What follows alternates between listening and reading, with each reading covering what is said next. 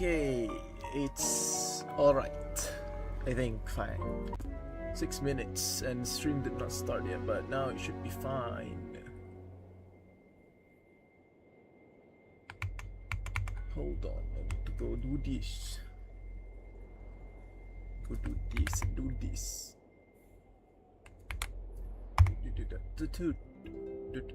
Okay, it's fine. Okay, it's it's fine. Let's begin. Oh, I'm so excited for SNEZNAYA. It's been so long. I played Genshin since like the beginning, I guess.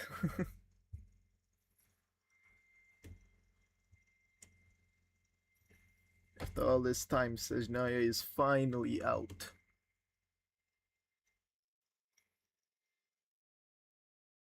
What a time.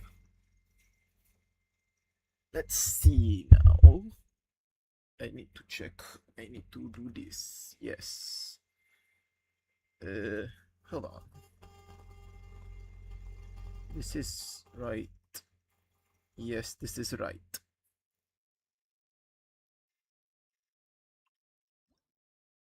Okay. Ah, yes, my Welkin is still here. Nice. Oh, nothing is... I don't think anything is wrong. Probably. Let me check real quick. Ah, yeah, the events. Yes, story.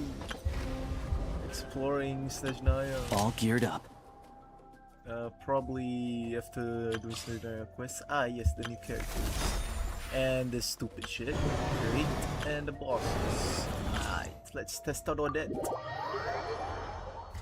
Although I'm probably just gonna use Odette anyways, cause like, yeah. Odette is all about stellar conduct. I understand. I probably know how to use her. Shadow me. Come a little closer. Stay clear. Stellar swirl.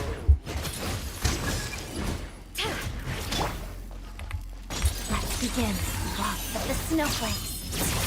Hot as dust. Coolio. Nice. So, isn't this basically the best team for Syndrome right now? Yeah. Crystalline Adagio. Bullseye! Score! Back! Come on, keep up. Yeah. Take a break. A spot of tea time entertainment. How tired? One down! Absorption test. Swirl. Work together. Witness the snow swan's grace. Pirouette. Take a break.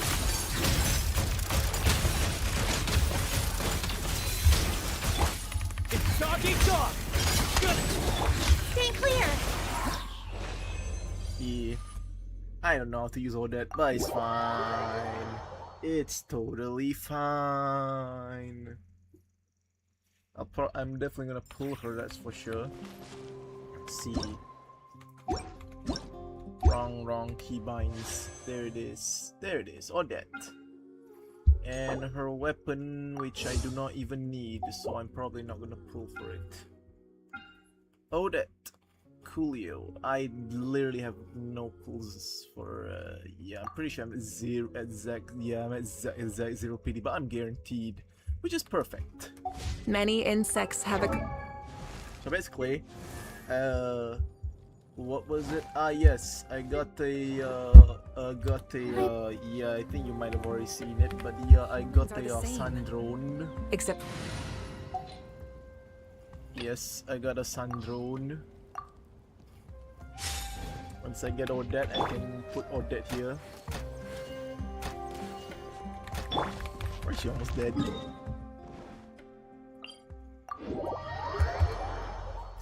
Yeah, once I get Sandrone, I'll be fine. I'll be... Oh wait, yeah, Sandrone and then Alusha. Yeah, I just have to eat Alusha. And this thing is perfect. Let's see, just pull. Hold on, I do have something, don't I? Not this. Yeah, I have this. Wait, I can buy this. Ole, I can buy that. I can't believe I did not buy that. Why did I not buy that? Yeah, nah, I'm gonna just save it for a skin I want. It's fine. I'll just save for a skin that I want. Okay then. Or I could just do a 10 pull right now, but yeah, no, man, no, I'm not doing that. I am not doing that. Oh, the quest starts over there. Okay then. Let's begin the story now. Let's go, SNEZNAYA.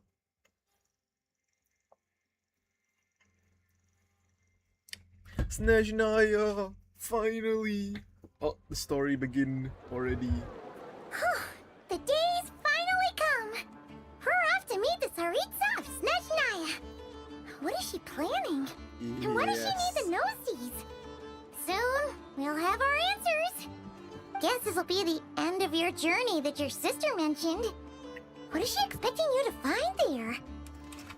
The Gnosis. SNEZNAYA I mean, still true feels like a though. long way away.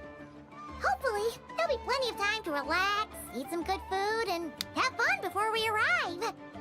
Oh, but whenever Paimon gets thinking about how our destination is right around the corner, all these questions come flooding into Paimon's head. It's been a long It makes time her so coming. nervous. For real though.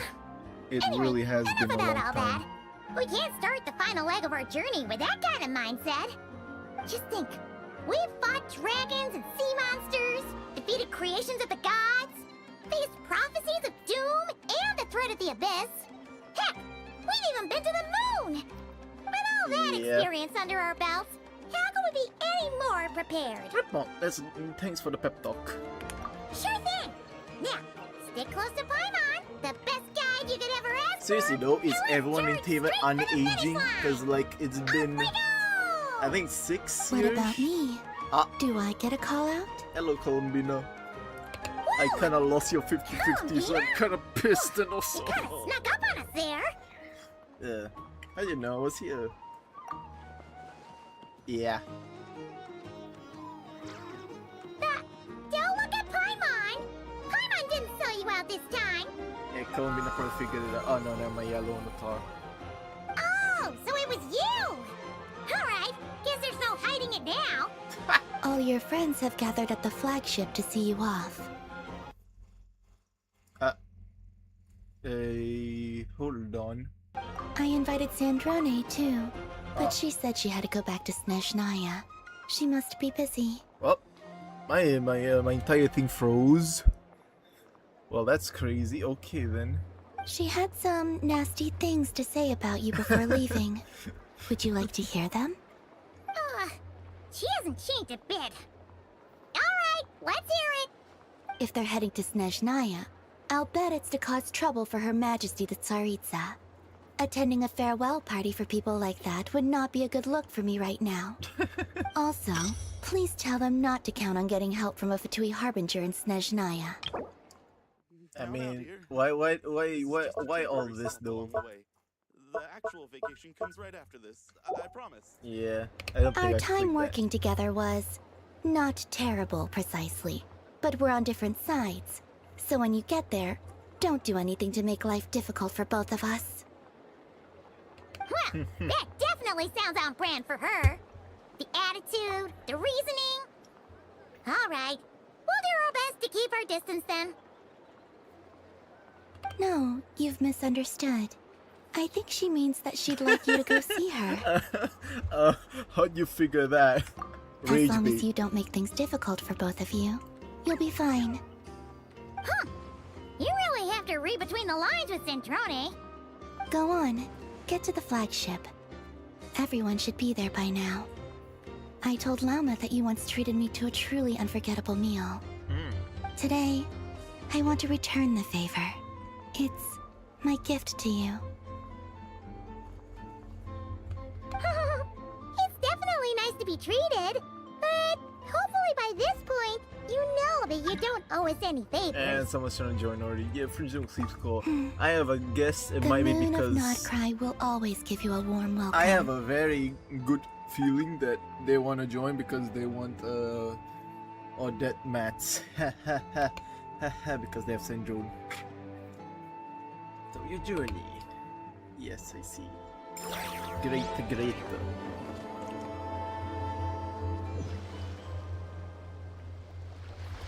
Oh, there it is. We're on our way to SNEZNAYA now. The cold. Wow! Pure white as far as the eye can see. It's so pretty. Come on, give up. Ah, Act 1, Ever Winter Without Mercy, the literal chapter name in the Tevat preview story. We're finally here. Also, I'd kinda like want to do something again because my resin is filling up and I kinda have to do something about that before the resin starts filling up. I can TP back there. So it's fine. It's fine. Come on, keep It's up. completely fine. There we go. Nice.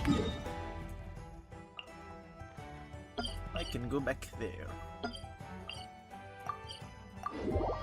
Ever Winter Without Mercy. Is it just gonna be a very long quest or something? And it just keeps continuing? I'm Danger Traveler. I mean, of course I'm Danger Traveler.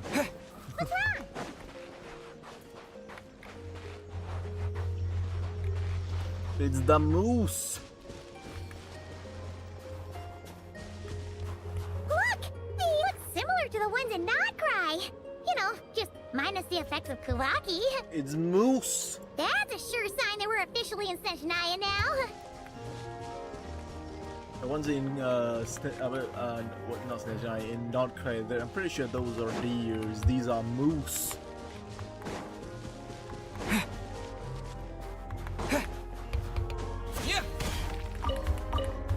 What's wrong? Come on, let's go! What do you mean? Where are you? Why are you over there? I already went ahead! What are you doing? Oh, never mind. There's a road over there. Oh, I There's see. gotta be a treasure chest around here somewhere. No adventure is complete without a chest or two. A treasure. Oh. Paimon. What the hell, bro? Paimon got a mouthful of snow. Ooh, it's so cold. Paimon's gonna snuggle up to you for a bit to get warm. Uh-oh. That sounds bad.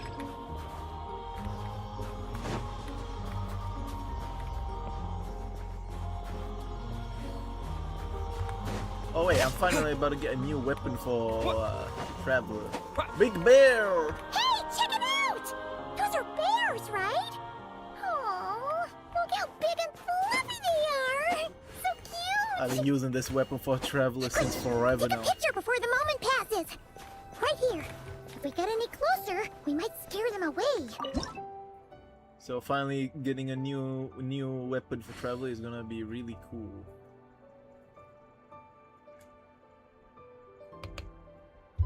Enter. There it is. Nice. Let's see how your camera skills are these days. Oh, wait a sec. Paimon sees something. Come on, quick. It looks like a train carriage. A destroyed Astral Express?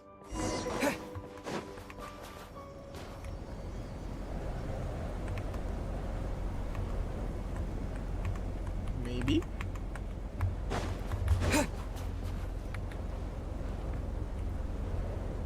Paimon's heard that SNEZNAYA has loads of railways and trains. This must be one of them. But why is it abandoned? It looks like something attacked it. Ooh. Something big. Still so cold. So you get feeling chilly from getting buried in the snow? I don't know. Maybe. Also, is it just Paimon or is the snow getting heavier? The Winter Shogun approaches. This never happened in Nograi. Yeah. Don't put yourself feel cold. So it can't just be because of the cold. It's hard to describe, but Paimon feels so weird. She's never felt like this before.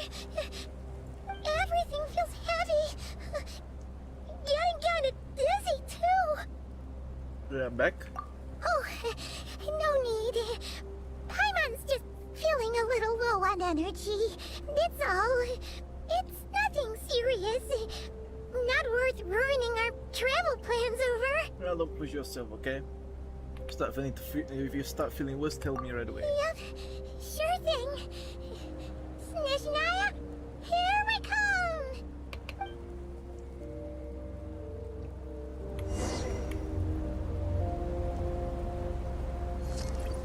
Oh. Sheer cold. This mechanic has been gone for so long. Seems like the snowstorm is getting worse by the minute. Paimon can barely fly.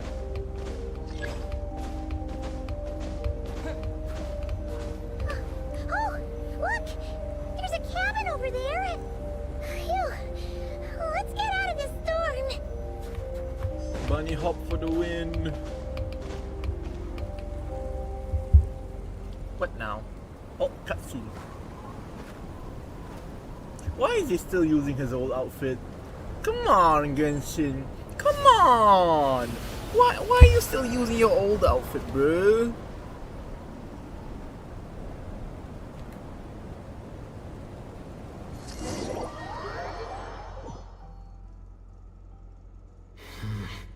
What is this place? Where's Paimon? I need to find her fast. Okay. Now where am I? Why am I under? Oh, I fell. Great, I fell in a hole. Paimon! Paimon!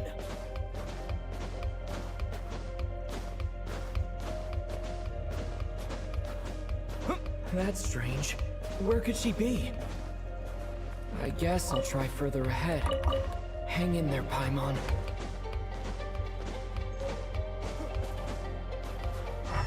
Is that a train carriage? Oh, Maybe I can get up from the inside. a Astral Express. Well, that's. I guess that's nothing. Oh, come and shush. A reward on the road.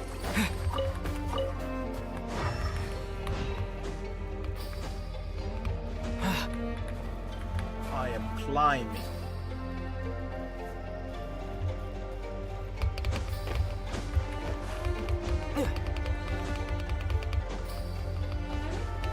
Let's go. Did I? Bruh. I fell.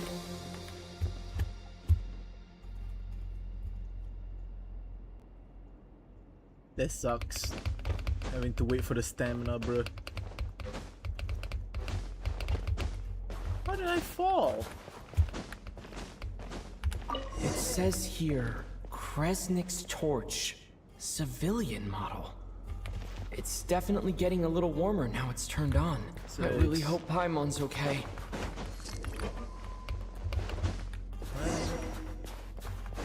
Shit. A reward on the road. What was that strange sound? I can't tell if... Paimon? Paimon, is that you? Oh, is this where I get the gun? This might be where I get the Incoming gun. entity detected. Authorization granted. Initiating original. What? Hello, Descender, who's reached the eve of tomorrow. Eye of Grey at your service. Ooh! Time since last activation. Time measurement unavailable due to the influence of... Anyway, it must have been a very long time. Who are you? I am... I was born to fulfill a mission. To reach tomorrow. To this end, I must... Strange. What was it? Wait, my body? Huh? Why is my body like this? I was about to ask you. Apologies. After a long period of inactivity, it appears that a lot of data has been lost. Anyway, I was created so that humanity could reach tomorrow. But I am unable to load further details at this moment. Nevertheless, is it serving VA also humanity doing remains my this? primary objective. I have detected a drop in your surface body temperature. You cannot remain active in this state for much longer. Is In accordance would with my preset the voice programming, change to upon Yumi's voice reactivation, actor? I must ask the one who awakened me the following question. Will you accept me, Transcender? I will Transcender. assist you, protect you, and fulfill my mission until we reach tomorrow. No thanks, this is all a bit too strange for me. I understand your position. However, given your current physical condition, I must suggest that you reconsider. Before I was activated, you called out a name. Presumably that of your missing companion? If you agree to accept me, after helping you get out of here, I will search for said companion and pinpoint their location. Really? You can do that? To answer your question, yes. Then accept.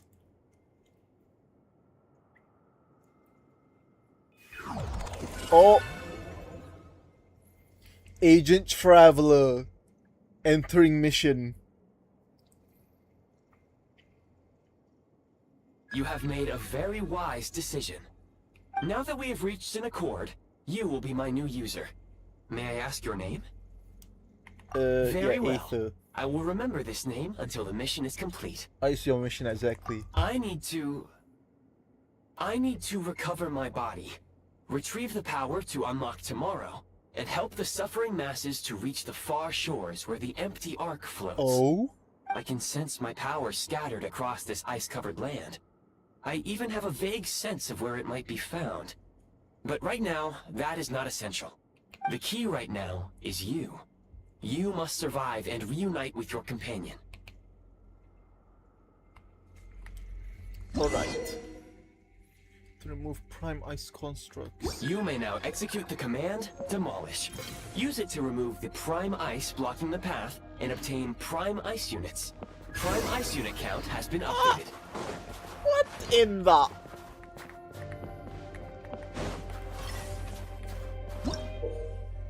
Place, and I got to... You may now execute the command, Build. Use it to create a prime ice construct to prop up the door.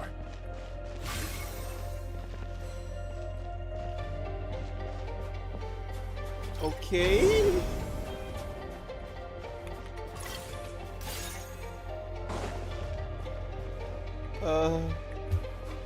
Well, but puzzles are about to be extremely complicated, aren't they? Is this Haha. an answer from this world?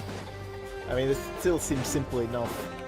Until eventually they need you to do this and then that and then this and then this and then that and then that and then finally you will get a common Exit chest. has been sealed off with ice.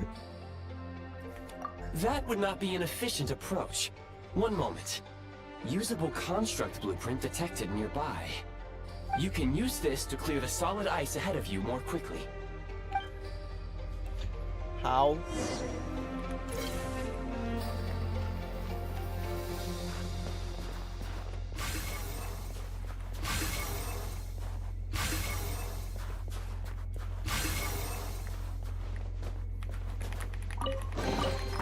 Is this an answer from this world? So, what am I supposed to do? Remove the prime ice construct from the ice unit.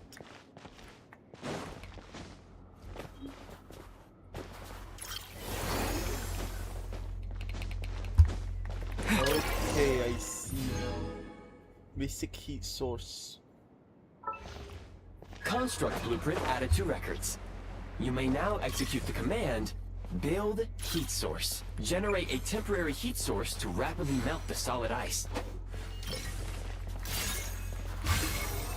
What? Over there?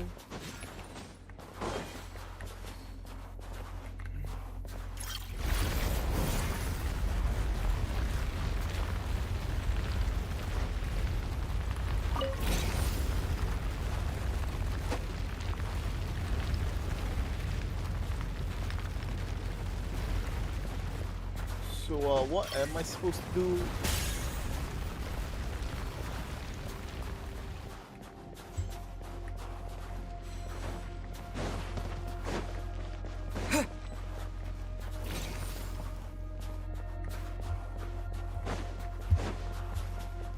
I am confusion. Oh, to go that way?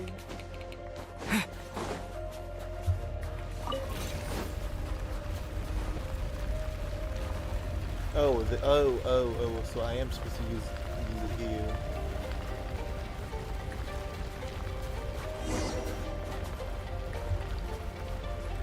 I'm melting the ice.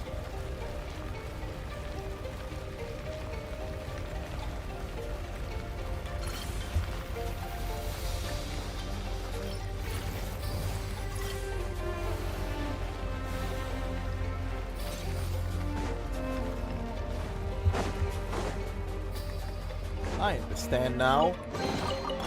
Oh god, there's gonna be puzzles where I'm gonna have to do that, aren't I? I won't be able to know which ones I have My to melt. scan indicates the path is straight ahead. I recommend we proceed.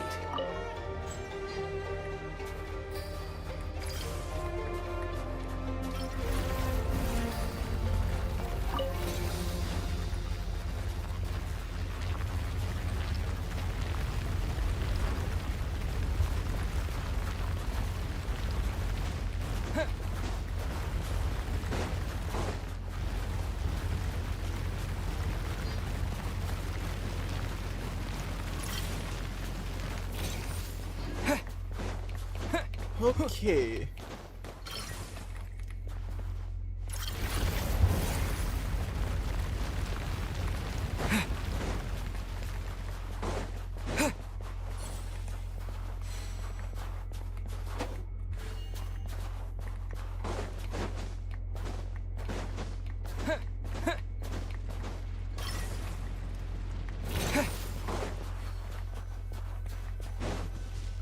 Let's go. Now what's that? Kresnik Crystal located. Please collect at your earliest convenience. The recent construct you built provides highly efficient heating by utilizing the unique properties of Kresnik Crystal. Unfortunately, prime ice constructs have a very short lifespan and cannot be stabilized during the development period. Hence, the authorization to use Kresnik Crystal was granted. That said, I have already forgotten what warmth feels like. When you get your body back. Yes. Perhaps then, we can warm ourselves by the fireside together.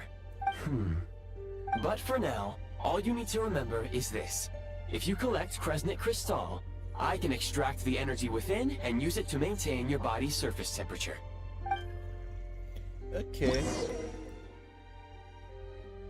Oh crap. Low power. Please use Kresnik Crystal to replenish energy reserves.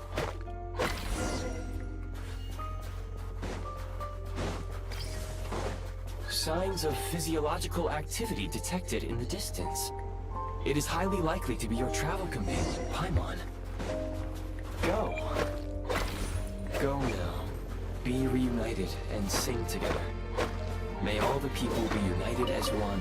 May all of life rejoice in unison. That is... Roll on, bro. Yeah. And of course that did not get it.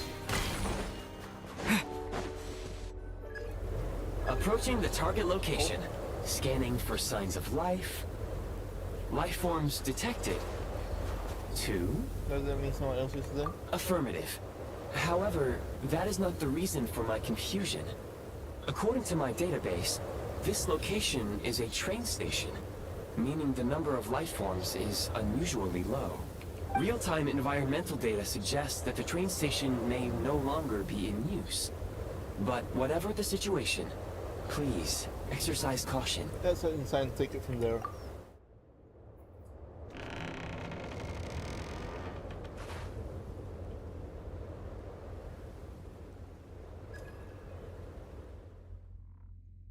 Paimon!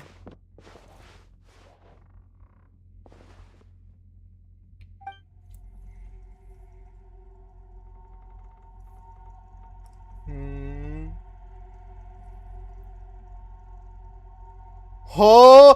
What? Huh? No, what? What? Already? Huh? Already? Huh? What? What? What is bro doing here? What is bro doing here? Don't worry. She's only sleeping. We already what? You must be the traveler.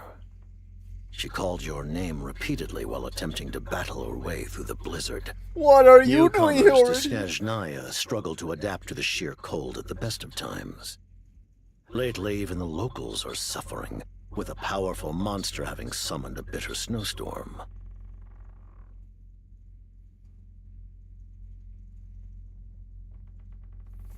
What is bro doing already here? You two must be very important to one another. You should take more care not to get separated. Ethan knows he's a con. Your eyes. Are you Conrian? Oh. There are indeed some Conrians left in this world who survived the cataclysm. But I doubt that is news to you.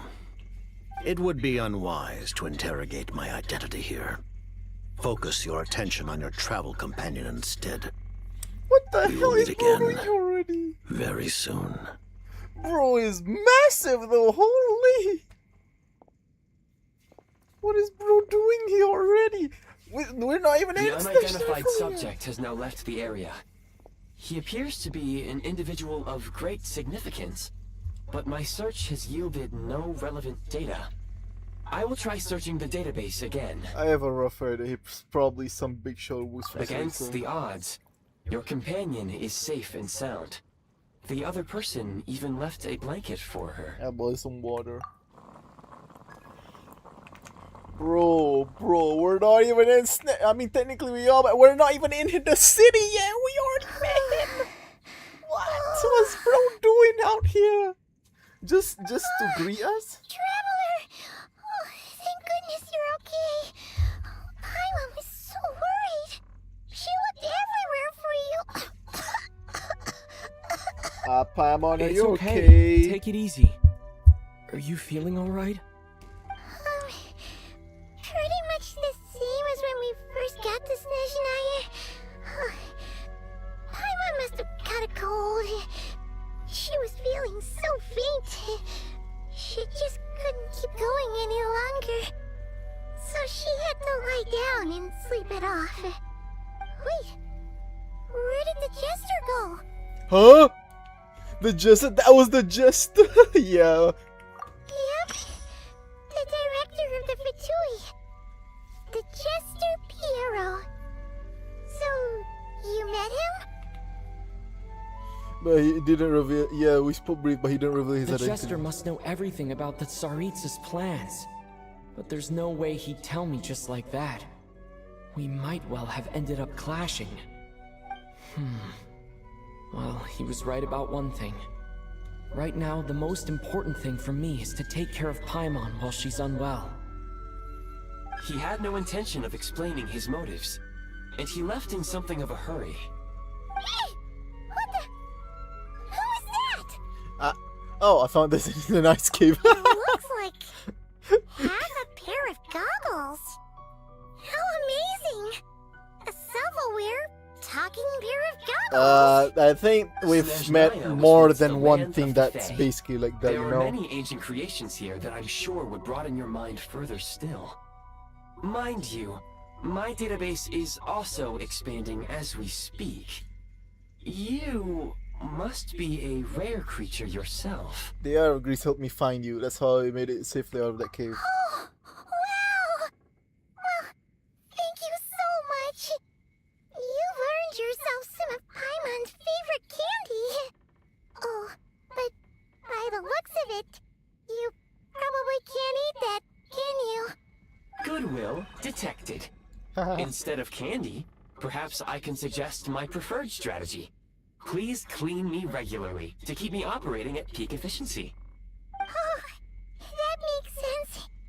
Every pair of goggles needs wiping clean once in a while. Sure thing, mister.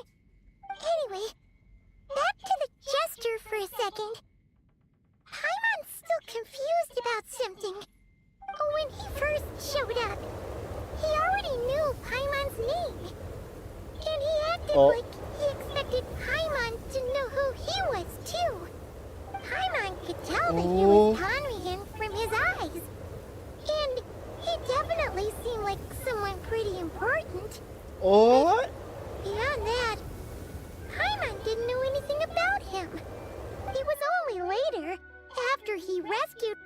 from the snow, that he properly introduced himself. That's the only reason Paimon knows he was the jester. So he knows you. Is that why he was here? He came looking for you? Seems unlikely.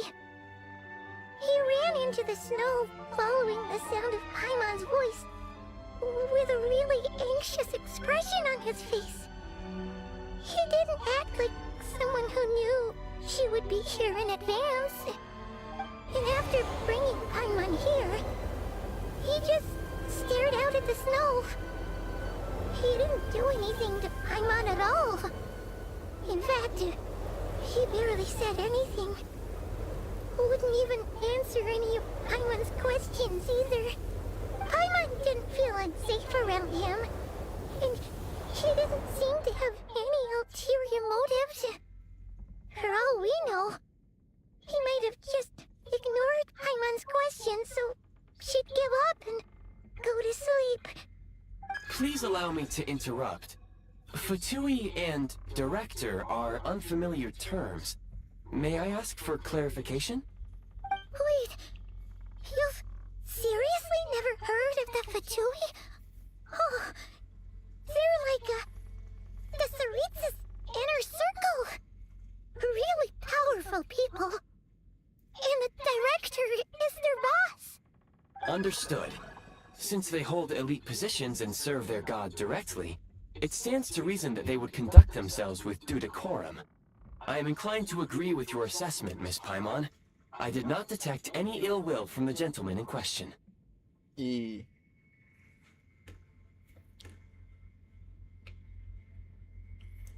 see what you mean. We'll remember to thank him next time we see him. Sorry, I shouldn't have encouraged you to talk so much. Paimon, new plan. Let's get out of SNEZNAYA for now. We can come back after the weather clears up and you're all better. The jester mentioned that this snowstorm, being the work of a monster, is worse than most. Even if we made it to Snezhnegrad, we'd still have to wait out the storm before we could do any exploring. Oh, well, it's really nice of you to look out for Paimon, but she doesn't want to hold you back. We were really psyched up for this journey when we first set off. Just think of all the burning questions we have. If we turn back now, who knows how long it'll take before we finally get answers. Further information is required regarding the monster situation. But objectively speaking, there is another, more pressing issue at hand. At this point, we have traveled a significant distance into the blizzard. Were we to turn back now, the road would be extremely treacherous, especially since we would need to travel on foot. If, however, we continue onward, there may be a better solution. Do you remember what I said as we neared this location? I told you that this is a train station. While it has evidently fallen into disuse for unknown reasons, the tracks remain intact. We can break through the blizzard and forge ahead by driving a train. That is the SNEZNAYAN way. There is a small town up ahead, which would be the perfect place for Miss Paimon to rest and recover. Paimon thinks Goggles here makes a great point. Let's do that! Are you sure you're up to this? I don't want to push you. I want you to push yourself. Come on! Don't worry! Think of all the traveling we've done so far. When has Paimon ever gotten sick before? Practically never. 'Cause she's in great shape. Sure, she's a little tired right now, but it's sure to clear up on its own. Fair enough. We'll stay the night in the town, then take it from there. Affirmative. Should you ever need my assistance during your future adventures, please call for the Eye of Grey whenever you wish. Otherwise, I will remain silent to avoid causing any unnecessary distraction. Now, please follow me to the train tracks. Alright.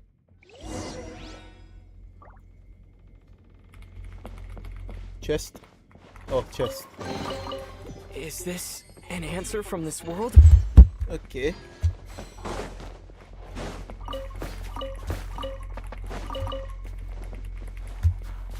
way?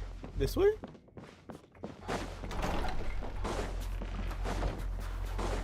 This way. That Please train confirm track. when you are ready to depart. Wait, how? My inventory? Oh. Oh. Oh. Let me switch to that real quick.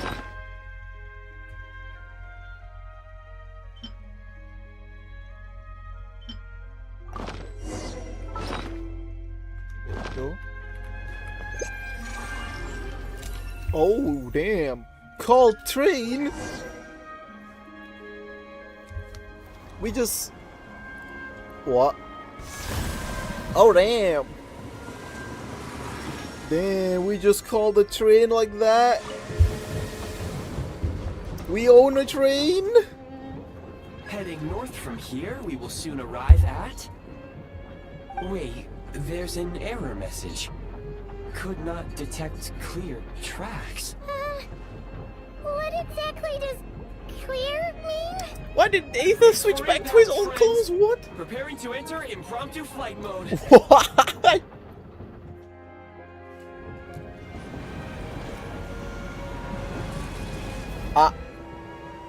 What?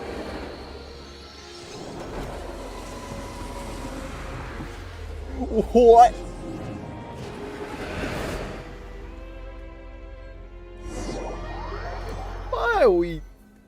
Why are we flying? I mean, this is How true with Extra strange. Express.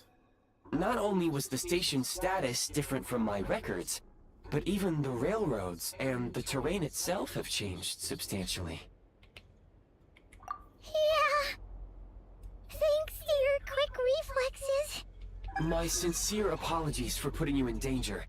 I'm afraid I'm as confused by all this as you are. We need to find a way to update your data bank. Shame out the train. Agreed. This is likely a consequence of outdated railroad data. The discrepancies between the old data and present reality are far greater than I anticipated. Fortunately, our crash landing has at least brought us much closer to the town. According to the data, anyway. Your data had better be right this time. I can assure you, it certainly is. Please look this way, and you will see a Kresnik's torch. It seems our ill-fated train ride was a blessing in disguise. We have taken the shortest possible route. It wasn't what you'd call comfortable though.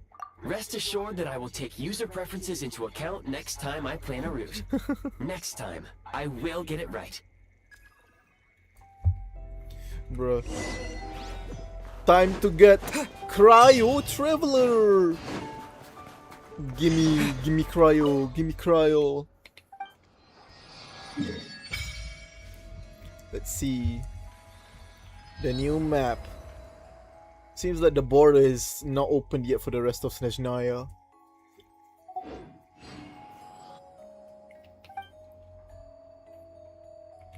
Resonate with Cryo. Yes!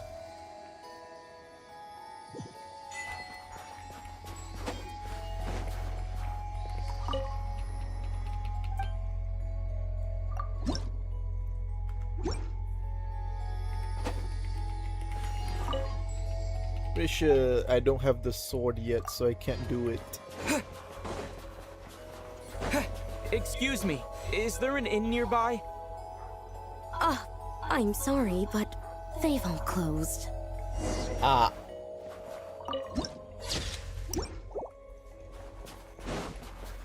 Sorry to interrupt. We're looking for a place to stay. I can't even afford to warm my own house, let alone run a business. Well, everyone's Excuse here. us? Is there anywhere we can stay around these parts? I'm afraid not. You'll have to try your luck somewhere else. Oh wait, that's All we can Alyosha. do is wait for the next shipment of Kresnik Crystal to get here.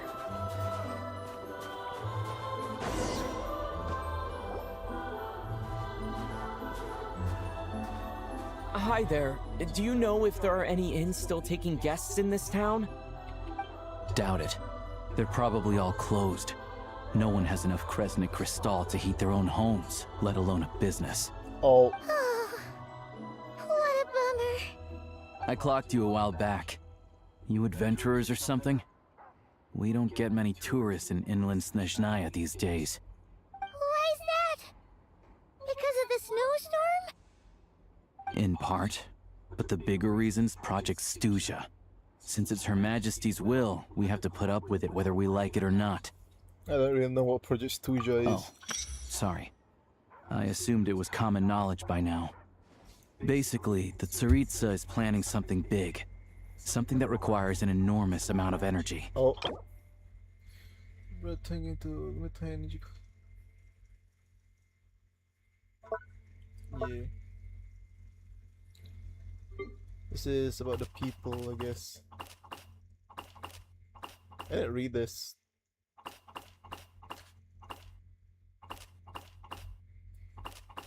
Well, this is kind of cool, I guess. I don't think I kind of read this when it came out. Oh my god, for a pep, they just used the image. They didn't even get a thingy, like an image for it.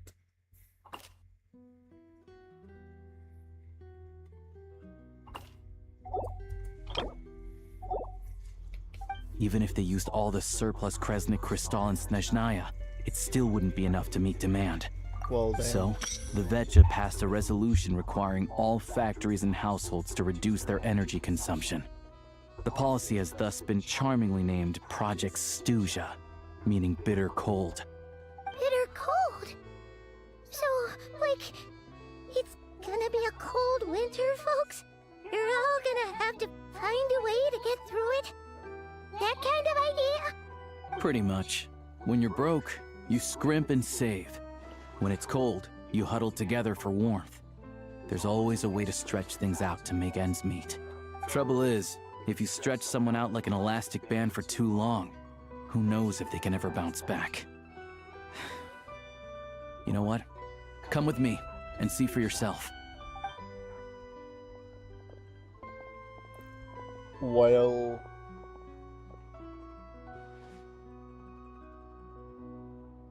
Can you please explain to me why the price of Kresnik Crystal has gone up by 1/3 again? Even as our purchase quota has gone down. This reminds me of RAM prices going up. Wow! The supply and pricing of Kresnik Crystal are based on current production volumes and price data.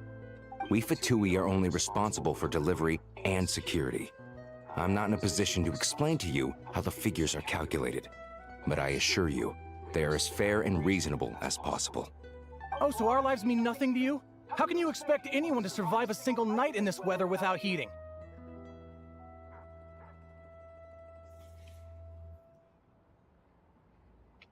Since you insist on making me repeat myself every single visit, I will remind you again. There is no monopoly on the trade of Kresnik Crystal. You are free to purchase the shortfall from elsewhere on the market. I have a feeling he What was... market? Nobody else is selling! And when they do, they charge 8 times the normal rate! It's robbery is what it is! Which is why the Snezhnegrad Veche passed a resolution to support border communities, without which you wouldn't even be able to buy crystal from us to begin with.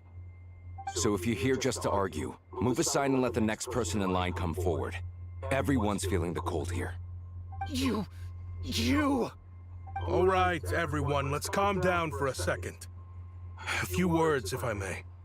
We're all subjects of Her Majesty the Tsaritsa, and I'm sure every one of us is dedicated to her great cause. We all know how cold it is.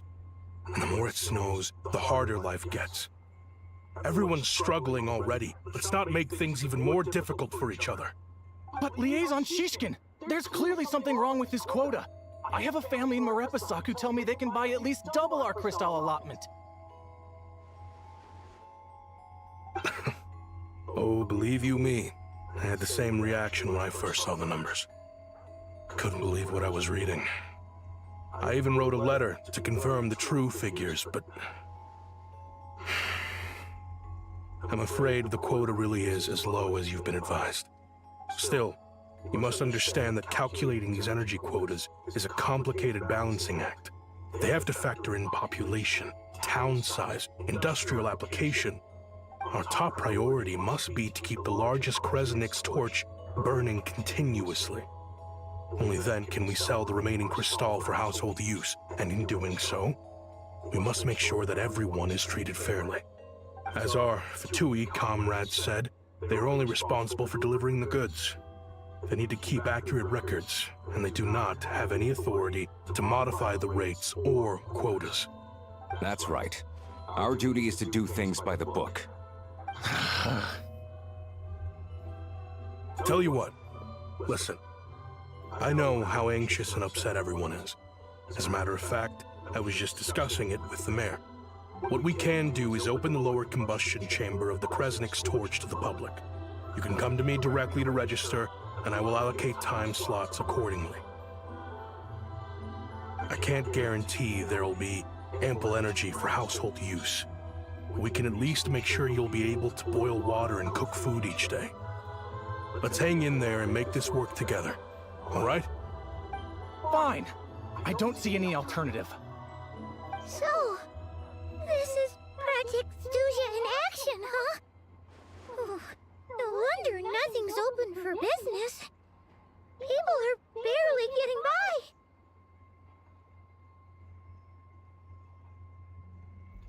Damn. It seems like there's nothing you can do. You were looking for an inn, right? For your, Fae friend? I mean, yeah. Oh, Paimon's not a fae. Just Paimon. She must have caught a cold or something. We only just got to SNEZNAYA, and we're still getting used to the climate. I have a small place in Sretomaros. I don't stay there very often, though, so it's pretty basic. But if you're not picky, you're welcome to rest there for now. It's not much, but I've got blankets and a warm fire. Are you sure? Oh, that's really kind of you. Thank you so much. This is enormous help. All right, then. This way. Hello. Yay! I'm Alosha. I'm a hunter. Though, if you've talked to any highwaymen, you might have heard a different side to my story. But anyway, let's keep that between us for now. Yay, I got him. Don't think I can level him up yet, but I'm gonna level him up. Because I wanna get... I'm gonna level him up. I do not have any of the mats. I'm gonna have to... Oh my god, I'm gonna have to farm new mats. I'm gonna have everything. Oh god.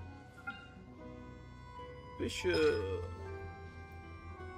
Ooh, healer.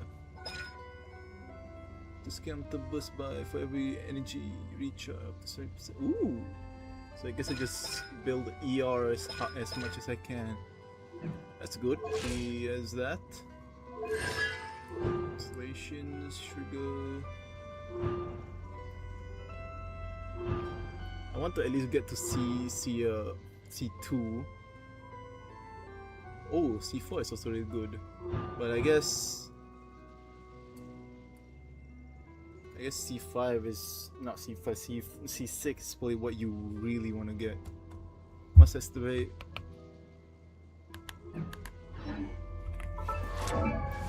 Does he have nothing that buffs stellar damage?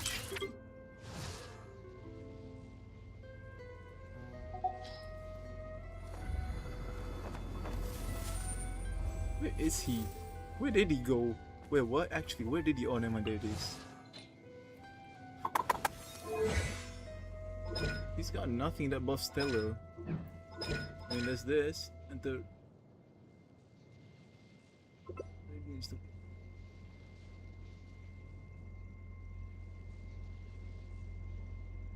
Oh, damn, there it is. Stellar damage increased. I see. Oh, there's something up there.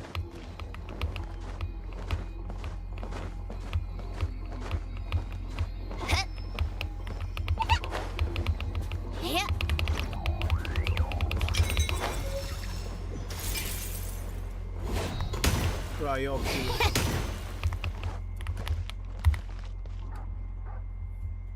Thanks, just use my exploration team instead of this team.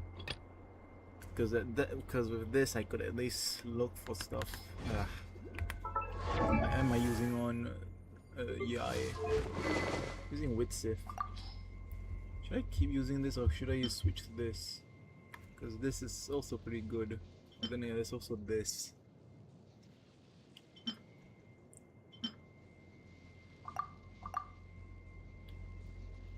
This is pretty good, but I think I'll just stick with Witsith.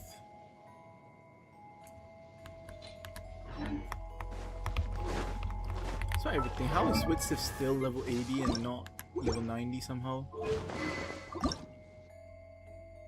I see, that's why. I'm so lazy to farm for that. Because it's hilly trolls. Time to go to Alyosha's house. Wait, how do I get there? Hold on, how do I get there? Pick up the pace. This way? Yeah!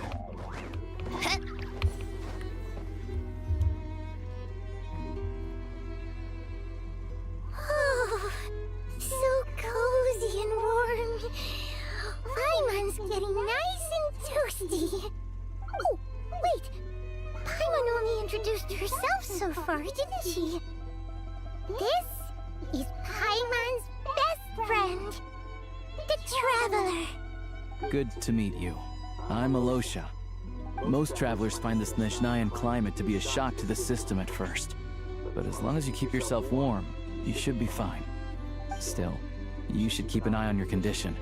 When people are too quick to dismiss a cold, it can easily end up turning into something more serious. Don't say that! Paimon's too young for chronic health issues. Is there a doctor in I'm not gonna pronounce that. They aren't in town right now, and they won't be back anytime soon. The train station has been closed ever since these power shortages began. I do a lot of hunting, so I spend most of my time exposed to the elements. But even the animals wouldn't survive long in a storm like this, let alone a hunter. Nothing to do but sit tight in town until the weather improves. Is there any possibility of getting the train station running again? I get that you're in a hurry, but even if the station were open, that doesn't mean there'd be any trains. We could end up stuck here for a long time, I'm afraid. Actually, I have my own train. What? Your own train? Wait, hold on. That train? The one that suddenly fell out of the sky and crash landed on the ice? True. We got lucky and found it in a cave. Oh, then our luck ran out and we had a little accident. I'd really like to get to SNEZNAYA and find a doctor. Pretty crazy for a random find in the mountains. Well, as long as your train's good to roll, you might get to SNEZNAGRAD after all. I've been doing some digging recently. Turns out, the real reason for the current energy crisis in Stratomeros is that some of the supply is being seized for a private stockpile. But to expose what's going on, I need to catch them in the act. So, I'm heading off to catch a rabbit. Huh? Wait, a rabbit stole the crystal? It's a figure of speech. Real rabbits couldn't pull this off. They prefer carrots to Kresnik Crystal anyway. You have a suspect in mind? Shishkin. Mr. Positive Attitude, let's all get along now, shall we? Him? Really? Paimon never would have guessed.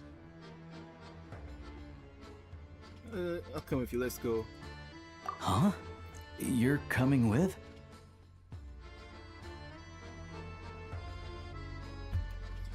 Solving the engineer so help get the station running again.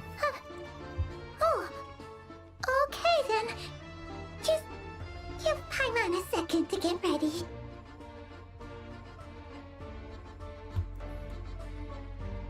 You stay here and rest, Paimon. Alright. Guess there's no point pushing myself. Paimon will stay here and hold the fort then. Be careful, you two. Oh yeah, there's one more introduction to do. Tagarin, get in here.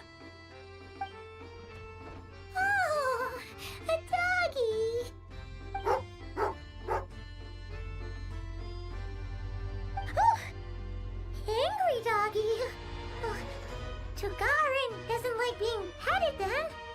He likes to think he's above that kind of thing. He's my hunting partner, so he'll be joining us when we head out. Carrots aside, we'll need to stay completely undetected. We can't risk spooking our rabbit, but there's no telling which burrow he'll scurry back into. First, we need to find a way into the train station and see if we can find any real freight data. Shishkin's figures can't be trusted. Then, we get Togarin to catch a scent and find out which way the crystal went. What are you eating? Oh, check it out! When you're all out of carrots, try jerky!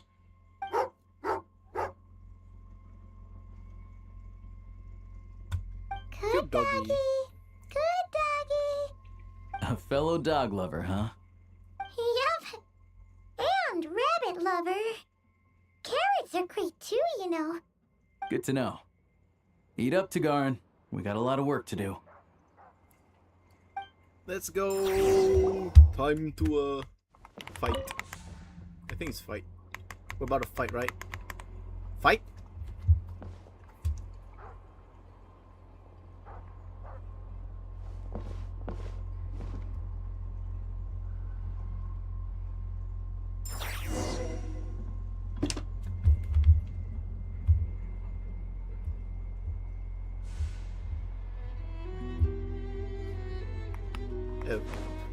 Fighting?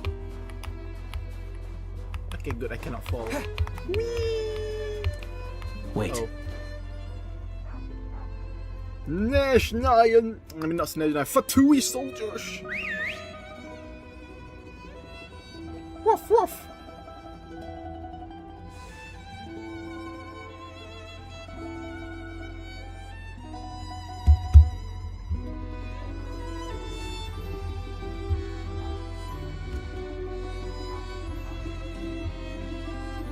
Nice work, Togarin. Come on, we'll go around. Whee! Stealth mission. I am not doing stealth at all.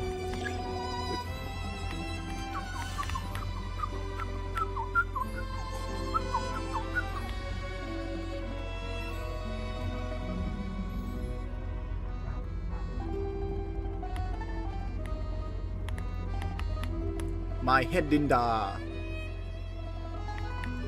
container. What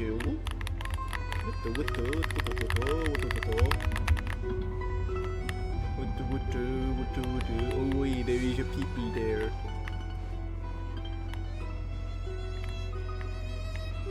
Well shit! Let me move!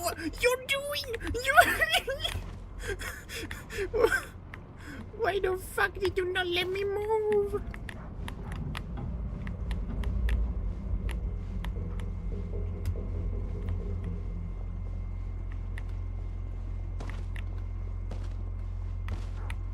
This way.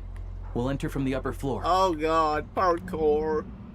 I love this. Wait, is it not gonna make... Okay, great, it did not make me go try walk on that.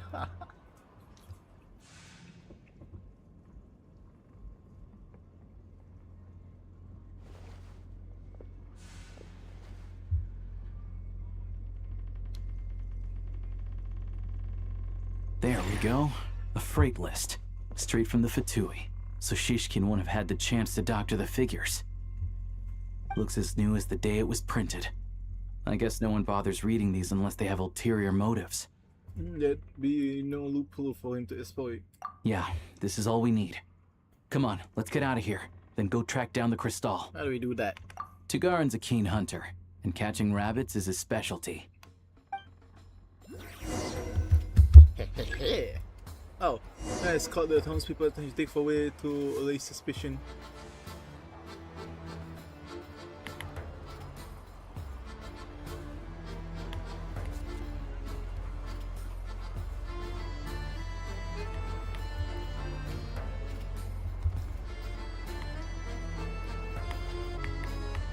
Oh.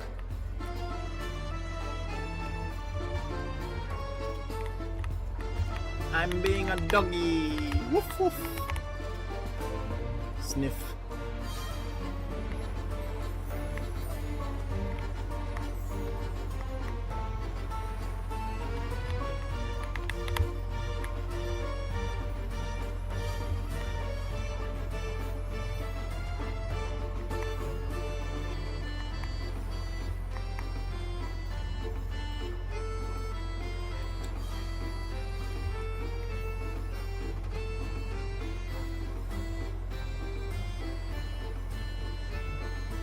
Anywhere there's a stove, there will be the scent of Cristal. That's normal.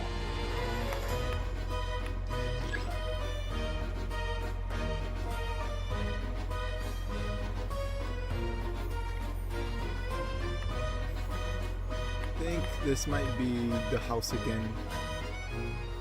But if he picks up the scent of Cristal somewhere and there's no stove around, that's how we know something's up.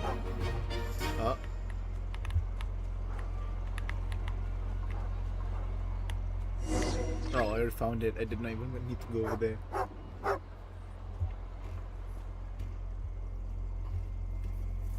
This must be the rabbit's warren. Good job, boy. Sure enough, there's a tunnel. You stay here and keep watch. I'm gonna take a look inside. Western complete. Complete you should seek no further to recover some of the missing crystal. Telling danger. It's time to confront him. Thanks for looking out for us.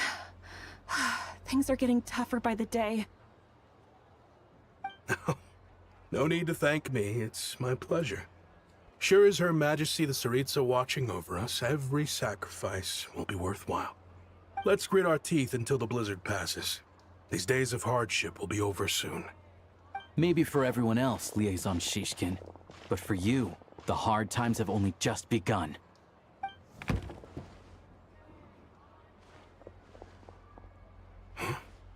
Who are you? What's the matter?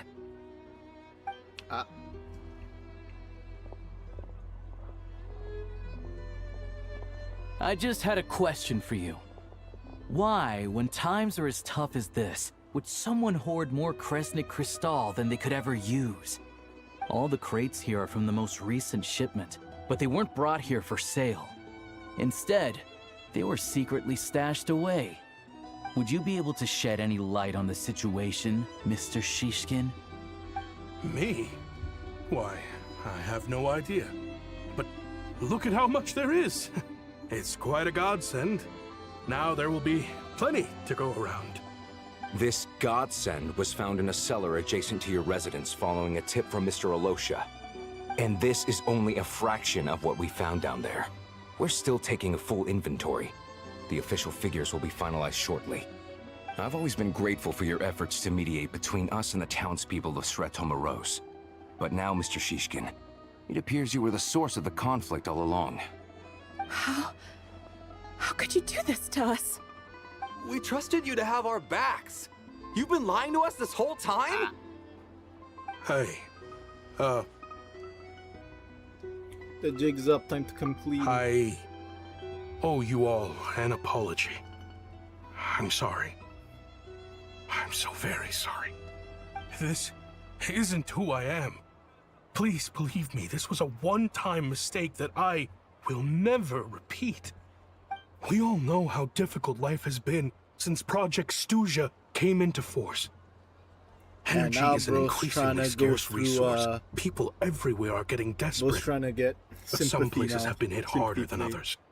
I grew up in Alatir, a small village with no train station. Deliveries of Kresnik Crystal have ceased there entirely. If nothing is done, they're all going to freeze to death. You know as well as I do how downright impossible it is to buy Crystal these days. The thought of my poor mother and father, with no one to help them, I felt so afraid. I watched as energy grew scarcer by the week, all the while knowing that their lives were at risk. Then one day, I looked at the Crystal shipment in front of me, and a terrible, selfish thought entered my mind. Looks like I'm just not cut out to be a criminal. I'm so sorry. Once the Fatui have finished their count, you'll see that the numbers match their waybill.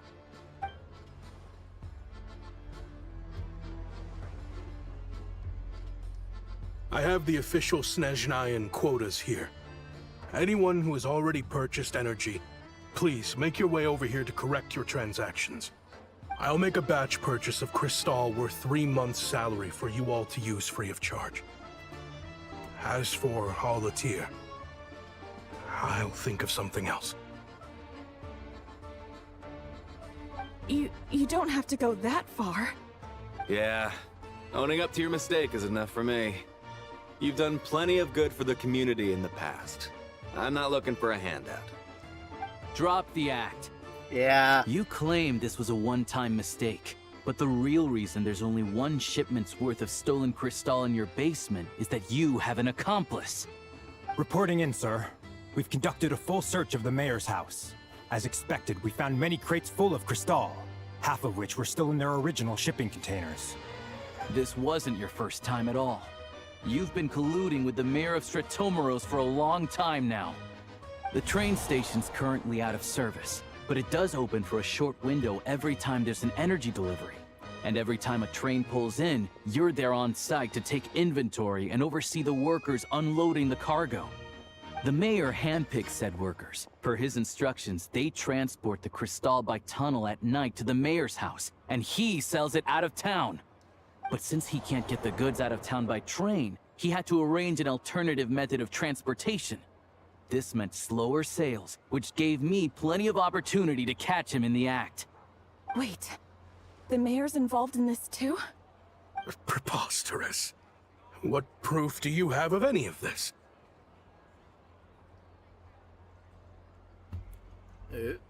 Basic math. I've spent a lot of time lately counting carriages as the snowstorm rages. Counting carriages? What? The energy consumed by a train depends on its total weight.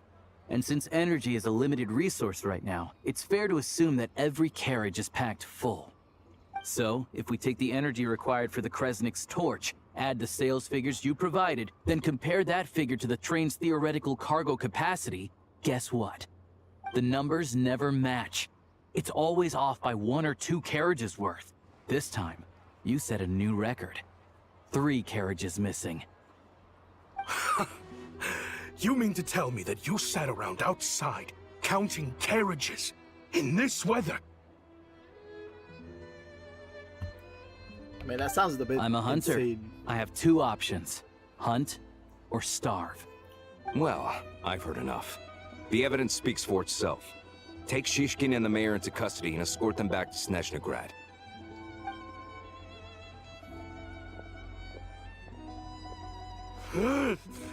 You cocky little brat! There he is, the ruining real my version. business. Can't believe I couldn't Just like. you wait.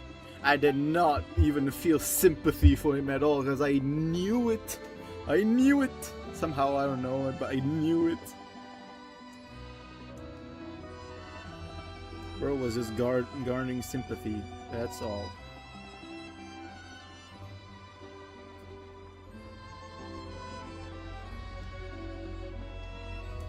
So you've been investigating this for a while, huh? Yeah, something felt off. So I just followed my gut. Math isn't my strong suit, though. I'm lucky my dad made me learn enough to get by, but all this number crunching was a million times harder than the aim and fire work I'm used to. Thank you for your assistance. You're a brave lad. Shishkin was quite the cunning criminal, as I'm sure you can tell. He did all of this right under our noses, and we never suspected a thing. A wolf in sheep's clothing. He had everyone fooled. Even with that sob story he fed us. He was probably trying to keep the mayor out of it, not just mask his own motives. Without the compelling case he put together, even I might have fallen for it. Alosha, was it? Tell me, are you really a hunter? We can go find some wild animals if you want. I'll fire off a couple of shots, and you'll see whether I'm the real deal. I didn't mean to cast suspicion on your identity. It's just... well, I'm sure you've heard of the Rokot. Recently, they've been recruiting people with your kind of talent. They hide in plain sight under false identities, working against Project Stuja, sometimes directly opposing the Tsaritsa herself. Oh. They aren't a violent organization, and their goal is to improve the lives of the common folk. But still, as a member of the Fatui, I wouldn't be doing my job if I didn't keep tabs on them. First I've heard of this. I don't really keep up with what goes on in the city. All I know is, people who don't mind their own business in the city end up paranoid about everything. As for me, I just couldn't stand Shishkin. I'm from Alatir myself, and I can tell you, nobody's lived there in years. Why would an abandoned village need Crystal? Of course, no one really cares about the fate of that place. I'm guessing today is the first you've heard of it. I see.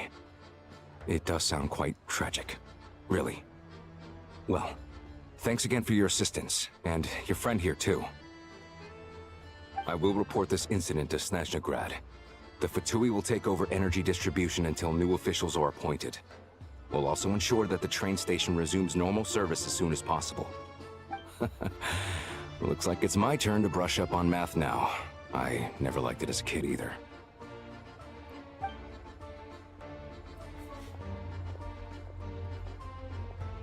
Well, damn. Thanks from me too, Alicia. Don't mention it. Isn't the soldier overseeing the delivery supposed to verify the quantity of the goods? Was he just careless? Or was he being paid off too? Who knows? Excuse me. I'll take a share of Kresnik Crystal too. Thanks. I need to take a detour before we head back. There's someone I have to deliver this crystal to.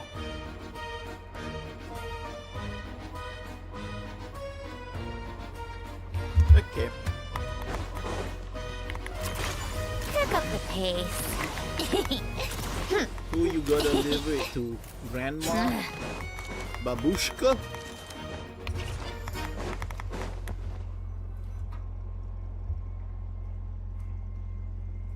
Hang tight for a moment. This old lady, she doesn't really know who's who anymore.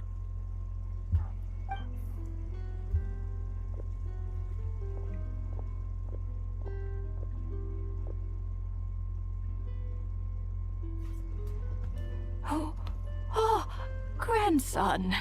It's so cold today. You must be freezing. Ma'am, it's me, Alosha. Alosha? Alosha who? You know me. I came by earlier today. Cleaned the ashes out of your stove, gave you some warmer bedding, and washed your back.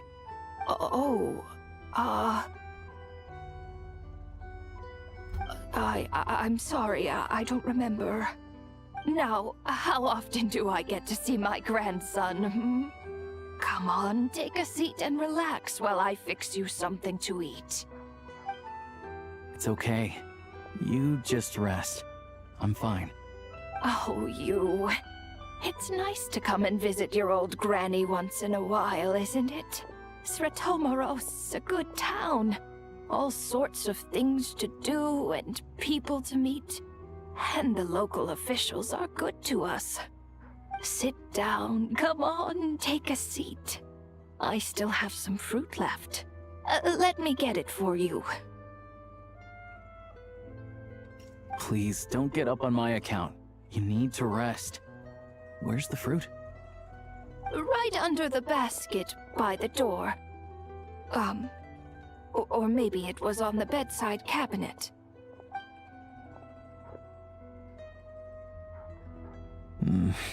Bro better get shanked. Well, grandson dear, do you like it?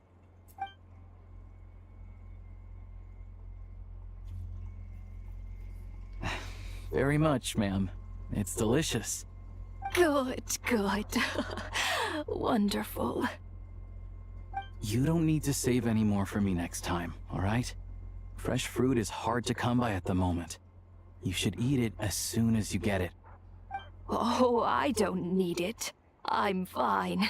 But if you like it, come back for some more soon.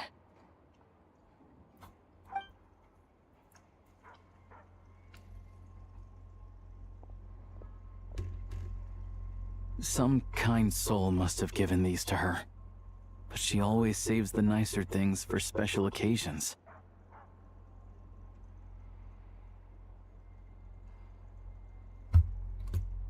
How do you know her? I met her at the market back before her health began declining. She was a lovely old lady. We're from the same hometown. Not many people have heard of Alatir. And if they have, it's usually for all the wrong reasons. There's a gang of highwaymen that came from there. Now that it's an abandoned village, it's rare to find anyone who shares fond memories of our hometown. So after we got talking and realized we were from the same place, we decided to keep in touch by letter. I first learned of Stratomoros's energy supply problems from a passing comment in one of her letters. Then, after her health went downhill, I started visiting more often to check in on her. The town's been in decline for a while now, but because of her memory problems, she thinks of it as the bustling, prosperous Stratomoros still in its heyday. That said, I kinda appreciate her optimism. There's not much of it going around in this world of ice and snow.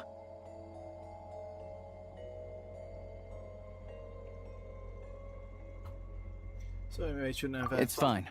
Everyone grows old. In SNEZNAYA, some people believe that in your final moments, you'll sense a familiar presence by your side. You turn to look at them, but their face is blurry. So you focus hard, trying to make out who it is. And when you finally see their face, the Grim Reaper reaches out and takes your life. She still calls me grandson, though. So at least I'm not a blurry face in her world just yet. Come on, let's get back and see how Paimon's doing. Let's go, Paimon.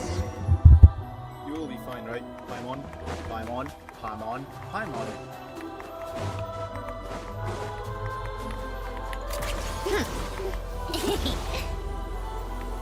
Pick up the pace. Paimon. Paimon, we're back. Are you feeling any better?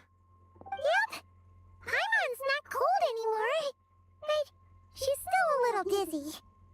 Flying probably isn't a good idea right now. Paimon might lose her balance. But Paimon's sure she'll be fine. It's probably just from getting hit on the head by that pile of snow when we first arrived in SNEZNAYA. Her complexion's looking much better.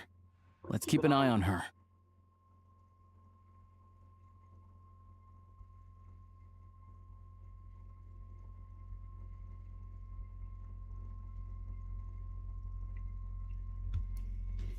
So I think we should see a doctor if we get the chance. Sure! But enough about that. How did everything go on your end? Are you all set? Did you have any trouble? I'll explain. It's a bit of a long story.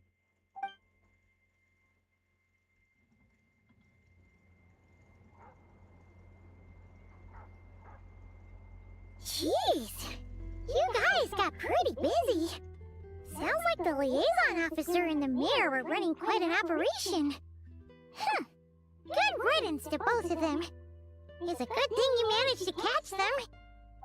So, you said the train station will open again soon, right? And everyone has enough crystal now? Yeah. Well, enough to survive at least. Project SNEZNAYA isn't going away anytime soon. People will still have to scrimp and save to make ends meet.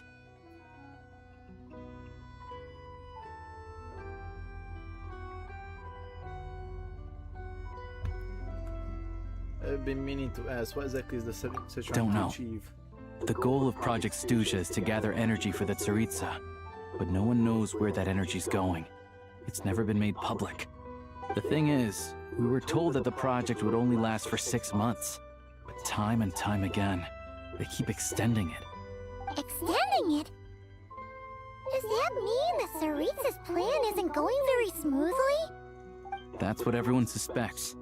In principle, any proposed extension needs to pass by majority vote in the Snezhna Veche. But even though opposition has been growing, any detractors end up caving into political pressure from the rooster, Pulcinella. He's the chair of the Snezhna Veche and a key figure in the voting process. He has the backing of many powerful and influential people. Sounds like par for the course for the Fatui. How come the Fatui are picking on ordinary people even here in Snezhnaya? I don't see it like that. Fundamentally, the Fatui will always think and act in the Tsaritsa's interests. But that doesn't mean they don't care about the plight of the common folk. The only reason Sir Tomoro still receives Crystal shipments is because of a relief proposal put forward by the Rooster himself. Then there's the Fatui soldiers providing support in every corner of the nation. Even the Northland Bank provided some Mora for disaster relief, and they're as conservative and indifferent as they come. It's just that the rich and powerful in their fancy palaces live in a completely different world from us. There's always going to be some conflict when those worlds collide. I'm a reminder of something that Fatui officer mentioned, the rock. Yeah, well, even though we all believe in Her Majesty the Tsaritsa, there are still many differences of opinion on how best to tackle the big issues of the day. Regular folk don't have an easy way of getting their voices heard in Snezhnegrad, while the rich and powerful are either unwilling or afraid to speak out for all sorts of complicated reasons. The Rokad provides the disaffected with false identities and an outlet to vent their frustrations. Of course...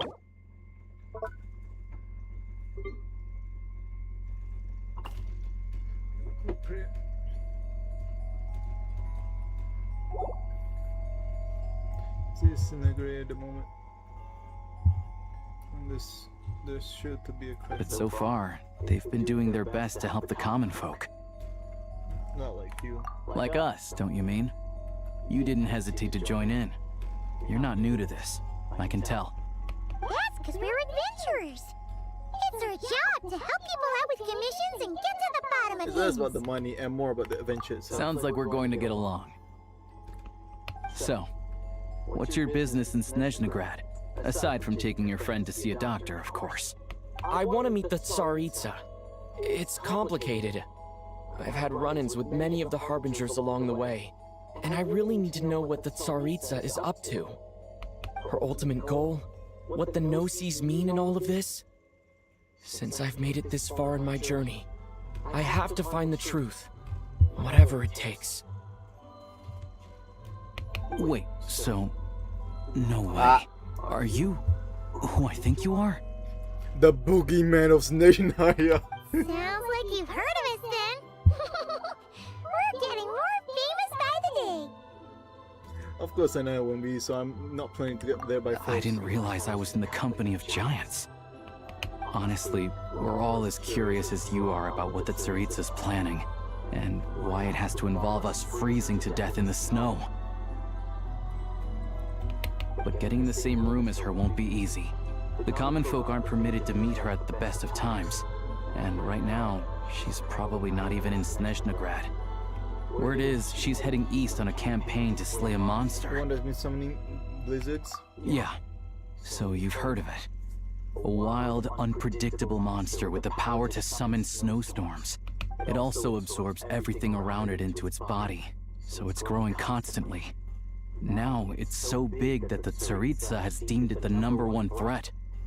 Luckily, as it grew, it became increasingly less mobile, so it doesn't pose an immediate threat to this town or to Snezhnegrad. I'm sure the Tsaritsa and her personal guard, the Druzhna, won't have any trouble defeating the creature between them. It's just a question of how long it'll take. Suffice to say, you won't be seeing her anytime soon. You'll have to wait until she gets back. That's fine, Gunny which really is more urgent right now. Fair. Well, the Fatui will be taking over management of the train station for the time being. Things should be up and running by tomorrow. Once it's open, we can see about getting your train towed to the station. Whoa! That's gotta take a lot of manpower. Are you sure we can talk them into it? The Fatui aren't exactly spotless in this whole mess. Plus, we helped them out. Should be easy enough to negotiate. I'm not concerned about what people I need to drive the train. As far as I know, all the paperwork is dealt with upon manufacture. I've never seen anyone check it, so I wouldn't worry. Having a train makes everything much easier. We'll reach Snezhnegrad in no time. I need to head there myself anyway. Got some game to trade for Mora. I know a good doctor in the city. I'll introduce you when we get there.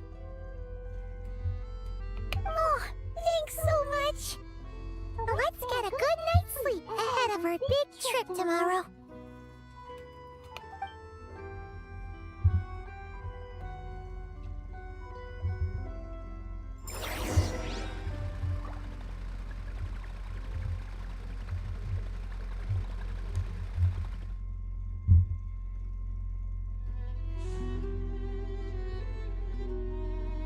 I like music. In fact, I've taught myself to play many different instruments. You don't believe me? Find me a piano, and I'll show you a thing or two. Yeah, I know about the piano. I already know about the piano, Sandro. You played that shit back in the summer event. Okay then. Oh yeah, I forgot to claim this. All geared up.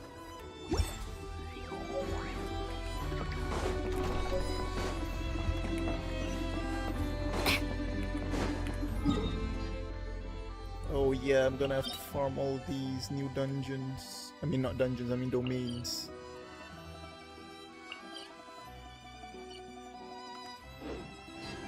Seems that I have to do the story to unlock the entire map. You can't unlock the map without doing the story, I think, because... Yeah, you really can't unlock the map unless you do the story, I think. Because that seems to be blocked off. This is a boss.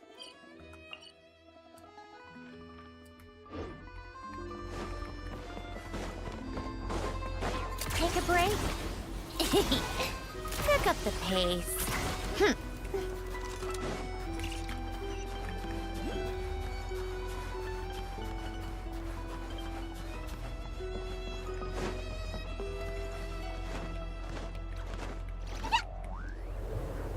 This is the video. They really agreed to how soon the real train's back on the tracks. Nice.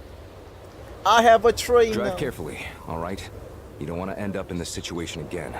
Also, I don't think I've seen a train like this before. Is it a new model or something? Yeah, I guess. Not a fan of small talk, are you? Anyway, take this. It's an up-to-date map of the SNEZNAYA rail network.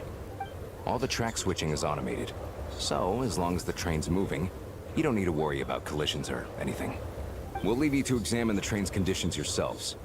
Fingers crossed nothing's broken. I doubt Sir Tomoros has any engineers with experience working on this model. Shouldn't be a problem. Thanks for everything. All right then. Have a safe journey. And make sure to check everything's working before you set off. We get our own train. Choo choo.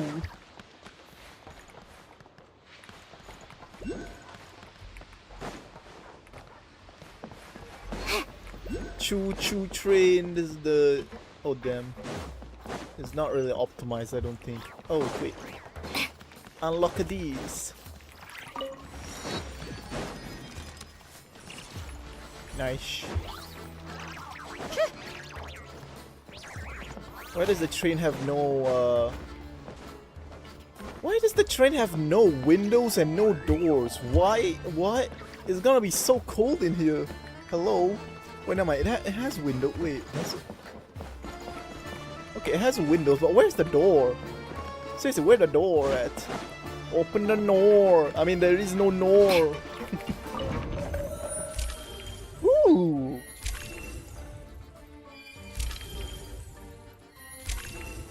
Yo, this is cool. Supposed to go Snezhnograd, right?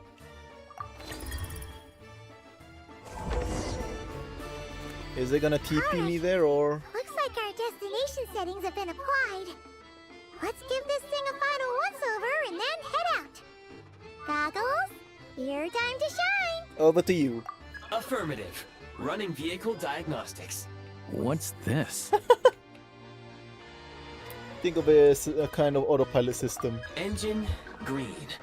Wheels, green. Frame, minor damage, but no impact on function. Diagnostics complete. All systems nominal. Wait! Huh. Paimon still can't get over the fact that you just found this tech lying around in a random cave. Yeah, definitely lucked out there. I've lived in Snezhnaya my whole life, and I've never heard of an interactive talking train autopilot. Strictly speaking, I wasn't designed purely to drive trains. Though I doubt you have any interest in navigating the practically unreadable operator's manual yourself. All configurations are complete. Should you require any further assistance, please call for the Eye of Grey. Thanks. Let's go. Oh, nope. Paimon's gonna find a warmer seat.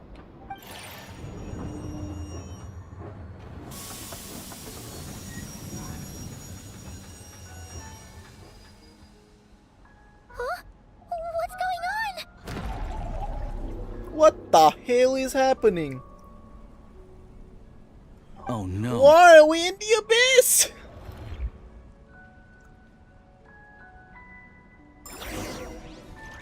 Is this the abyss phenomena but in SNEZNAYA?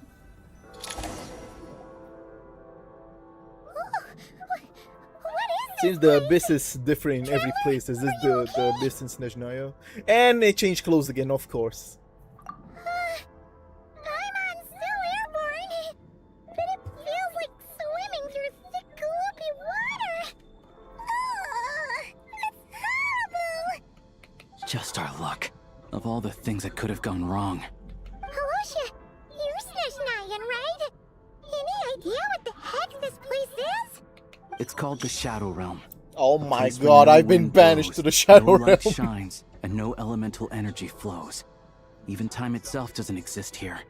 It's a world where everything seems to come to a standstill. I've only seen it a few times before, and this is my first time inside. It's a dangerous place. Most people who get sucked into the Shadow Realm are never seen again. I have been banished to the Shadow Realm. And the Was few it who do Yu-Gi-Oh? make it back, they're never quite the same. Huh? Then what the heck do we do now? Oh, maybe Goggles knows something. Goggles?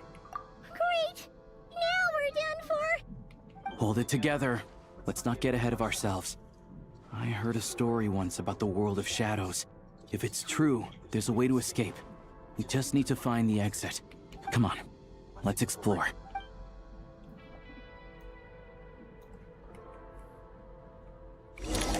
Oh, I literally have no elements. I can't use anything. It's like they've lost their minds! Their shadows have been devoured. They're no longer amongst the living. What is this? These like...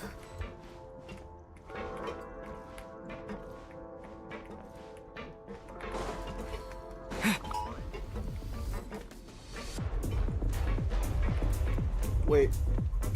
Oh no, my mouse was not. You've got nerve. I can't channel elemental energy here, but I have a few gadgets that still work. Nice. والشاشة اشتري جواجي. يودد. What in the hell?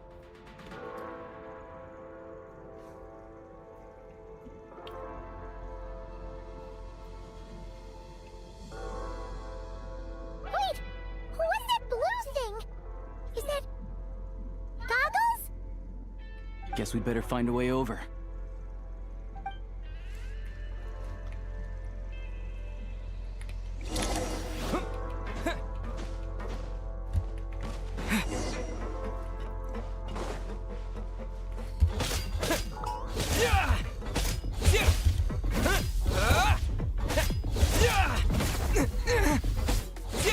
So close.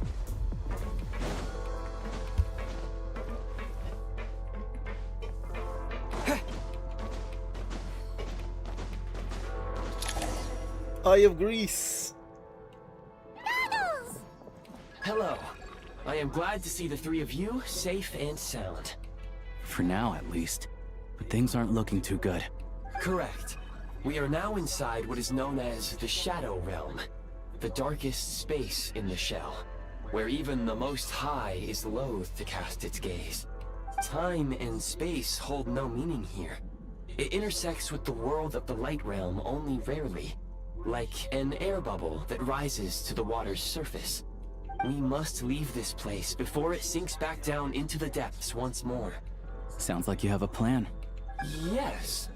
In fact, the very purpose of my creation was likely to... From the Shadow Realm. It appears that key data is currently inaccessible. But now is not the time to resolve that problem. I have marked the exit to the Shadow Realm for your convenience. In addition, I have prepared some equipment to aid you as you traverse the Shadow Realm, traveler. The specialist equipment for this? It may well be one of my core functions. Scan complete. Construction in progress. Oh? Activation code? We once peered into the past from the ruins of the shadows. This is what remains of the Golden City, Hyperborea. Hyperborea! Yo! Let's begin, Agent Traveler.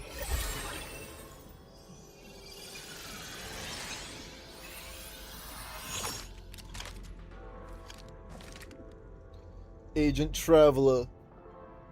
Beginning mission.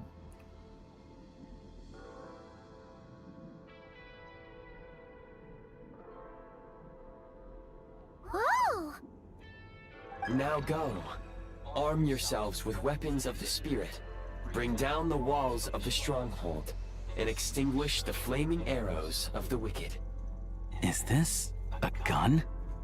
In the Shadow Realm, where humans cannot channel the elements, there once was one who, after much research and many attempts, found this to be the most effective means of attack. Let's go. We don't have much time. Let's go, first person shooter mode. Currently preset 1. Enter aiming mode, sprint slide, reload. Okay, yeah, this is the perfect one. Switch to aiming mode. Sprint and slide, reload. Yeah, I like this one more. Who would use preset 2 though? Like actually. When you encounter small obstacles, you can simply clamber over them.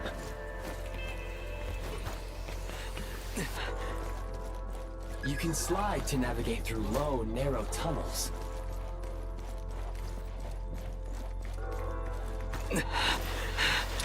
Obstruction ahead.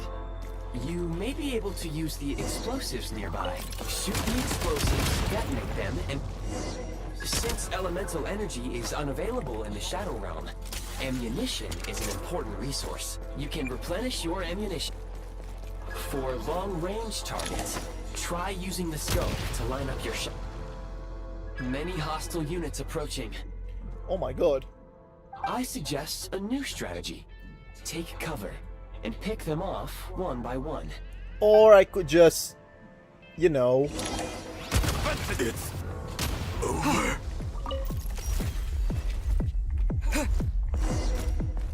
Yeah. Or I could just, you know, do that. More enemies detected. Try attacking with the newly unlocked Assault. What do you mean assault mode? Function. Mind the rhythm. Have been reached. Fall back. Where's the back?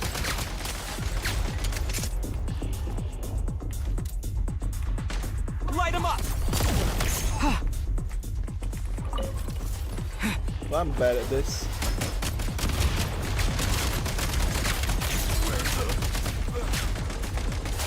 Need a refill.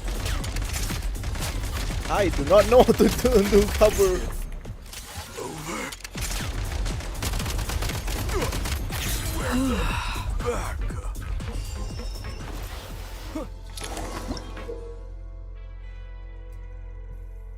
Okay. Aim at the freeze mark and pull the trigger to move using the rope. Oh, I have to use the trigger shooting. Nice. Stage is ours. Get back. Over. Not good. Where's the back? Light him up.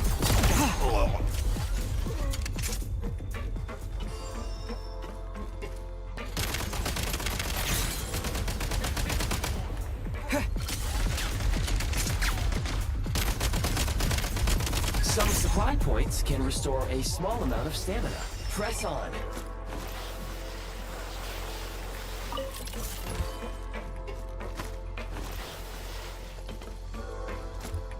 You should be able to use the prime ice construct left here to cover long distances.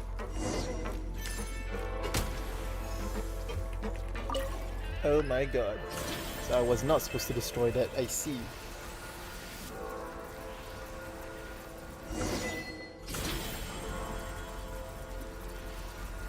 I have a feeling Danica might have some sort of passive related to the Shadow Realm, since she kinda appeared in the Shadow Realm in the teaser, like in the train inside the Shadow Realm. I recommend using this grappling gun.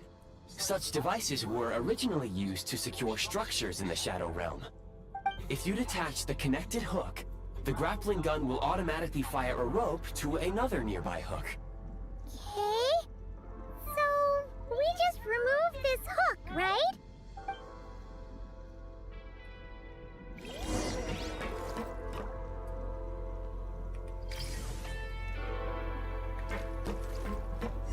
Oh.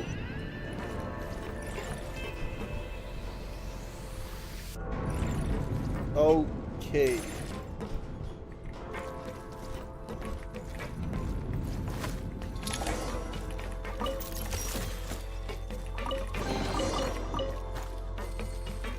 Time to catch my breath. Whee!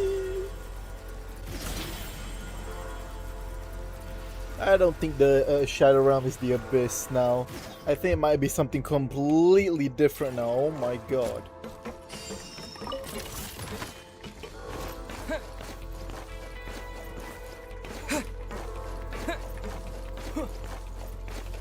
Oh shit. Back in business. Mind the rhythm. Where's the...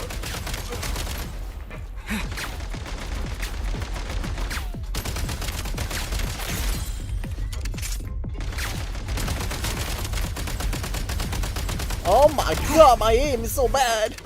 This is why I should not be playing FPSs. Oh my god. Sprint at the prime ice launcher to reach high places with ease. Defenders have been recalled! Where's the... Over. Usable munitions detected. Frag crystal. What frag crystal?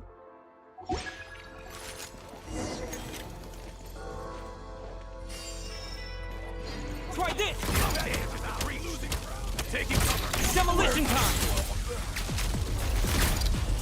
Frag out! Probably not be using all of these at once. Need a refill! I used 5 of them immediately, Lamar. Bruh.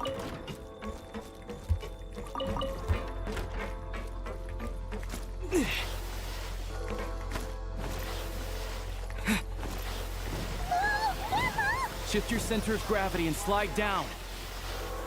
Whee!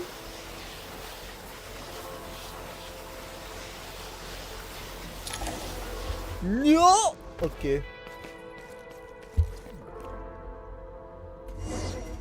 I thought I was done for. Now this is truly an Astral Express moment. How much longer is this gonna take? The exit is right ahead. We are very close now. However, it's like they're trying to keep us trapped here. That platform and the carriages are swarming with undead fatuity. Guess we gotta storm through.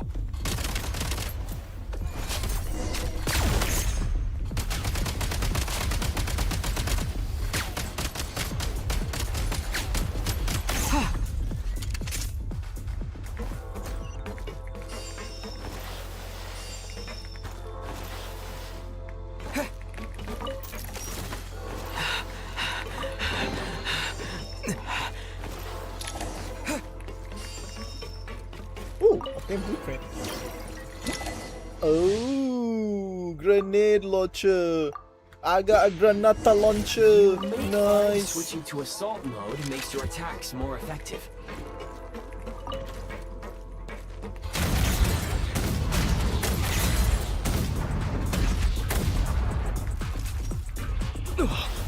back in business.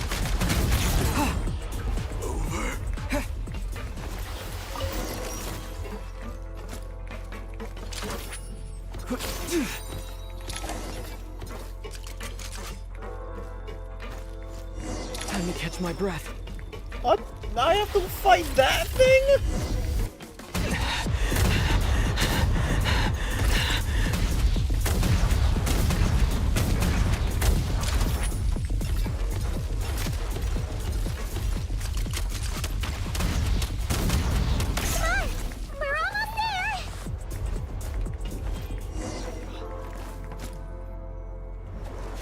Time to exit. Why is everything shaking so much? Looks like the Shadow Realm is about to sink back down into the depths. Uh-oh. The exit is right here. You mean this weird bubble thing? Wait, how exactly do we? No time to think. We just gotta go for it.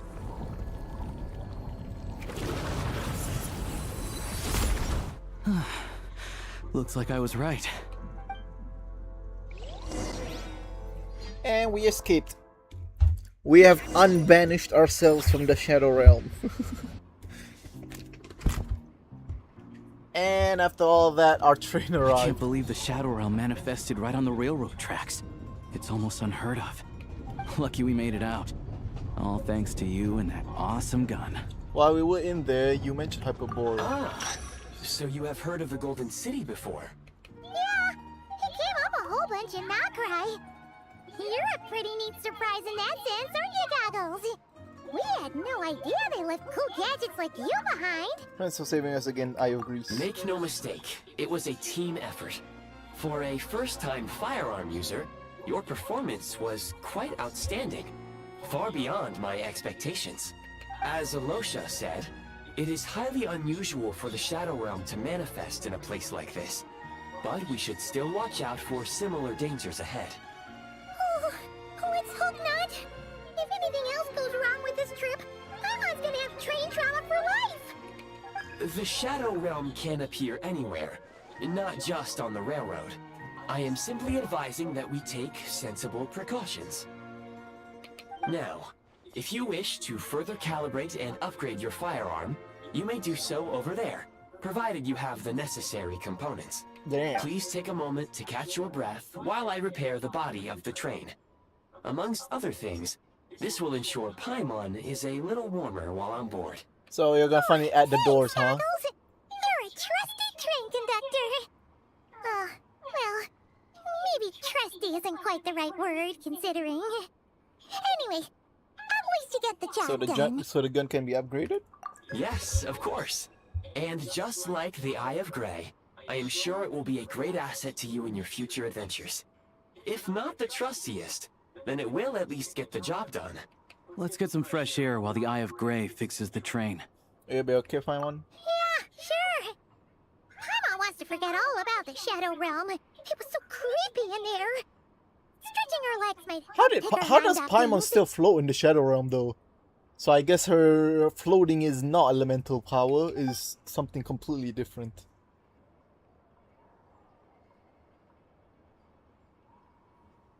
The Shadow Realm might have something to do with Asmodee. Maybe. It's so quiet here for a train station. Not a person in sight. Just abandoned houses.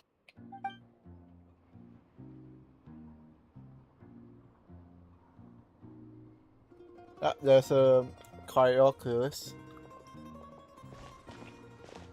Huh? So much for repair?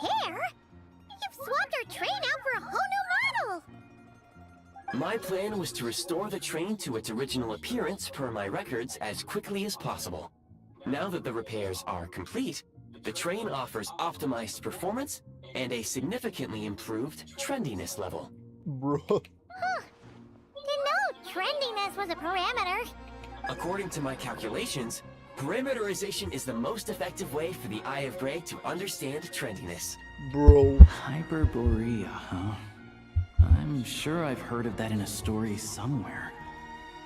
What an incredible little gadget you are. You. Teleport waypoint unlocked. SNEZNAYA Adventure Journal. Your ongoing available quest in this also where you can collect close rewards after completing Archon and World quests.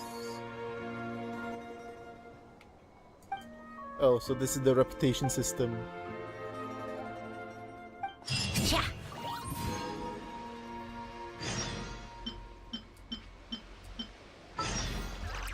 Hmm.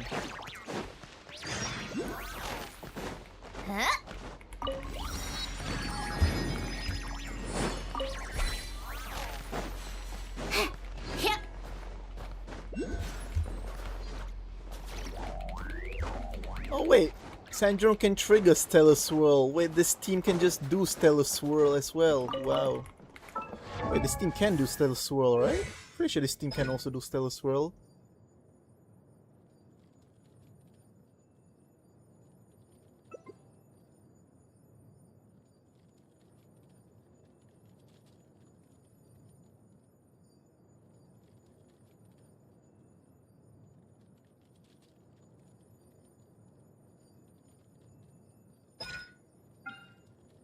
Yeah, she gained this now. Stellar Swirl damage multiplier.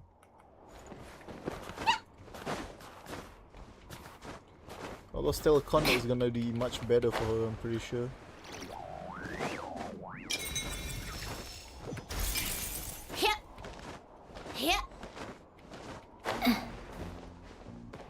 Ah, there it is. How tiresome. Pick up the pace. Pick up the pace.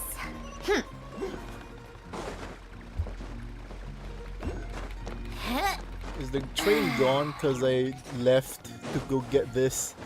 The train might be gone.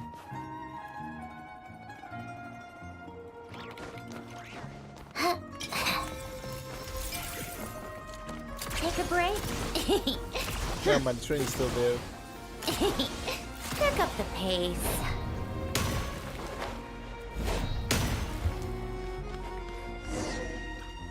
Nice.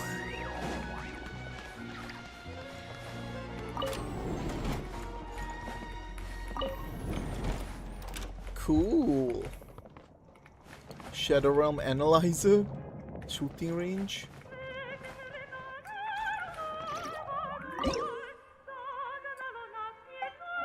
So this is probably for the gun shooting mode. Firearms menu. Ooh.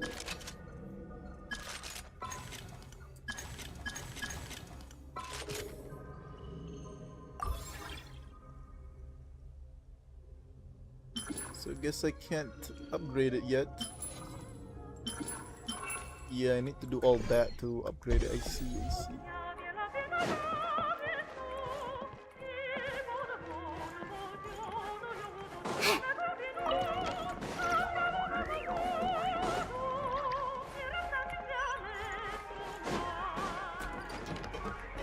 Let's go.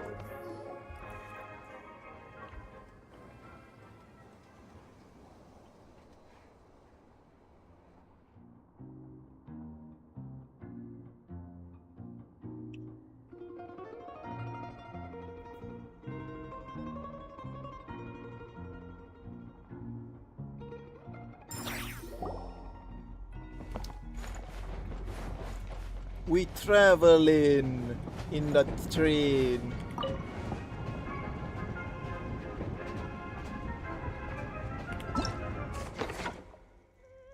It leaves at the Chandra.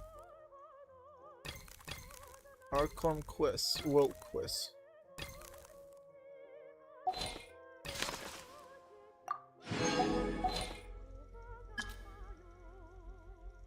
Shadow World.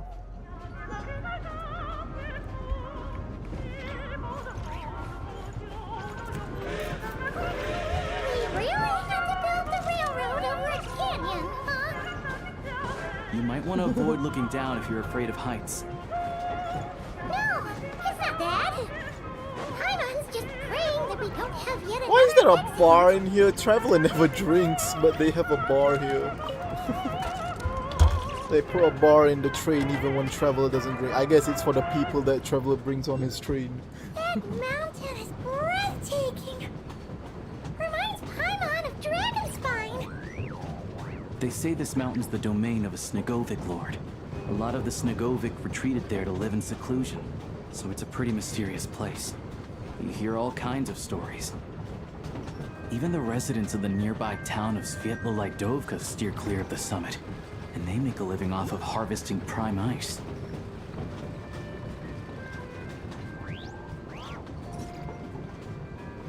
Look, Snezhnagrad's just up ahead.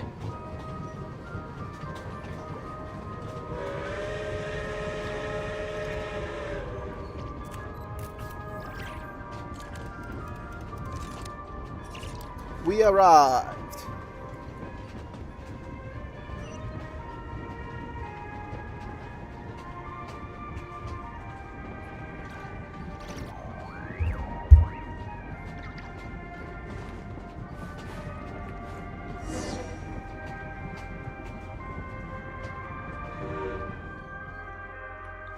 Nice.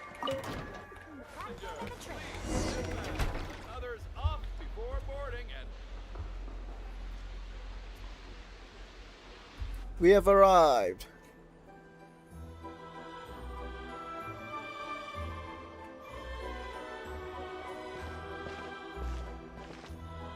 Here we are. Welcome to Snezhnagrad train station, the biggest transport hub in the nation. Wow! It's so majestic! Just flying from one side to the other would probably leave Paimon out of breath! It's built for maximum efficiency, but yes, transferring trains here can be a little tiring. In the future, you can use this train station to travel anywhere you want in Snezhnaya. For now, though, come with me. Let's get Paimon checked out. This way. There's a lift car that goes straight to Sapoliarny. Ooh. Bruh, it is recommended to save the energy. Oh yeah, they had the thing, the thing, I forgot. They have really funny-looking heads! Ah yes, the fucking Those ones are furries. about the same height as Paimon, but it looks like they can't fly. They added Those would be furries. Volkoblock and Domovore. No wonder. We'd heard that Snezhnaya used to be the realm of the Fae. Paimon can really...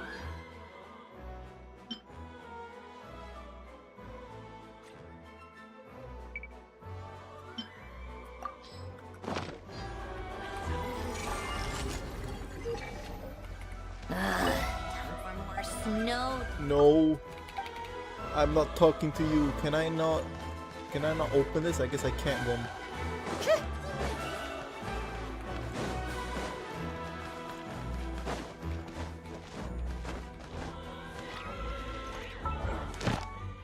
Oh, I forgot. Commissions.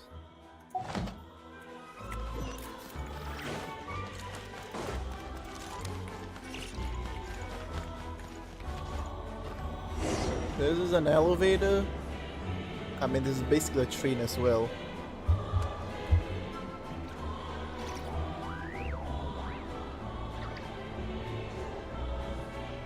To the left is the market of Zolny.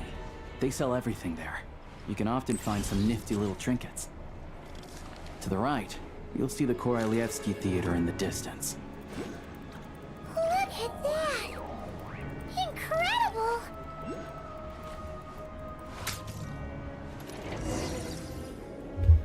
Nice. And I have to unlock the statue first. The world opens up to those with noble hearts. Oh my god, there's so many things. So many things. Oh my god.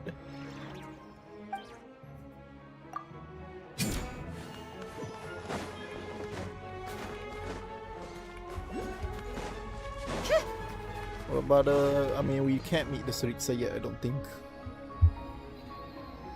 Yo, I have a feeling there's gonna be a Cryoculus all the way up there. Oh no. I spy with my eyes a place an oculus could be. Stunning! Seeing it with our own eyes makes all the trouble we went through to get here worth it. I found it pretty stunning when I first came here too. But I soon found out that stunningly beautiful means stunningly expensive. The prices here are crazy. I'm just a small-time hunter, so Zolny is where I spend most of my time. This way will take us to Podvorier restaurant.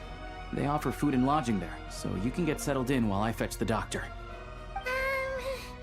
Is that gonna be Don't worry about that, keeping your warrant complete all that matters. Yeah, I mean, there are places to stay in Zolny, but I highly doubt they'd meet your standards.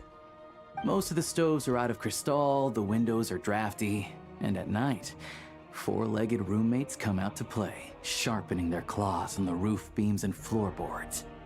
Yep, no way. Not a chance Paimon's staying anywhere like that. Maybe we can split the cost of the room between us? Paimon still has some savings left. What happened to spooning off me? Come on, it's tradition. Fine then. It's your treat.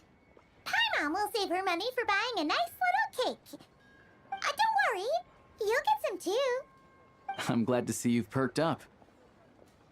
If you find yourselves in the mood for some sightseeing later, there's a few places around here worth seeing. This way leads to Zapoliarny Palace, which serves as the Tsaritsa's audience chamber and also her personal quarters. The adjacent block is kind of a city in its own right. That's Glupov, the headquarters of the Fatui. Inside, there's a munitions factory known as the Armory Palace, producing a constant supply of all kinds of equipment for the Fatui. A lot of important research happens there too. And over there is the SNEZNAYA Vecha, where all the big shots meet regularly to make policy decisions. These places are best admired from a distance. I'm sure I don't need to explain why. Yeah, they probably have super strict security. We're not looking for trouble right now. The downtown area is near the center of Zapoliarny. That's where you'll find the restaurants, bookstores, and gift shops. Another place of interest is the Northland Bank, which is over this way. Of course, the Northland Bank. And I'm sure you'll want to make contact with the Adventurers Guild at some point, right? That's right here. Ooh, speaking of adventuring, we use alchemy quite a lot. Do you know where we can find a crafting bench?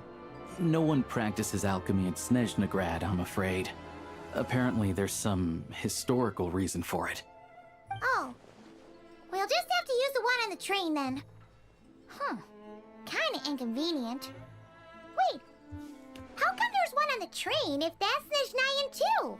Maybe you can look into the historical reasons later. Yeah, I don't know. Not my area of expertise. Still, I wouldn't say the absence of alchemy makes life here any less convenient. Anyway... Finally, there's Zolny in that direction. It's mostly residential buildings and factories, but there's a few shops too. Worth a look around if you're interested. That's about it. You guys go ahead and get checked in while I track down my doctor friend. Sounds good. Thanks for all the recommendations. It'll be good to get out of the cold wind. Paimon's starting to feel another headache coming on. Let's get you inside. Podvorier restaurant is right this way.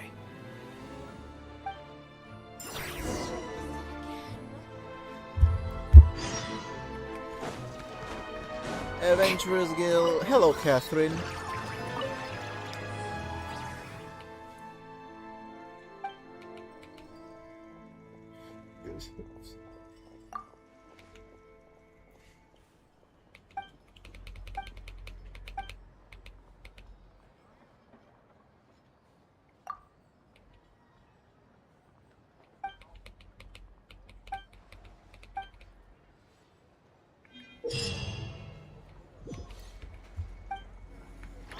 Welcome to the Adventurers Guild, my lady. Thank you for Welcome to the...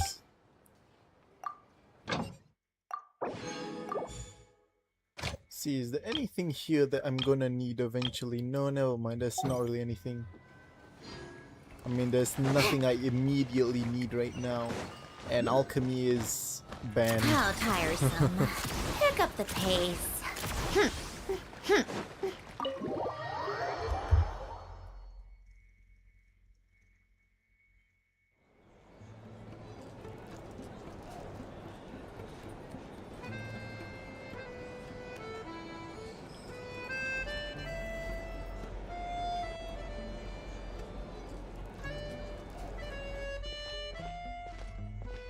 Looks like you get what you pay for, huh?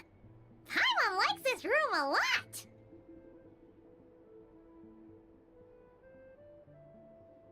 Doing better now? Yeah, much better now that we're out of the cold. Oh, thanks for taking such good care of Paimon. Honestly, she feels kind of bad for throwing a wrench in the works. If this were anywhere else, we'd be out investigating and adventuring by now. But instead, we're stuck here waiting for a doctor. It's okay, we aren't under pressure. No need to push ourselves too hard for no reason. A lot happened on our way into the city. Let's review what we've learned so far and try to figure out what to do next. Obviously, the million more question is, what is this Aritza planning? Everything else leads back to that. Yeah, that was something going Sure from was. SNEZNAYA. And so far, we've learned that in addition to the 7 Gnosis, her plan also requires a ton of energy. But we won't get to see her anytime soon. Alosha said that she went east to fight that big monster. It must be a pretty powerful one if it can blanket the whole of SNEZNAYA in a snowstorm this awful.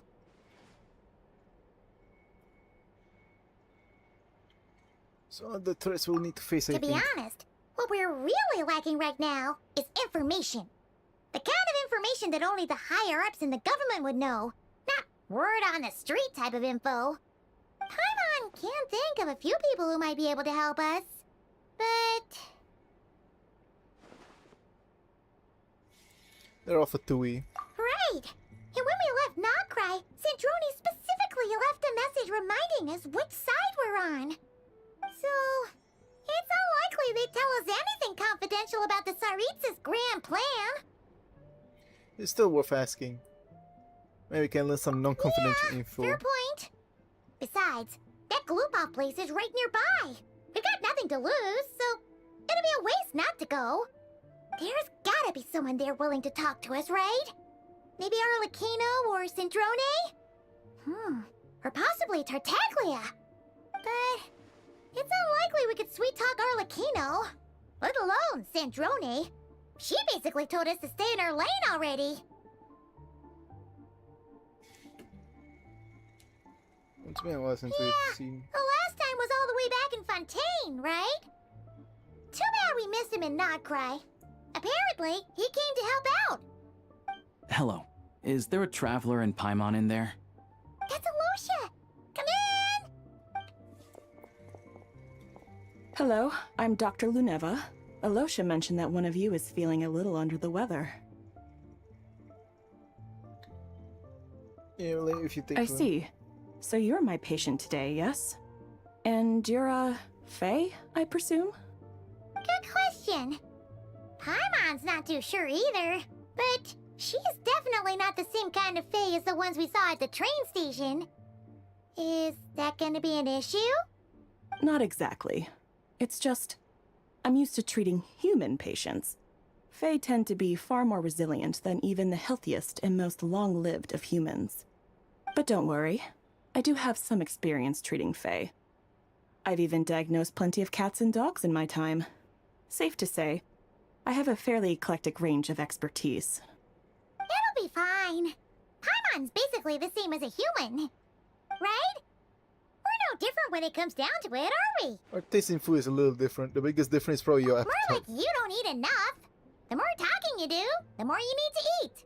Okay, that's why I'm not convinced by bro. Now, please take a seat.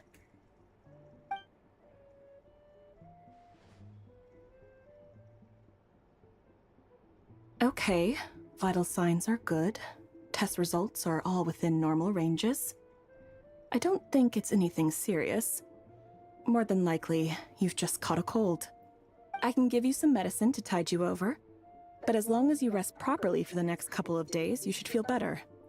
Make sure to keep an eye on your temperature, though. If you find yourself with a persistent low-grade fever, or if your symptoms don't improve, just contact me again. Sounds like there's no cause for alarm.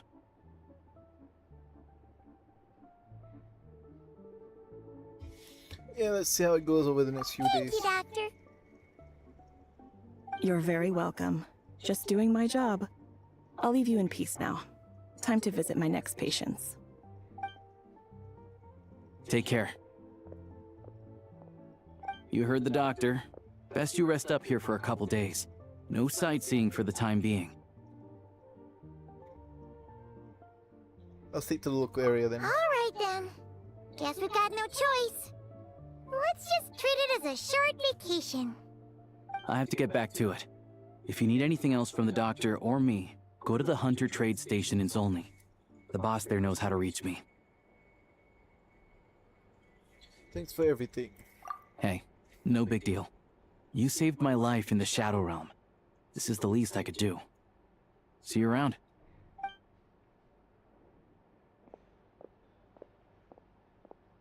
Alright, time to find Child and see what he can tell me.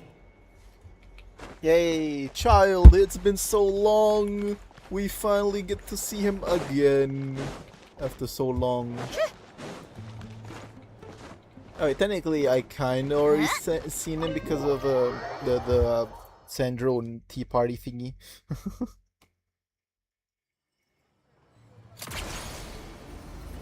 Pick up the pace. Oh my god, I have to go over here. I see. Pick up the pace. Oh, there is one up there. Wait, how do I get up there? I guess I'll just climb. Can I not climb this? I can't climb it! Wait, how do I get it?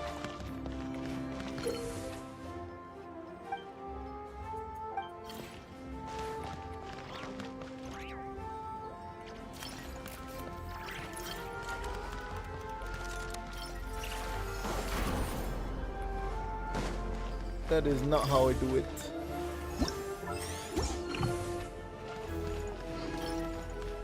Grappling gem?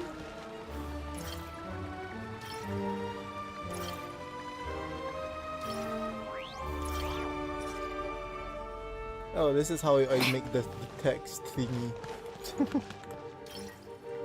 Sign icon. Yeah, I have no idea how I would even get that. What?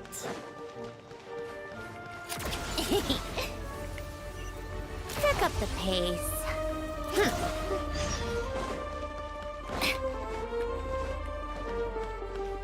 You probably didn't expect there would be somewhat likely Jack Frost, bro. Hold on. I got my own sign to place down.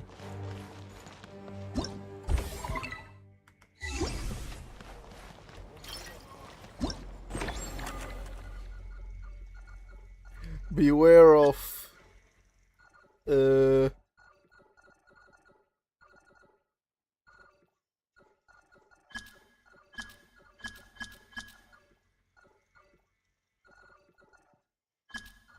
beware of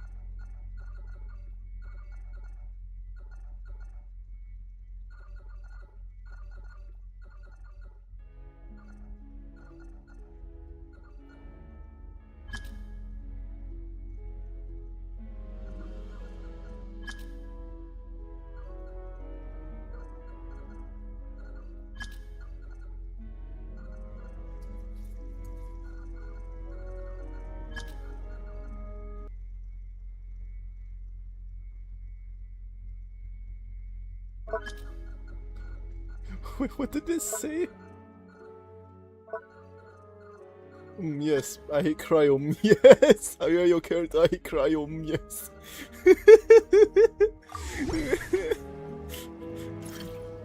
Beware of your character. I hate cry. Yes. Bruh, I love that so peak. Yes, is this your companion?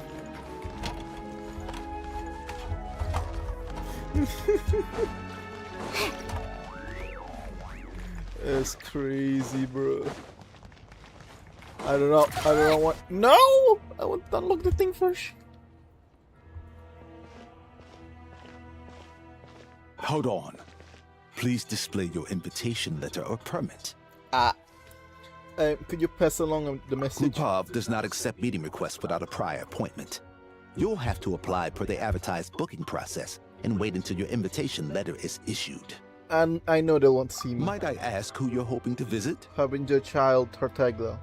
Another one who thinks the rules don't apply to them. I don't understand why people think they can just talk their way in here. You don't just show up and land a meeting with the Harbinger. But I have to go through the motions for protocol's sake. Honestly, it's such a waste of time asking when I already know what the answer's gonna be. Wait a moment. I'll pass on your message. If Child is unavailable, you'll have to go through the proper procedure. Just like well said. Lord Child is a busy man. He's probably not in Glupov at present. If I were you, I'd cut your losses. No point, even if you two are old friends as you claim. Please understand that the Fatui Harbingers are often busy with their official duties. They tend not to stay in Glupov for extended periods. Next time, stick to the rules. You'll make life easier for both of us. Greetings, Lady Marionette. Sandrone? I'll take care of our guest here. It's his first time in SNEZNAYA, so it's no surprise that he doesn't know the rules yet. I trust no choice words have been exchanged. No misunderstandings I should be aware of. No, Lady Marionette. No incidents to report. Whew, that was a close call. Good thing I played it cool. This gentleman has been very accommodating. Yeah, get a promotion. Is that right? Good to know. Wait, where's Paimon? She's a little under the weather. Under the weather? That's hard to imagine. She's always buzzing with energy. I take it she's still adapting to the climate. Happens to a lot of people. It's even colder here than in Nodcry. Has she seen a doctor? I can get you one if you need. He's already seen a doctor. He said it's nothing serious. All right then. Well, let me know if you run into any other problems. Do you come out here specifically to see me? Why else? I was just about to sit down for some much-needed tea time when I heard that an old friend of Tartaglia's had shown up outside. No appointment, nothing. And, as obnoxious as it may be to show up uninvited at Glupov, I couldn't help but take pity on the poor soul who was waiting outside in vain.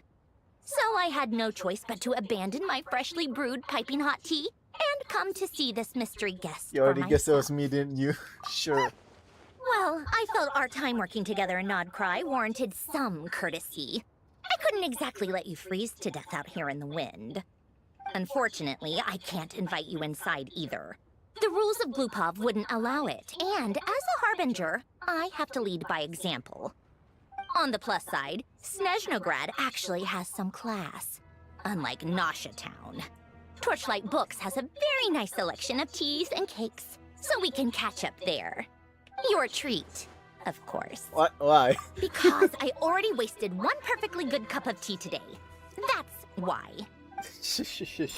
Sure. Alright. Let's go. She's such a tsundere. Pick up the pace. How tiresome. Pick up the pace. Bear off your character, I cry on yes. Pick up the pace. Take a break. Probably only shows the ones that has the most likes. How How tiresome. Pick up the pace.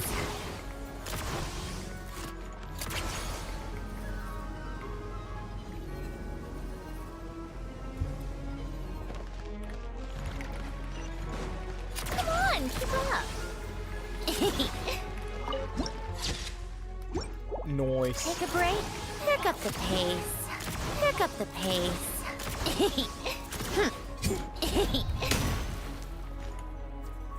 Aight.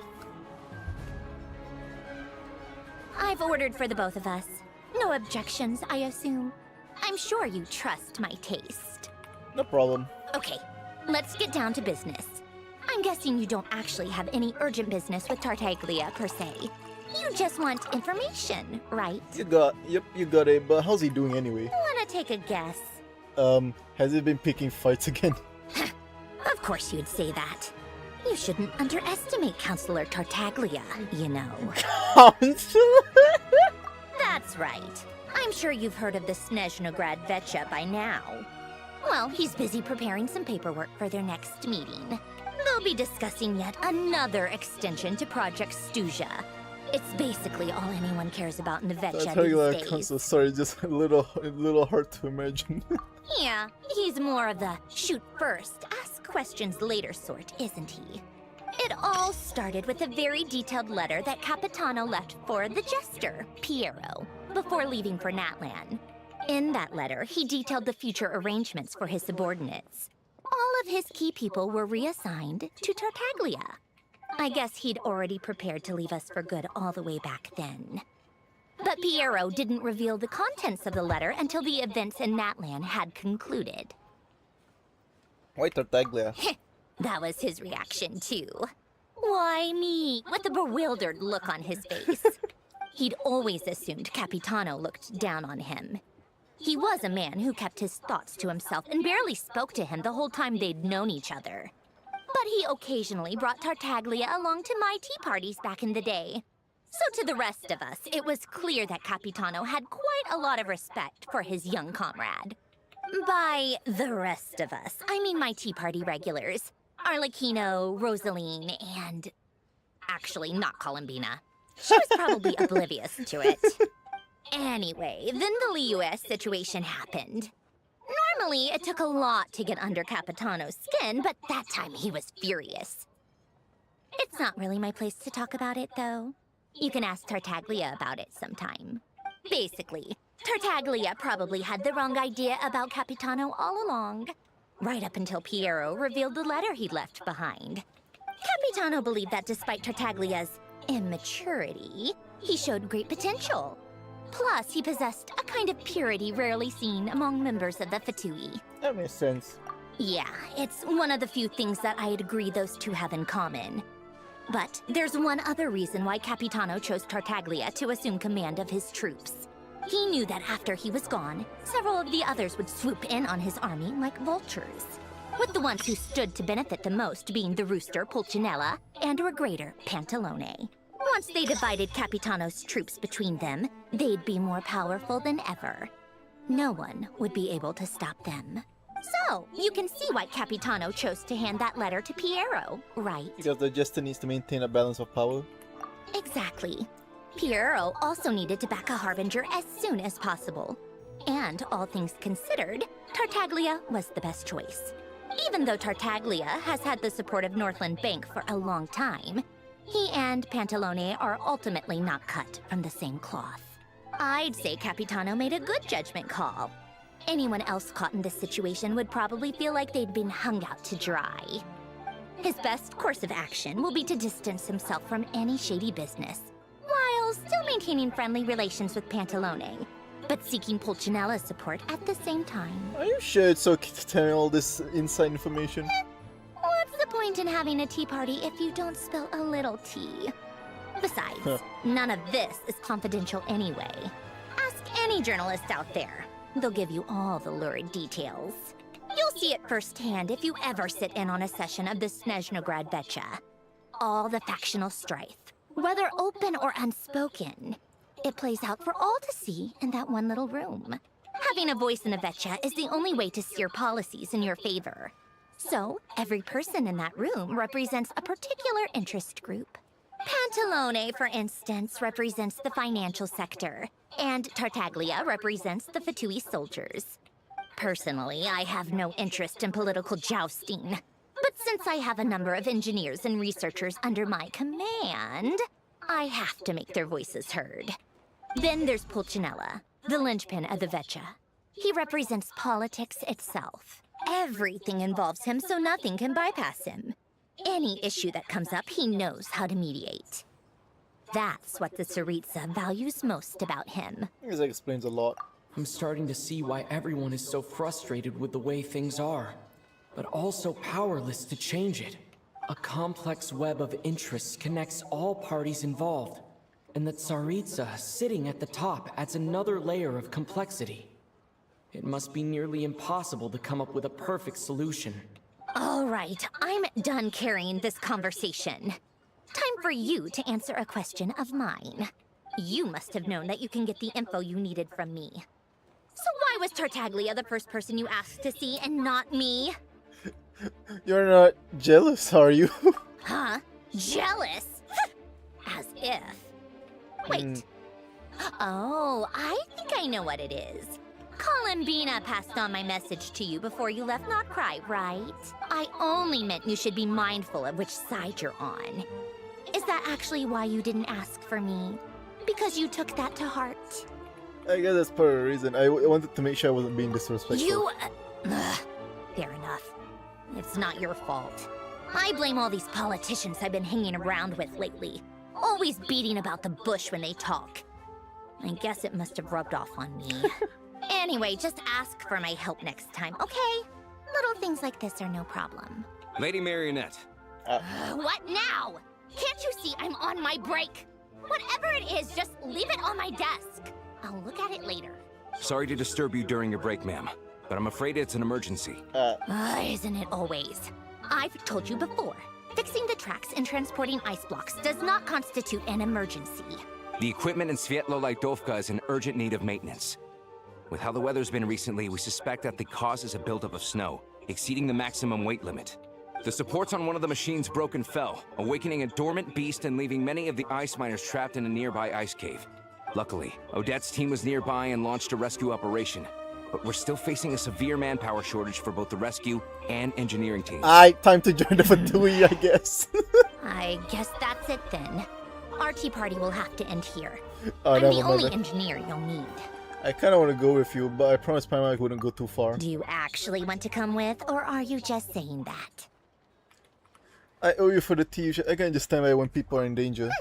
Nice of you to return the favor. I'll have a couple of people look after Paimon. They can let her know that you had to step out for a while.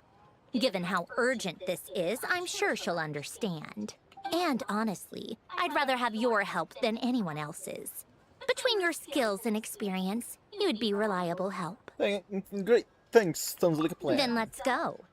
You, take 2 people to Pavoye restaurant. Find his room and watch it like a hawk until we get back.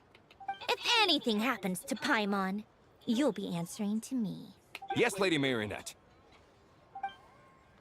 You look as though you've run into trouble. Well. Now, where do I go? I gotta go all the way over there.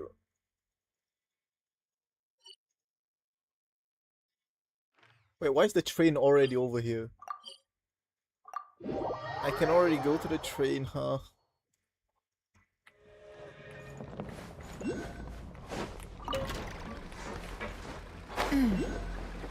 I guess Sandrone didn't take the train with the traveler. Come on, keep up.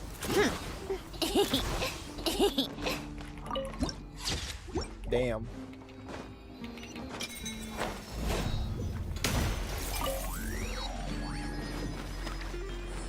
Take a break? They weren't exaggerating. This is really dangerous. It's a good thing only one of them broke. From what I've been told, most of the trapped miners are over in that direction. I'll go rescue them. Yeah, you do that while I check the rest of the equipment. I'll evacuate the people around here as I go. Meet me back here as soon as you're done. Let's go. We're doing work for the Fatui, but at the same time, we've kind of all been doing using snowball launcher. I don't have that, bro.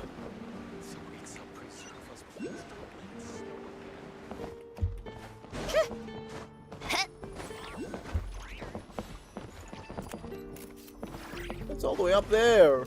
Bruh. What is this?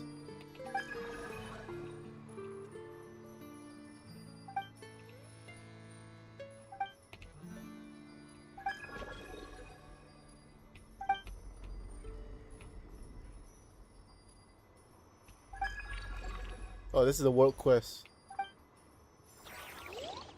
I just accidentally started a world quest. Oh shit. The miners. As a former miner. I don't know. I should stop with the former miner jokes. I have to be getting close. Don't go any further. Oh. Ah, Odette. It's too dangerous here. There's a highly aggressive monster on the prowl. You need to leave, now. I'm with Sandrone. Ah, I see. You're the backup from SNEZNAYA. Well, I'm Odette. Good to meet you. Ah, so this is Odette. She was the first member of the Fatui on the scene. There are 5 people trapped in the cave. Monster type is unknown, and so is its location. Let's go. Every second counts. Aight, let's go. Oh, trial. Electro Traveler? Okay, I guess.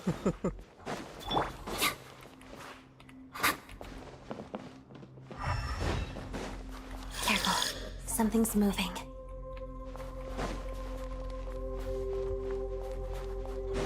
What the hell is in here?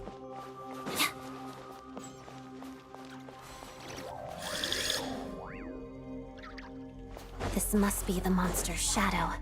Looks like a tough opponent.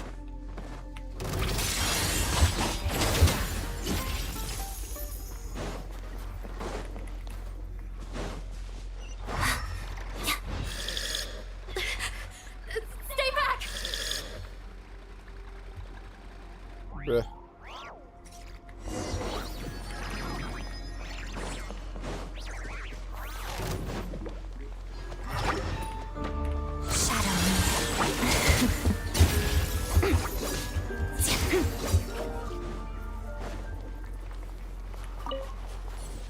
We've been fighting slimes. I don't really need to bring out the Cryotra. Oh, what? Well, well, well. That's a big drop.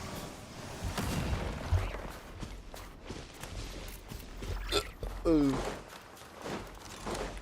Oh. I see them. They're right behind the monster. The monster seems very agitated. It could attack at any moment.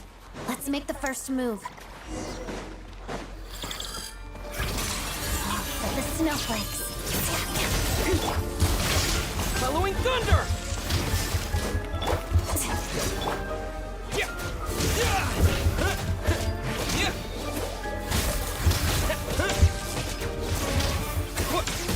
Let's begin. Potted death. What the hell? That is a lot of damage. Thank you for saving us. We'd have been monster fodder otherwise. Thank you. Thank you. You're welcome. You should be safe now. Follow this route out. He and I will stay behind to watch the rear. The path's been cleared now. It's safe now. Thank you. Come on, let's go. This way.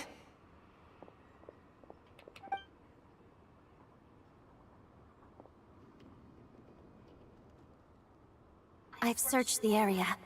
Pretty sure the monster made a tactical retreat. Was this its lair? Yeah, but with us here, it won't be coming back anytime soon. It may be small, but don't be fooled. It's a ferocious beast. People are just food in its eyes. It's lucky we got here when we did. Oh, this model is so good The though. trapped damn. miners have been successfully Genshin evacuated. actually improved. Time for us to leave. Still, the Wu is still better. Wait, this place. There's something unusual Oh about wow, it. we're about to get sucked in the Shadow Realm, aren't we? Why is Traveler still using his old outfit, bro?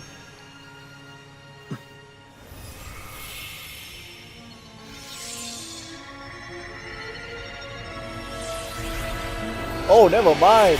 Bro got the sword. What is that? I don't know.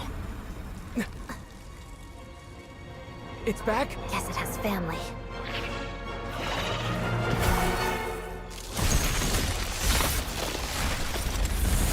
Blade of Exophanes. This way. Run! Oh, the Exophane.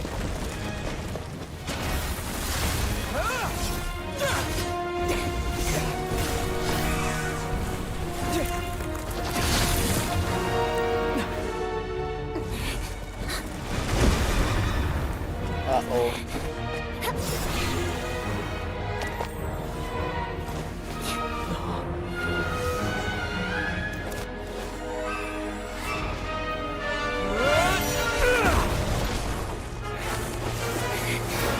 Thanks. Let's get out of here. Yeah, that's a pretty long cutscene.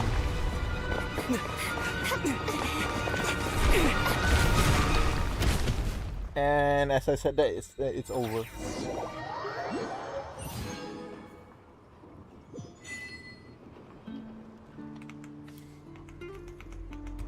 Well, damn.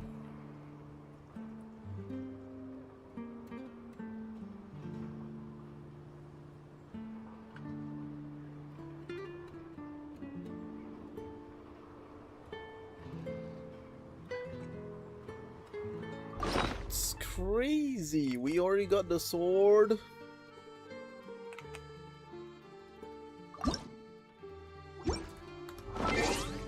Called back to the Cryo Traveler.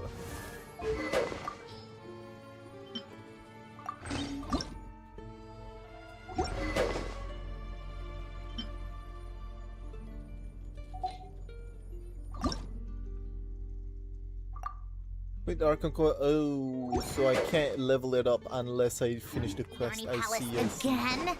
Ugh, seriously. What's the point in all these How do I endless get back meetings? up? Actually, like, how do I? Okay, wait. I got this thing. This will be a powerful actress, by the way. Beware of. Oh my god, these people, bro.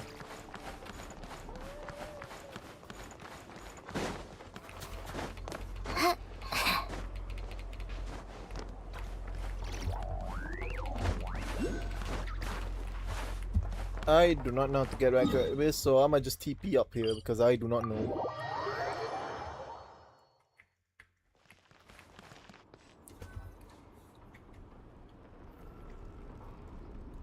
Everyone's accounted for. We managed to rescue them all. We also placed a sign at the entrance to the cave, warning people to stay away. You really held your own today. I still don't know your name.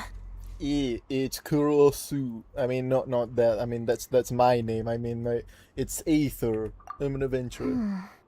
Don't think I've seen you before. I'll remember the name. All right then. See you around. Hello, Lady Marionette. I hear the rescue operation was a great success. I knew I could count on you. What brings you here, Odette? Here for a performance? No, a Fatui mission. I happened to be nearby and heard the crash. She hasn't introduced herself then. Odette is the prima ballerina of SNEZNAYA. She's quite the celebrity. If you ever hear people mention the two crowning jewels of the Korolievsky troupe, they're talking about Odette and the prima donna, Vodianitsa. On top of that, Odette's also a rising Fatui star.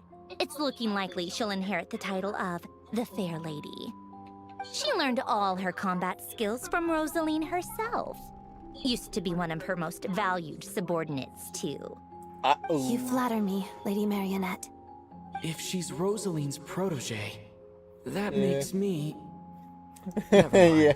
There's no need to bring it up. No point making things awkward. No wonder you're such a keen fighter. How's progress on your end, Lady Marionette? Equally successful. I finished reinforcing all the equipment. Took me a little longer without Polonia's help. But the outcome is the same, of course. Even if the heavy snowfall summoned by that monster lasts for another 3 months straight, this equipment won't give way. All right, now that we're done here, it's time to get out of this blizzard. That's it? Isn't there more to be done here? Sure, but SNEZNAGRAD will send someone to investigate and draw up a relief plan. And I guess I'll have to write the incident report myself this time, since it involves a mechanical malfunction.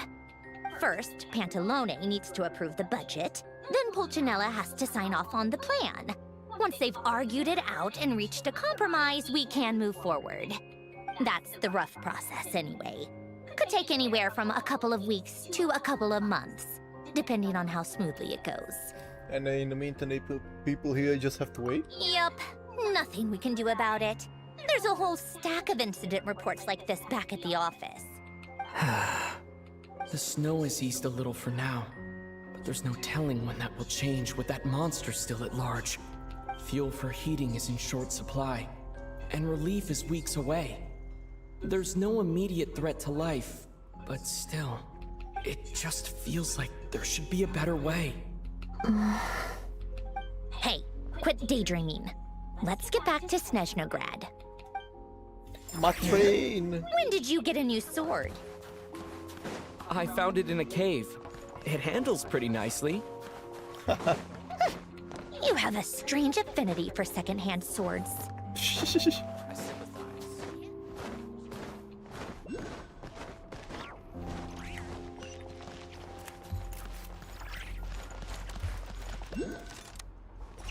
Come on, keep up.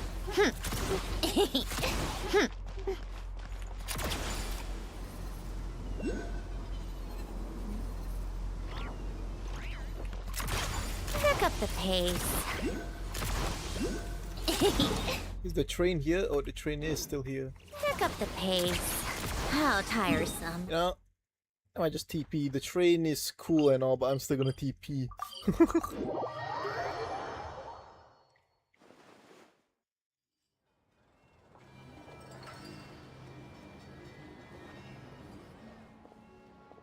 Oh, child.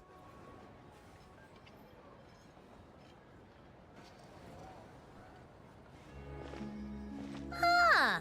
Well, if it isn't Counselor Tartaglia, Mr. Big Shot himself. Counselor. Go easy on me, all right? I'm still recovering from the interrogation the real Big Shots put me through. Lamau. Hey, comrade. It's been too long. I heard you came looking for me earlier. Nicest surprise I've had in a while. Good to see you too, Odette. I'm guessing you guys just got back from Sviatlo Lajdovka. How'd it go? Crisis averted? How you... What? It went fine. How about you? Any new developments? Not really. Same as ever. Growing opposition to Project Stuja, and the usual rebuttals are starting to ring hollow. The results of the mock vote were pretty dire. Pulcinella was fuming. I've never seen the old man so angry. That's not good news. It takes a lot to rattle him. Yeah, obviously if push comes to shove, there are ways to crack down on dissent. But... Sorry, I have to ask something. This is going to sound blunt, but may I? Huh? Of course, fire away. It sounds to me like everyone's tearing their hair out trying to figure out how to deal with opposition to Project Stuja. But what exactly is this project's purpose? And how can it be so important that even people like you two refuse to stand up for the ordinary people of SNEZNAYA? Interesting. I gotta hand it to you, comrade. You sure don't mince your words. Excuse him? What does he mean, refuse to stand up for ordinary people? Oh my gosh. How does he dare speak to the Harbingers like that? Are you interrogating us now? It's okay, Sandrone. Let me explain. I think I understand where he's coming from. If I could, I'd take your side right now. In fact, my position's very similar to yours. I've only held back on casting a dissenting vote in the Vecha because the Tsaritsa would never let me get away with it. Still, I have a responsibility to the Fatui armed forces, so I do what I can to make their voices heard. Most of them are just regular folks from small towns far from the capital. I'm sure you've seen how much those kinds of places are struggling right now. Oh, and for what it's worth, I'm from Marepasak myself. Things aren't going so swell there either. So this affects you directly, hence my question. The Tsaritsa wants to create a better, safer future for the people of SNEZNAYA, but she's thinking long-term. I don't doubt that from where you're standing, Project Stuja seems to be creating all sorts of issues for everyone. But considering the Tsaritsa's vision for the future, these are sacrifices worth making. Sounds cold, I know, but I promise it's not as black and white as it seems. Maybe Sandrone and I can't oppose Project Stuja outright, but we're constantly raising our concerns in Vecha meetings. And even though we can't put an end to it, there are plenty of other ways to make a difference. We're trying everything we can think of, and so is Pulcinella. I respect Her Majesty, the Tsaritsa, and trust her decisions. But at the end of the day, I'm still just a normal guy who cares deeply about my homeland. And my family, who all live here. There's no way I would ever abandon them. As contentious as things can get within the Vecha, there's no selfishness or malice behind it. Everyone wants to get through this period as smoothly as possible. The issue is that there's no way of pleasing everyone under the present circumstances. Most of the time, we're trying to decide on the lesser of two evils, which obviously isn't a great look. But that is not the same thing as being blindly loyal to the Tsaritsa. No one's got their head in the sand here. We're all well aware of the way things are. We're just doing our best to make it work. In fairness to Sandrone, she rushed to Svietlo Lidovka's aid the moment she heard that people were in danger. And even Tartaglia, who used to only care about the thrill of the fight, is clearly doing his best to rise to the demands of his new role as counselor. Sorry, maybe my question was very rude, but I still like to know what the Tsaritsa is up Hey, to. come on. There's only so much we can say, so don't press us too hard. Look, I know how untenable the Tsaritsa's position looks if you don't understand her motives. Maybe you've heard already, but she's currently leading her army on a campaign to the east to defeat the monster that's been causing these brutal blizzards. Striking that monster down will be a significant step in dealing with the present energy crisis. As laser-focused as she is on realizing her lifelong ambitions, she's still putting time and energy into taking down this powerful monster. To me, that says a lot. If she thought SNEZNAYA and its people didn't matter in the grand scheme of things, why would she waste her time on something like this? You've become quite the smooth talker. Thanks. I meant every word I said, though. I wasn't just trying to placate you. I've already done more than enough diplomacy for one day. I still think this adventurer raises a very important point. Our two harbingers have made their positions very clear. But there are many others in the Vecha who must feel trapped and forced to vote against their conscience. I think it's a very valuable quality to be willing to speak one's mind, despite the risk of offending powerful figures. Well, because we know each other quite well. You can say that again. I highly doubt we'd feel the need to explain ourselves so much if we didn't know you so well. Forgive me, adventurer, but might I be so bold as to ask about your background? We fought each How is other. it that you can converse so openly with two harbingers? Because we fought each other. Because... Oh, haven't you been properly introduced? Oh no, child! No. Easier said than done. I like to think I'm not the kind of person who goes around busting open people's old wounds. I've only learned his name so far, and no details of his experiences. About that. About that. Is there no avoiding the subject of Rosaline? No, it's just... Alright, I guess there's no getting around Okay, child. This is the world-renowned traveler, who helped resolve the storm terror threat in Mondstadt, cleaned up after the mess I made in Liyue, and then went to Inazuma. where Child. There was a duel before the throne, in which the traveler defeated Rosaline. Child. Oh. Oh no, child. I'm sorry. I didn't think you two would be seeing much of each other, so I figured it wasn't worth bringing up. It's fine. It was a long time ago. It's fine. Sorry. I just remembered that we have a rehearsal coming up. Please excuse me. I should get going.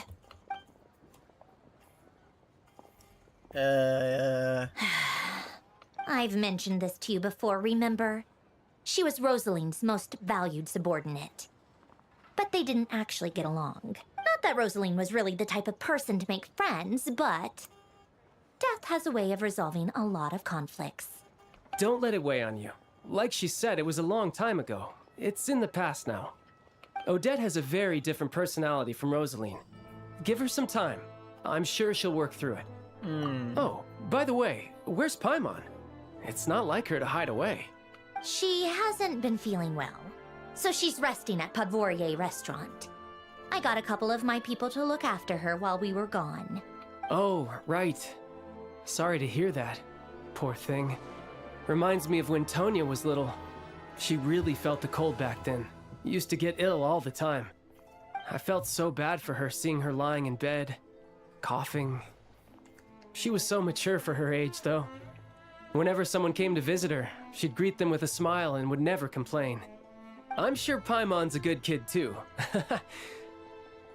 You're a little short on manpower, right? Let me have a couple of my people take over for yours. I'll send my most capable and reliable. They'll make sure Paimon can recover in peace. Well, that would be great.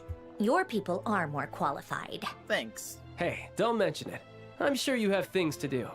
Hopefully this takes a load off your mind. So no more accusing me of not being on your side, all right? One last thing, I just remembered something. So I met the Jester when I first arrived in Already? SNEZNAYA. That was quick. He seemed to know who Paimon was. I'm afraid I can't help you there. Our director's recent movements are confidential. Even we're not in the loop. If you hadn't told me, I never would have known he'd gone south. I assumed he'd been in Glupov this whole time. Oh, I see, got it. Well, I guess I'd better go sort out Paimon's security situation. I have some other work to catch up on at Glupov anyway. Me too. I have an incident report to write up. Let's leave it there for now. Sure thing, see you. I guess everyone's in a difficult position. But Tartaglia's right. I have things to do. Things I want to do. And things I ought to do.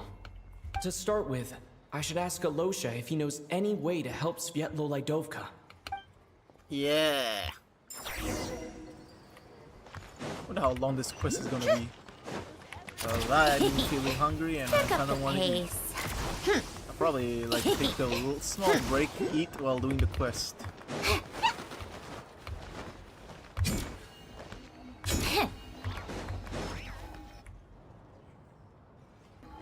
How strange.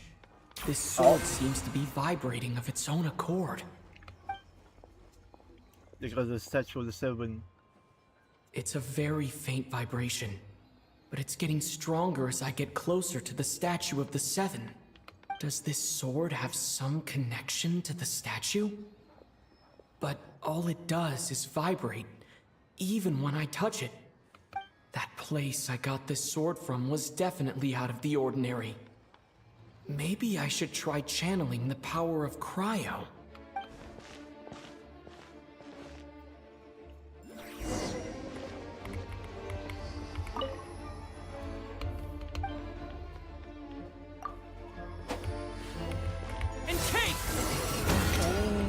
There really is something special about this sword. Hence Ace blade. Oh! The traveler journeyed far into foreign lands, all for a slim chance of redemption. Exiphanes. Oh, Origin of Stella. It's level 40. Unlocks the passive already. Waken Statue of the Seven SNEZNAYA with Cryo to enhance. Oh, I don't really understand what just happened, but I'm pretty sure this sword just got a little more powerful. I'll have to try the same thing again when I come across another Statue of the Seven. In the meantime, I'd better go find Alosha.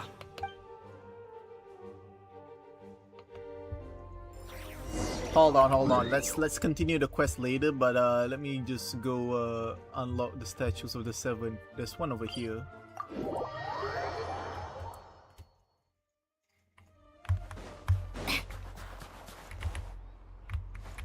take a break?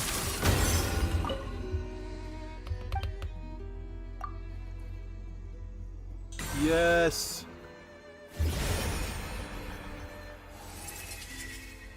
It is not known when the traveler gave up on capturing sounds amidst the eternal... I did not read that.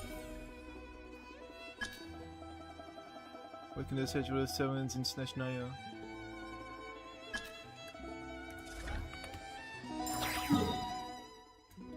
Is it possible to unlock more statues right now? I don't think so, not yet I think.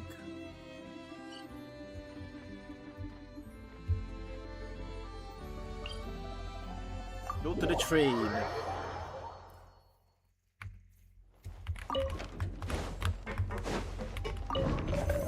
Currently at... What is this place? Hillcrown Palace.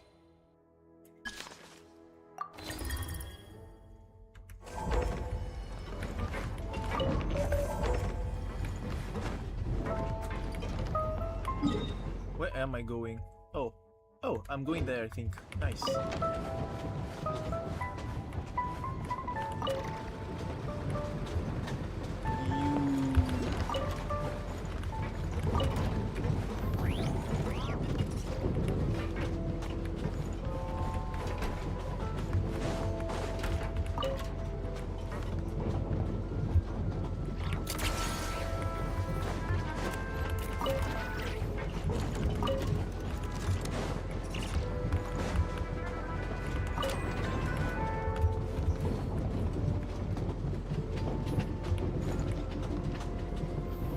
Feels like Polar Express.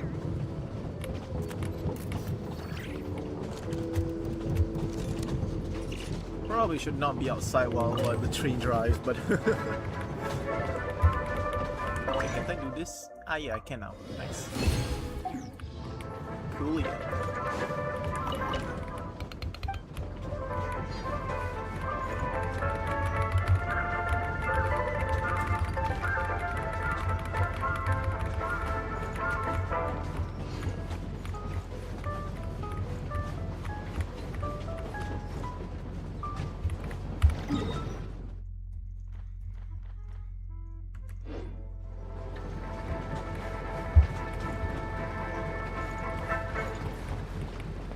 Welcome to the Adventurers Guild, my lady.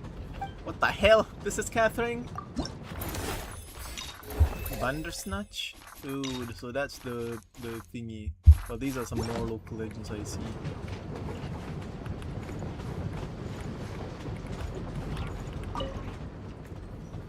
Here, collect some keepsakes from SNEZNAYA. I see.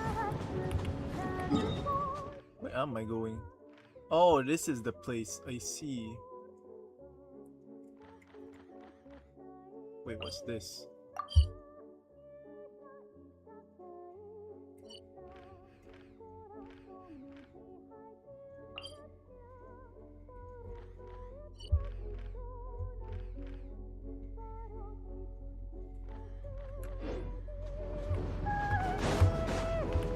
Wait, can't I change its location while it's driving? I think I can.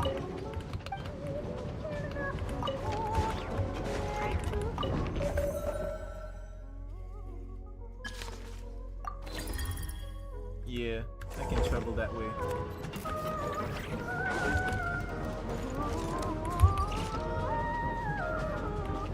Guess I'll wait here while the train drives. BRB.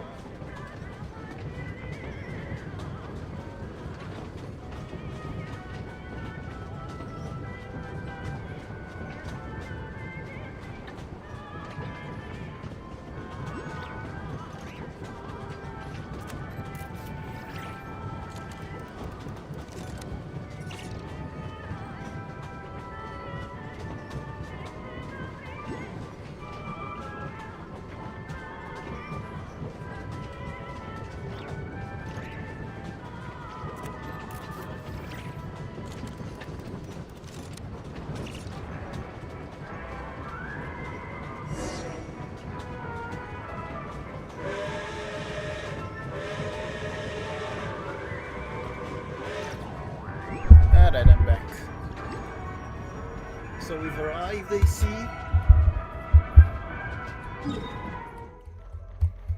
We've arrived.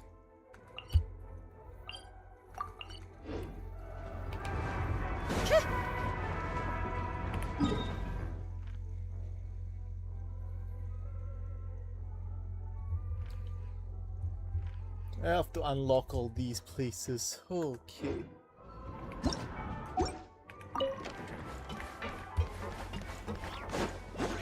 I have to get out this way. Pick up the pace. Pick up the pace. Pick up the pace. How tiresome.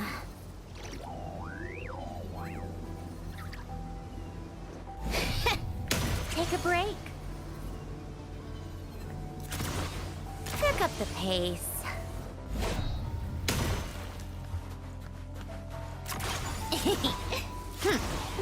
Pick up the pace. Okay. I unlocked the new place. What's with all those? I guess I can't go to that place yet. It's completely blocked off. Might be a World Quest related place.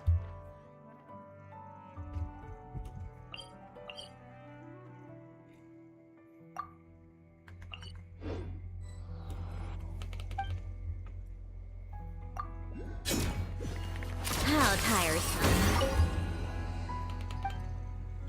Enhance Exophane's blade.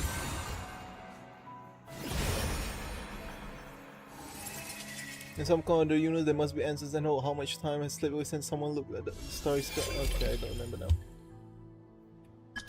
Level 80.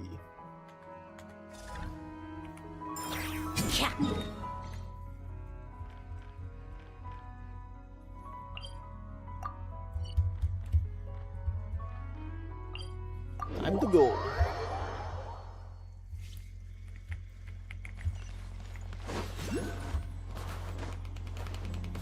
Oh, I have to go all the way up there, huh? Well.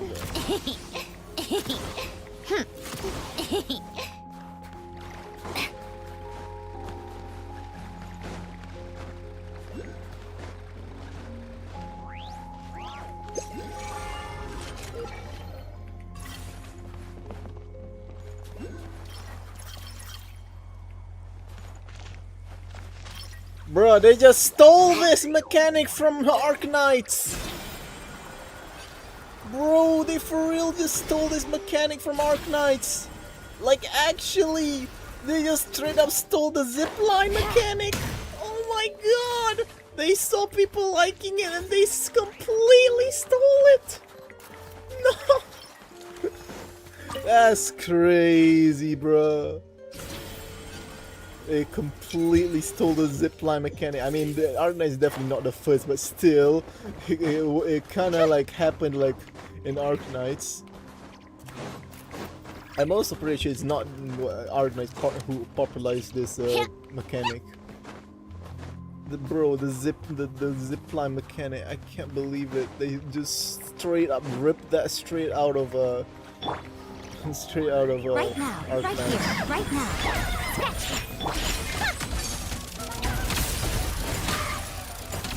How tiresome. Oh, these are how I get it. I see.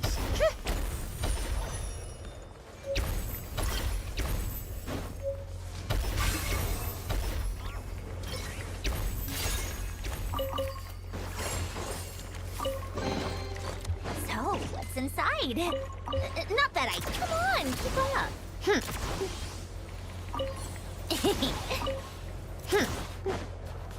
Sandrone is such a Sun.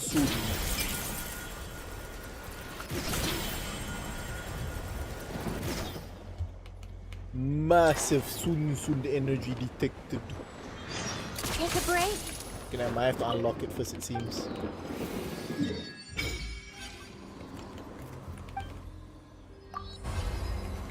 How tiresome.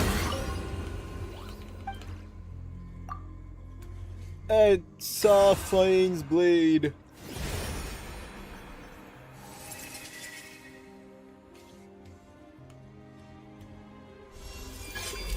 Nice.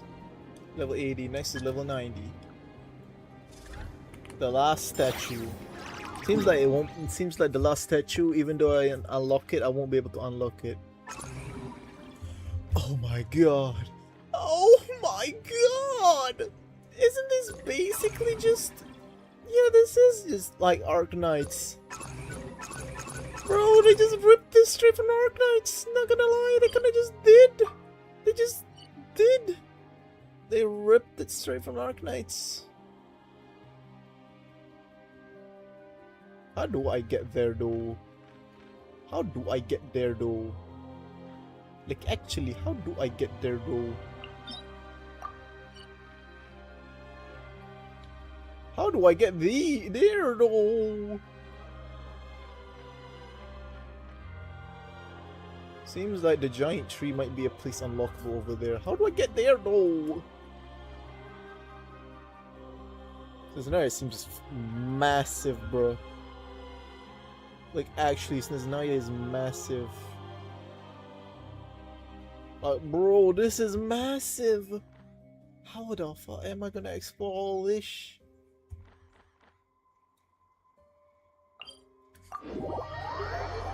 This will take a long time.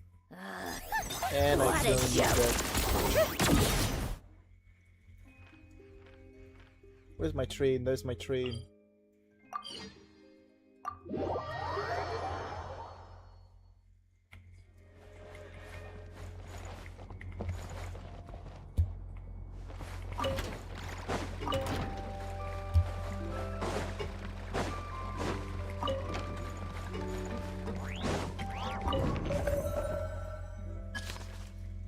The train cannot travel to the target station for now. Okay, I don't think I can go there yet.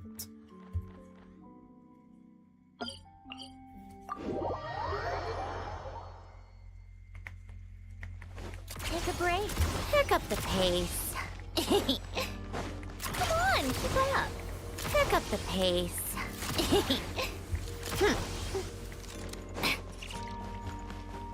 How tiresome. Pick up the pace. Yeah.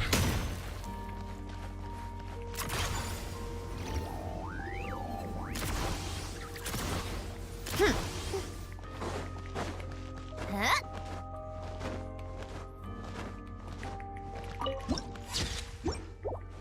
Take a break.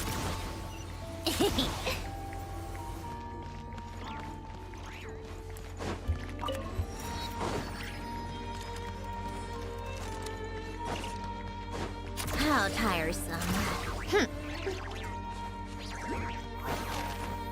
Hold on, BRB.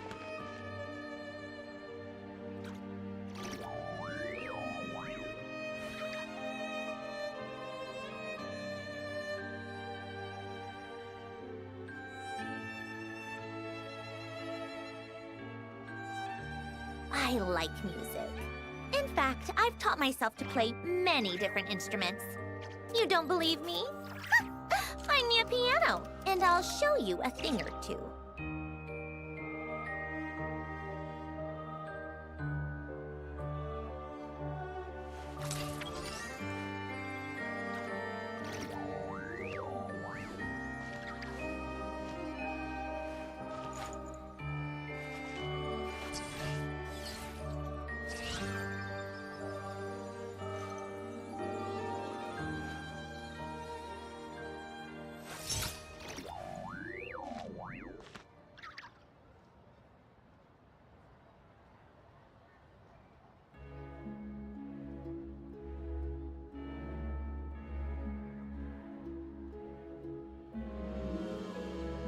Called back to the Zeppeljärni Palace again? Ugh, seriously. What's the point in all these endless meetings?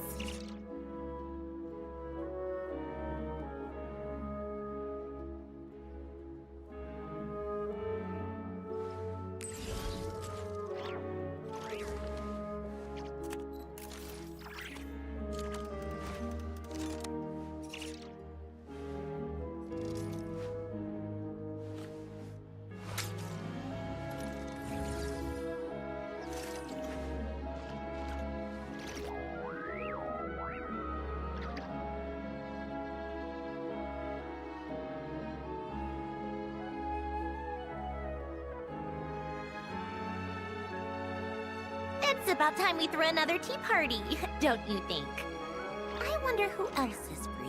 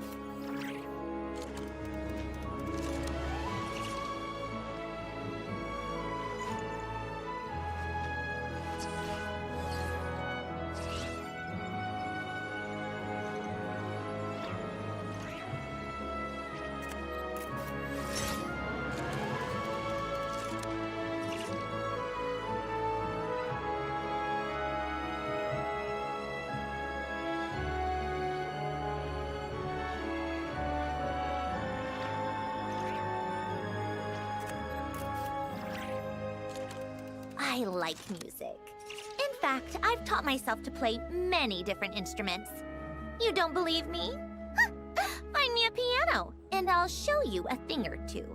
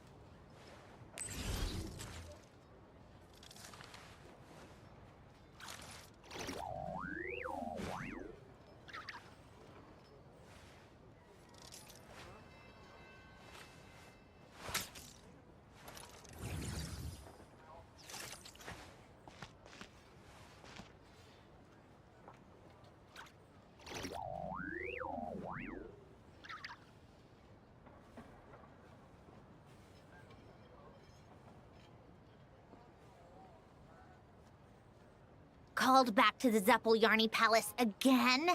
Ugh, seriously. What's the point in all these endless meetings?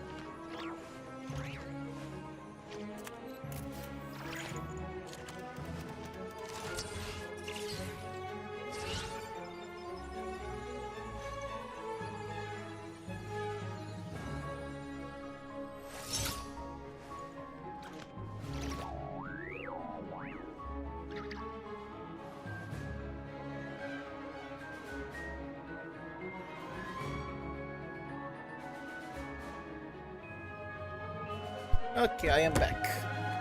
I was ordering food for myself.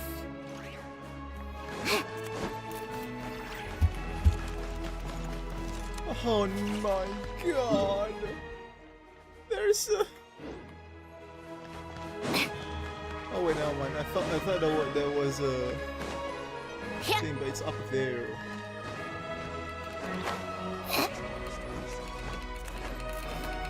How do I get up there, bro?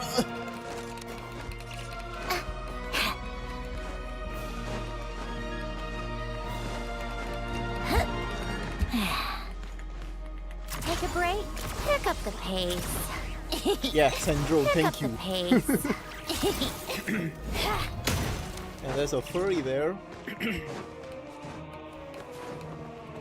I can't. This tea party. Yeah, I could not. Is over. Okay, then fine. I realized the error immediately. How tiresome. Pick up the pace. Have to go this way. Take a break.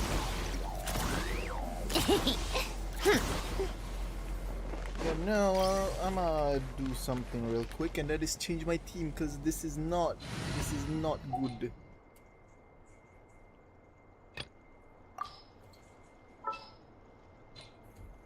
I'm gonna use this team. How tiresome. Try and stop me!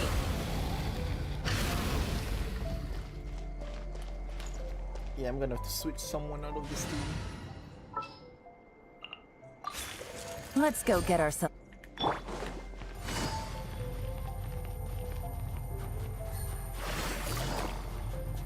Ribbity bobbity hubbity what? Beware of the cold weather. Okay, yeah, I already knew Take that. a break. Pick up the pace.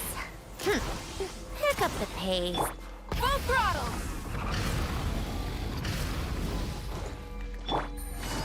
Well, the tracks here are broken. Try! Well, that's Pick up enemies the here. pace. Come on, keep up.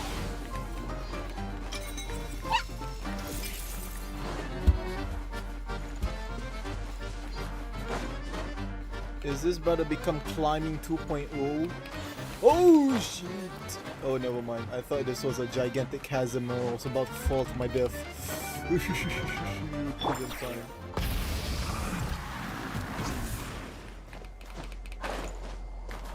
Take a break. Pick up the pace.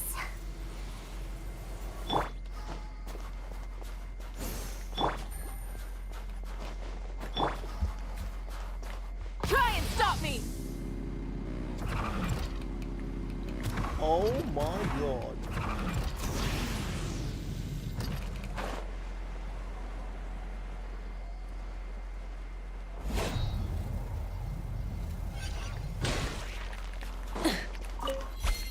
Beware of the cold.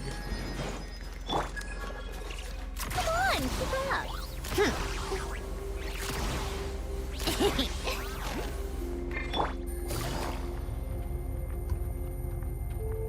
There's one up there, it seems.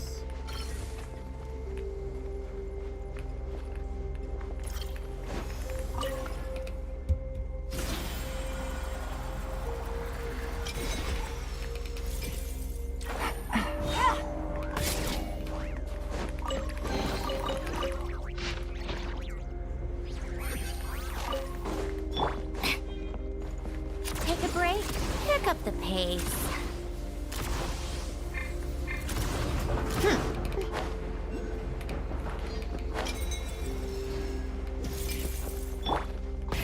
Rev the engines! Can I not unlock it yet? I don't know if I can. Probably can. Well, looks like I unlocked the... Okay, I unlocked the world quest, because this is the place.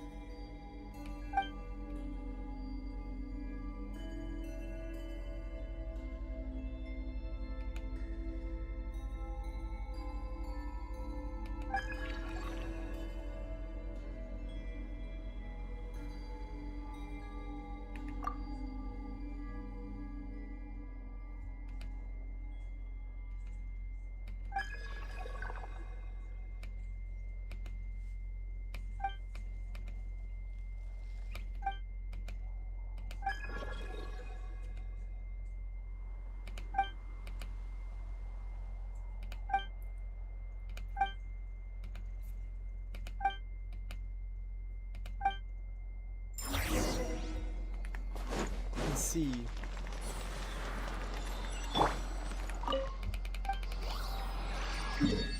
There we go, I unlocked it.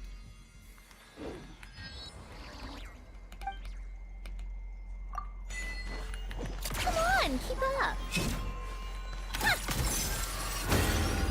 There we go, finally unlocked it.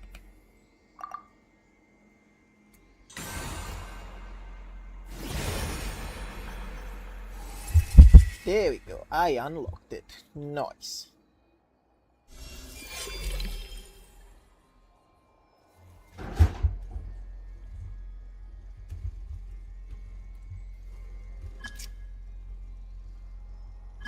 Now it's level 90.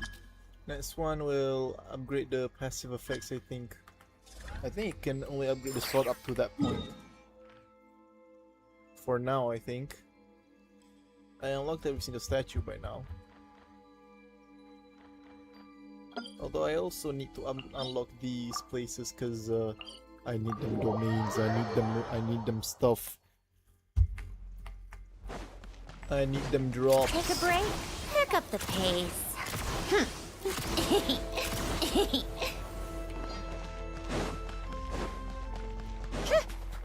How tiresome.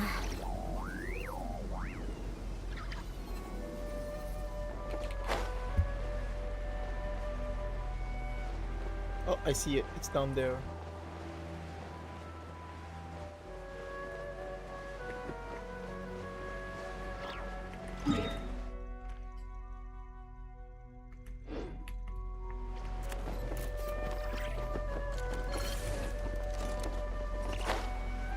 Yeah.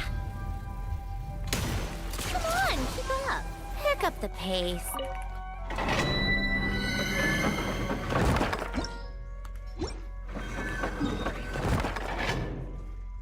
Unlock that.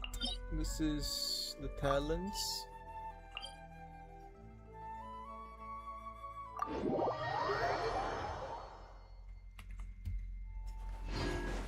Take a break.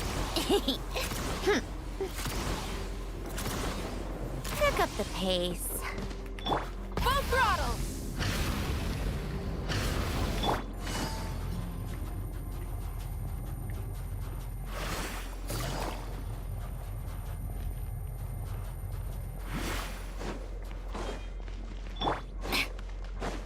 Look, there's people here.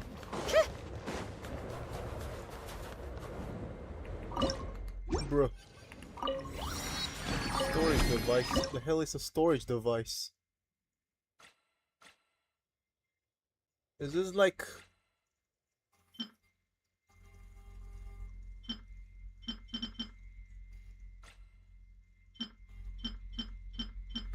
Is this what people... Oh, storage... Oh, storage device... Oh, it lets people put stuff inside. I see, I see. It's also global, it seems.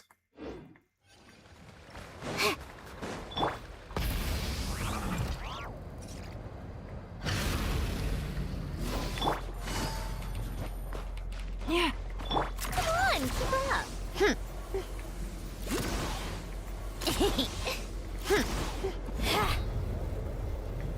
Why do you need stamina to plunge?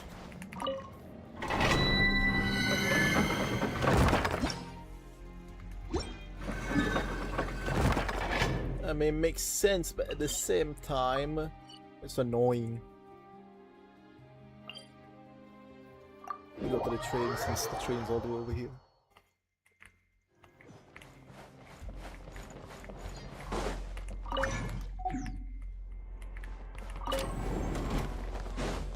Take a break. Pick up the pace. Pick up the pace. Rev the engines!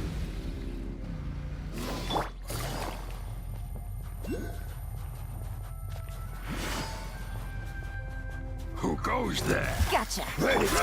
Emerge right now.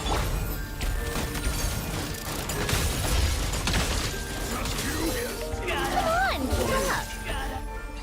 Well, that was easy.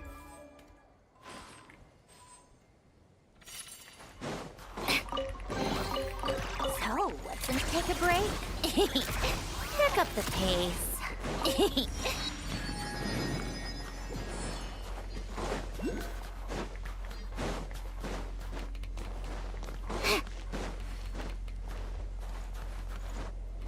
there's that.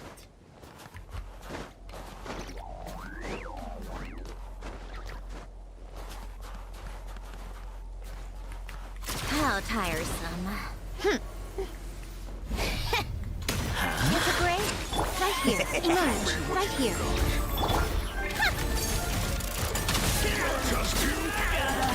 Come on, keep up.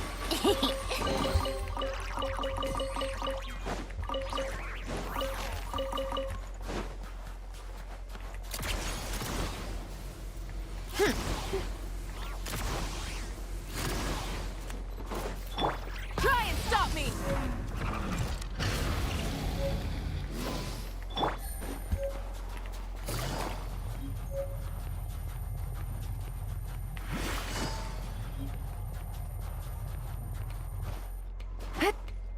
There it is.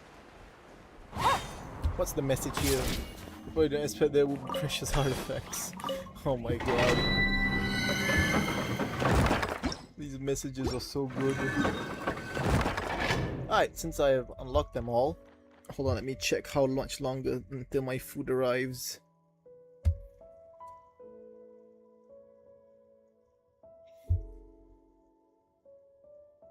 So it's preparing my order, huh? Okay then. Well, I guess it's time to go, yeah. Continue the story. Finally. I've been stalling long enough. By that I mean I've been leveling up Traveler. Oh crap, I have to level up Traveler's talents, or don't I? Yes! Yes! Yay! Oh my god, I'm gonna be so broke. I'm already broke. I was already broke by leveling up shit lolly. Bro. Had to level up Sandro like in a row, bro.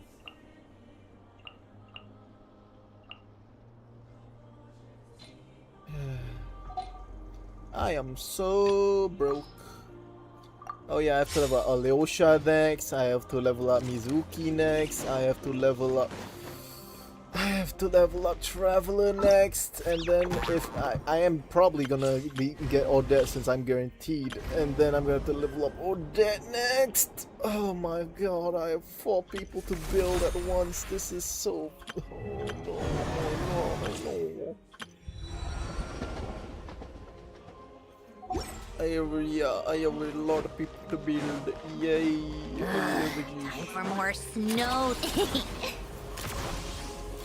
I mean, technically I can put off building Mizuki for now and also Traveler as well, since both of them are not. I guess I just focus on Alyosha and Odette's because for Sandro mainly.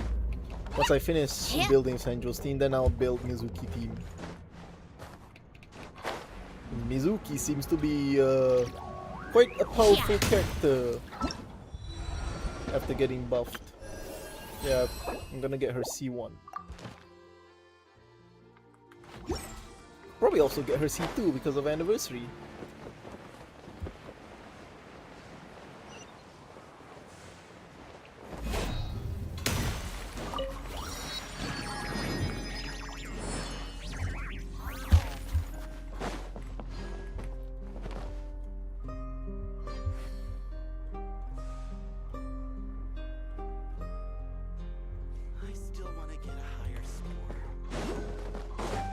Where am I supposed to go for you, Alyosha?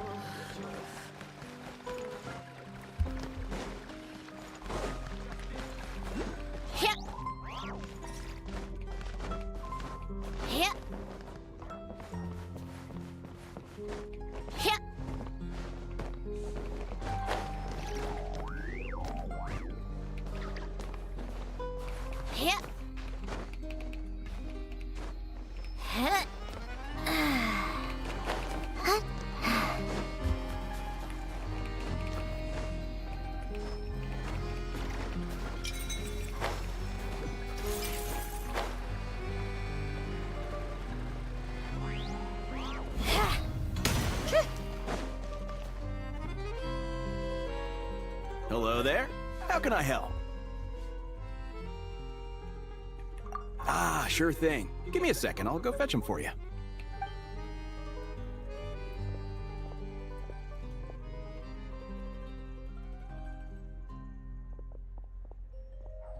Hello, Aisha. It's a familiar story. I've had similar experiences. Although SNEZNAGRAD doesn't deliberately delay or withhold relief, those first few days of waiting for help are always the hardest. It's a fundamental contradiction.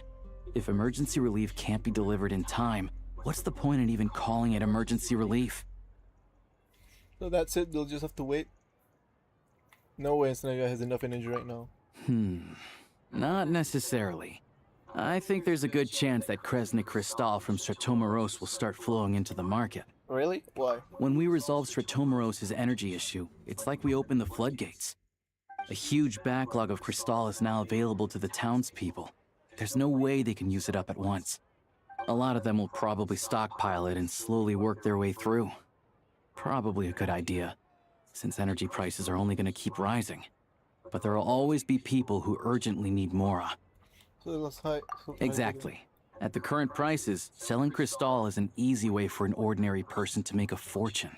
Hey boss, how much do I have left in my account? 1 second, let me check.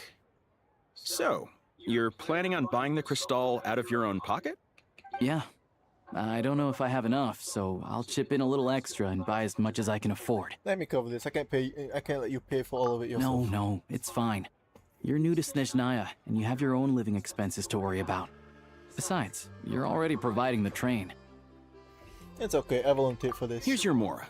See what you can find at the market.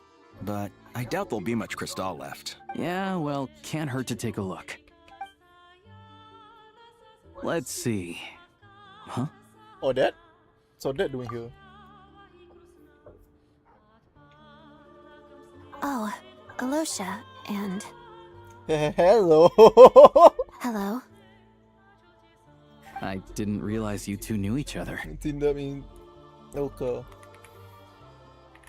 Yeah, I take on some odd jobs in the city to supplement my hunting income.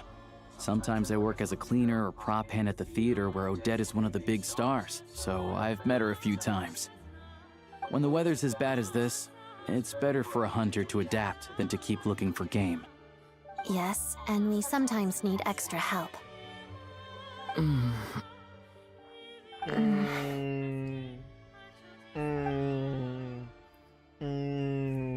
Wait, why is the atmosphere so awkward? I thought things went pretty smooth in Svietlolaidovka. So, what brings you here, Miss Odette?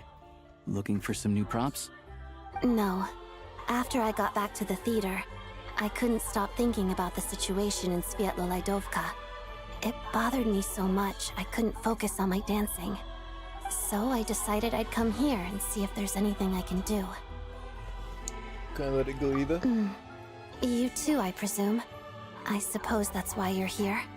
I didn't feel comfortable expressing my true opinions in front of the Harbingers. Not least because ordinary Fatui like me don't even know what Project Stuja is all about. Without knowing the full picture, I can't make sense of it.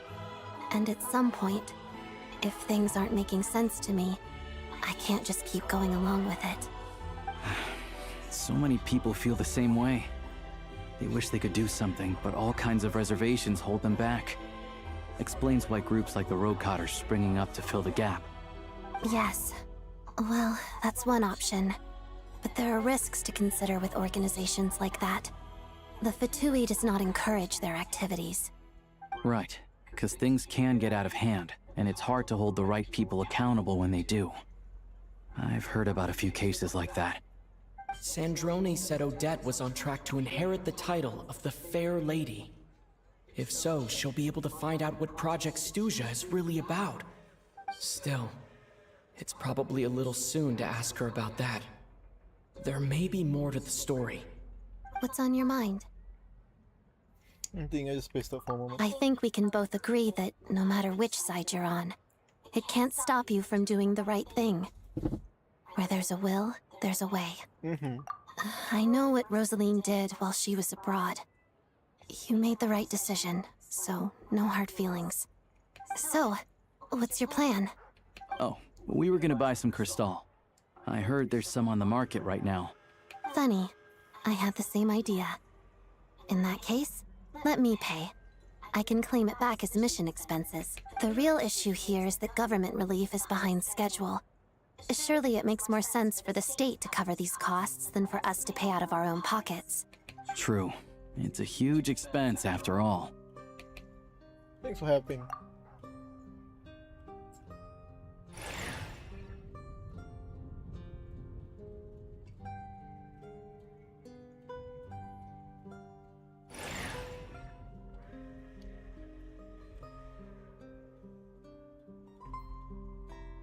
Let me see.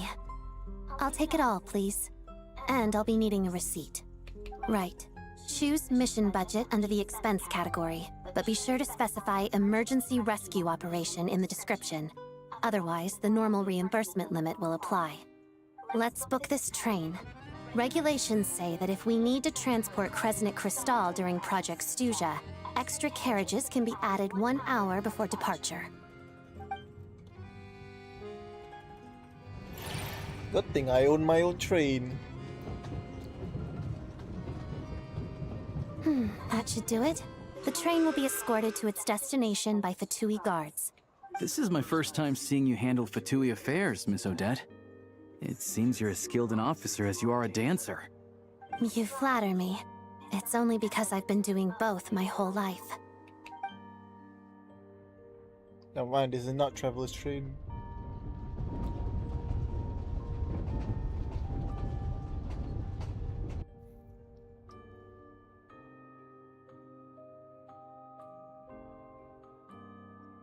Well, I'm glad we're in safe hands.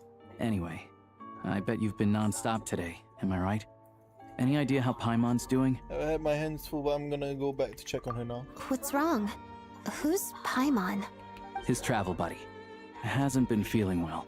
She caught a cold right after they got to SNEZNAYA. Sounds like she's important to you.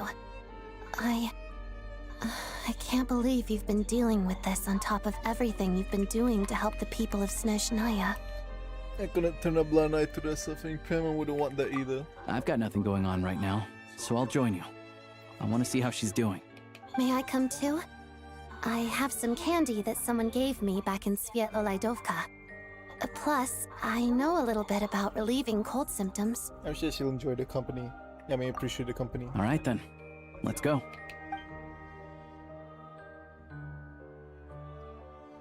I still don't know what the deal is between these two, but at least the tension seems to have vanished. A good sign, hopefully.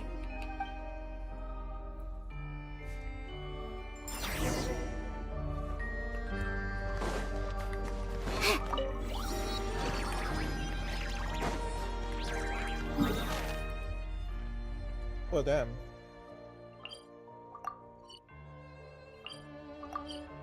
I'm gonna let it teleport away from me.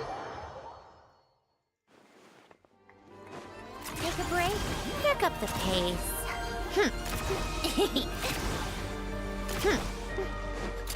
Pick up the pace. Pick up the pace. It is recommended to save energy. Come on, keep up. Pick up the pace.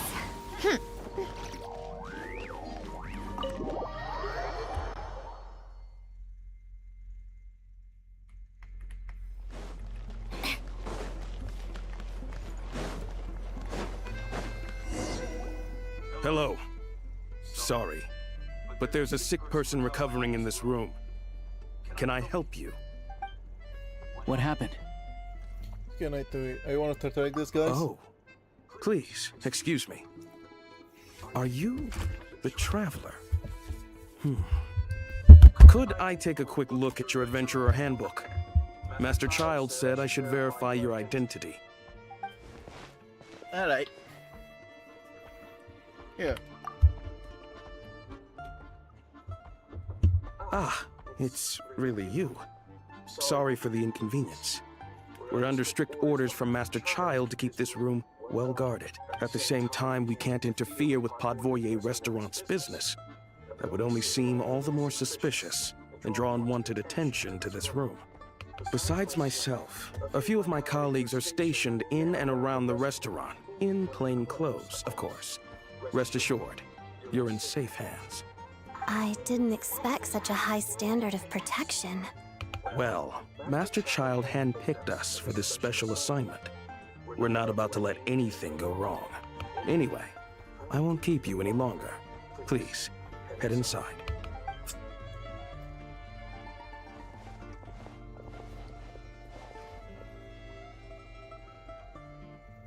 Paimon's okay. Traveler! Alicia, you're back!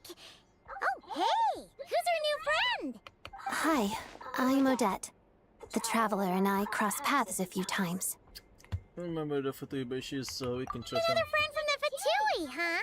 You're practically a member yourself by this point. Hey, how are you feeling? Paimon's definitely on the mend. We should be back to our usual travels in a few days' time. Seems like that doctor was right. It's just... Paimon's limbs are still feeling a little chilly. I have just the thing. Whoa! What's this? Is that a flame inside an ice cube? Wait, is this real ice? How's it not melting? And how does the fire keep on burning? All keen observations. You're right. This is called core ignis. Whenever I've caught a cold in the past, I found I recover much more quickly if I place this by my bed. You're welcome to borrow it. Awesome! Wow! It's so nice and warm! Damn. Oh, it's like magic. Your name was Odette, right? How did you two meet again? Looks like she's in pretty good spirits. That's a relief. Hold on, BRB, I think my food's here.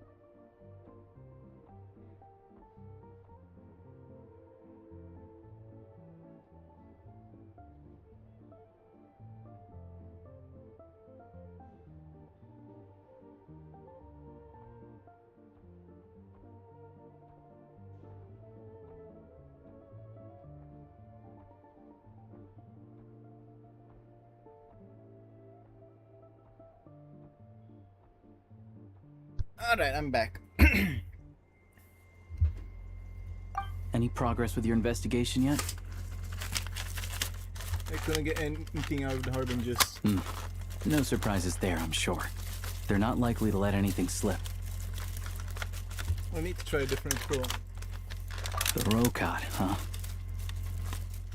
You might know what's really going on.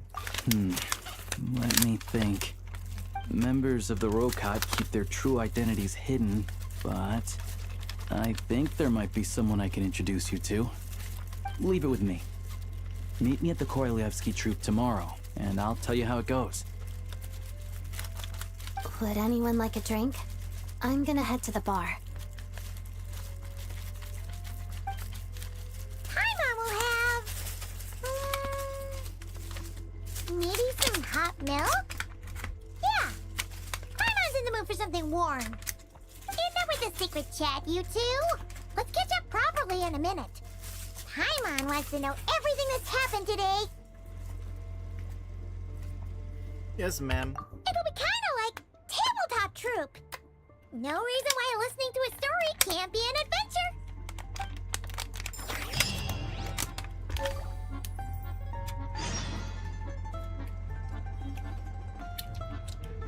Alright, I'll eat BRB.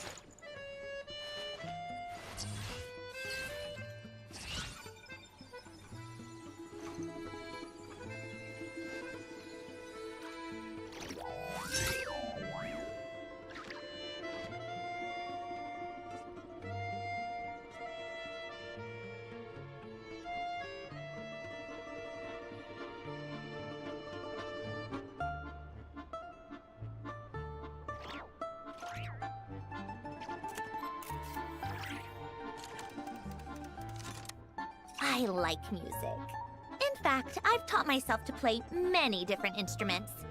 You don't believe me?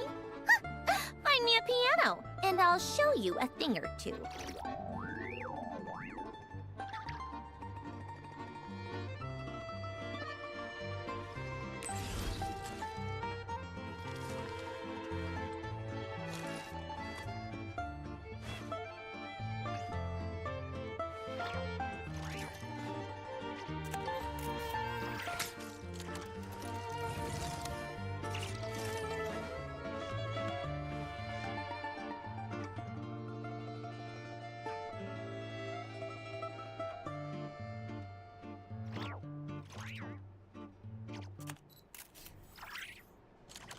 Called back to the Zeppeljärny Palace again?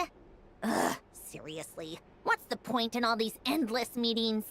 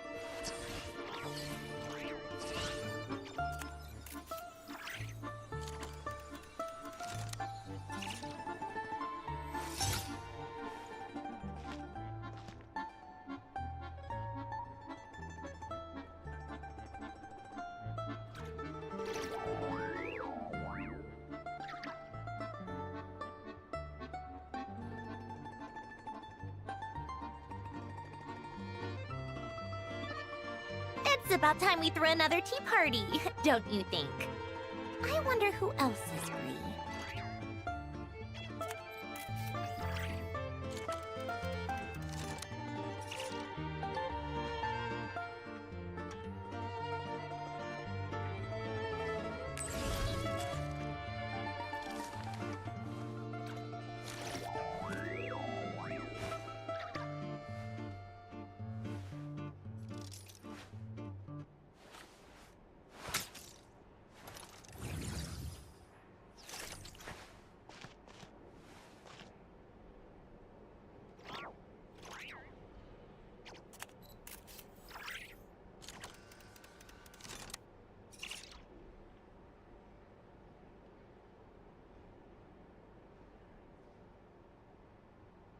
Called back to the Zeppeljärny Palace again?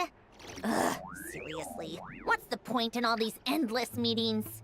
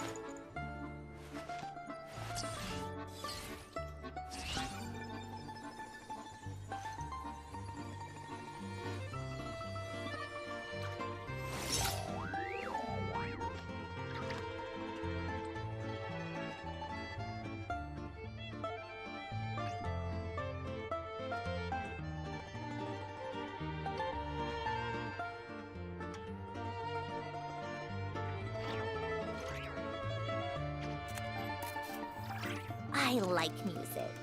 In fact, I've taught myself to play many different instruments. You don't believe me? Find me a piano, and I'll show you a thing or two.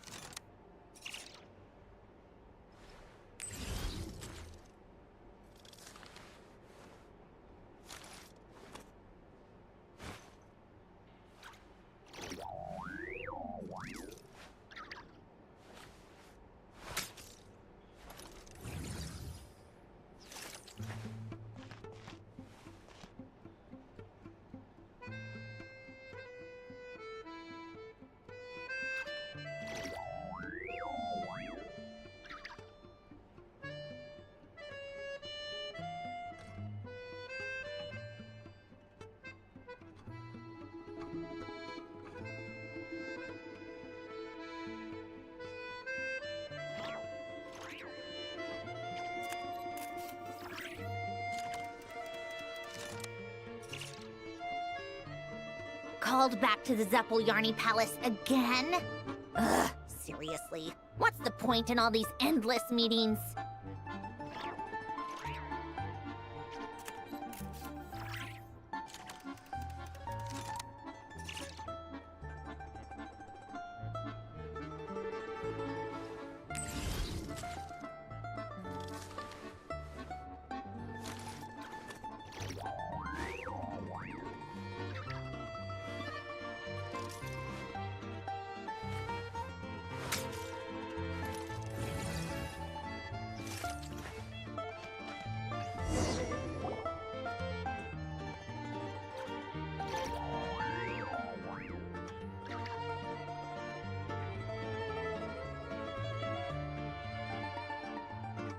I like music.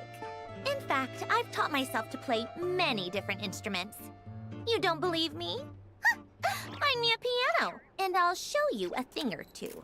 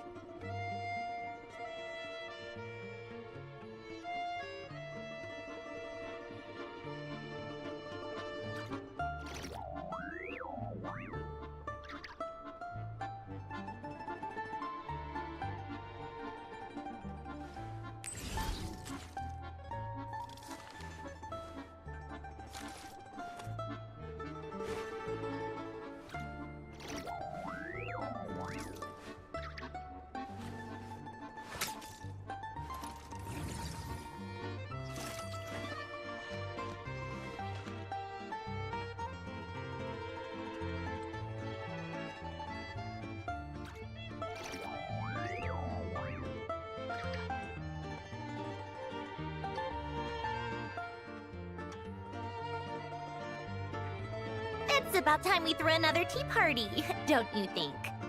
I wonder who else is free.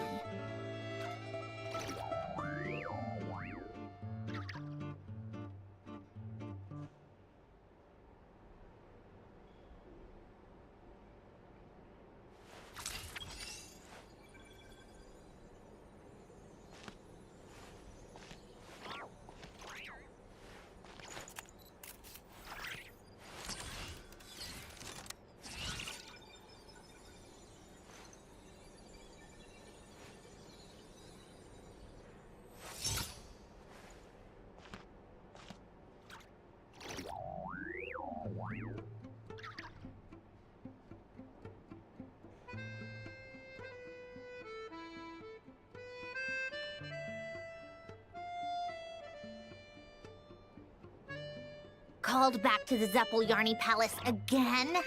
Ugh, seriously. What's the point in all these endless meetings?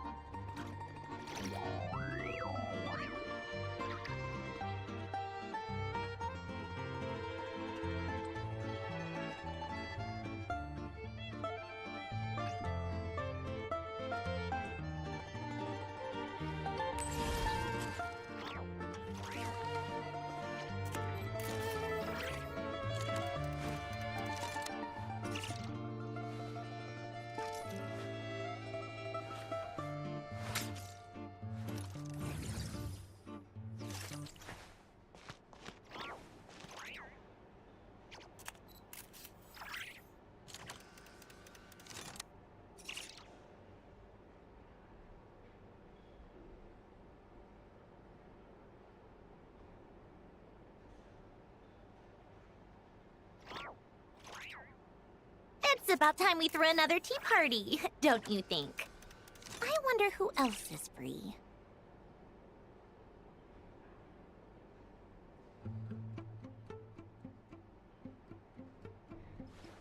Alright, I'm back. Wait, no, I'm not back yet. I need to go. Okay, I'll be.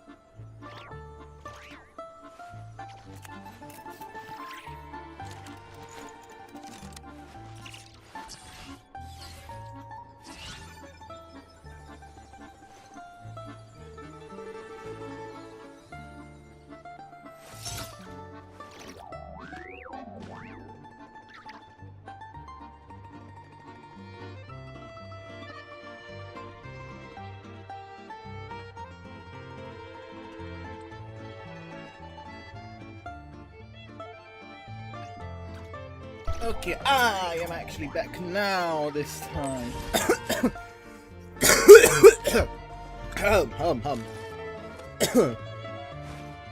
Okay, let's continue the story now. What did they want me to do?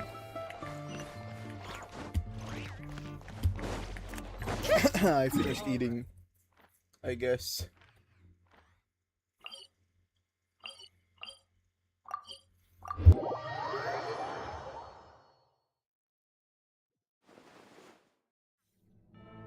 Ah, you made it. I've got some tickets, and I managed to set something up with the Rokot. It'll have to wait until after the show, though. Happy to stay and watch? I doubt you've seen the Korolyevsky troupe on stage before. Pleasure. Here, this is the way in.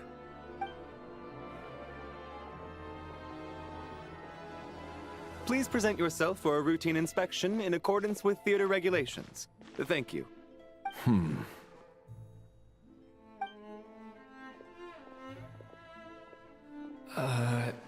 Is that guy with the Fatui? Looks like he's waiting for something. Okay, all done. Thank you for your cooperation. Please proceed through to the theater.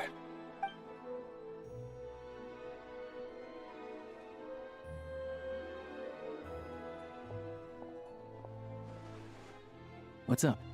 Everything okay? SNEZNAYA's business and political leaders are always passing through here, so it makes sense that security's tight. Still, it's a little unusual to see the Fatui's Armory Palace guard here. You saw him, right? The guy right at the back. Strong, silent type. His name's Valeri. He's part of the Special Assignments Battalion, but I only ever see him here for one thing. To look for a guy named Mitya.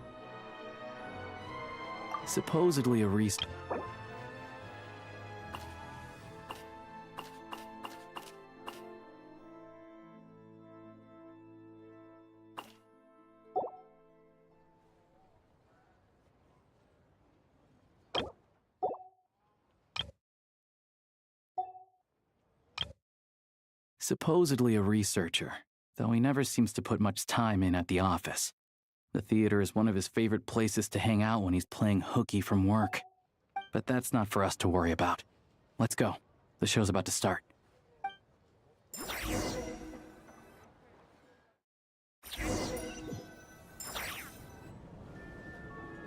What do you think? Pretty impressive, huh?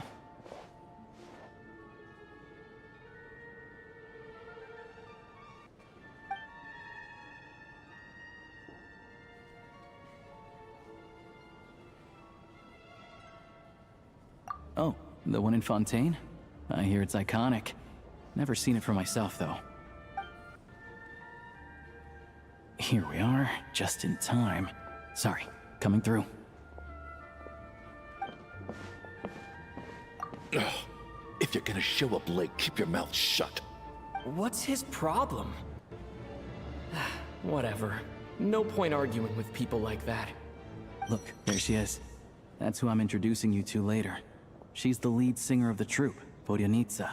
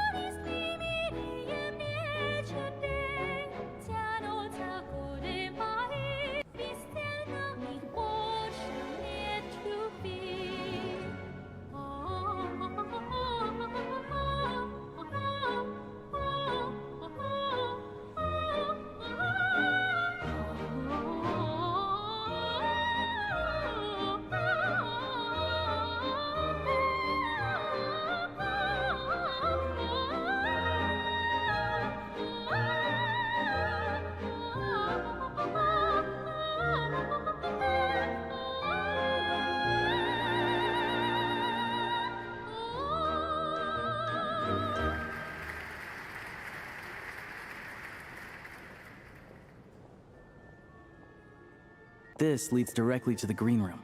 They're expecting us. Vodyanitsa will be waiting for us there.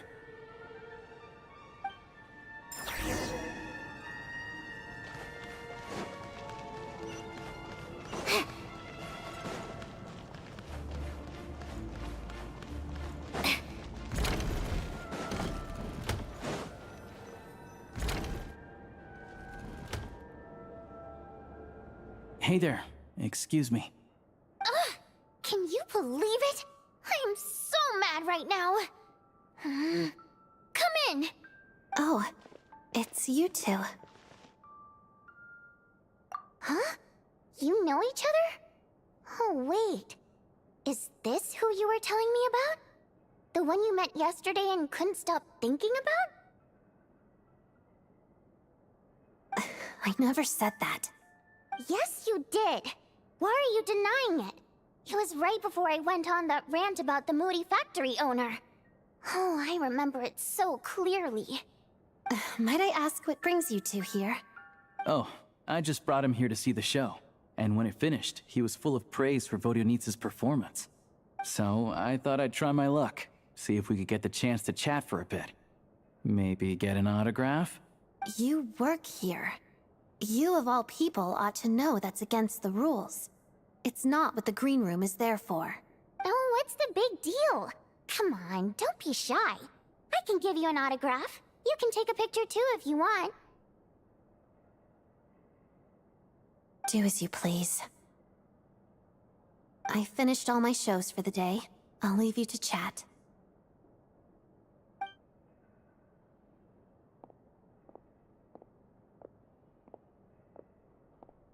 I wasn't making that stuff up, you know. Odette's just too proud to admit it.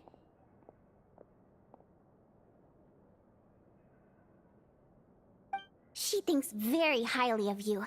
And so do I. You did the right thing in Svietloladovka. We're good. Odette's out of earshot. I'll lock the door. Confidentiality, of course. The Rokat is very strict on that. Whoa, Alosha! Not out loud!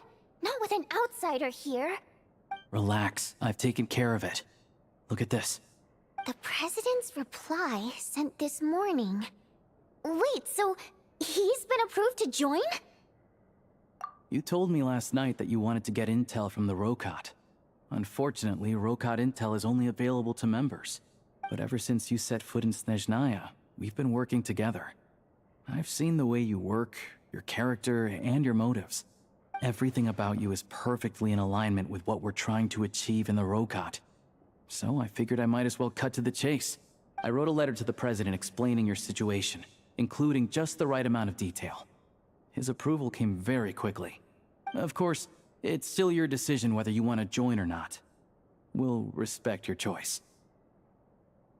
Well, assuming Odette was telling the truth and she didn't misjudge you, I guess we don't need to worry about you blowing our cover.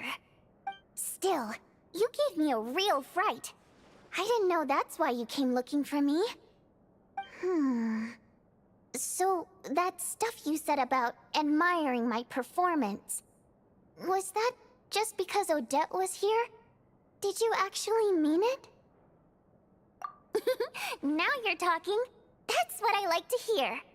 Anyway, let me give you a quick rundown of how things work. Like I said, the Rokat is a covert organization, and we hide our identities. Members typically don't meet in person or even know each other's identities. This helps us maintain a high level of independence and secrecy. Because of this, members are basically free to decide their methods without constraints, so long as the outcome of any activity doesn't violate the organization's principles. After all, we don't have any ostensible contact with each other. This way, if anything goes wrong, no one else will be implicated. Beyond the freedom to choose how you operate, it's also your choice whether to act at all. We have plenty of members who have yet to take any action. In short, joining the Rokat in and of itself won't place any restrictions on your activity in SNEZNAYA. There's a code of conduct you can read if it interests you. But basically, as long as you don't plan on using your anonymity to go around doing evil, you'll be fine. I tried reading it 5 or 6 times. Never made it all the way through. Even the most lackluster script makes for more interesting reading. Great. Then I'll go grab an official application form. Be right back.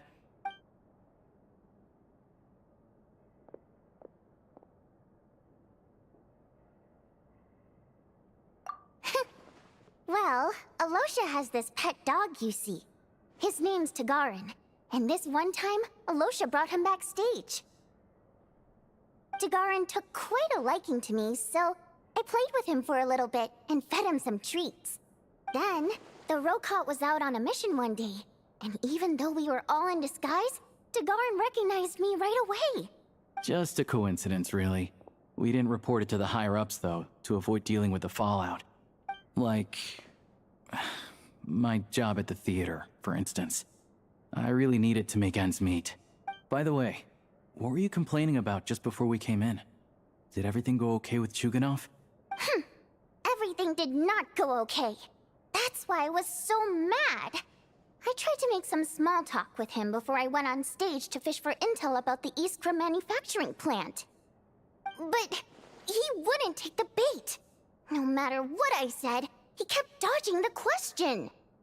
And then he started complaining.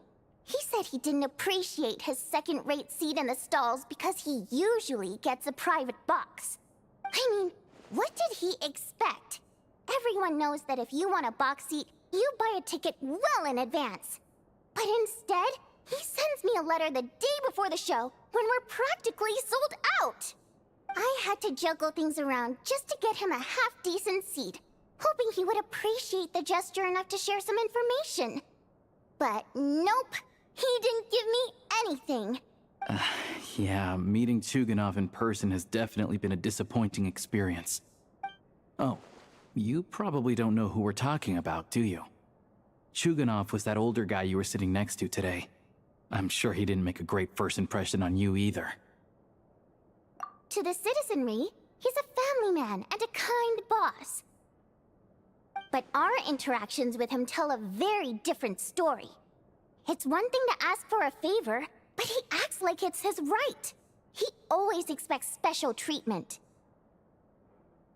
Take the ticket situation, for instance.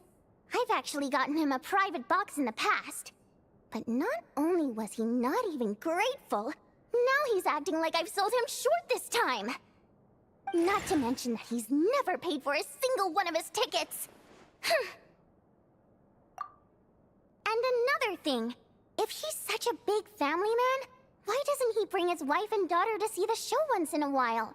I've never seen them here, not even once. Calm down, Vodyanitsa. If you won't do it the easy way, we'll have to try the hard way. But first things first. Here's your application form. Go ahead and fill it out. Whoops.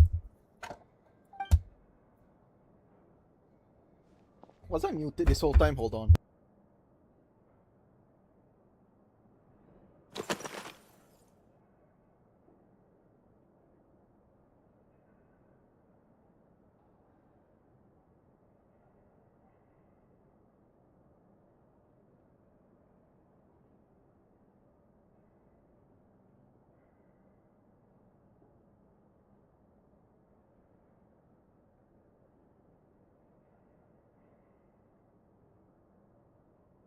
Well, I was muted this entire time. Rip. Ooh, my name?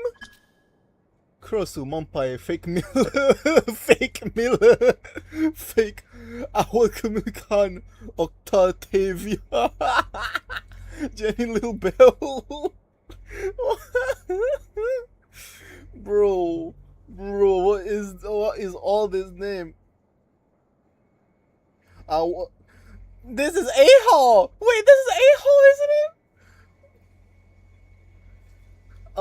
Kumul Khan. Octavia is Octavia. Jenny Little Bell, I don't know about that, but this fake Miller is definitely the not cry Reed Miller thing. Monpai. Oh yeah, Paimon. Monpai. Paimon. Alright. Kinda wanna just put this as a name. Race human fate dodo copy pillar python janitor primo. Yes, I am a primo gem. I have my code name within the chest mimic, Lord of the Seven Calamities, the 12th. Alright.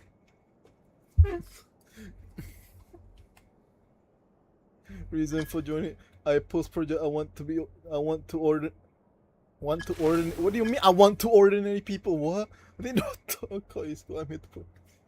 I need to put that. Mom told me to give it a try.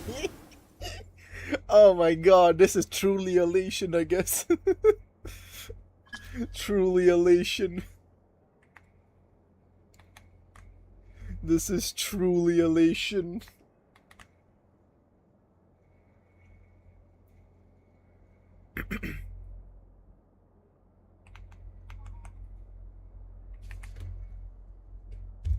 Lol.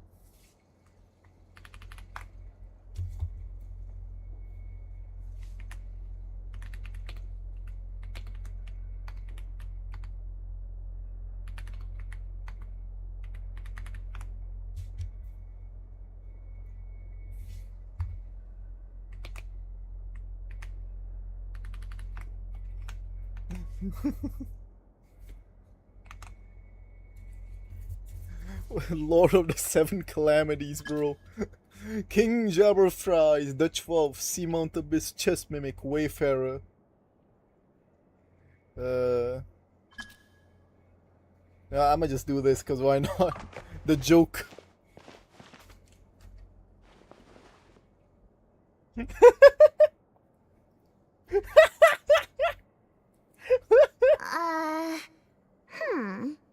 Looks like I'll need to make a few little tweaks here and there.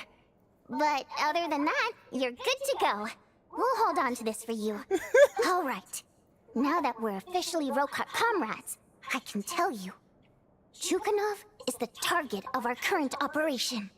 Recently, we've done some recon work at the Iskra manufacturing plant, which pretty much confirmed that their energy consumption is way beyond the legal limit. All we need now is some direct evidence to present to the Vetcha, so we can demand that they shut the plant down. That way, the Kresny Crystal can be allocated to where it's needed most. I was hoping he might let slip during one of our chats, but he's too tight-lipped. We'll have to find another way. I'm meeting another regular theater goer tonight, Mitya. Ah, should have mentioned that name earlier. But Valeria's here too, and he's probably looking for Mitya, so he may end up being a no-show. Don't you worry. He must know how to dodge Valeri, or he wouldn't be showing up on time for every performance. Mitya is a renowned energy expert. Although we can't get any direct evidence of the excessive energy consumption at the plant, we can accidentally let the information slip to him. The authorities should take someone like him seriously. So if he starts raising questions about energy use at the Iskra manufacturing plant, there will be a proper investigation. Also, we're not allowed on site, but he has clearance. So all we need is his cooperation. Since he's an ex-energist, does that mean he might know the inside solar project too? Yeah, so that's the other thing we're trying to figure out. Though I think we're far less likely to make any progress on that front. Still, I hear that Mitya is a bit of a chatterbox. So, who knows? Maybe if we catch him in the right mood, he'll let something slip. What do you think? Sound like something worth your time? Definitely, I'll join you. Okay, in that case, you guys find a seat somewhere nearby. Pretend you're a couple of buddies there to eat, and keep your ears peeled for useful information.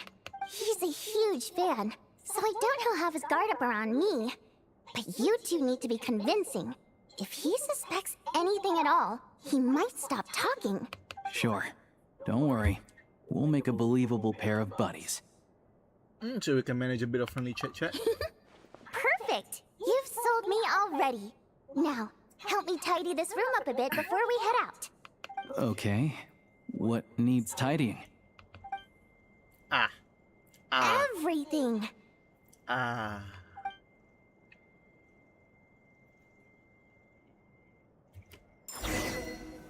Well, okay then.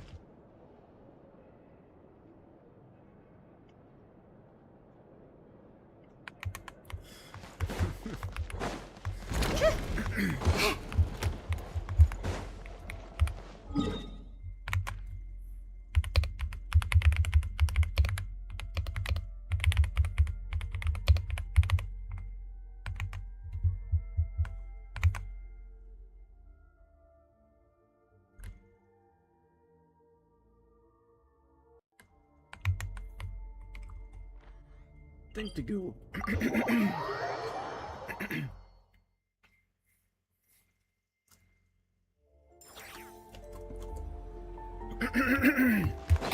How tiresome. Okay. Pick up the pace. Okay.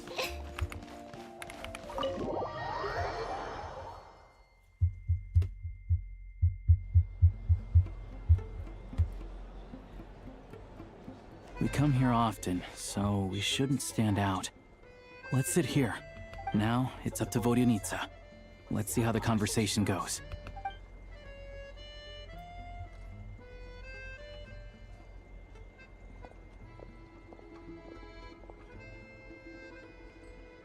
Mr. Mitya! Over here! Over here! Oh, sorry. I got a little held up on my way here. Oh, damn. Now we have even less time than we planned. Go ahead and order some snacks and drinks. Whatever you like. Let me see. According to my schedule, we still have 25 minutes left. You're really pressed for time today, huh? I was imagining this would be a leisurely chat.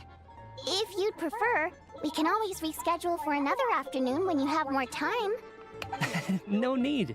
Getting to meet the lead singer is a very precious opportunity for me. I'm not about to pass it up. I've already had to decline your invitation several times because our schedules rarely align. If I don't grab this chance while it's here, who knows when the next one will come around?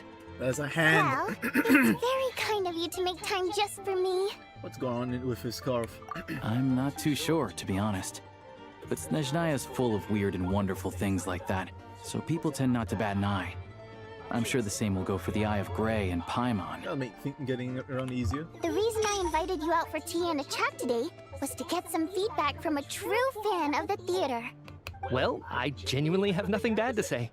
No matter how many times I hear you sing, it never gets old. It always seems fresh and new somehow. Maybe it's because the more times I listen, the more details I notice. Or maybe you simply improve with every performance, delivering it better each time. Thank you! I'm delighted to hear that! Could you give me any specific examples? Oh, yeah. The piece you sang today, for example. Beneath the Frozen River? What? Hey, what's with you? I'm just praising a good performance. I always used to find that such a bleak and lonely song. But the more you listen, the more you realize that it's not as cold and nihilistic as it appears.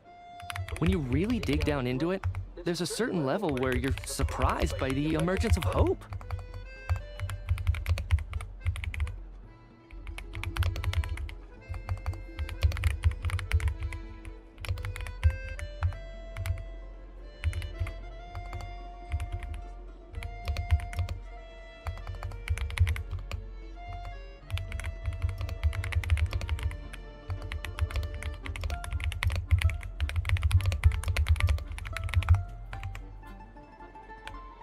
Wow, I'm impressed. I didn't expect you to pick up on that.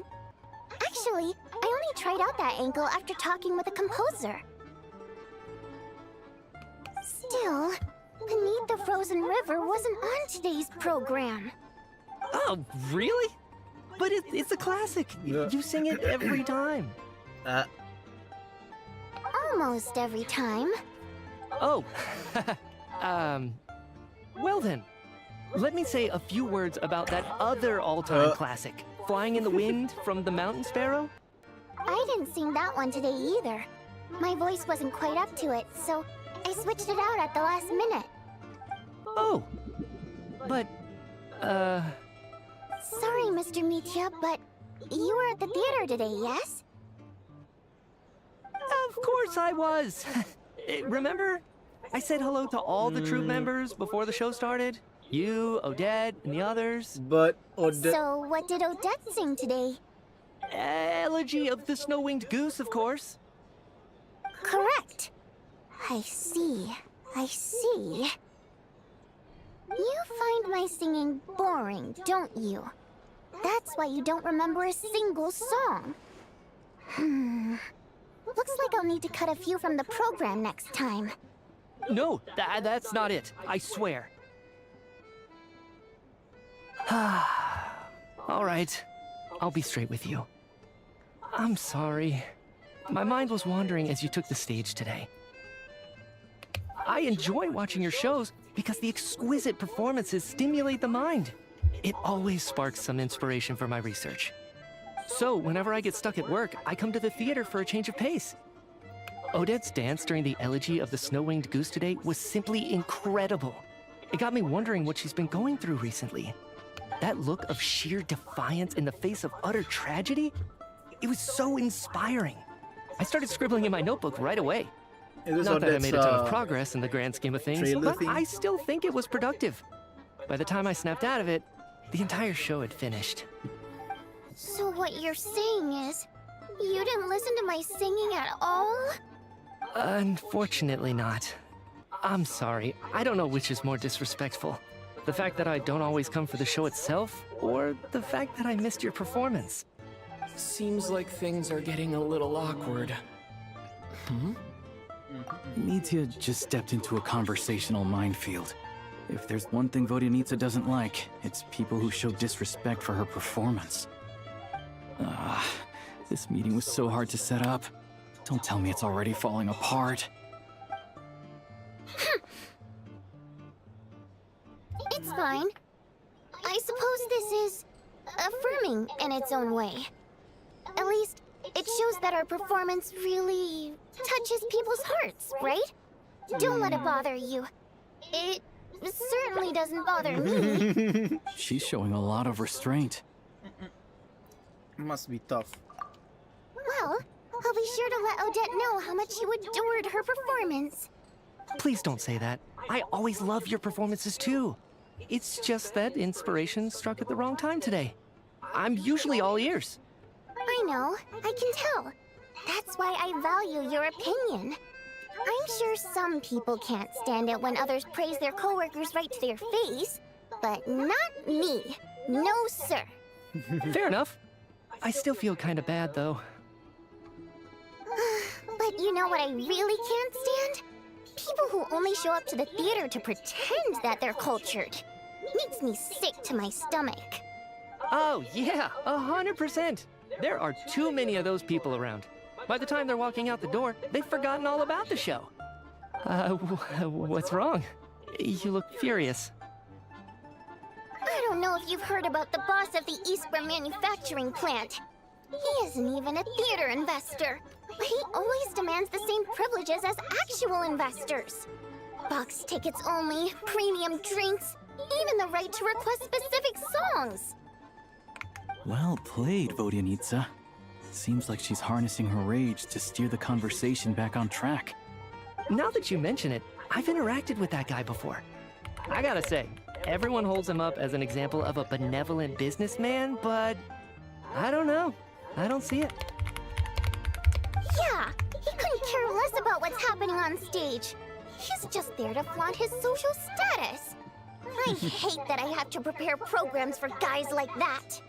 What's the big deal with that factory he runs anyway? I asked around a bit and heard some pretty shocking stories. Sounds like he's just another greedy capitalist. Oh, really? Yep, the things people are saying are pretty damning.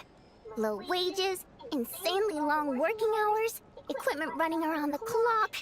And as if that's not bad enough, he also strictly forbids his employees from giving any kind of interview. Project Stuja has now been extended so many times, we're at the point where crystal rations for the common folk are barely enough to survive on.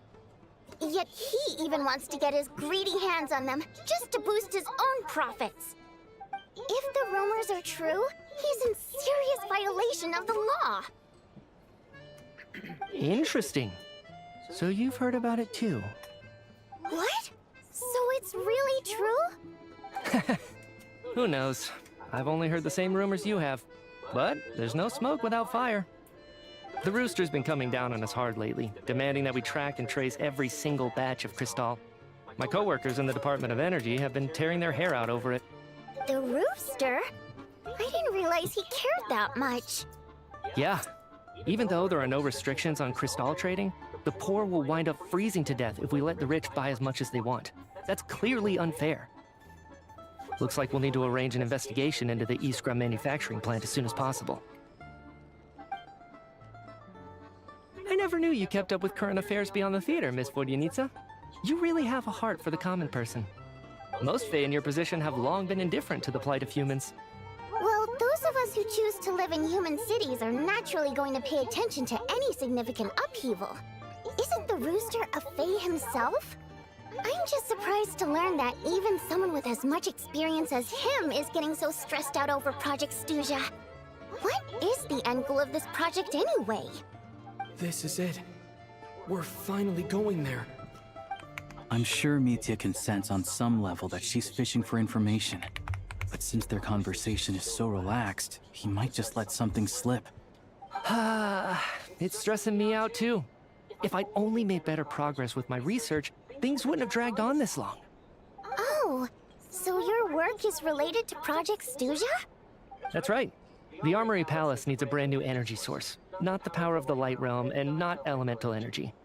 Right now, the only thing that meets the requirements is the power contained within stellar linchpins. But harnessing that power is costly. Each step of the process requires enormous amounts of Kresnik crystal, from extraction to quantification to attempts at conversion. Progress has been painfully...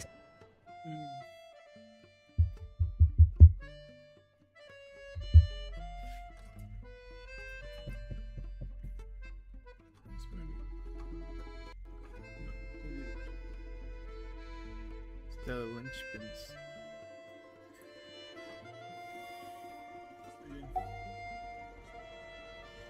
Please, so when this team is getting burned out, it's time to play some pessimists. Could it be that this new energy source has side effects? No, it doesn't affect us, because the energy is used for... Okay, I got it. Stop choking me. Sorry, I can't talk about that. I think we're all just exhausted. We've been working ourselves to the bone for so long with so little progress to show for it. It's no wonder people are struggling to stay motivated. Seems like I owe you an apology. I shouldn't have gotten so mad at you for not paying attention during the show. Don't worry about it. I count myself lucky, to be honest. I don't envy the people who work closely with the Tsaritsa herself. I'd much rather be in my current position. At least I don't have to shoulder any major responsibilities. So they're trying to develop a completely new kind of energy. It's a shame we didn't get to hear more. Yeah, censored by a scarf. Who would have thought? Oh, dear. It looks like my time is up. I'm afraid I have to leave. I'm so sorry. We ended up barely talking about the theater. That's okay. It was a pleasure chatting with you, really. Let's make up for it next time. Yeah, hopefully once the work pressure eases up a little, I'll be able to focus more on the performance, and then we'll have more to discuss. We touched on some confidential issues today. I'd be grateful if you could keep it between us.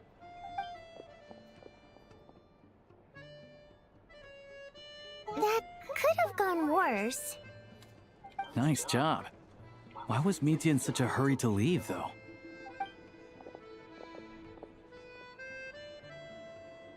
Sorry, routine inspection.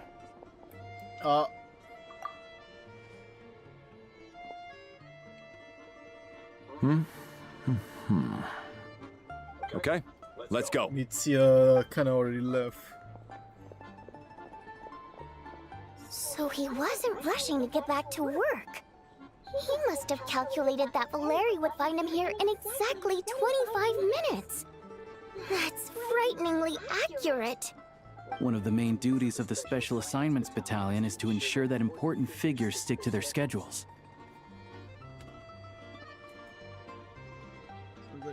Alright, right. Time for us to get going too. Excuse me. Check, please. We'll settle our check too, then. Oh, hello there. Mr. Mitya paid the check before leaving.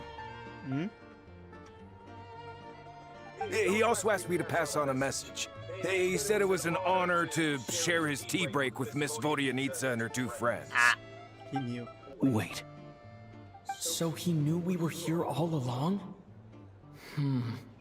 This raises a lot of questions. Did he deliberately mention the new energy source so that we'd overhear it? Maybe his work isn't confidential after all. Maybe the key here is the purpose of this new energy. I guess that's the next thing to look into.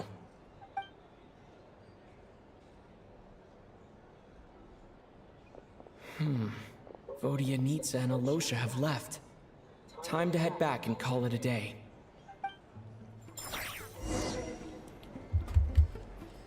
Yeah! Paimon! You're back! You're pretty early today. How are you feeling? Paimon was just gonna mention that. After she woke up today, Paimon felt like her temperature was completely back to normal. But her strength still hasn't returned. Still, there's some good news. Paimon thinks she might have figured out the source of the problem. Oh? It's like there's some kind of mysterious power affecting Paimon. Paimon's never felt this way before during any of her travels. She only started feeling this way since we arrived in SNEZNAYA. Just gobble, you say? That's right. The Armory Palace needs a brand new energy source. Could that have something to do with this? What is it? You're making that face again. You know, the one you get whenever you have a light bulb moment?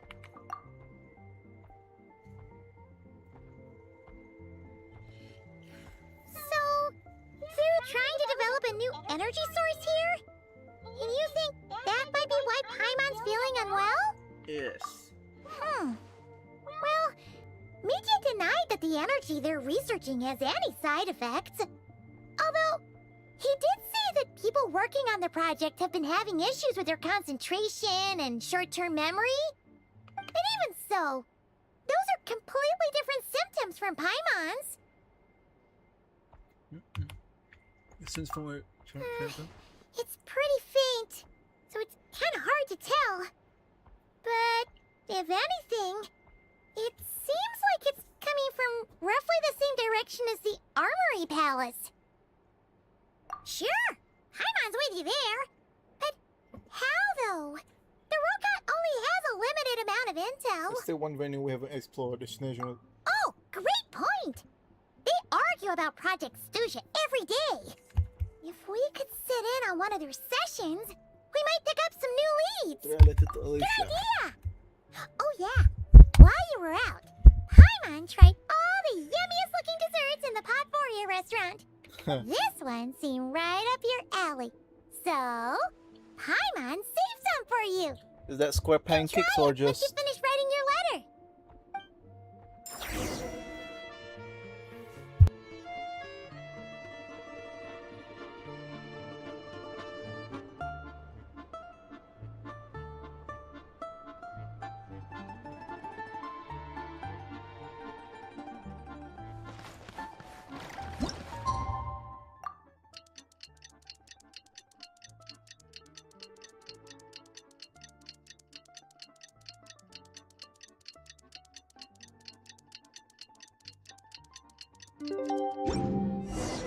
Alosha replied.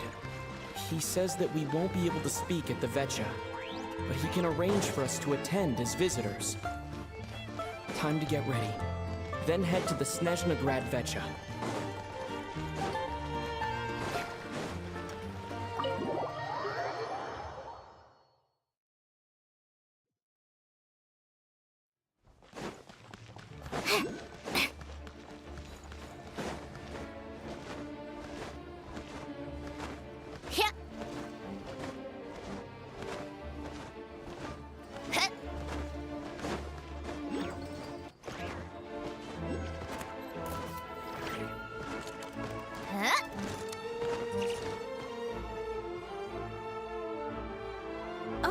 Miss Vodyanitsa, prima donna of the Korolievsky troupe. What a surprise meeting you here. Will you be sitting in on a session of the Vetcha? Sorry, I'm not taking interviews today. Oh good, you're here. The session's about to begin. Let's get inside. Please wait, Miss Vodyanitsa. Could you introduce me to your new friend?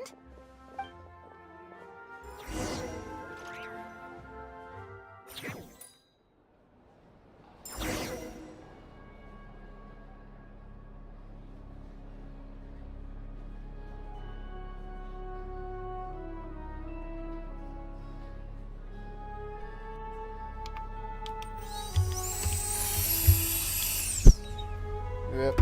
Yeah. You see the meeting of the begin discussion with it. As the rules shares.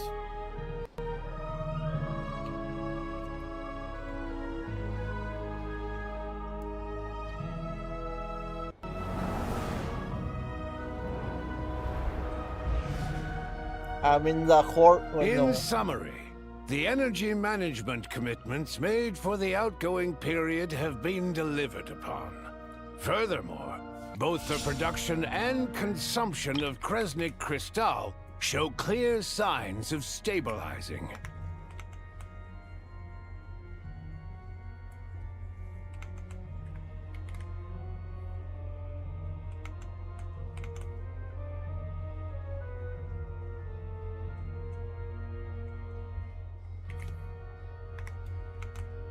The 5th of the 11 for 2 harbingers.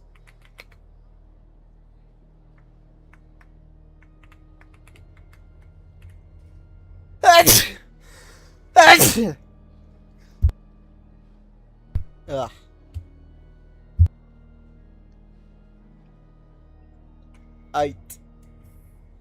The relevant agencies have assessed the present circumstances and determined that the status quo can be sustained until the next period. For detailed statistics, I would refer you to the industry reports that have been distributed to all persons present. It should also be noted that while the recent blizzards have led to a significant increase in people's energy expenses, this is strictly a short-term phenomenon associated with a remotely located monster. Her Majesty the Tsaritsa is giving her full attention to this matter. We should have every confidence that it will be dealt with swiftly and conclusively. Alright. A financial report on disaster relief is also present in this report, courtesy of Pantalone. Of course, bros here. Why does it keep getting noisier in here? They cover the same old ground every single time. The rooster never seems to mind, but everyone else is getting tired of it. There's a general lack of trust. People aren't seeing any tangible benefits that affect them directly. Of course, none of that will be reflected in any of the reports on the table. Yeah, if it weren't for these hard copy documents, I could have at least made something up. I've been meaning to ask, why are you still here? Oh, don't mind me. I'm just out here trying to hit my interview quotas. Bring out the kvass. Ever read it? Best-selling newspaper in town. If I remember correctly, you guys don't even have a sales permit. You have to sell from stalls on the street. Okay then, best-selling street stall newspaper in town. Still counts. Order! We will now open the floor to the representatives. If there are no further substantive issues to discuss, we will then proceed to a vote on this motion. SNEZNAYA has a long tradition of treating members of the Fatui armed forces and their dependents favorably. But recent surveys shows that Fatui families in remote areas have access to 15% less crystal than the average civilian family in Snezhnograd. It's been said many times before, but it bears repeating now. There needs to be a clear and consistent rationale behind how crystal is allocated, or we will soon face immense public backlash. Perhaps you wouldn't need to keep repeating yourself if you would hear me out for once. I say again, true consistency exists only in principle. In the real world, fairness is relative. You appear to treat resource allocation as a simple function of production and population. So what about when the equipment used in production breaks down? Have you factored that into your equation? And do you even know how long it's been since SNEZNAYA last conducted a census? If I knew the answers to questions like that, I'm sure I'd be a very wealthy man. And I doubt I'd be going by child. I'd like to bring the focus back to the specific issue I raised. Or do you wish to deny that favorable treatment for Fatui dependents is our long-standing policy? It's easy to be a critic when there's no accountability. That seems to be a running theme in the anti-Project Stuja cohort. Defeat the ringleader and all other problems will magically resolve themselves. That's what they seem to think. But in case you aren't aware, not one jot in my report would change whether Project Stuja continues or not. So you have no intention whatsoever of finding a solution to this problem? On the contrary, I'm the only one here who ever brings solutions. Child opened by speaking up for the armed forces. Regraders struck back with style and a war of words ensued. Our reporter was live on the scene to get the audience's reaction as it all unfolded. Who do you support? I think chat raised some issues that need addressing. The people have spoken! Child received raucous applause from the crowd as he pushed Regrader onto his back foot with a relentless barrage of questions. It had to be seen to be believed. Now you see why they don't have a sales permit. However this reporter wants to spin things, I haven't forgotten that Tartaglia was representing the Northland Bank when we first met in Liyue. So surely, their relationship can't always have been this strained. You two are getting off topic. Let's focus on what the data is saying. Mr. Pantalone, may I speak on your behalf? Oh, please do. I'm more than happy to save my breath. Crystal distribution policy undergoes modifications with each new period. The ultimate goal being to find the most reasonable method of allocation, which I believe is what Mr. Tartaglia also seeks. But I fear many may have been misled on this topic by extremist activists. To clarify, Project Stuja is not the root cause of the problem. It is merely a framework for resource distribution. The most recent reports all point to SNEZNAYA's resilience and adaptability during this period of fine-tuning, and give clear indications that a distribution framework is improving with each iteration. To make drastic adjustments without first considering the risks would likely do more harm than good. It would be a waste of the hard-won experience we've gained to date. Renowned scholar of finance, Arapov spoke up to clarify the fiscal logic, clearly alluding to social organizations like the Rokot in his words. With the notorious Lelex still active to this day, should the Rokot be held responsible? No, there is someone else to blame. Where did you get Rokot from? She's just rephrasing what Mr. Pantalone said. The Rokot are the critics he accuses of taking no responsibility for their actions. As for Lilac, you won't have heard of him yet. He's currently the most famous member of the Rokot. Well, more like infamous.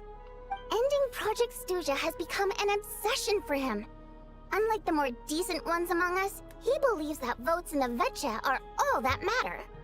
So whether it's threats, coercion, or bribery, he'll use whatever means necessary to get people to change their vote. Oh, there's more to the Rokot than I thought. And since we're already on the subject, what do you think of Lilec's methods? Are you for or against? I'd say there's more to his story. Well, whatever the story is, his actions benefit us all. We stand with Lelek. At least someone here wants to take this discussion seriously. I've been considering that issue myself. What you really need is more precise regional data, right? I'm guessing Lele is child. I think it would be easiest to let the Fatui handle it, since they're already in charge of Crystal shipments anyway. We may as well get them to collect some data while they're at it. Whatever you need, you can ask the Fatui to look into it for you. In terms of supervision, I think the Druzhna would be a good fit. I had hoped to discuss this with Miss Vesna, but sadly, she's not present. I will be happy to take a note of your suggestions and present them to Commander Vesna for a decision upon her return. The Commander has always taken a keen interest in Project Stuja. However, given the Druzhna's demanding workload, I'm afraid it may prove difficult for them to provide any practical support. Let us refrain from jumping to conclusions until a concrete and actionable plan is in place. My apologies, Lord Rooster. There are numerous issues to address here, including manpower, time sensitivity, and reporting lines. Nevertheless, I support drafting a proposal. Follow the usual procedure, and it can be raised as a new motion for all parties to evaluate at the appropriate time. In that case, I'd like to share one thought before the proposal is drafted. The issue of time sensitivity was raised just now, which I presume relates to the official reports. In fact, the Energy Commission already collects regular statistics on each urban center and its surrounding area. Would these be of any use? That's a good idea. I read every issue of Svietloslaidovka's report, and although my focus is mostly on the section about equipment operation, the energy consumption statistics also yield a lot of insights. Be that as it may, does no one see an issue with using local data to determine crystal quotas? In the long term, it seems like a very risky solution. Not if they are used purely for reference. So long as we have the report from the Northland Bank's headquarters to corroborate it, no one will be able to fool me. Very well then. It appears that this arrangement is acceptable to all parties. Yeah, sounds good to me. The members reached a provisional consensus on the issue of improving treatment for Fatui soldiers.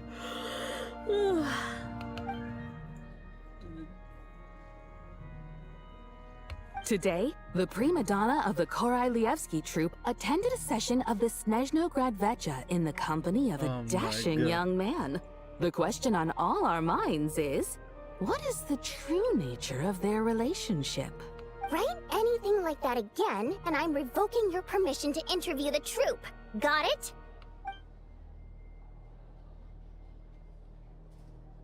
Industry, all parties take the opportunity to press their stance on Project Stuja.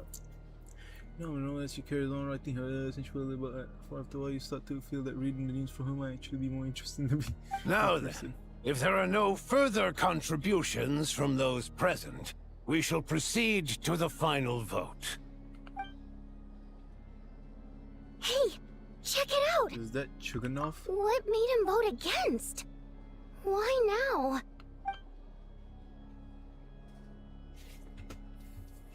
Probably because he's about to be investigated. The votes have been tallied. Those in favor of continuing Project Stuja total 61%, securing a clear majority. That was too close. The margin has shrunk yet again. Chuganov was a huge loss. I'll bet Lelek is behind this. I wonder how Pulcinella will respond this time. Chuganov. I see. Lelek strikes again. Yes. Go, Lelek. Once Project Stuja is defeated, our unwavering support at Bring Out the Kvass will finally pay off when we make our comeback. I can taste our victory already! In accordance with the result of this vote, Project Stuja will remain in effect until the next Vecha period. Finally, may I remind us all, we debate only for the greater glory and solidarity of our nation. May the aurora shine ever on, and the tundra always stand firm. The session is concluded.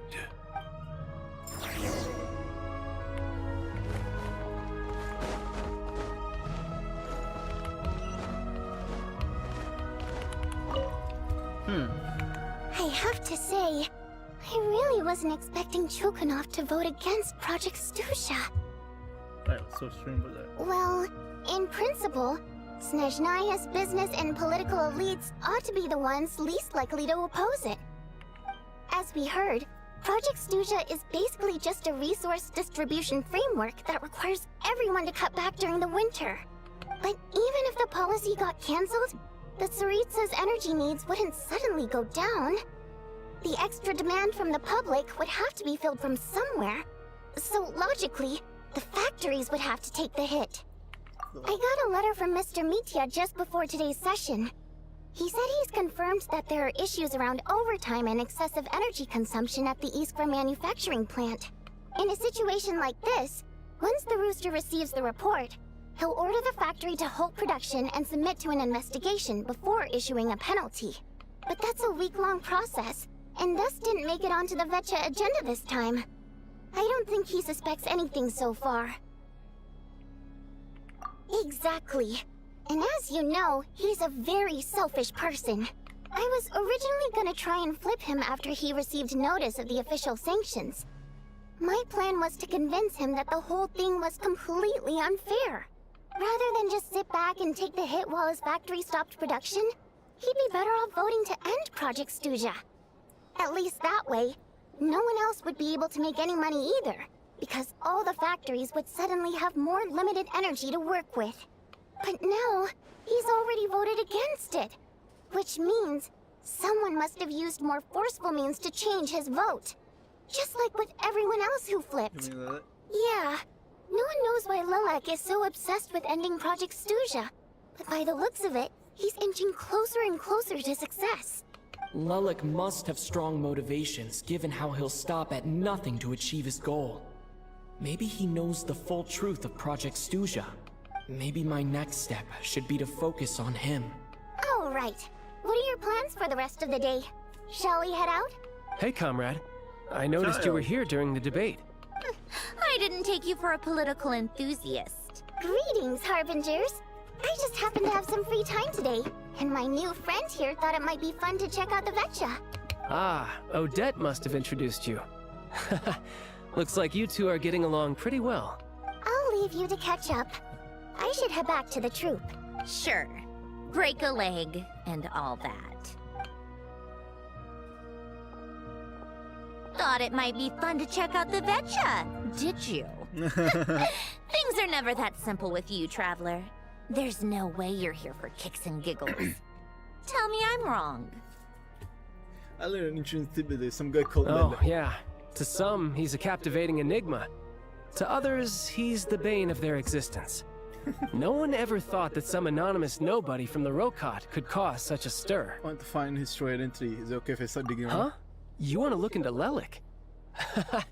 Then I'm sure his days of anonymity are numbered. What do you think, Sandrone? Fine by me, I guess. If the Traveler actually manages to expose Lilac, it'll be doing Pulcinella a favor.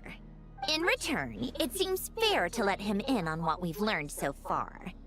My thoughts exactly. Sharing is caring, after all. Head back to Glupov and grab the files on Lilac. It's easier to just pull the records than go through the rigmarole of getting the Traveler a visitor's permit. As you command, child, sir. In that case, since we're going to be waiting anyway, I'll have someone brew a pot of black tea. Tea time, huh? I see. One common thread among the many incidents Lilac has been involved in is that the victims are all too scared to share any real information about him. Clearly, he must have threatened them in some way. His modus operandi is to silently infiltrate the scene and leave a threatening letter behind. But neither the letters nor the crime scenes ever yield any clues to his identity. So all these files have to offer are short statements by the people affected. They don't give us a lot to go on. If nothing else, it shows we're dealing with a trained professional who's versed in counter-surveillance. Yes, and to that point, he often strikes in highly secure locations. The victims are high-ranking and influential people who take their personal security very seriously. Somehow, Lilac slips right into their rooms without making a sound. There's never any eyewitnesses, nor the slightest trace of a break-in. If he can get in and out undetected, it means he can strike without warning. But that makes absolutely no sense. If she But the just thought is wanted enough to to, she scare would these just people appear sleepless. in person.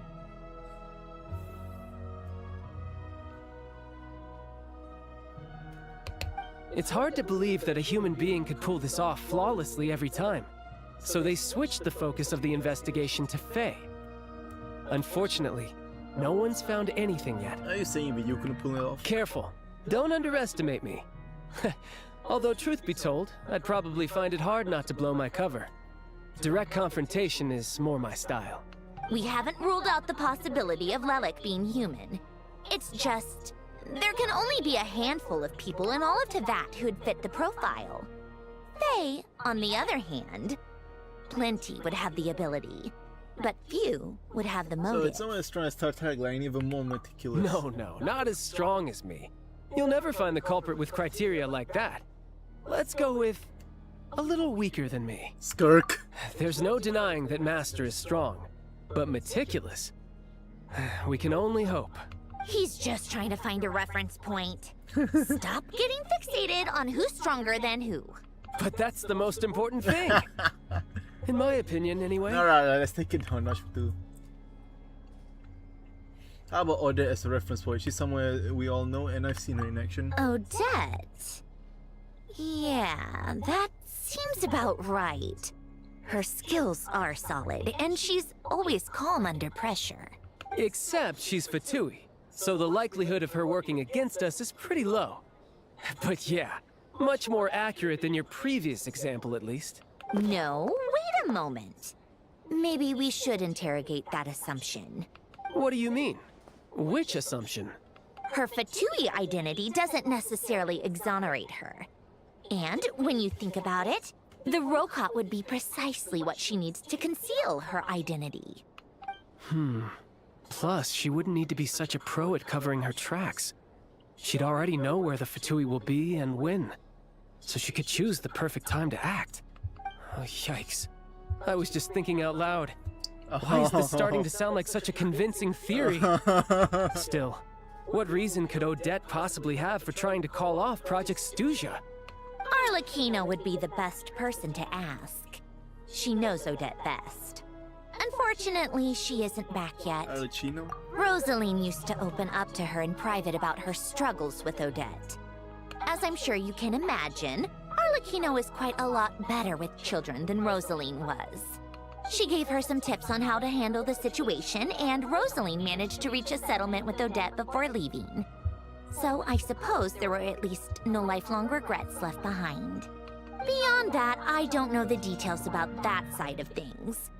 But I do know that Odette definitely has a motive to hold a grudge against Project Stuzia.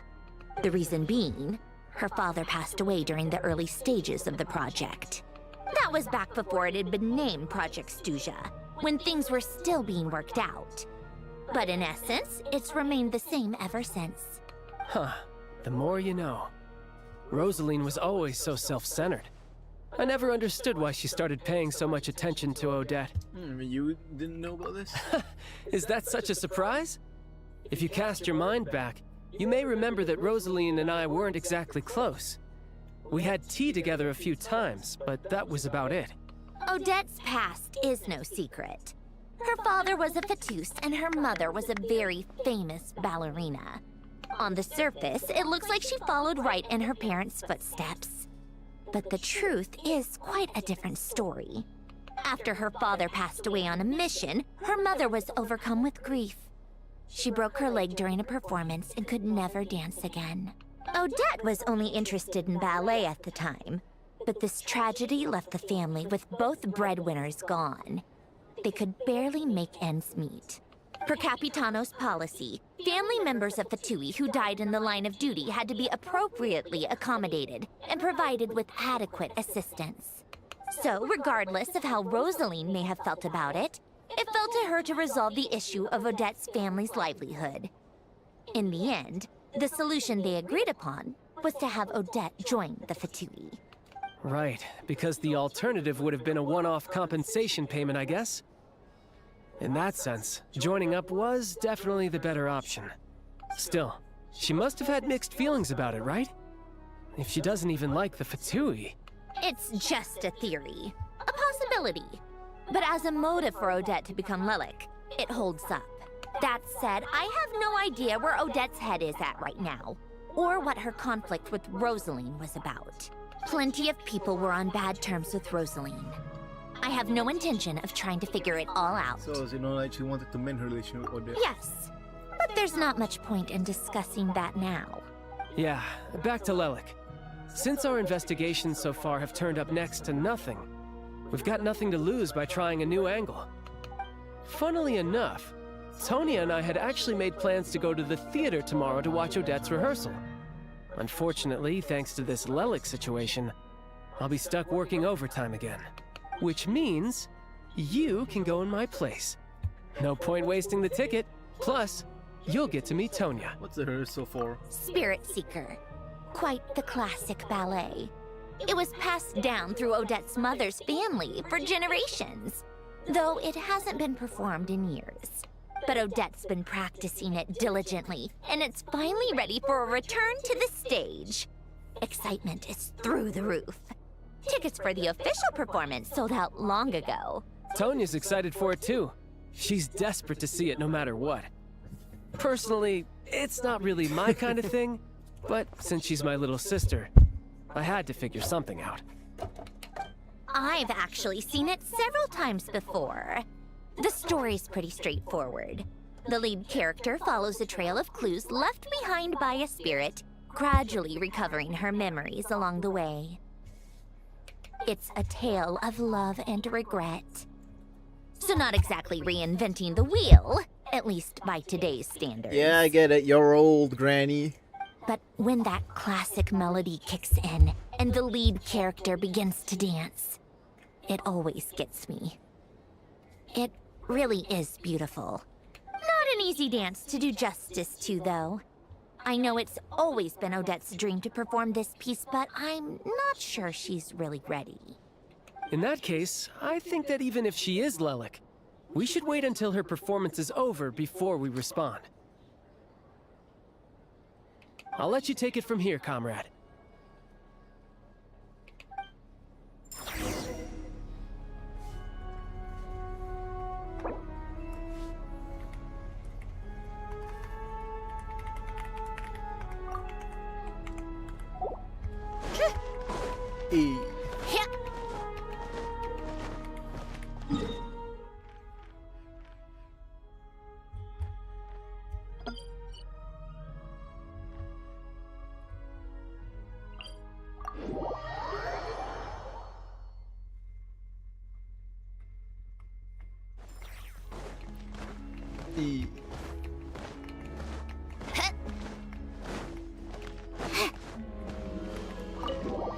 Time to go.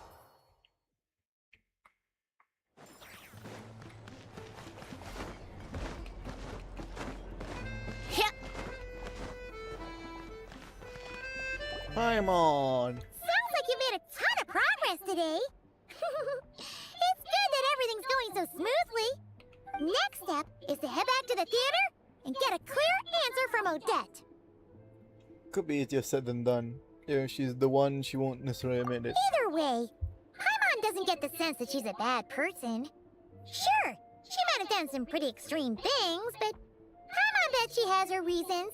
Maybe this is going too far, but like, with everything she's managed to do so far, wouldn't it make more sense in theory to be even more, you know, heavy-handed? Why leave a letter when she could, well, we know there are plenty of other ways to keep people in line, right? The point is, she could have gone further, but she didn't. So, if it is her, she's got some principles at least. I like to believe in her too. Well, all you can do is follow the facts wherever they lead. How are you feeling today? No change, really. But that thing Paimon told you about yesterday? Paimon feels like she can sense it more clearly now. Hearing you talk about your day makes Paimon itch for an adventure. If only she could be there with you so we could experience it all together. Yeah, I wish you could be there too. I'm not used to adventuring alone. But don't worry, we'll get to the bottom of this. Guess it's just one of those things. Never mind. Paimon will behave herself and keep resting.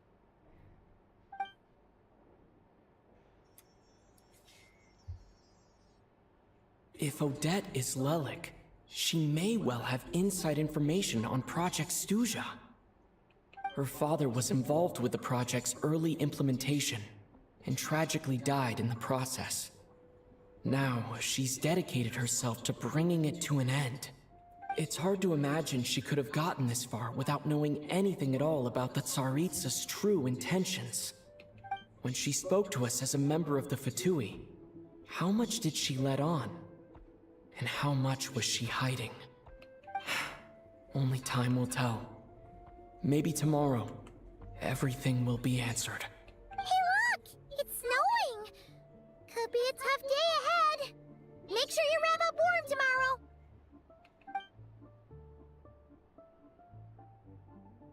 Paimon isn't anywhere right now in the story. I mean, she is. Ooh. Act 1, time for Act 2.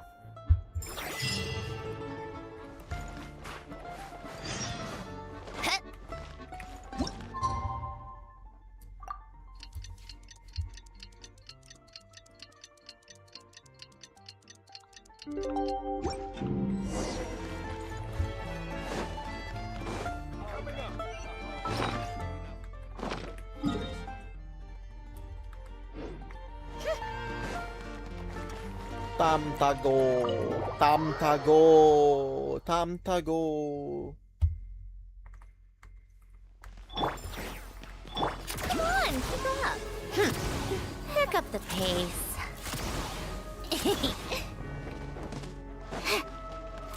How tiresome. Pick up the pace.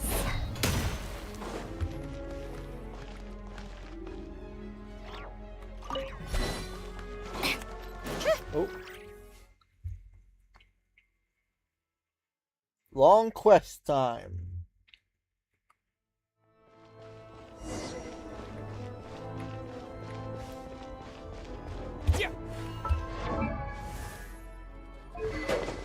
I don't have any artifacts on him right now. Okay, what is with all these artifacts? Huh?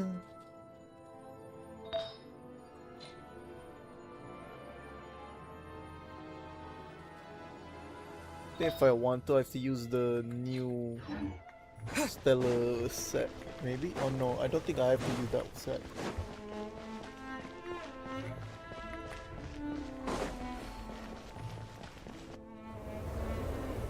Oh. The cold. Ooh, it sure is cold today. I wonder how much heavier the snow's gonna get. Here to see Odette? I just need to see your tickets for the preview. Perfect. Thank you. I'll hold on to your tickets. Come on in. It's freezing outside.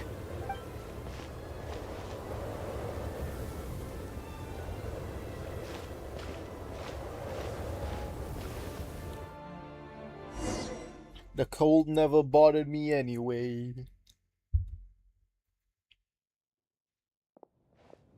There's barely anyone. I think I'll leave the Lelic question until after the show's over. Then I'll go find Odette. Oh, never mind. It's Mitya. Child said he was originally going to come with Tonya. So I'm guessing Tonya's already here somewhere.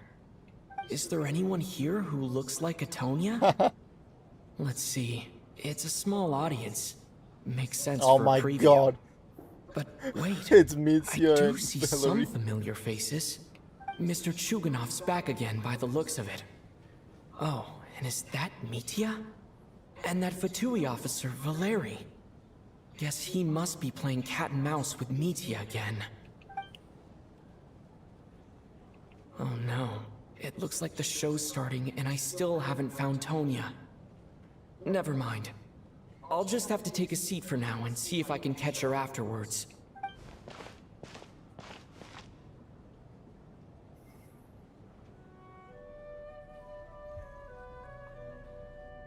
Oh, that's performance.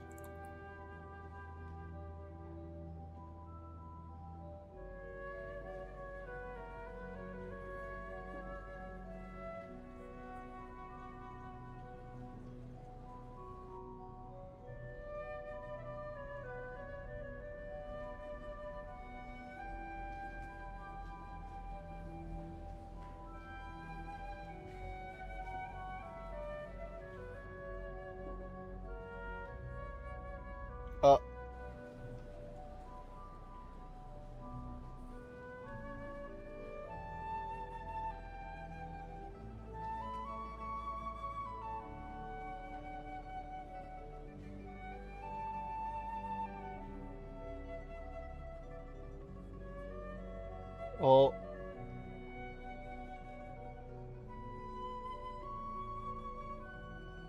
What's happening? Hello, members of the audience. I'm a staff member here at the theater. Today's performance was a very special one for us, as it marks the first attempt in a long time to revive the classic SNEZNAYAN ballet, Spirit Seeker. To commemorate this occasion, we would love to take a group photo of the cast, crew, and audience members present today. Could I kindly ask the audience to please come up onto the stage? I think that's Sonia. All right, everyone, huddle in a little more. Now, look at the camera. 1, 2, 3. Isn't this Tonya? I think it is.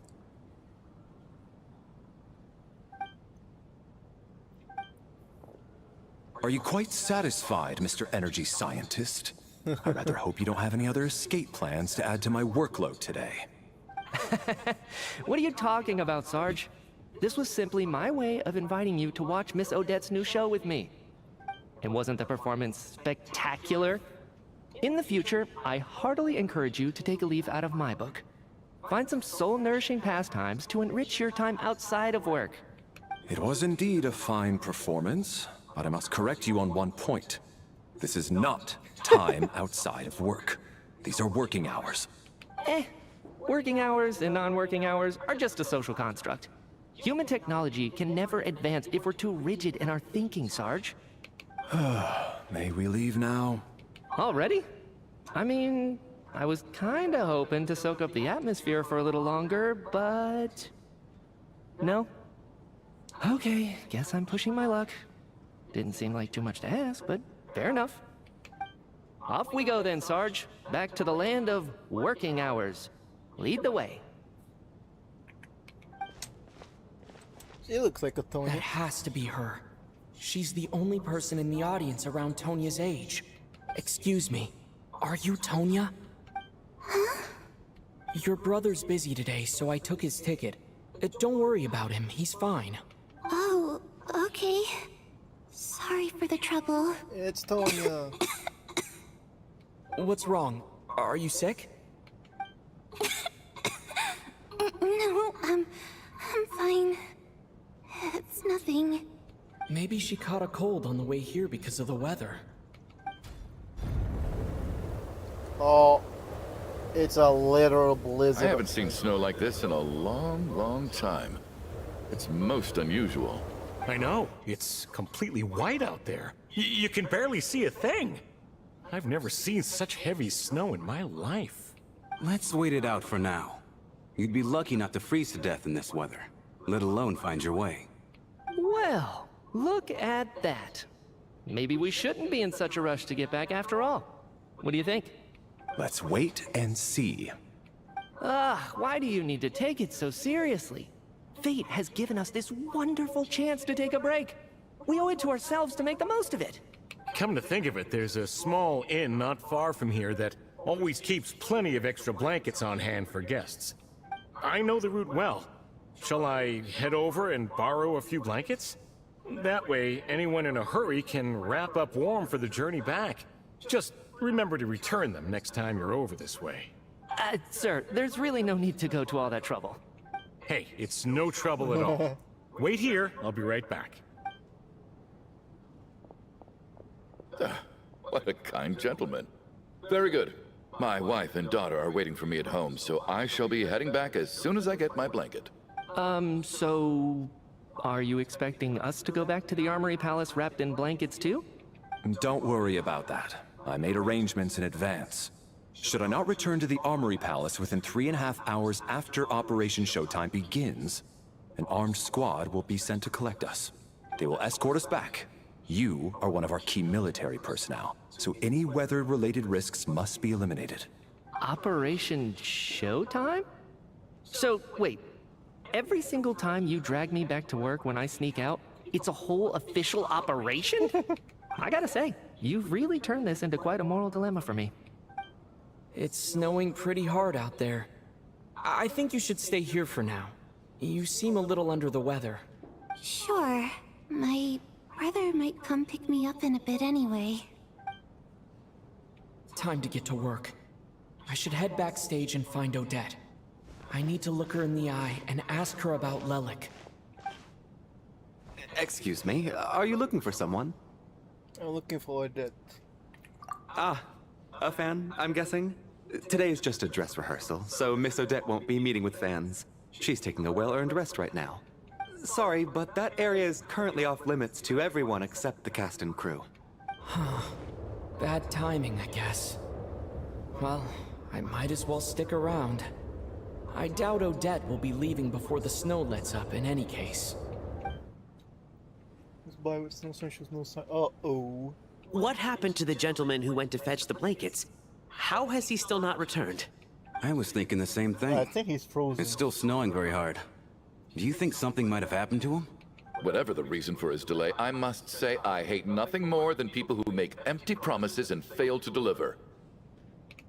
Well, I have to treat my employees like that on occasion, but that's different.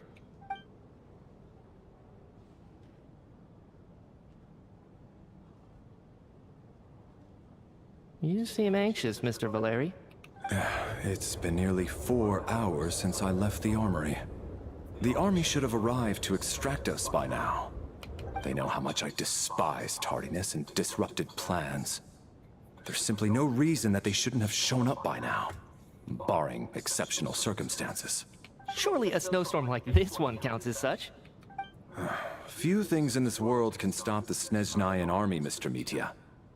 And a snowstorm is certainly not one of them. I mean, kind of true. They are in a cold region, so they are prepared for the cold. Why don't you go out and take a look? They might be right outside, waiting for your orders before they dare come in. An absurd hypothesis. I have no intention of leaving your side for even a moment until I have escorted you back to the Armory Palace.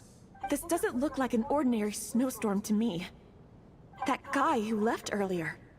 It looked like he just vanished into thin air. Either that, or my eyes were playing tricks on me. A man-eating snowstorm? Come on. Night hasn't even fallen yet. Spare us the ghost stories.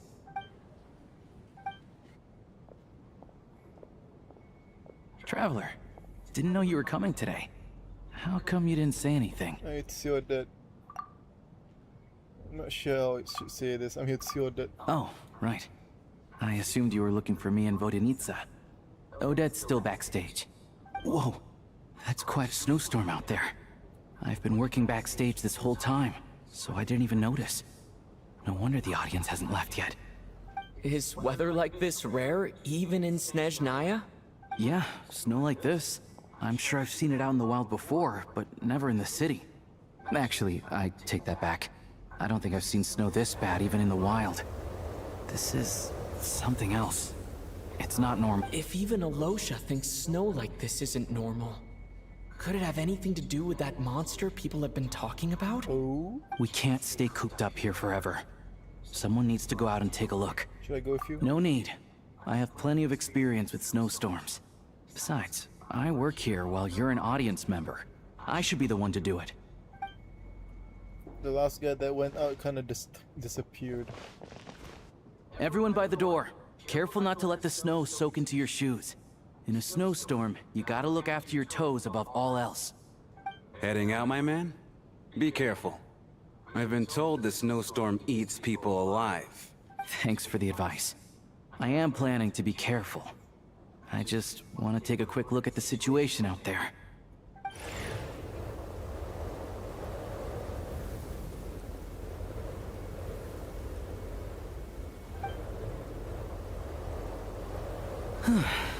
He's back! He's back!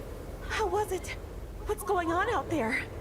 Did you see any soldiers patrolling the area? Something about this storm isn't right. There's no one out there. I didn't see a single soul. And something in the air gives me the creeps. This isn't your average snowstorm. I suspect it might be related to recent events in our nation. I strongly advise everyone to stay here until the snow dies down. Are you serious? So all of us are trapped here now? That sounds a little far-fetched to me. You want to go outside and see? I, for one, am not risking my neck in that weather. This just turned from a minor delay into a major hassle. We can only hope that our friend who went to fetch the blankets just ditched us and went home. Is it really that bad? But my daughter, I won't be able to read her a bedtime story tonight. Huh? What are you all still doing here? Whoa! It's snowing hard! So now we're stuck here? Oh, this is terrible! Luckily, it was just a dress rehearsal today, so there aren't too many people here. On the bright side, the theater's always well stocked with supplies. If the snow still doesn't let up as we get into the evening, you can spend the night here, everyone. At least, I assume that's alright? Odette? Fine by me. This seems like a sensible backup plan under the circumstances. My thanks to the theater for being so accommodating. What are you staring outside and praying for, my man? You anxious to get home too? Oh, Your Majesty the Tsaritsa, I beg you, please do not let tonight's snowstorm stop. Bruh. This is a golden opportunity to spend the night under the same roof as the 2 top stars in all of SNEZNAYA. It's a once-in-a-lifetime experience. I see, so he's a pervert. I think I've changed my mind. Sir, if you so much as look at us funny, you'll be seeing stars in a whole other way. Behave yourself, or you'll be begging for that blizzard. It's getting colder. We need to keep the indoor temperature up. Close the door and lock it tight. Let's head somewhere warmer.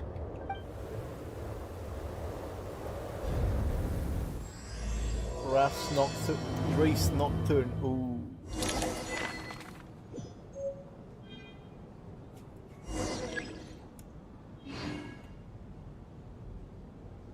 What's this?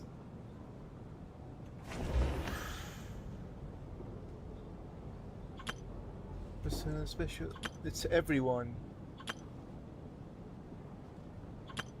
No details on this person, no details on it. Remember. Why is everything seeming like a horror now?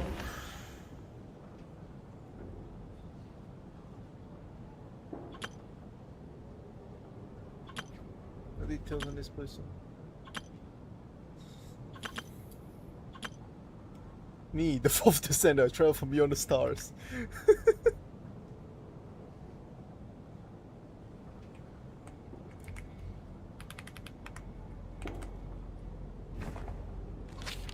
Well, it seems like we're playing Among Us.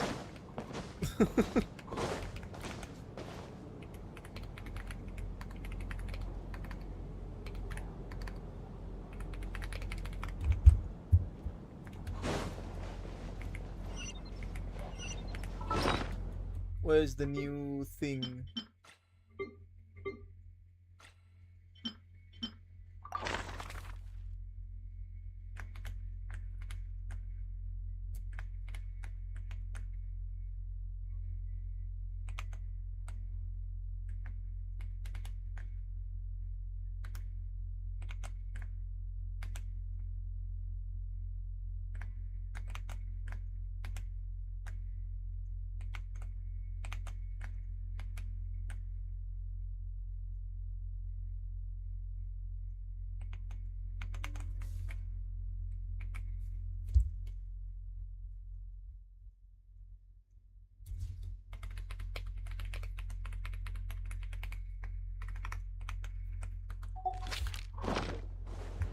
I have to talk with everyone now.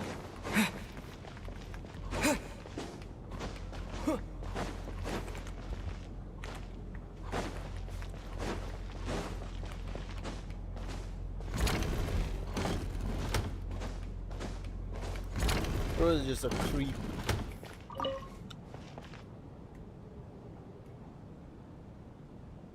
I don't think it's ever been this lively backstage before.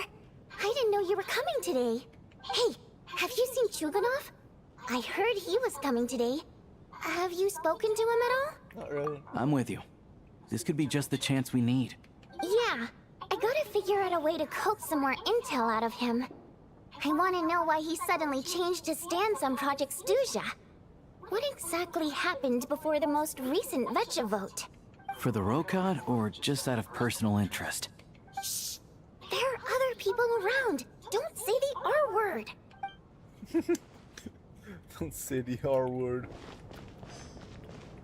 I have to say, even though today was a rehearsal and there were some hiccups along the way, Miss Odette's performance was one of the best I've ever seen, even compared to an actual show. I couldn't agree more, especially considering the weight of the subject matter. It takes a truly seasoned professional to do justice to a theme like love and regret. Do you think we were coming on too strong? Odette's ignoring us again. What about you? What did you think of today's performance? I think you could be more expressive. Huh.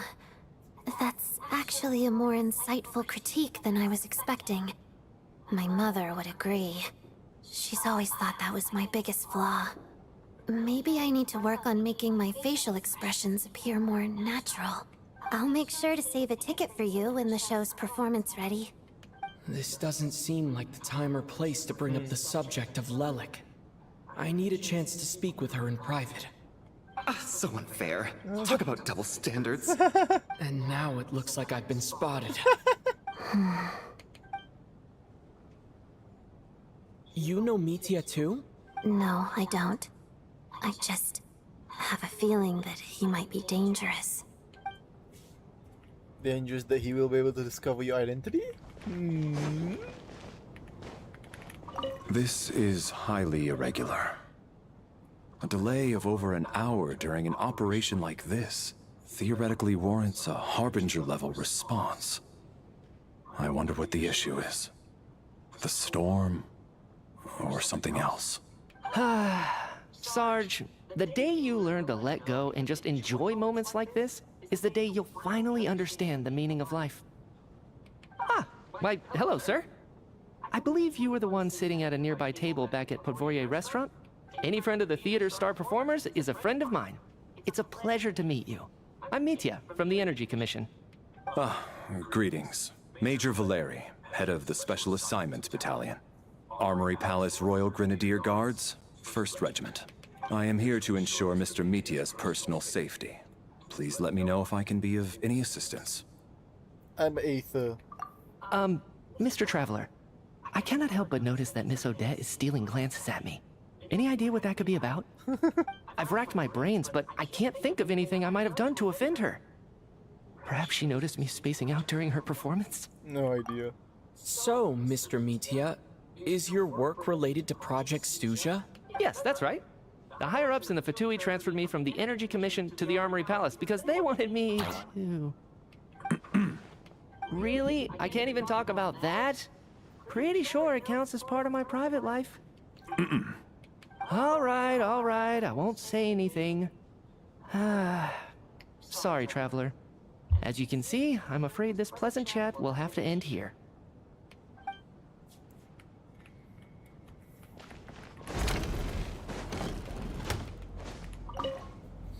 And then there's the aristocrats. Easiest of all to deal with. You don't need to use any force whatsoever. All you have to do is show them the rope you plan to tie them up with. Do you know why? I don't. Do tell. Because nothing horrifies them more than the thought of a cheap, coarse rope leaving creases on their precious $1,000,000 more coat. They'll do whatever you ask to avoid that fate. Unexpected, but funny nonetheless. Tell me another one. Well, look at that. I got myself a new listener. Hey there. Let me introduce myself. The name's Shram, and I'm a mercenary. The kind that gets paid to do odd jobs for rich folks. And I am Chuganov, an entrepreneur. If my name is unfamiliar to you, you will no doubt have heard of my factory, the renowned Iskra manufacturing plant. Enjoy a conversation. Are you really that famous, Mr. Chuganov? How come I've never heard your name before? Excuse me? Is that a joke? Or are you being serious? Oh, I'll have to ask my rope later. He's probably tied up more entrepreneurs than I've ever heard of.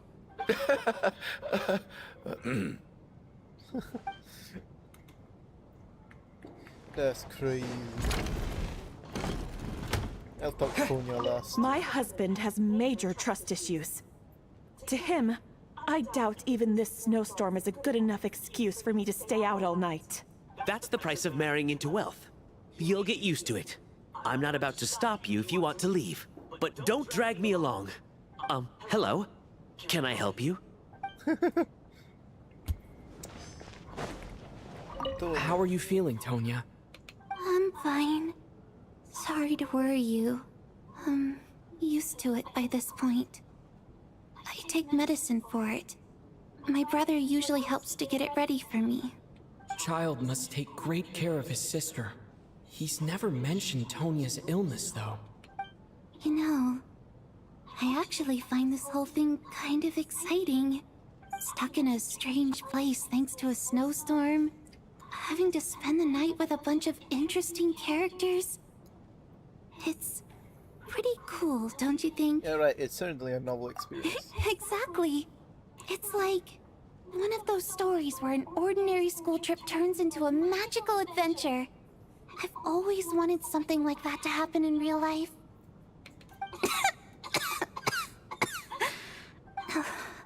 I'm fine, really. Just got a little overexcited. Look after yourself. Otherwise, your brother will come after me.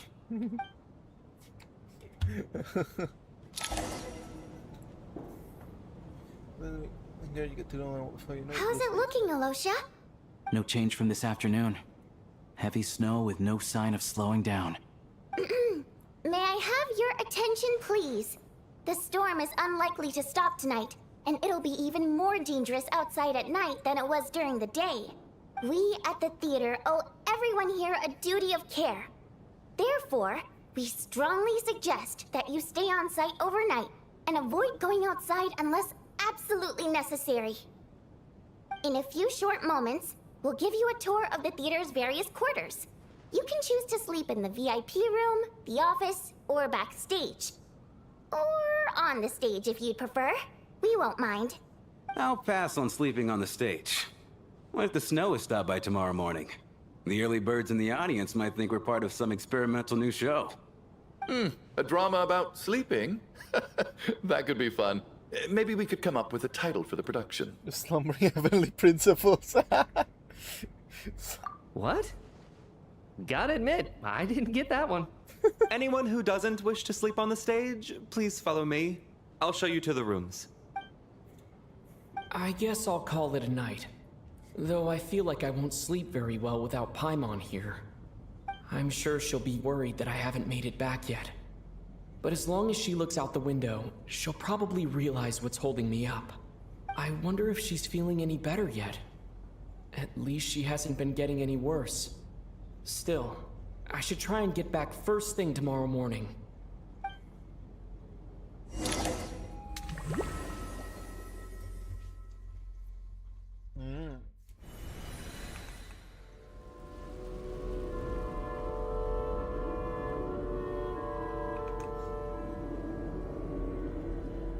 What the hell? Great. Finally. Welcome back to the world of the living, lazy bones. I was about to wake you. The black mist is almost on us. What black mist? Still waking up, huh? You know, the black mist. It's been chasing us from below ever since we were born. You're just dozy. There's no way you've forgotten. Come on, let's keep heading up. Onwards and upwards is the only way to survive. Don't listen to a word those black mist cultists say. Here we go again. That endless march toward survival. What's going on? That black mist down there is creeping me out. And it's rising. Guess I should head upwards and get away from it. The black mist cultists believe that being swallowed by the black mist leads to everlasting peace. But if you ask me, they're just lying to themselves. We're the only heretics left. The only ones who refuse to give in. We have to keep going. But how do you actually know that they're wrong? Dangerous question there, Torgov. The moment your faith wavers, you start a chain reaction that ends in the collapse of your will. Put the question out of your mind. Stay strong and believe that the black mist means certain death. Okay. So but it's not my mind that's the problem. My body's about to give up on me. It's already starting to falter. Oh, well, bro's dead. I can't do this anymore. I've had enough of being forever on the run. What's the point of it all? All this will pass eventually, I promise.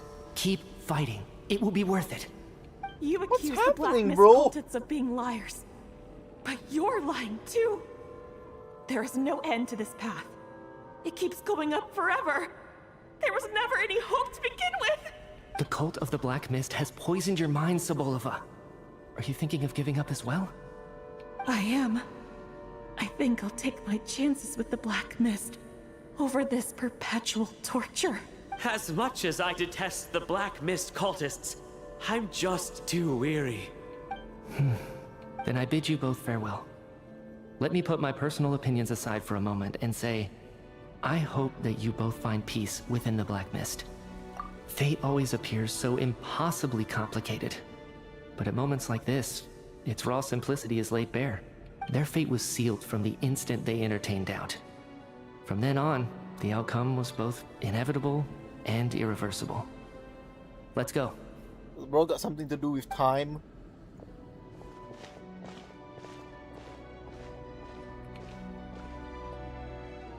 Torgov and Sobolova are gone. I never thought the day would come when even they would be swallowed by the Black Mist. It's just you and me now. This is me, or has the Black Mist stopped moving? Yes, it looks like it's satisfied. For now. This happens from time to time. But it won't be long before the Black Mist starts chasing survivors once again. No one knows how to stop its advance for good. Well, we should make the most of the precious moments of rest that those two bought for us. Huh? Are you really that sleepy, traveler? What's happening? What is this stranger dream? Ah! Help! Somebody, come quick! What is it, Tuganov? What's wrong? Huh? Is it morning already? What's all the commotion? Sounds like it's coming from next door. I should check and see what's going on. The hell's going on?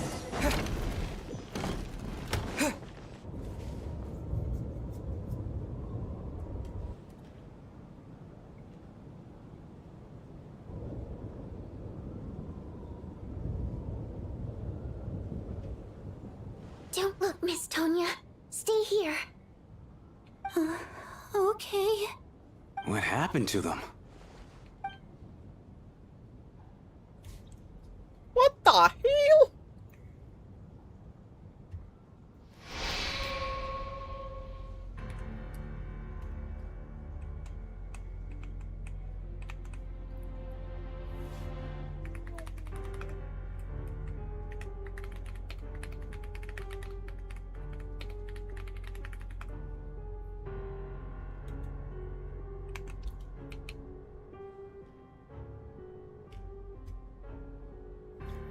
Oh my god, Renova! This is what death These two people have passed away.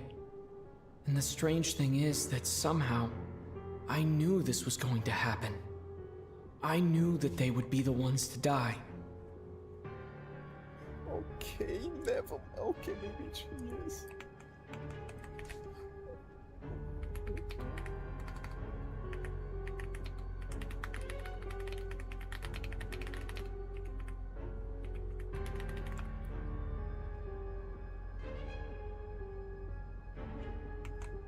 Have I seen this moment before?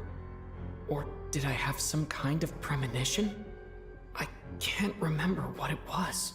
Let me take a look.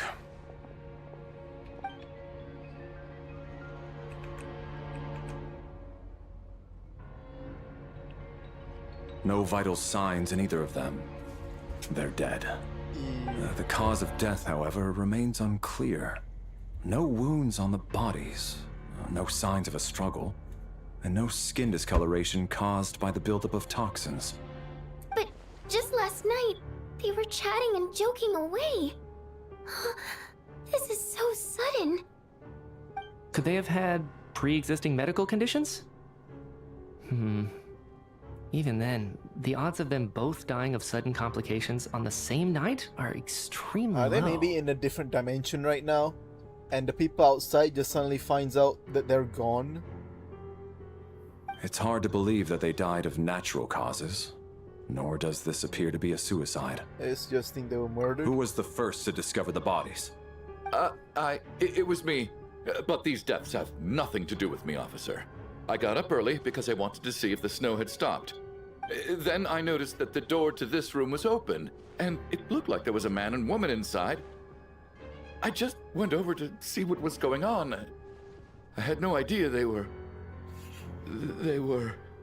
I can corroborate this. I was doing my morning exercises near the stage.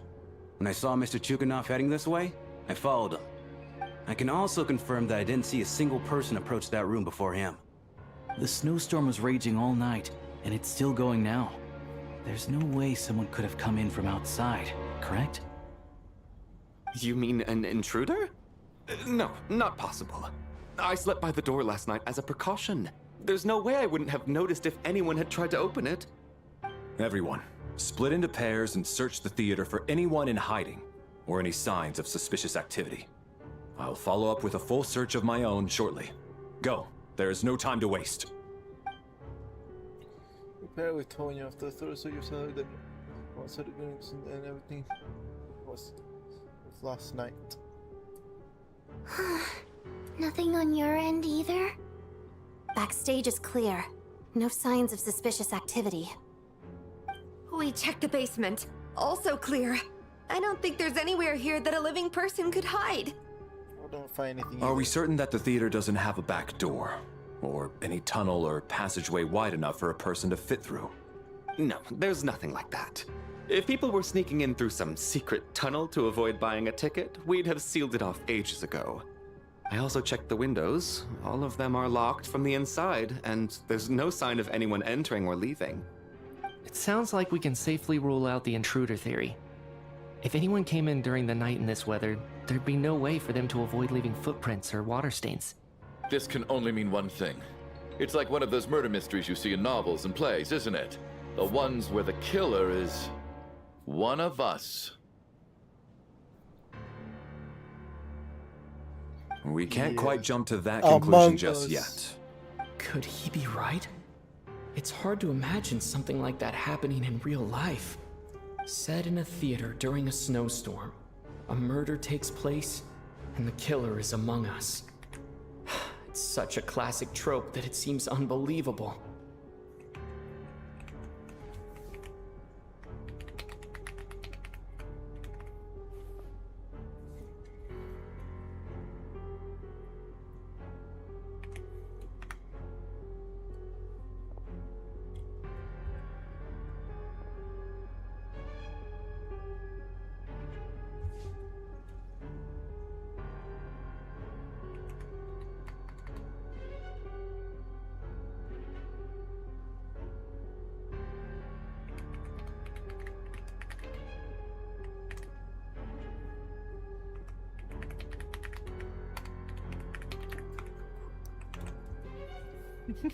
Looking at who the killer targeted, and the clean entry and exit, it all adds up.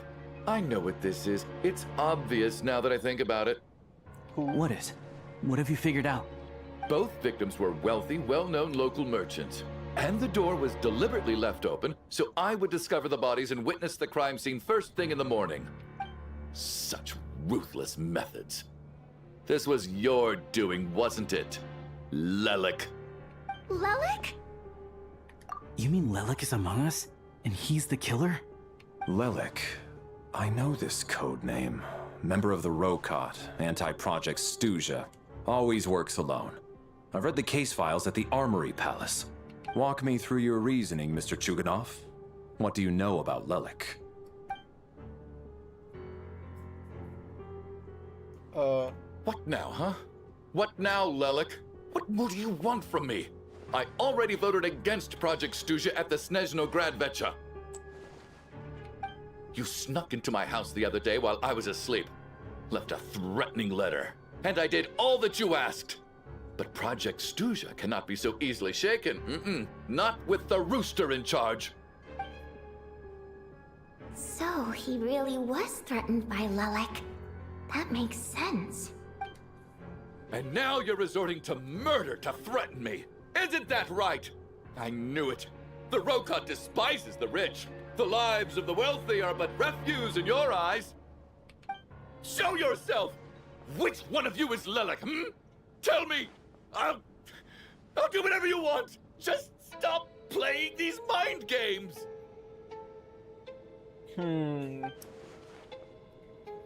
Was this really Lelek's doing? Would Odette really do something like this? If Odette really is Lelek, this seems out of character.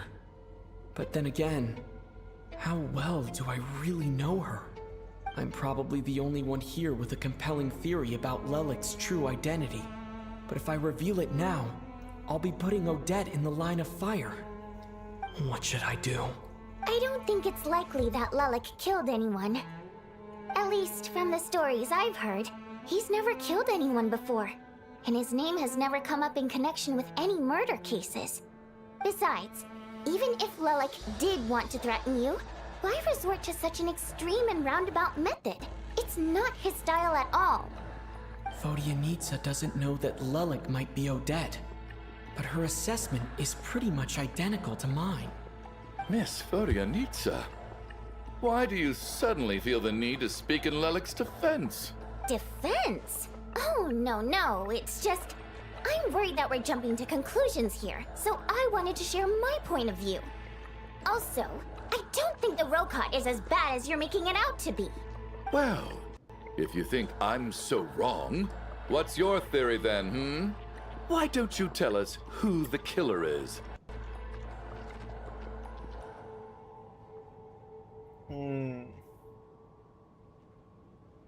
The case is still evolving, Mr. Chuganov. Please do not prevent others from expressing their opinions so early on in the discussion.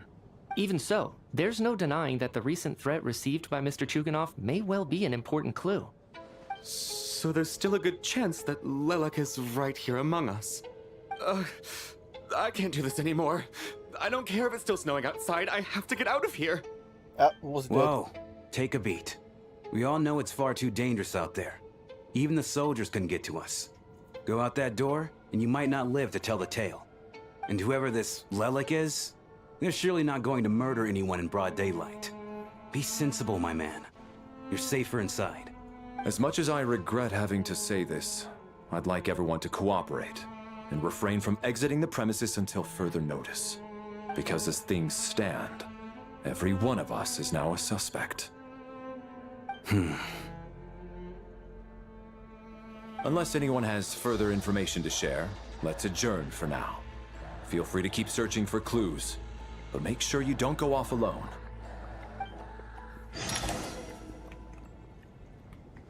Well.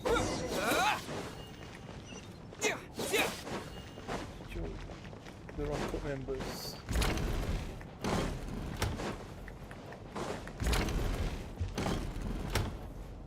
You're right, that was my bad. It was a knee-jerk reaction. I didn't think it through. Luckily, no one suspected my identity. Hello there. Oh, phew. It's just you. I thought someone was eavesdropping. Since Vodyanitsa and I were on the same page earlier, I think I should share my thoughts with the Rokot members first.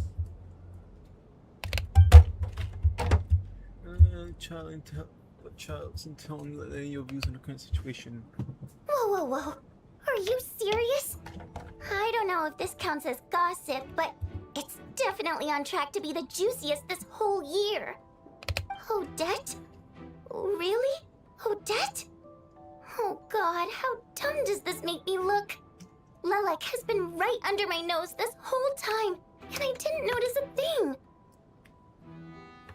Actually, it's exactly what you'd expect.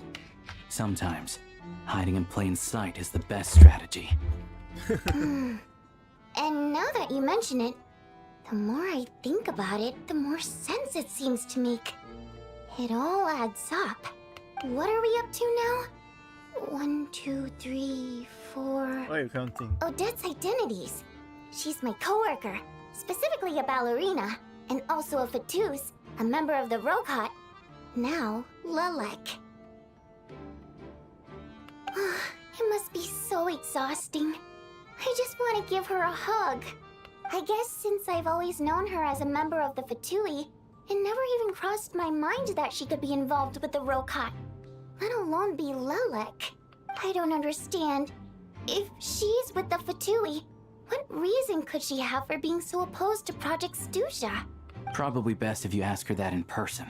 Well, since you waited until now to bring this up instead of announcing it to everyone earlier, does that mean we're all on the same page here? Doesn't seem like the type to kill innocent people. Yeah. Lelek may not follow orders from the Rokot leadership, but as far as I'm concerned, she's never crossed the line. If anything, her actions benefit the poor. We need to confront her face to face. Do you think she'd really admit to being Lelek? I don't know. We'll have to see how it goes. For now, we'll work on the assumption that she didn't kill anyone, and see how much she's willing to tell us.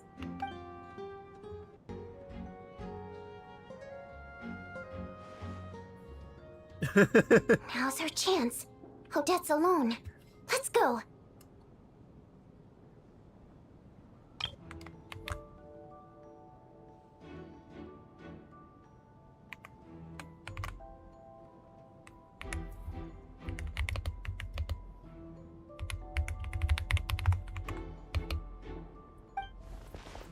Hey, Odette.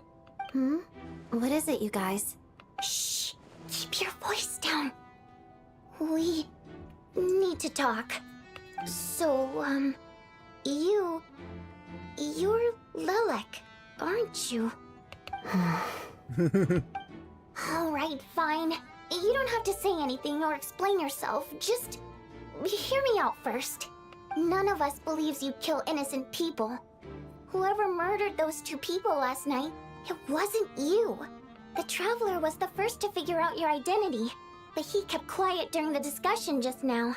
Still, it's clear where the group consensus is heading. Everyone believes Lelek is the culprit. If your identity is exposed, you'll be in a really bad spot. We're your colleagues, and we know what kind of person you are. I don't want anything bad to happen to you. So, can you clue us in? Tell us everything. The more we know, the more easily we'll be able to cover for you. Alright. Yes, I'm Lelek. And no, I'm not the murderer. Oh my god. And thanks, but I don't need you to cover for me. Actually, I'm planning to reveal my identity. Huh? You're gonna reveal that you're Lelek? Here? That's right. I'll admit I was surprised at first when Chuganov guessed that I was here. It was just a lucky guess, but it caught me off guard. But after taking some time to assess the situation and confirm where everyone stands, I don't believe I have anything to worry about. Are you sure you don't need a second opinion? Given the circumstances... Mr. Valeri! What? Bruh. I guess everyone to reconvene or they get straight to the point now that she's Lelek. So... Odette is Lelek? I don't know what game you're playing, but you've got a lot of nerve. It's just one identity. So what if it's exposed? I can disappear and adopt a new identity anytime I please. I made my peace with this when I chose to become Lelek. But more importantly, I promise I am not the murderer.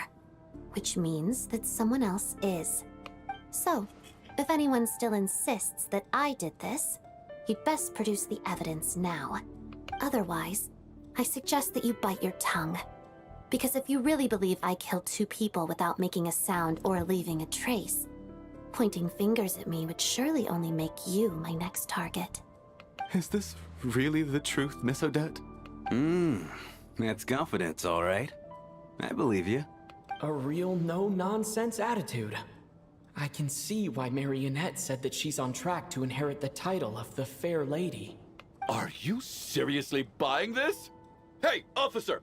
She just admitted to being Lelek. Aren't you going to do something about this? I do have one question, Miss Odette. Why have you chosen this moment to come forward and reveal your identity?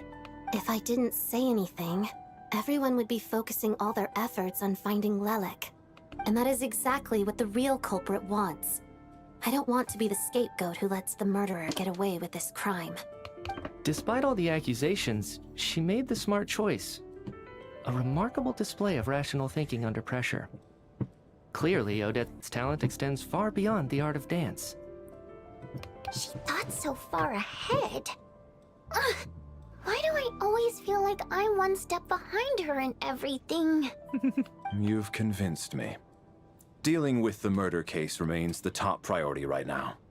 Let's put the name Lelik and all related incidents aside until further notice. Nevertheless, the group still considers you the prime suspect. I assume you have no quarrel with that, Miss Odette? I understand. You're welcome to keep an eye on me around the clock. I have no objections. Mr. Chuganov? For my wife and daughter's sake, I'll let you off the hook for now. But don't think you're forgiven for breaking into my house and threatening me. Just wait till we get out of here, Lelik. We'll settle the score then.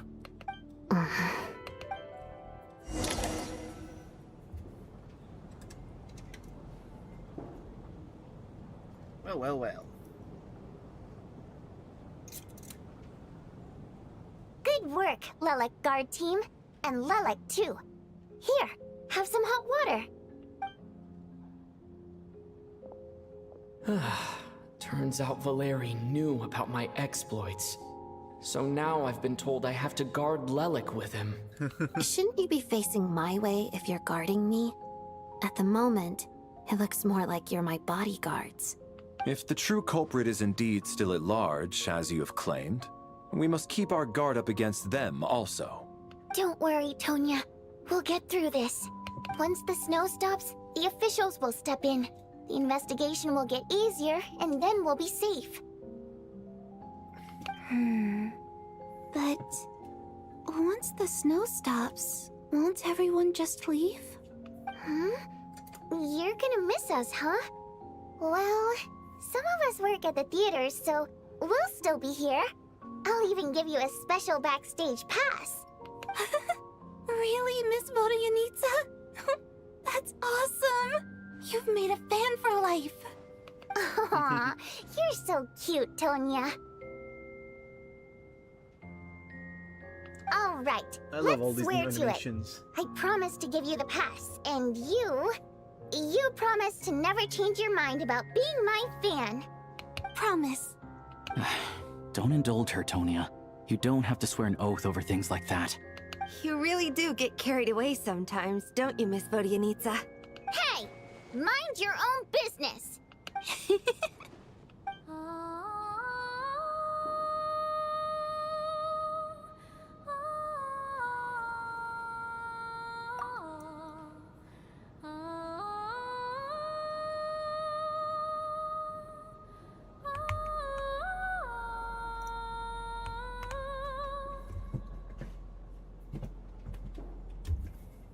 Don't be nervous, Miss Water Imp. Everyone's here. There's nothing to be afraid of. Excuse me? Do I look nervous? Don't be ridiculous. No. You sound nervous, lass. Oh. Wait, but how... Okay, plenty of people know that I'm a water imp, but still... How come you understand our primary mode of expression?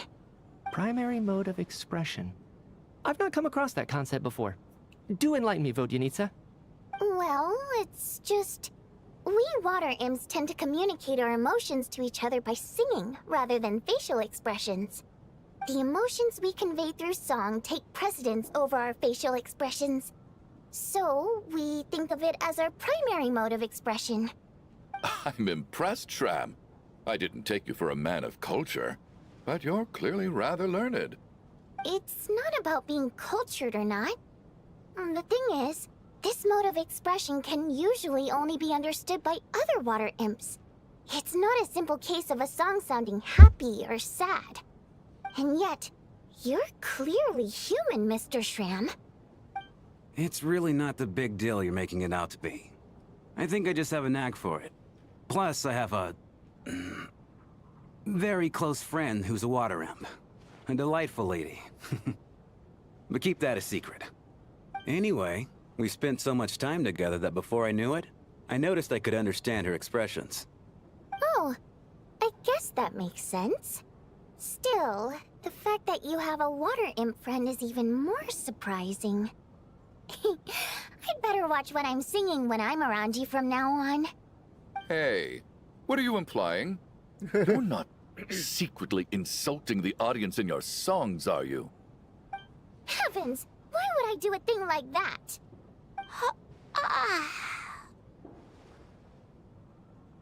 It's getting late. We should discuss our sleeping arrangements for tonight.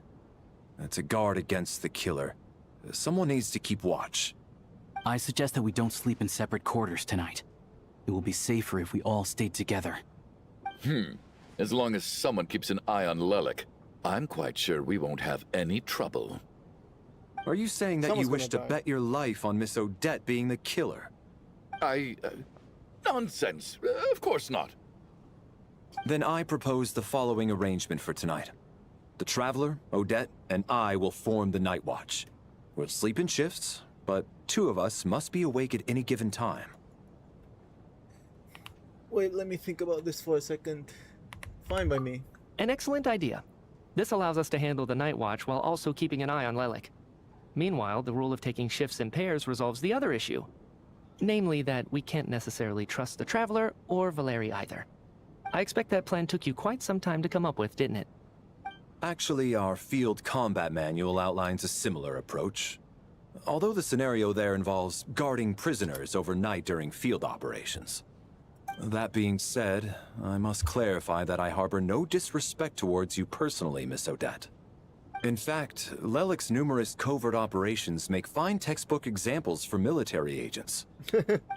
I care less about respect and more about the fact that you just robbed me of 2/3 of my sleep tonight. I'm calling dibs on being the first to rest. Good night.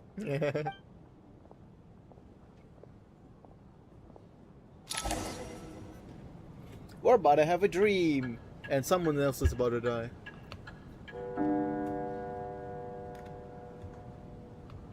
It's almost time. We should wake Odette. How are you faring? You get some sleep. I'll go after you. Oh, not going to argue with that. I'll take a quick nap. If you start to feel sleepy, wake me up anytime. It's finally time for Odette and I to share the Night Watch. I should wake her up.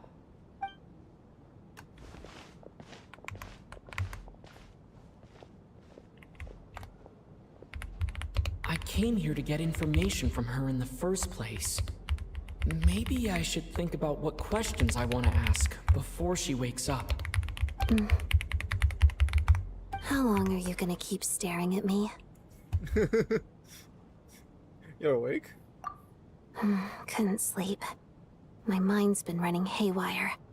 Plus, there's something I've been meaning to talk to you about. You too? I had a hunch that you wanted a conversation too. Let's take this chance to clear the air, shall we?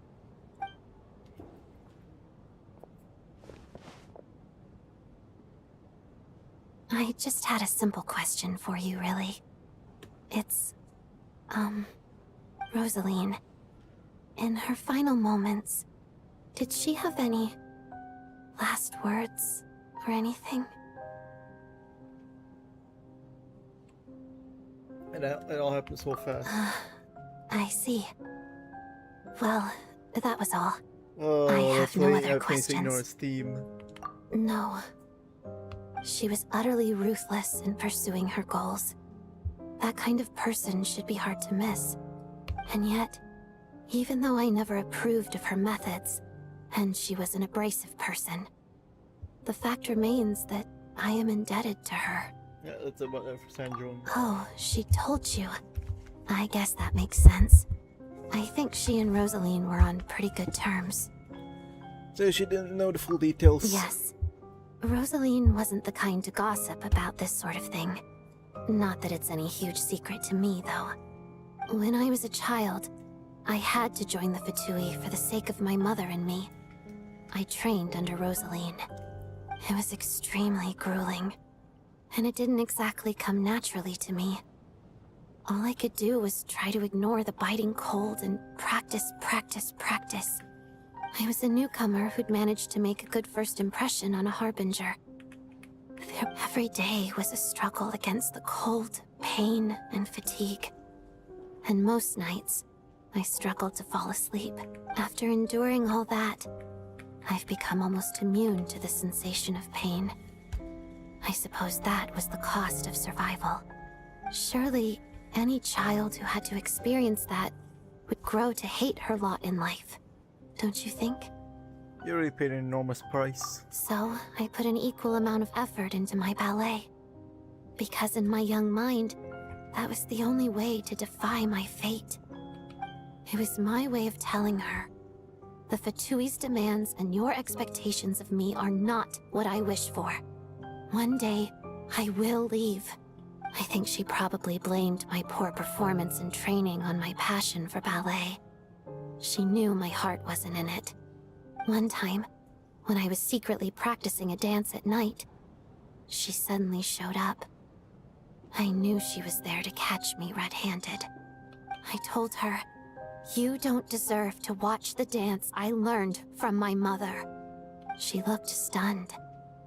I guess she was surprised that I lashed out first, before she had the chance.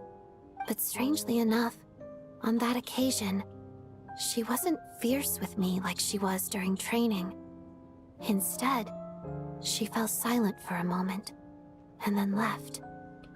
After that, she never interfered with my dancing or asked me how it was going. She never came to watch me dance again either. Not even once. She was a very proud person. She was. But even now, whenever I take out this core Ignis, I can't help but think of that night. Of the look on her face. So this was a gift from her? Sort of. Although gift might be too kind a term. This is her flame sealed within ice. A symbol of her favor, yes, but also her way of keeping an eye on people. She knew the location of every piece of core Ignis. If any recipient started acting suspiciously, she'd be on to them immediately. Trust her to make even a mark of approval feel suffocating. So, when news of Rosaline's death reached SNEZNAYA, many people immediately crushed their core Ignis. It gave them a profound sense of relief, like they'd broken free from her shackles. But I kept mine. With my sensitivity to pain being as dull as it is, the warmth from this core Ignis is one of the few things I can still feel clearly. I still wonder, did she really come to stop me that night? I wasn't sure, but I was scared, so I said some really awful things. I guess she didn't leave anything behind. Not that I expected her to. It's fine. It's just a bit of a shame that we couldn't settle our differences before the end. You two settle things. She did. Are you sure she was talking about this event? She said, "Oh, she not give all inside a vest and that they went to see you." No, she didn't. I didn't even find out that she'd gone to Mondstadt until a while after she'd left. Wait, in that case... I think you should go see the knave. Okay, I will. Thanks for letting me know. There's something I'm trying to figure out.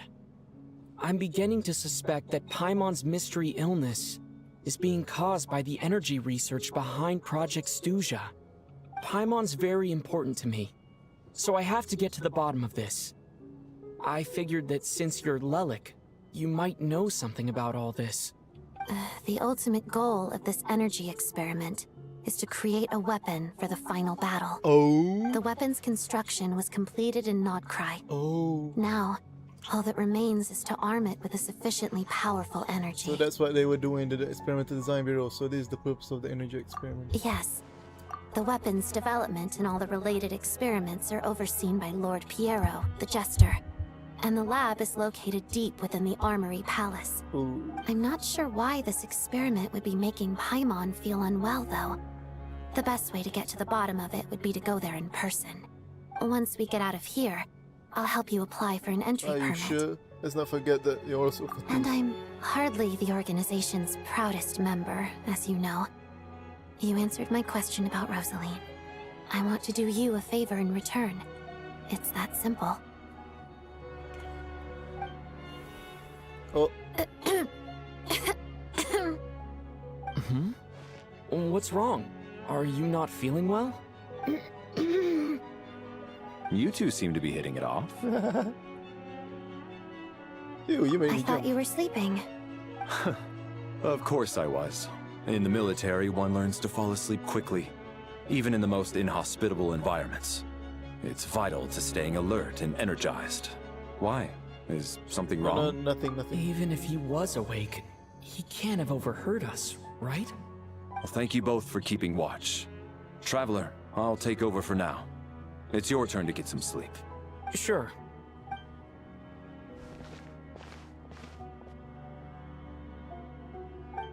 This is our second night here, but at least I found out a little more about Paimon's condition. I hope she's been sleeping well the past couple of days. Why do I feel like I'm being watched?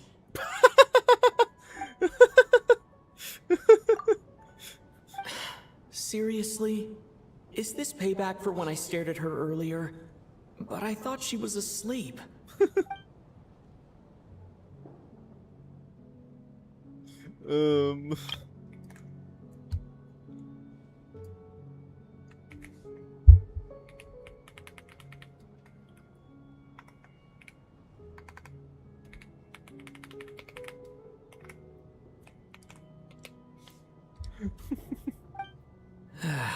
Never mind. I'd better try and get some sleep myself.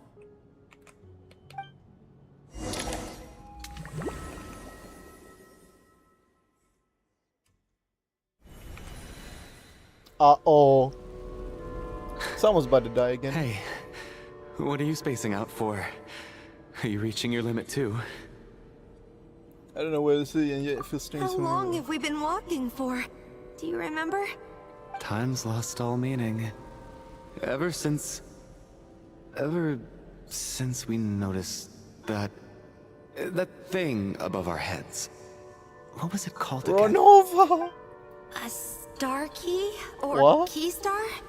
Anyway, the person who named it was swallowed by the black mist.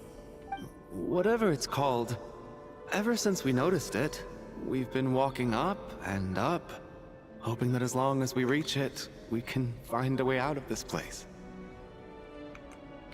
But it seems like no matter how far we walk, we never get any closer. Well, we've come this far. You never know. Maybe we're almost there? Come on, enough moping. Let's go. The black mist is catching up.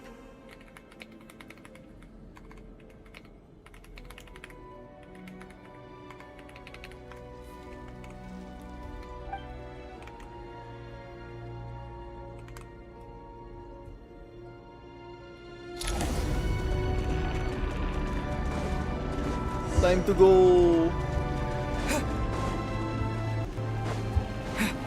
There's enemies! Monsters! Watch out! Not again! I've lost count of how many times we run into them. Be careful. Yeah, I may have the X-Plains blade. Oh wait, never mind. This is a trial traveler. Great.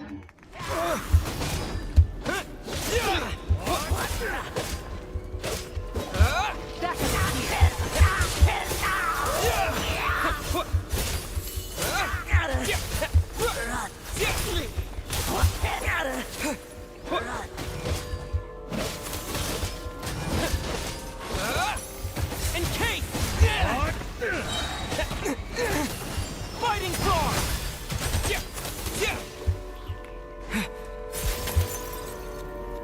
Not any electro, it's kinda bad.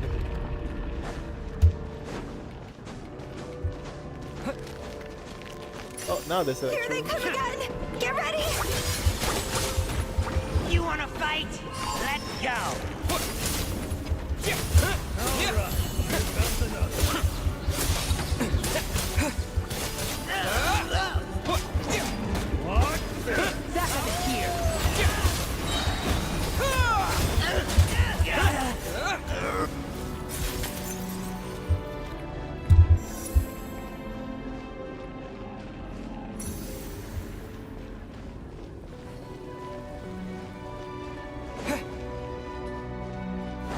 monsters ahead of us, the black mist behind us.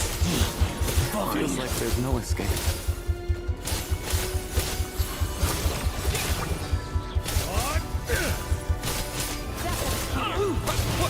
Shut up! Faster. Cryo Storm!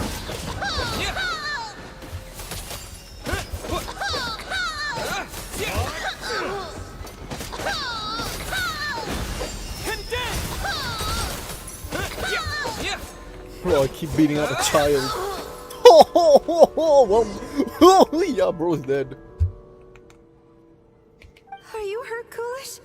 No, I'm fine. It's just... suddenly I don't want to walk any further. I get you. In fact, I reached my limit a long time ago. Sometimes it feels like there's hope where there shouldn't be. Yeah. The hope that the star gives us is the only thing keeping us going. But I'm not sure it's real at all. It may just be a collective illusion. Otherwise, why would it always be out of reach? Are you really going to give up like this? We know you mean well, but you're only saying that to try and encourage us to keep going, aren't you?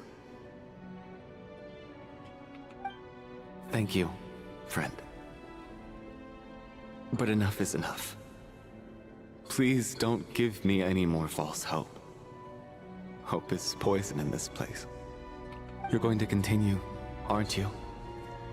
I admire that. I've given up, but I wish you the best. May there come a day that you catch up to the star and leave this... More stairs.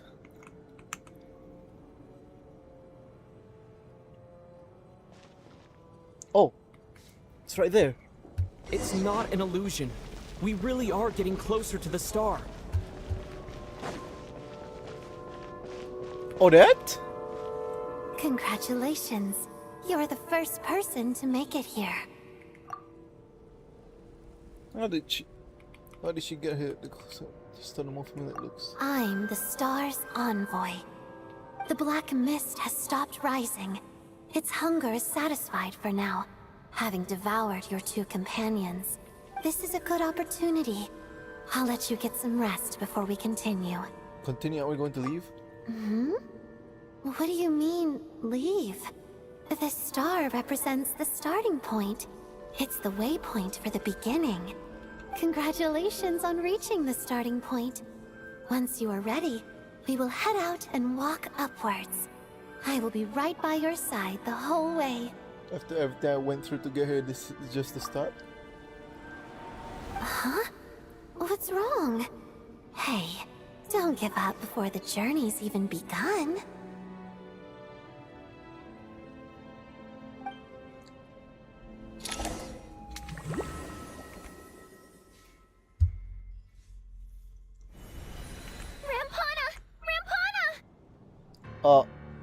Is that Vodyanitsa's voice?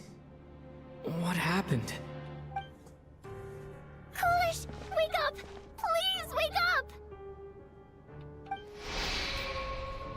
Drama about sleeping witch. It's a joke the other day, it's not playing out on stage, no one counted. Around the two sleepers in the center of the stage, without even spectating, you only know what has happened as someone. Deceased. Deceased. The What situation the is hell? identical to that of the two casualties yesterday. We cannot ascertain the cause of death. At least there are some elements that we can rule out this time. They slept on the stage with everyone else. So I suppose the surrounding environment can't be a relevant variable. Rampana. Coolish. Weren't some of us keeping watch last night? 3 of us, in fact. How could you not notice something was wrong? I'm as confused as you are. Certainly nothing unusual happened on my watch. Likewise, and from what I've observed so far, both Miss Odette and the Traveler can be trusted. No, instead of I might watch it there. To be honest, I didn't get a wink of sleep last night. I couldn't help but think I was the target, so I just laid there with my eyes closed. I heard the Traveler and Lelik chatting, but otherwise I don't recall hearing any commotion during the night. Me too. I didn't want to wake everyone up, so I was concentrating hard, trying not to cough. I hardly slept at all. If anything had happened, I'm sure I would have noticed. Then, what could possibly be causing this? Once was bad enough. I can't believe it happened again. I worked closely with Rampana and Coolish for so long. I never imagined that one day they'd... And on the stage of all places... Florianitsa... 4 victims in just 2 days, and we still don't have a single lead.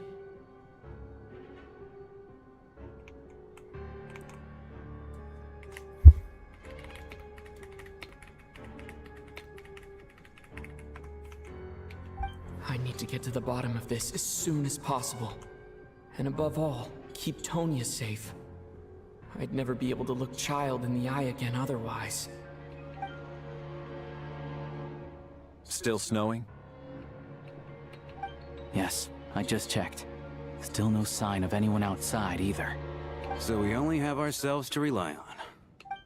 If you ask me, this killer can clearly strike whenever they please. The Night Watch was a useless endeavor from the start. Lelik must be an expert in poisoning. Clearly she used some poison that can't be detected on the corpse. Here we go again.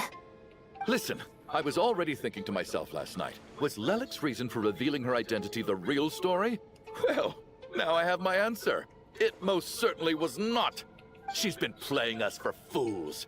You get off on this, don't you? Revealing your identity, only to carry on with your killing spree? That's a hideous thought. One that only a hideous mind like yours could dream up. How dare you! That's enough! Yesterday, you named Lelik as a suspect because the victims were both wealthy merchants. Lelik might have had a motive then, but today's victims were just ordinary people. Not to mention that they were colleagues of Odette and mine. What reason would she have to murder them? Let me guess. Just to scare you? Who knows? Maybe you don't know her as well as you think. I implore you all to ask yourselves, how many people are there really in this world that have what it takes to kill another person? Travel Not has. many, I'd wager. Traveler got have what it takes to kill another person, definitely. Lelik is well known to be a ruthless operator, and now she has revealed her identity. How could it be any more obvious? Everything you've said so far is still just conjecture, which doesn't constitute a concrete lead. You need to back up your claims with some evidence. How can you defend her, officer? What did she say to you while you were on Night Watch? Maybe I shouldn't be so surprised. You military types are always colluding with criminals to target the rich. All so you can get your grubby paws on our hard-earned fortunes, then tell us to fall in line. The Fatui, the Druzhna, and the Rokot. Thugs, the lot of you. Don't you dare! Sir, but... You were the one who told us not to stop other people from expressing their opinions yesterday. 4 people have already died. Only yesterday I was chatting with Mr. Coolish. Then we woke up in the morning and he's... Turning against one another is the last thing we should be doing right now. Little girl. Even if Mr. Chuganov is a puffed-up, pig-headed windbag who doesn't have a clue what he's talking about, he's still one of the victims here, isn't he?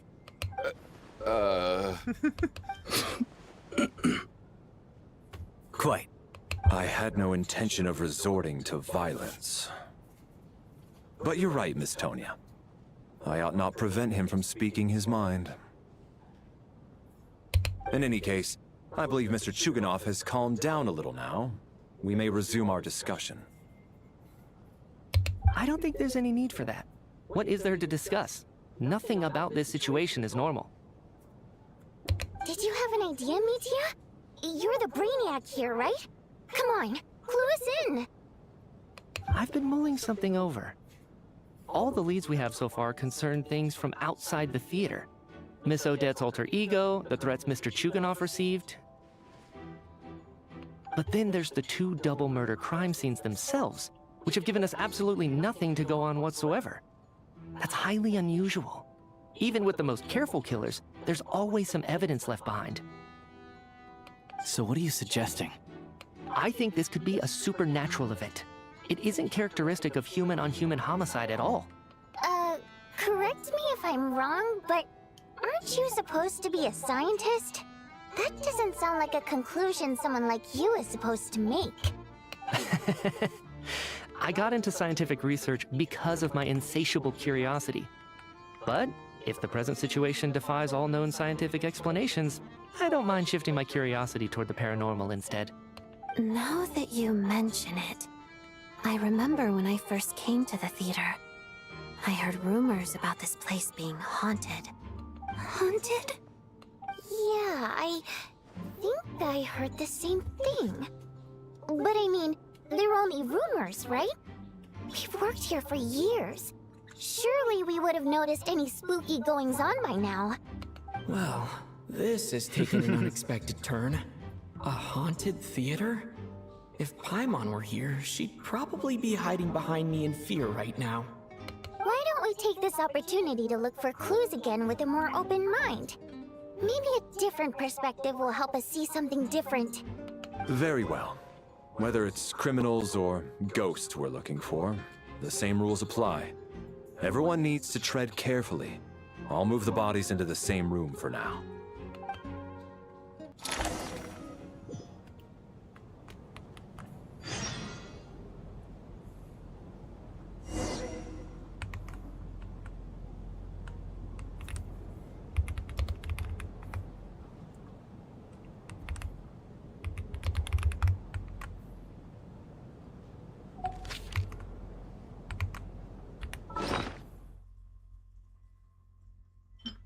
The new picture.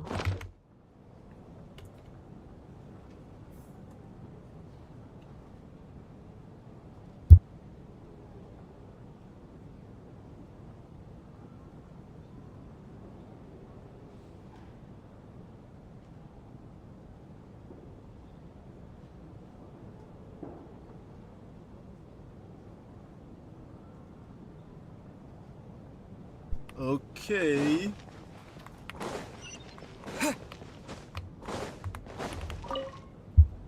I need to think very hard about whether there's anything that ever needed hiding. After all these years, there must be some things even I've forgotten about.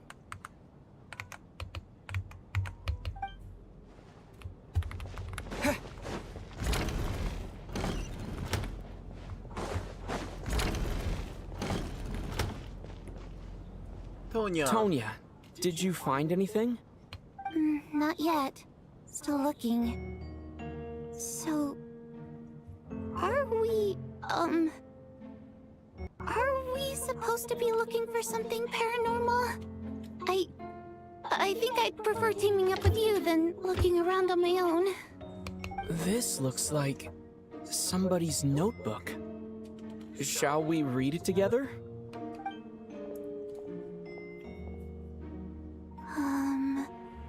Well, it doesn't look scary or anything, so I guess it should be fine. Alright, let's read it together.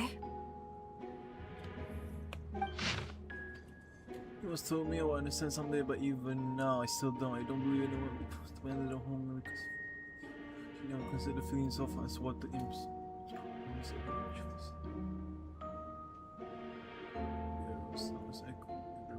Forgive those who drove us away, and I miss you very much, Mother.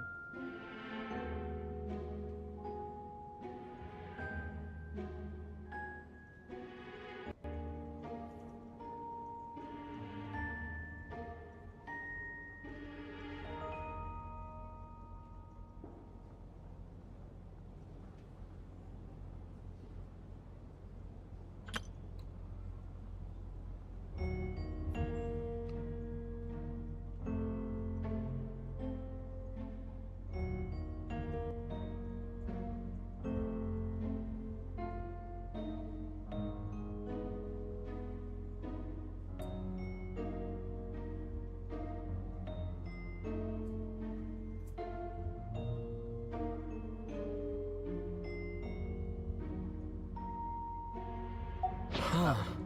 This has to be Vodyanitsa's writing, surely. Lol. Maybe it's a little rude for us to peek at this. I feel like I just read someone's secret diary by It's an accident. accident, it should be fine. It sounds like she's writing this for her parents, right? I don't understand. Why put this stuff in a notebook instead of mailing it in a letter? Because her water imp parents belonged to the aristocracy, who were driven out of Sneznaya by the Tsaritsa long ago. And now they live somewhere new, where the postman can't get to. Oh, hey, hey, Vodyanitsa. We're sorry! It's fine. My fault for not storing it properly. I can't leave things lying around and expect them to get ignored when everyone's scouring the place for clues. Alright, give me my notebook back. I'll take over the investigation in this room.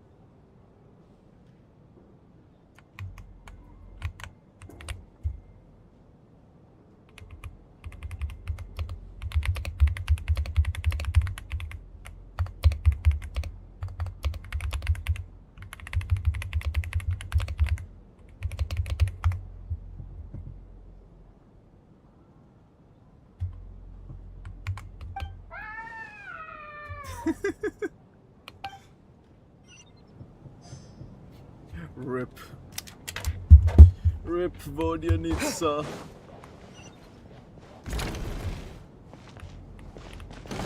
What's that? Oh, there's a room here?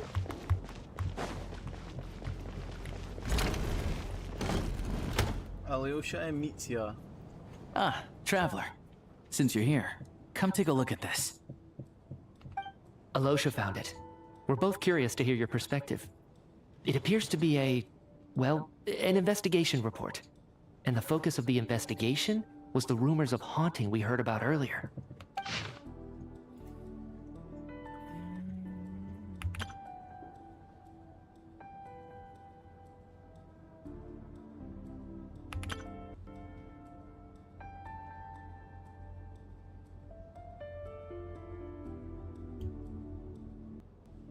Oh. An investigation report, huh? Looks quite old. This person's name looks to be of Sumeru origin to me. Was the investigator from Sumeru? The theater manager must have hired an investigator once specifically to look into this issue. But it doesn't look like anyone ever looked at the report. Presumably, the manager wanted to know if the supposed haunting was dangerous, while also being fearful of word getting out in case it affected the theater's business. Anyway, the bottom line is, the haunting is actually real after all. It's caused by an obstruction in the ley lines. Is there any chance this is the key to finally making some progress with the murder cases? Ley line problems are pretty unexceptional to me by this point. And while it certainly offers an explanation for the ghosts, it's hard to imagine what connection it could have to these two murder cases. Some of the language that appears at the very end of the report caught my eye. Angel civilization, ley line renovation? My area of research doesn't touch on any of that, so it's completely outside of my wheelhouse. Huh? A piece of paper just fell out from the report. It landed right by your feet. See. Hyperborea? Death is near! Death is near!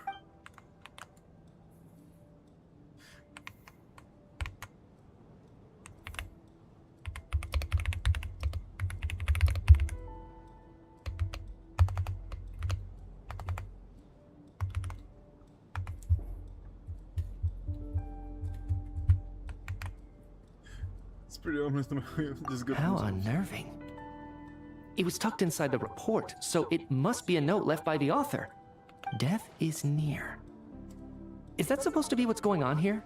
With us, in the theater? But if so, how did the author foresee it? Could he predict the future somehow? Maybe things are more complicated than we thought. No, wait a second. If we take the report and the note at face value, they completely contradict one another. The report definitively concludes that the hauntings in the theater are harmless and cannot affect the real world. But the note seems to be warning of potential danger. The question is, what exactly does the note mean by death? Is it, or could it refer to the perpetrator? The various ways we could interpret this keyword lead in completely different directions. Let's pause our analysis here for now. I think we need more information. So Renova is here. I see.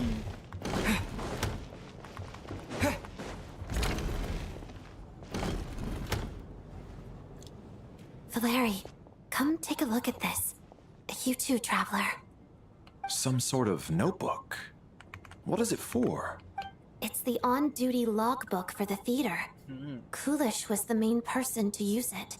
He mostly used it to record any unusual incidents during a show, audience numbers, exit times, and so on.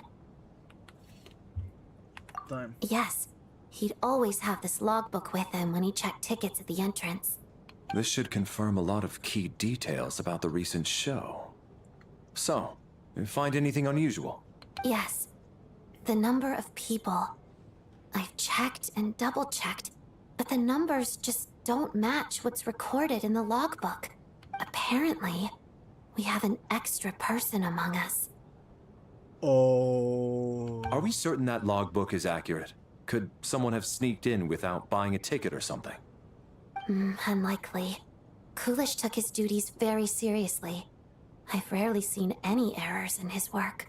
Not to mention that this was a dress rehearsal, meaning smaller audience numbers and tighter ticket restrictions than usual. Everything would have been well within his control. We no longer have our tickets with us, do we? They got collected on entry. I assume there's no way we can check them again. Unfortunately not. The theater recycles tickets. Once people are in the door, they don't tend to leave until the show ends. So we collect the tickets at the point of entry. If it's so, we could just ask him. Still, I'm inclined to believe that this discrepancy in the head count is significant somehow. Did an extra person just materialize out of thin air? Renova is here! Renova is here, bro! If we take all this together, it's not impossible, is it? If anything, it's the natural conclusion. Well, I beg to differ. This sounds to me like a product of a researcher's vivid imagination. And perhaps it's because I'm still viewing this through the lens of a typical murder investigation. But still, I'm struggling to be persuaded by your theory. Does it really sound that far-fetched? Alright, well, let's treat that as speculation for now. I do agree with what you've said, so let's go with your idea for now. Good. Okay, now that we finally have some meaningful leads, I think it's time to reconvene.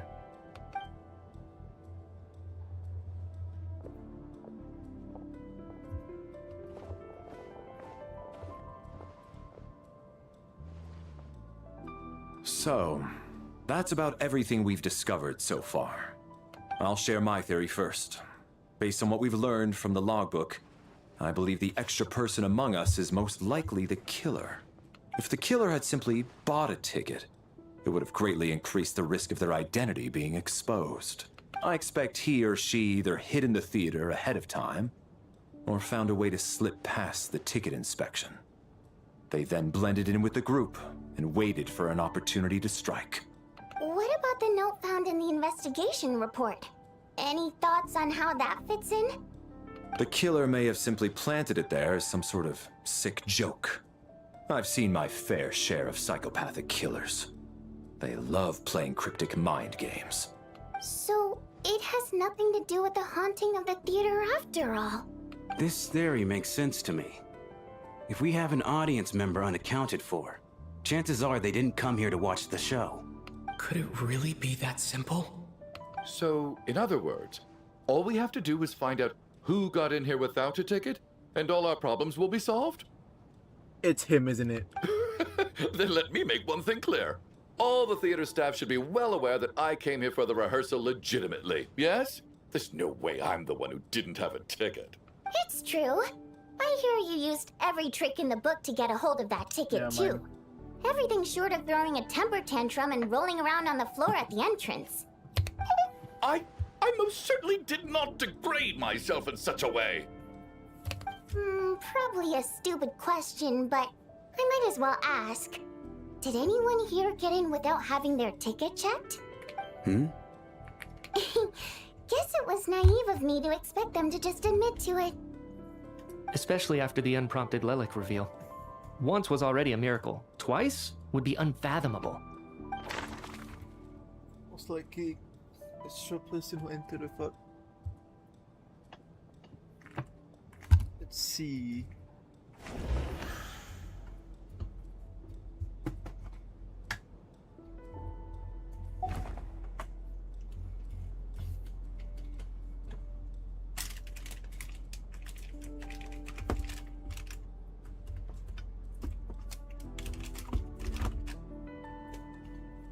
Most likely extra person who entered without a ticket.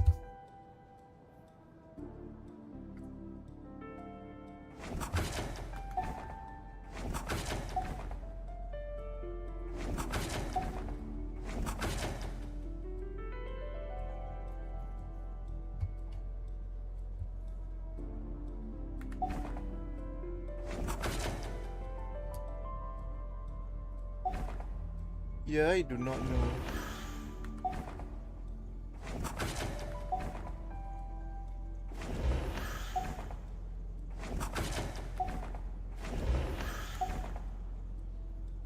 What if I just select myself? I definitely had my ticket checked. Tonya probably also had the ticket checked.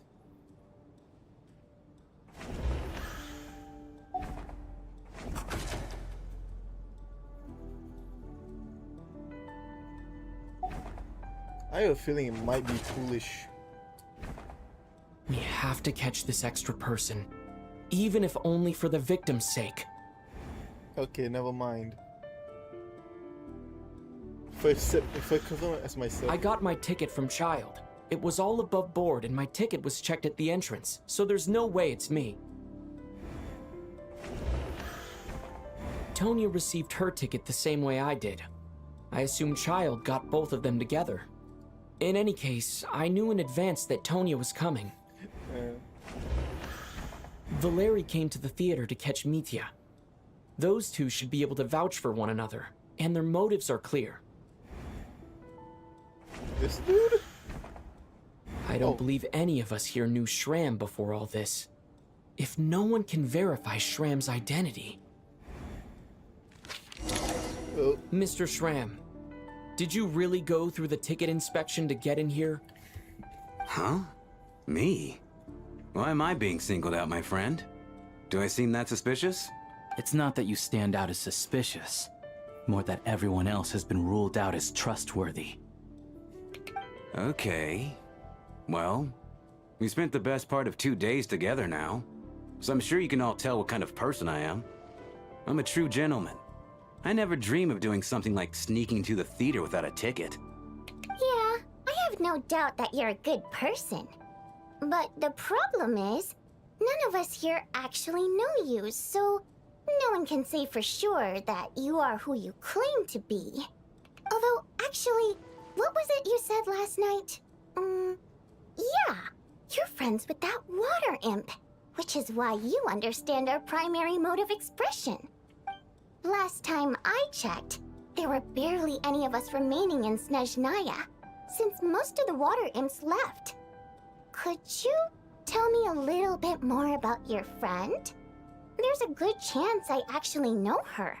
And I suppose it's also kind of a way for everyone else to get to know you a little better. Yeah.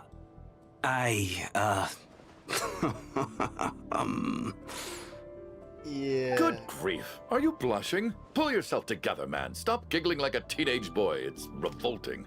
Hey, revolting is a little strong. All right, fine. I'll admit it. That water imp friend of mine, the truth is, we're dating. I was just the bodyguard hired by our family. But the stars must have aligned, because sparks began to fly between me and their daughter. Never in my wildest dreams did I think I'd get so lucky. We don't need details. Just get to the point. Okay, okay. I'm just a little hesitant to reveal her name, that's all. You know how it is. These are delicate times. Even with me to protect her. If word gets out that she's dating a human, both the Fae and human factions will give her a hard time. Really? Wait, no. That can't be. Huh? Shram, what the devil are you talking about? Hmm? Why is everyone looking at me like that? Surely you can understand where I'm coming from. Ah, the ley line. He's a person from the past. Delicate times? Factions? Yes? You know, the Civil War? Last time I checked, the Fae and the humans were still at each other's throats. Bro's in the ley line. Bro's someone from the past. If I'm not mistaken, the last significant civil war in SNEZNAYA history was over 400 years ago, when Her Majesty the Tsaritsa had just taken the throne and was consolidating her reign. What do you mean, 400 years ago? What's going on here? Is Shram from the past? All right, Mr. Mitya, you win this round. As far-fetched as it is, it appears that your theory may be correct. I'm just as amazed as you are. I didn't even believe it myself, to be honest. Is someone going to explain what's going on here? From the look on your face, you figured it out too, haven't you, Traveler? It's true identity. What?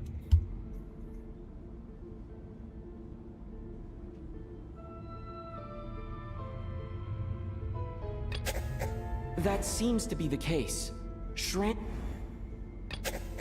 Vodianitsa's private letter touches upon the history of the Water Imp aristocracy's exile, but reveals nothing about Shram's identity.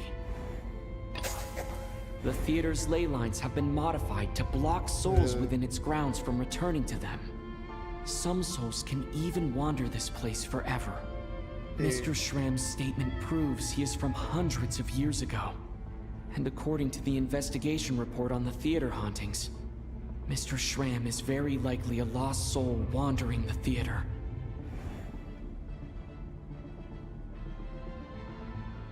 So I wanted to say that.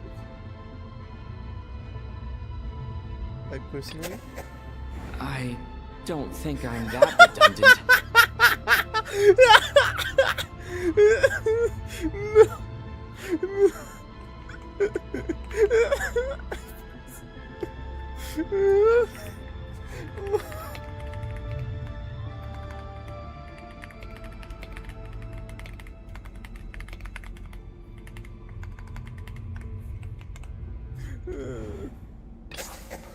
For some unknown reason, the soul that has been wandering the theater due to the ley line issues has joined our group and blended in.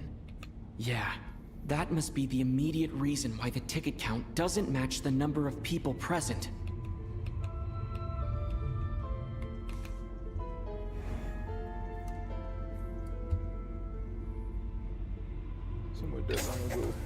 The contents of the investigation report have been verified.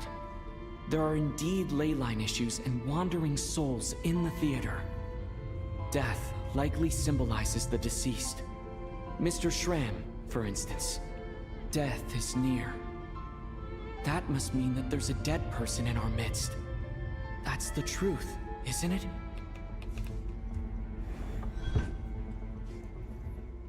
Yeah, the logic is clear now. The investigation report said that there would be souls stuck wandering around the theater because the ley lines were cut off. Mr. Shram must be one such soul who died in the theater a long time ago. In which case, that also makes him our extra person. So when the note said death is near, it must have been referring to death as in the deceased. People who died a long time ago. Oh my god. Someone who died a long time ago. In short, there's a dead person among us. The extra person we've been searching for is a ghost from the past. You mean I'm a ghost? No, no, no. Don't make jokes like that, my man. There must be some mistake. But even if I was dead, I know for a fact I didn't kill anyone these past 2 nights. Yeah, even if all that's true, the report also said the souls inside the theater can't affect reality, right? They're harmless. Then what if the problem isn't the souls at all, but the ley lines themselves? The ley lines have a powerful ability to attract and devour souls. Let's say that the ley lines are like a black hole, constantly seeking to engulf souls.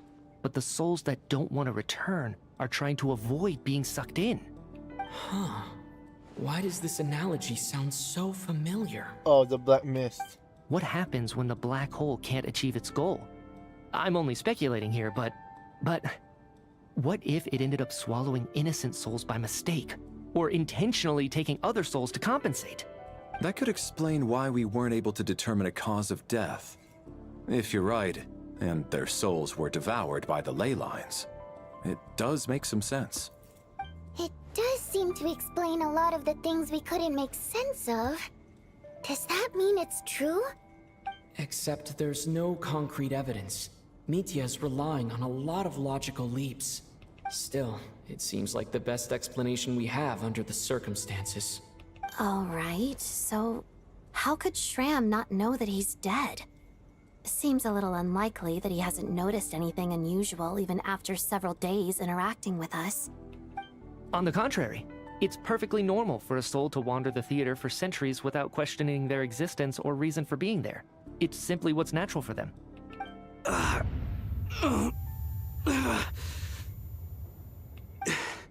You know what, Mr. Brainiac? I think you might actually be right after all. I'm trying to remember and... even though my head feels like it's going to explode, I think... it's all coming back to me.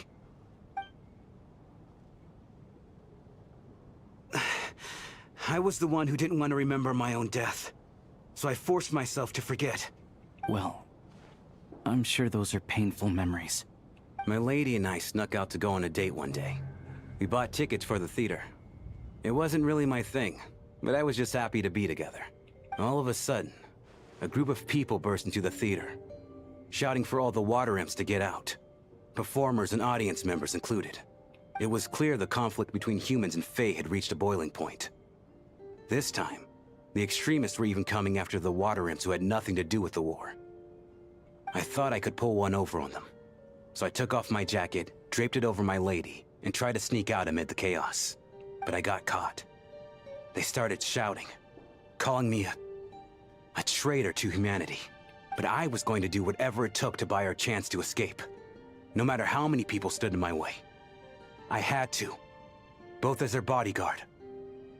And out of love. It's all right, friend. You can stop there if you want. You don't need to dig all that up again. It's just... even now, I'm still struggling to accept the truth. How could I be dead? I'm sorry, everyone. If I'd known I was a dead man walking, I wouldn't have dragged you down with me. If I'm the cause of all this death, then punish me however you see fit. But, Mr. Shroom... No. I refuse to be a burden. I know what I have to do. You said I've been wandering the theater for centuries, right? I guess it's high time I got a breath of fresh air. Out there, I mean. I'll leave this place, and take all this death with me. Go out on my own terms. Mr. Shram, I'm sure we can figure out a different course of action. My good sir, we both know I'm not supposed to be here. I should have accepted my death long ago. One way or another, this has to end. Unless you're saying this goes against another one of your military principles somehow. No, I'm speaking on a personal level this time. Let it go, man. Oh, wait. One last thing. Miss Water Imp. My lover. Her name was Letia. Letia Ozarova. Do you know what happened to her? Ozarova. Oh, Auntie Ozarova. That's what we all called her. I remember her as a very kind elder. She had a bunch of kids, too. I'm so glad she survived. And she had lots of kids? Good. Good. I could hardly expect her to stay single just because of what happened to me, right? As long as she went on to be happy. That's all that matters. Besides, I'm dead. My soul has been wandering around here for so long because I was worried about her. But now, I can go without regret. There's no need to see me off, my friends. I've enjoyed our time together over these past few days.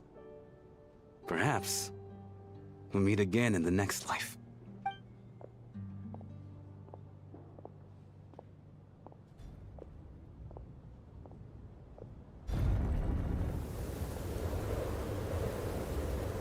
Take care, my man. I knew Mr. Shram was already dead, but I still feel so sad. Death is cruel, no matter how we might try to make sense of it. So, was the conflict between Fae and humans really that bad back then? I was only little, so I don't remember much. It's terrible to think that so many innocent people had their lives turned upside down. Even the historical records about that time period don't say much about it. All people know is that the Tsaritsa founded the Fatui, drove out most of the Fae aristocracy without explanation, then used her terrifying power to suppress the humans. It seems to me like the Tsaritsa chose to make herself the enemy. She downplayed the conflict, directing whatever animosity both sides had for each other at herself instead. That's also why, despite how brutal the conflict was at the time, there hasn't been much lingering tension between humans and Fae since. Things have been fairly harmonious for the past few centuries. So, the Tsaritsa banished the Fae to protect the Fae living in the city? She offered herself up to be hated in exchange for peace. Maybe it's not quite as bad as it sounds. I don't think Her Majesty is too concerned if mortals hate her or not. And besides, there are very few who truly do. All this time, I had no idea. All right. If Mitia's theory is correct, then I think we can consider this matter settled. Let's all take a break.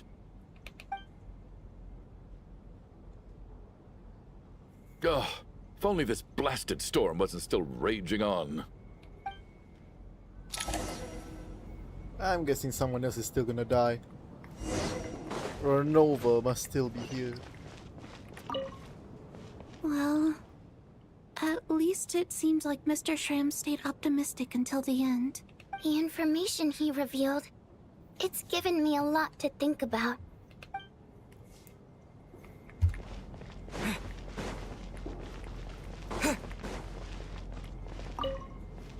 Even though Shram was already deceased, his decision to walk into the snowstorm was still a sacrifice, and a very brave one. This is one of the few times I don't feel at all happy to have my theory proven true.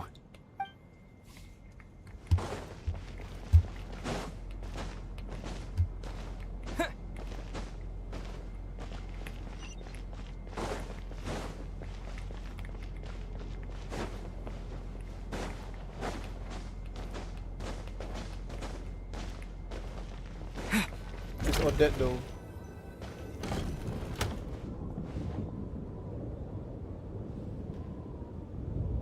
Looks like now we can just rest until the snowstorm stops. I still can't believe Shram turned out to be a ghost who'd been in the theater for hundreds of years. To think he was dead this whole time. What a strange turn of events. Knock knock. That's Odette. Huh? Knock knock.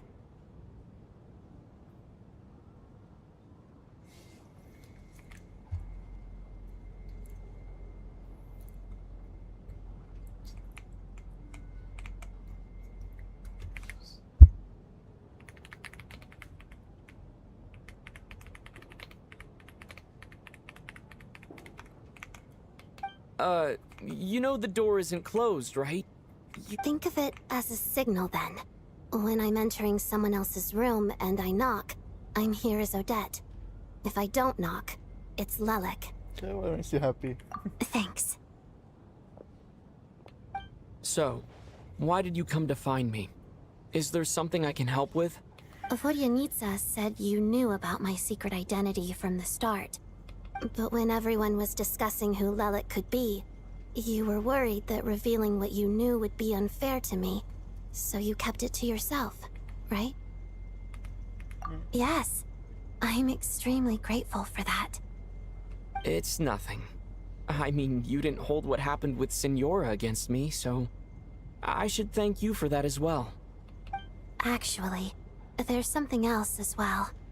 I found myself in a situation similar to the one you were in when you helped conceal my identity. So I thought I'd come and ask you for advice. What's the situation? It's about Mitya. Before all of this, the last time I saw him, he was dead. What? As I'm sure you know, my goal as Lelik was to stop Project Stuja. Well, when I found out the tech lead for the experiment behind Project Stuja was Mitya, I immediately started planning to track him down and threaten him to back out. I often saw him around the theater, but I soon concluded that making my move there would risk exposing my identity. So I decided to infiltrate the Armory Palace and go directly to his lab. That way, the threat would be much more effective.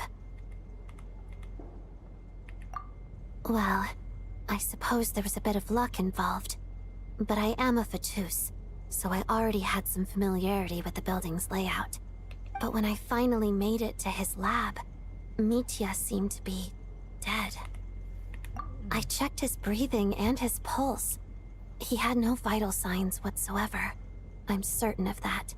I thought maybe another anti-Project Stuja activist had beaten me to it, and chosen a much more brutal method. So I made myself scarce. That's why you were so on guard around Mitya that first night here. Yes. When I saw him sitting in the audience during the performance, I could barely contain the shock. To me, it was a miracle. Somehow, he'd come back from the dead. But then, the murders started happening and things got so complicated that it wasn't really at the front of my mind. That is, until Mitya himself said there must be a dead person among us. Then, I couldn't ignore it any longer. And yet, you thought that bringing it up right away would single Mitya out. Just like when everyone was suspecting Lelik. Exactly. I thought there could be something I was missing.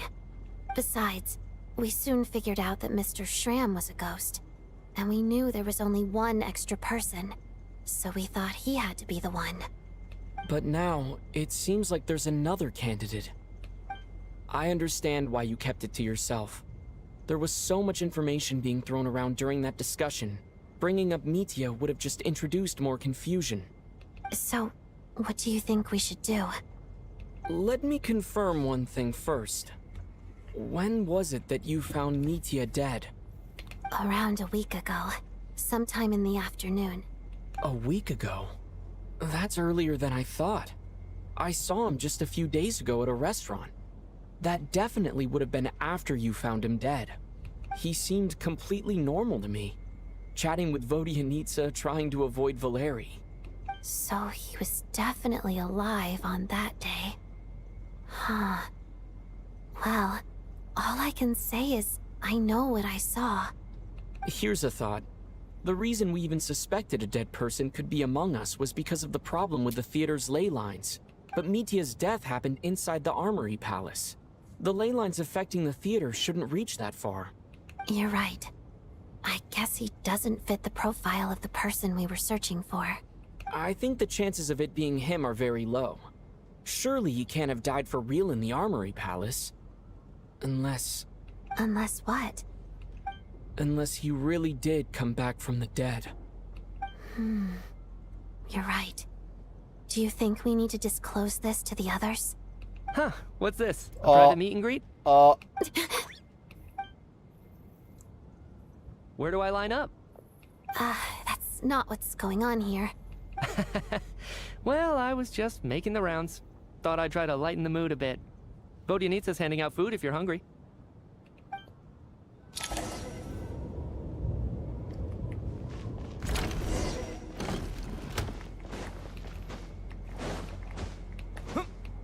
This is turning into a horror movie. I mean, horror quest.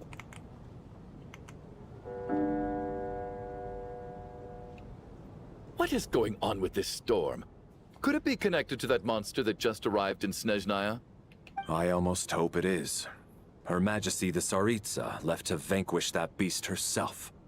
We just need to wait for her triumphant return. Do you think people still feel the cold after they die? I'm wondering about Shram. Oh, maybe we should have given him a coat before he went out there.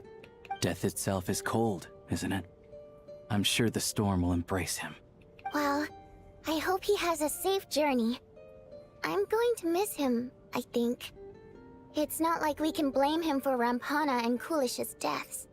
Thinking back on it, we barely made it out alive ourselves. Once we get out of here, how are we going to explain what happened to their families? Are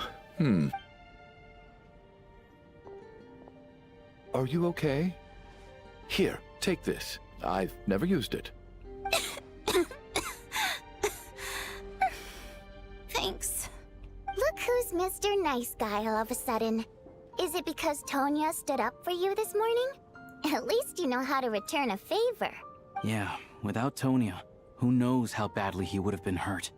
I told you already, I never intended to resort to violence. Duh, bunch of rascals. Little girl? I was rather surprised when you spoke up for me this morning. I didn't think I had many admirers here, so, thank you. Oh, no need to thank me. I said some bad stuff about you too. I've been, too embarrassed to admit it, but, you remind me a lot of my daughter. So kind to everyone, but never lets her old man off the hook. Unless my wife and I are having a fight, then she's always on my side. Especially when she was little. Every time I took her out... All right, easy now. How long have you had that cough, Tonya? I don't know. It's probably been a while. I'm fine. Are you taking anything for it? Yeah. I'll be fine once I see my brother. He's gonna pick some frost fairy flower leaves and brew a tonic for me. I'll feel much better once I drink that. I see. That's good to hear, then. We should probably discuss arrangements for tonight. Now that the deceased has left our midst, there shouldn't be any more incidents. However, out of an abundance of caution, I'll keep watch. Shouldn't we take shifts? I can take one if needed. No need. I managed to get a nap in earlier, so I have plenty of energy right now. After all the tension of the past few days, everyone else should just focus on getting a good night's sleep.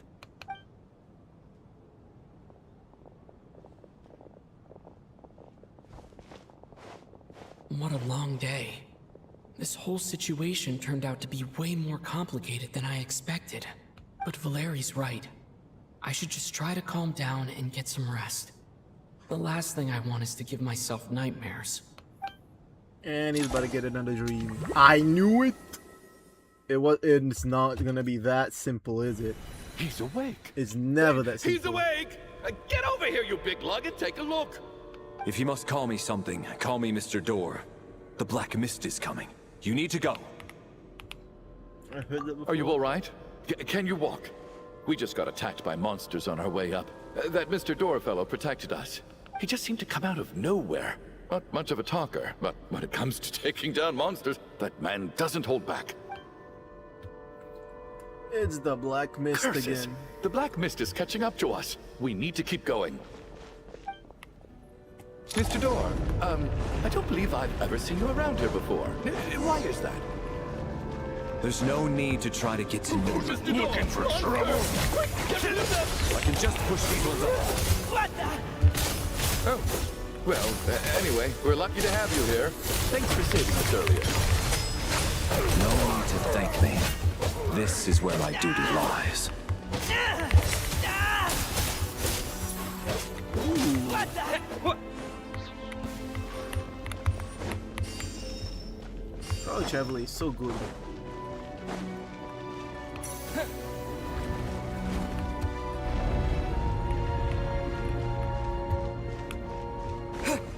So we're doing this. Cryo Storm! Fighting Frost!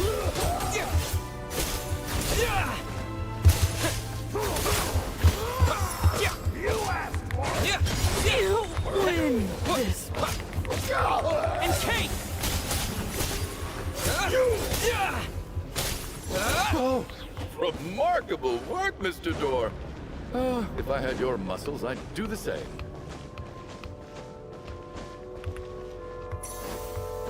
Are none of these doors the one you're looking for? No.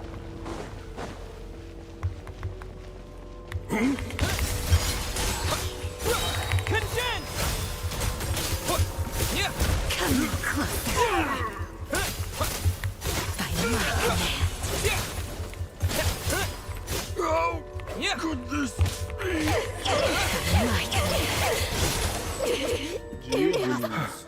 I'm so exhausted.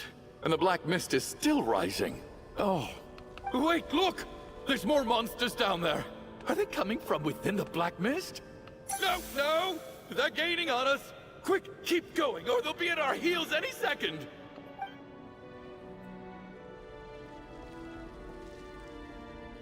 Mr. Door, what are you doing? We need to get out of here. They're coming! Found it. This is my door. What? You mean you're going to stay here? I am a door. This is where my duty lies. No! You saved us. We can't leave you behind. You must keep going. A door can only keep things out for so long. You must make haste. But... Oh, you're right. Let's go. We can't let Mr. Door's sacrifice be in vain.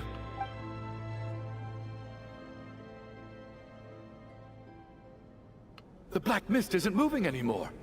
Looks like both the monsters and Mr. Door are gone. I didn't just imagine all that, did I? Surely I wasn't so scared out of my mind that I hallucinated a door as a human being? Oh, okay, good. There's no way we both hallucinated the same thing. Getting sleepy? Well, looks like we're safe for now. Go ahead. Let's get some rest. What now, bruh? What time is it? Is it morning? I think I had a nightmare. I guess everyone's still asleep? These past 2 days have been exhausting. Valeri's keeping watch though, so he's probably the only one awake. He's dead. Valeri? He's dead.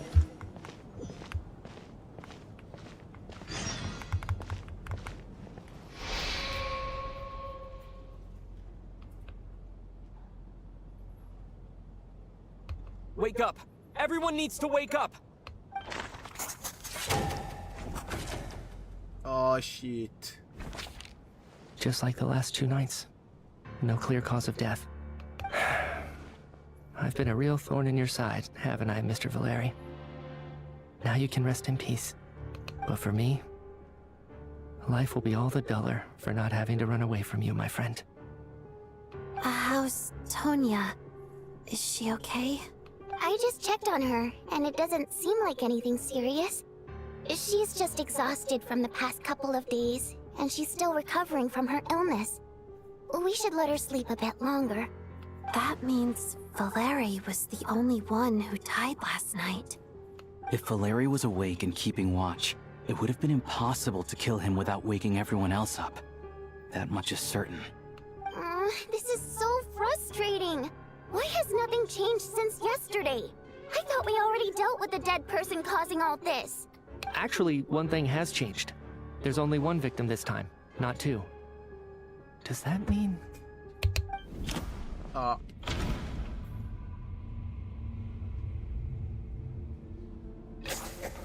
After the deceased Shram left, there was one less victim last night. That more or less tracks. It's a reasonable conclusion, considering the only variable that changed. The number of people who die each night is equivalent to the number of dead among us. That's your theory, right? Exactly. We identified Mr. Shram, and the night after he left, the death toll dropped from 2 to 1. By that logic, there must be one more dead person left among us. Another one? But there was only one person unaccounted for in the ticket checks, right? The head count should match up now. Having an extra person was definitely a cause for alarm, but being one person short isn't nearly as unusual. Someone could have left in the middle of the show, or made it out before the storm hit. One more dead person among us. If Mitya's theory is right, then what Odette told me seems a lot more relevant. It's just, at the time, we had no reason to think there was more than one dead person. If only we'd taken it more seriously as a possibility, maybe this could have been avoided. I'm sorry. This is my fault. I had information that could have been helpful, but I held back. I should have brought it up right away. I'm partly to blame as well. I was too quick to dismiss Odette's concerns. What is this about? What have you two been getting up to behind my back? Sounds like there's some big news you've been keeping from the rest of us. Well, we're all ears.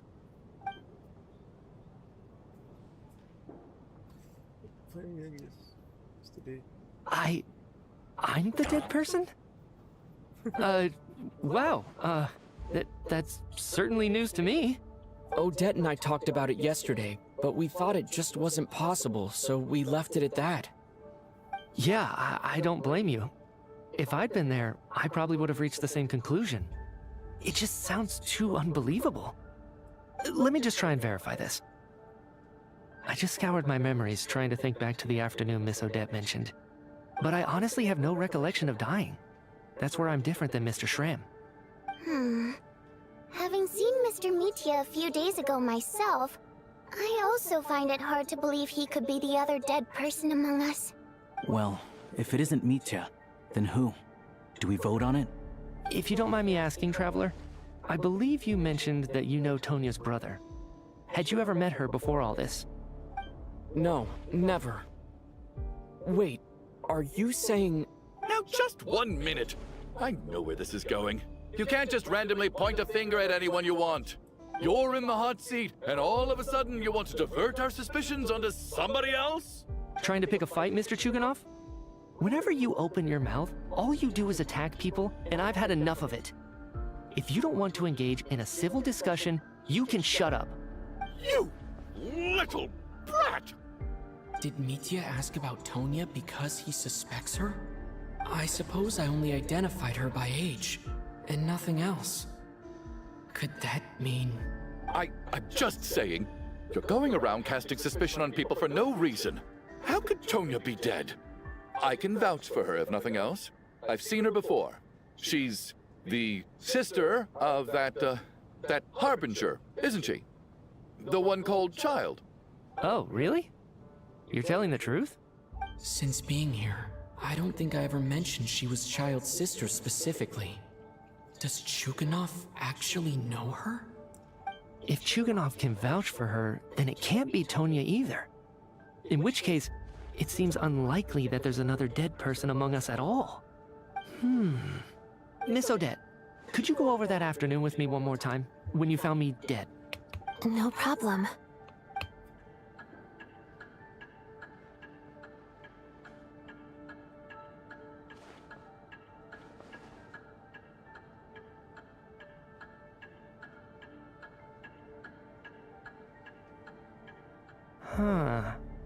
No matter how hard I try, I just can't remember anything about dying. But I do remember something else. Miss Vojanitsa, during our last meal together, I told you how some of the researchers were suffering from temporary memory loss. Do you remember that?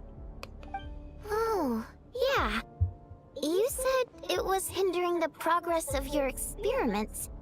You thought they were just under too much stress or something. Right. And even though I don't remember dying that day, I'm pretty sure I experienced something like amnesia. Some of my memories from that afternoon are missing. Are you suggesting you're missing the memory of your... Of course. How am I only just realizing this? Humans aren't necessarily aware of their own death. You mean being silently assassinated, or dying in your sleep? Situations like that? The researcher's amnesia. Suddenly it all makes sense. I must thank you, Odette. I think your perspective just helped me reach a breakthrough on a series of issues that have been troubling me for quite some time. All right. It's decided then. I'll be the one to leave today. Oh, leave? Hey, wait a minute. Aren't you rushing into this? What if you're wrong? You'll pay with your life. Come on, kid. Aren't you gonna fight for your life? This seems like a rash decision. I have other reasons beyond what's been discussed. In fact, thinking back, I remember during Miss Odette's performance, while I was sitting in the audience stalls, a brilliant new idea for my research popped into my mind. But then, my train of thought suddenly cut off. I can't remember it now at all, and I didn't take any notes. I guess that must be another instance of temporary amnesia. No. Hold on. I see where you're going with this. You're suggesting that each instance of temporary amnesia is a death, right? There's a glaringly obvious flaw in that idea, no? How can one person die so many times? I believe Miss Odette's account. During the period where my memory is blank, I must have been either dead or in a similar state. All it would take is for the same thing to happen in the theater, and I would come under the effect of the ley lines in this vicinity. This increases the likelihood of me being the deceased, does it not? But... There's no evidence to suggest that anyone other than me is a candidate for the deceased. So allow me, as a scientist, to treat this as an experiment. Please relax, everyone. I don't think things are as bad as they may seem. If I really am the deceased, then to leave the theater will be a relief for me. If, on the other hand, I'm still alive right now, well, apparently you've all witnessed my resurrection recently anyway. Who's to say I won't return from the dead again this time? Mitya's right. This is the only thing we can try right now. I think he's deliberately downplaying the gravity of the situation, though. He probably doesn't want to burden everyone. What is a scientist if not someone who gambles on experiment after experiment in an attempt to obtain the truth? With this snowstorm, the ley line phenomenon, ghosts of the dead, and my amnesia, we've been paralyzed by not knowing and powerless to do anything about it. It's a terrible feeling. But if I do get resurrected, you can be sure that I'll come back with the truth of all this. Just you wait.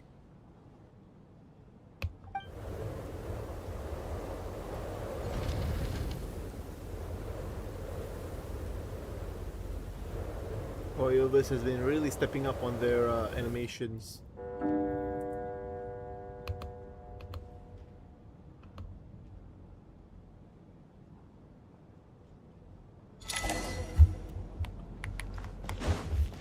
Beyond the loop. Poor Mr. Mitya. I didn't even get to see him one last time. Maybe it's a good thing that you weren't there to see it. It was a hard thing to watch. I hate goodbyes. Why does it feel like everyone around me is slowly disappearing? Not just in here, I mean. In the outside world, too.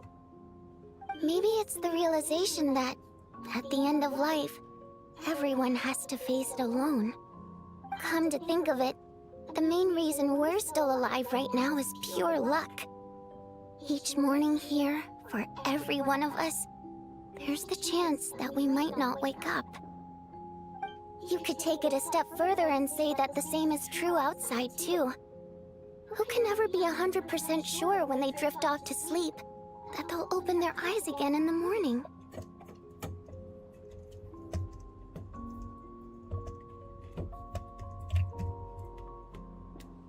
If I make it out of here, I'm going to cherish every moment that I'm awake and live without any regrets. Without regrets. I feel like a strange sense of anxiety has been quietly growing inside me over the last 2 days.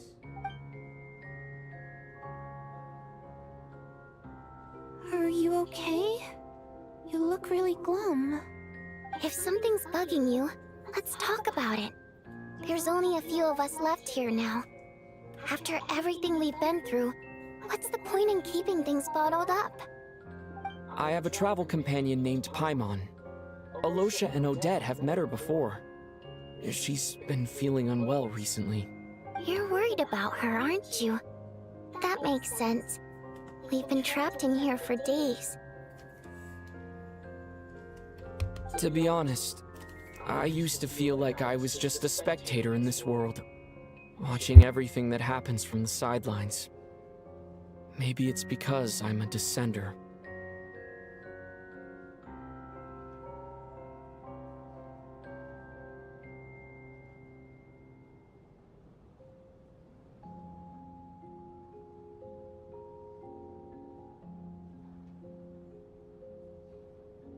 A descender?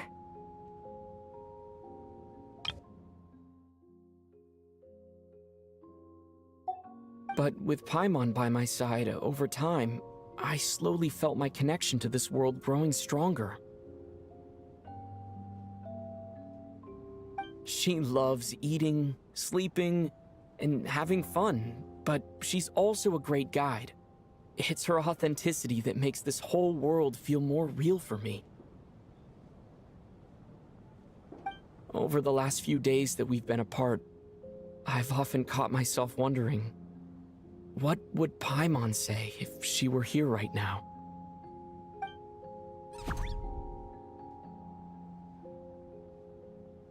But by the time I snap out of it, the conversation has already moved on, and I'm still in my own little world. I'm trying to overcome this sense of detachment, but I really miss Paimon. I guess, in a way, she means the whole world to me. I bet she misses you when you're not there as well. Maybe you're her entire world too. I don't know if this will make you feel any better, but back when the water imps left Snezhnegrad in droves, I also felt like the whole world was suddenly empty. I could be surrounded by people all smiling and having fun, and still feel completely separate from it. So, I totally understand how you feel. Later on, I started to think, maybe accepting the fact that our loved ones won't always be with us is something that takes a lifetime. All we can do is cherish their companionship from moment to moment. So, once we get out of here, you better hurry back to our side as fast as you can. You can't let your story end in regret. That's the trope I hate the most. Thank you. That's exactly what I needed to hear. But Vodyanitsa, if you hate goodbyes too, why didn't you leave with your people? That's just the choice I made. I used to regret it, but I don't anymore. Like I said before, singing is a water imp's primary mode of expression. It's how we convey our emotions. Our songs have echoed through this theater for hundreds of years, each one a story pieced together through moments of joy and sorrow. But does a story exist without someone to read it? To me, the answer is no.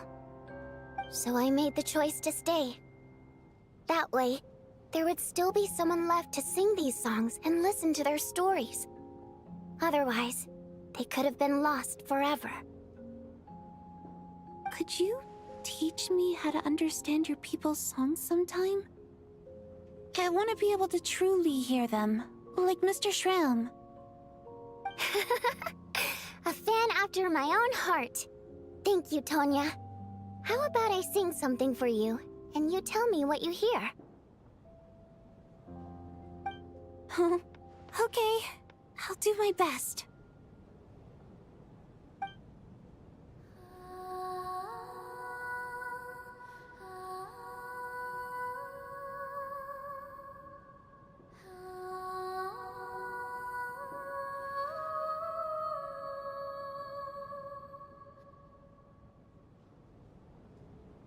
never heard that one before.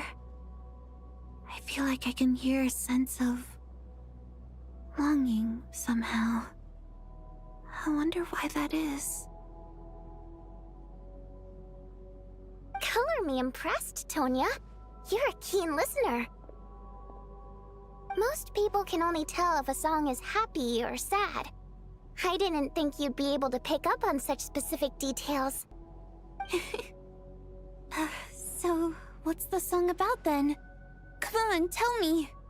I've actually never performed this song in the theater before, because it has more of a ceremonial purpose for our people. It's not meant for the stage. It means something like, "May those we have lost watch over us, and follow this song back home in the night, so that we might be reunited once more."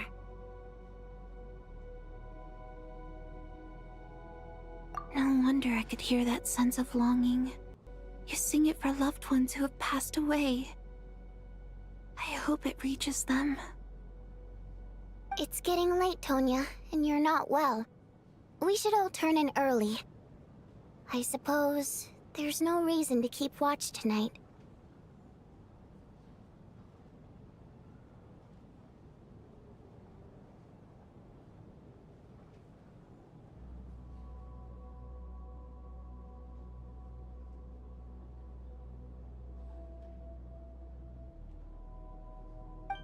Okay, but, before I go to bed, could you sing that song a couple more times for me, Vodyanitsa?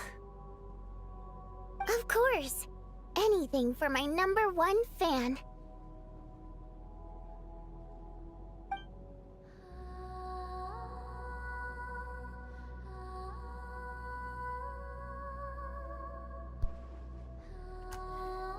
I think I might pull for Vodyanitsa.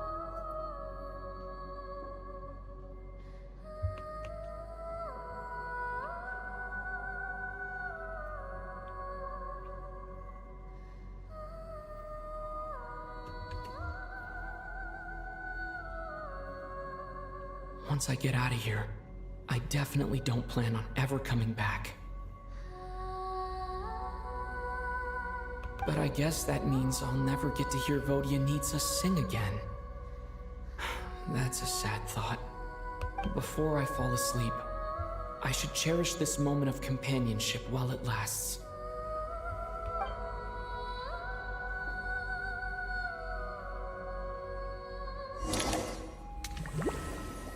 Oh no.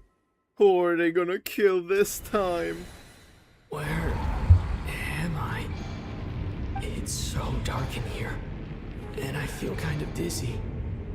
Am I alone? Tonya?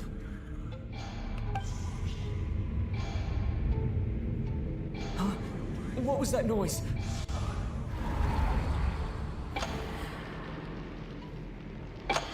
Renova? Oh shit.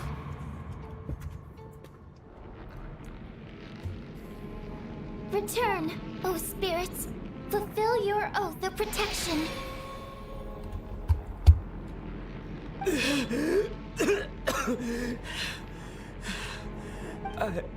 I'm alive? What just happened?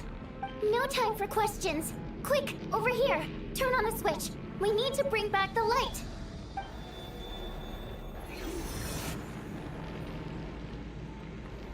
All right, we're safe. The spirit just now is called Night Prayer. The light subdues her, but she'll attack without a second thought in the dark. Sort of. I know it's hard, but you can't let this place go dark, or she'll kill you again. Did I really just die? Yep. Luckily, I was here to resurrect you. Otherwise, that'd have been a real bummer. A bit more than a bummer, I'd say. Wait, so you have the ability to resurrect people? Sure I do. I'm your guardian spirit after all. I specialize in soul recall. Oh, it's nice to meet you, by the way. Thanks. It's nice to meet you too. What is happening There's over no here, time to bro? waste. The black mist is already catching up. We need to avoid it at Night Prayer at all costs. Come We need to reach the next switch before the place gets too dark. If we bring the light back, Night Prayer won't be able to get to us. Sweet, sweet light! It's back! Shh! It's Night Prayer. We need to move quick, but don't let her notice you. Look out!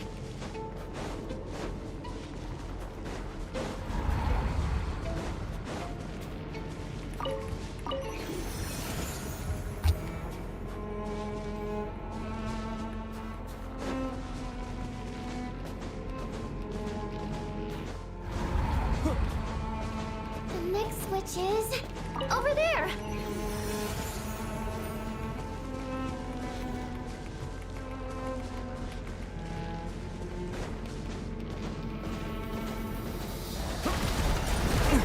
Oh shit.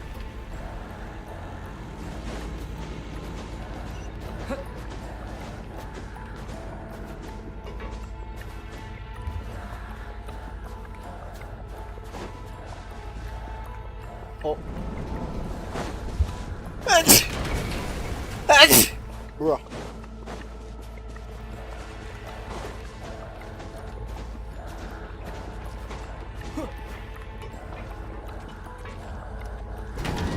Uh-oh.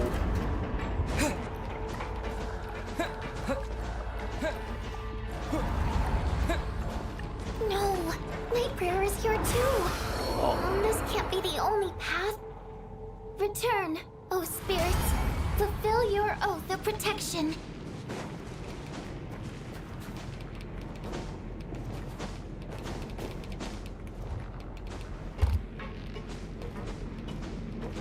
The switch is just up ahead. Hurry!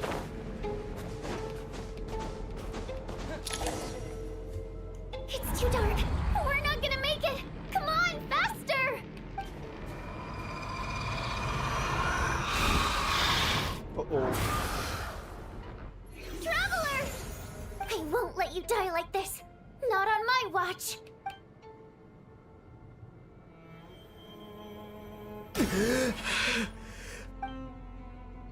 Even though it's not permanent, dying is definitely not a pleasant experience. Great. You're back. Yeah, thanks to you. Time for you to get out of here. Quick, before the light runs out. What about you? You're not coming with me? I can't. I've already been used up. Used up? A guardian spirit's skills are finite. I can only resurrect someone so many times. I might not look any different, but my essence has been exhausted. Now, I will slowly start to fade away. I can go no further. The black mist is where I belong. It's okay. Why didn't you tell me sooner? Because it wouldn't have changed anything. That knowledge would have just burdened you. And a guardian spirit's role is to protect. But... Go. Now, before it's too late. I already hear Night Prayer approaching.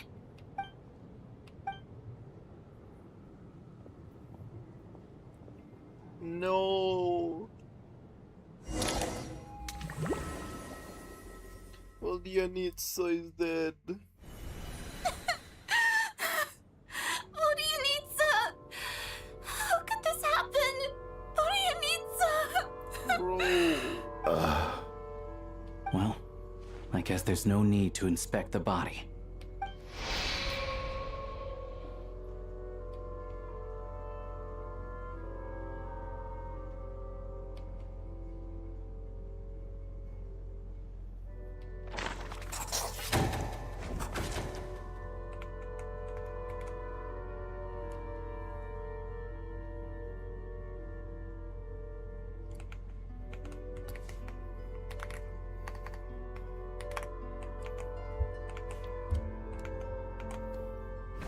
Wasn't supposed to happen. You lied to us, didn't you, Chuganov? You've been lying from the start. Take a long, hard look at yourself before you go around accusing other people. I suspected you on day one, Lelik, and now look where we are. By some strange coincidence, you've never been targeted. You just happen to have survived this long? No, You should be the prime suspect. And you, little hunter, ever so content with staying on the sidelines. Yet you were the one who stopped us from leaving from the start. Why are you trying to keep us here? Both turning on everyone. Now you're just lashing out indiscriminately. That's either a sign of anxiety or a guilty conscience. Where was all this passion and bravado before? Decided to fight until the bitter end. Is that it? Is that a threat? Fine, bring it on. You think I'm afraid to die after all this? You want to kill me? Go ahead. I'd like to see you try. After all the trauma of the past few days, everyone's been pushed to the breaking point. Valeria and Mitya aren't here anymore. Someone else needs to step up and take charge. But first, I need to think this through. Considering everyone left, who's the most likely candidate for the deceased? It's him. My memories are perfectly coherent. No. Even after racking my brain, I can't recall any scenes of my own death. Hold on, wait a minute. Alyosha, he went out into the snowstorm and returned. He's arguably the first friend we made after arriving in SNEZNAYA. While he works at the theater, we've also met him outside of it. So he can't be Who's the deceased. to say he was still alive when he returned though? She's been recently active as Lelik, so she's unlikely to be the deceased. Seems like I was right, it's Tonya. I clearly remember Mr. Chuganov from the first time I visited the theater. He made quite an impression. That was just a few days ago. So he's unlikely to be the deceased. Of those who remain, the only person we've never met before is Tonya. There is room to doubt her true identity. People are easily misled by first impressions. Now that I think about it, Child's sister was in fact a label I imposed on her due to my own assumptions. But Mr. Chuganov vouched for Tonya's identity yesterday, with basically no other possibilities left.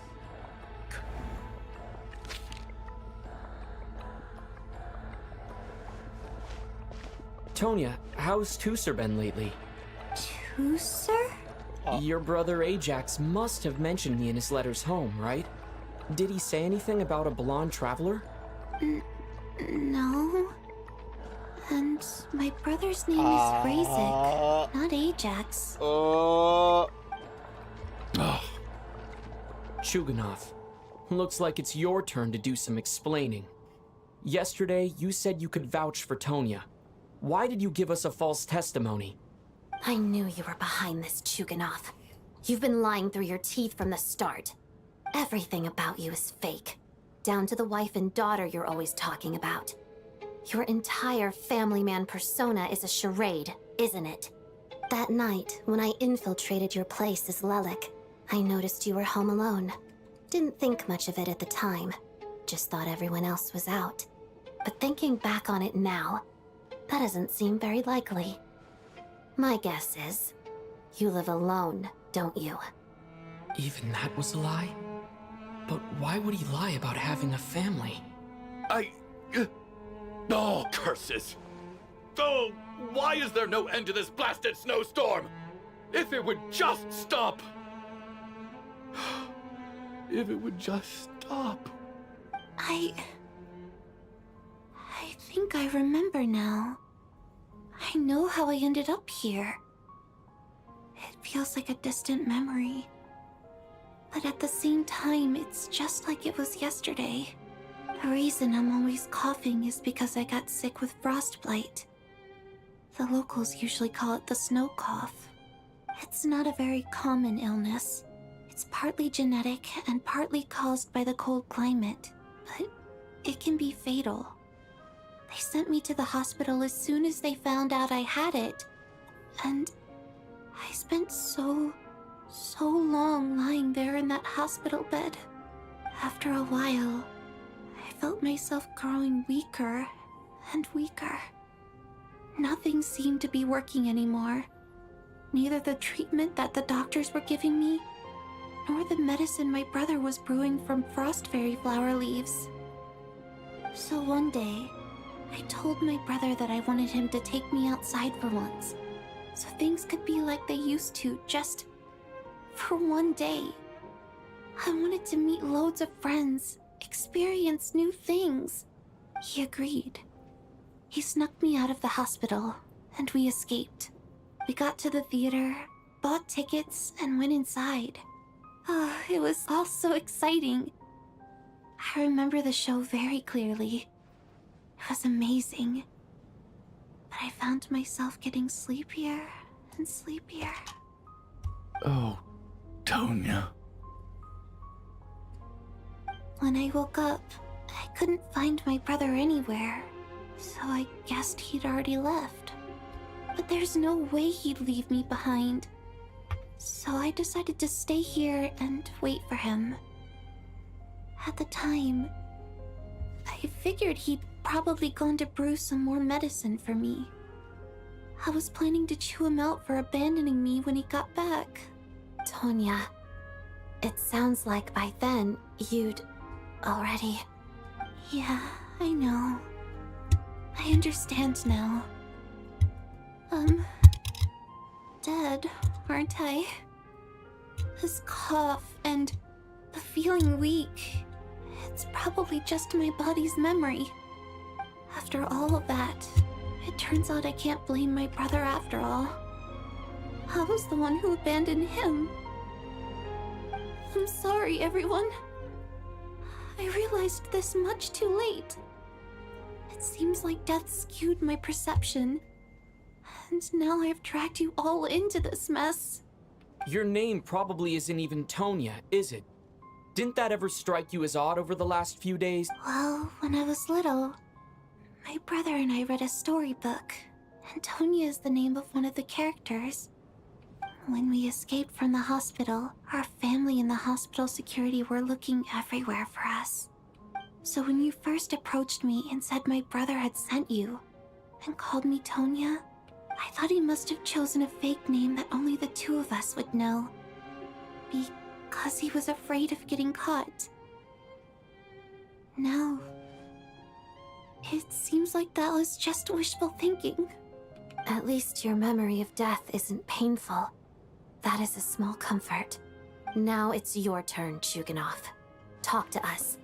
I believe no lie is ever told without a reason. You're right. I was lying. I happen to know that the Harbinger child and his sister Tonya managed to get tickets, so I lied to you and pretended I knew them. And yes, I was lying about my family too. The truth of the matter is, I lost them a long time ago. I just refused to accept reality. And now I've spent the second half of my life living a lie. I'm a joke. My daughter's name was Iskra. And before you ask, yes, Iskra, as in Iskra Manufacturing Plant. She also died from the snow cough. She was just 6 years old. If she were still alive today, she'd be around the same age as little Tonya here.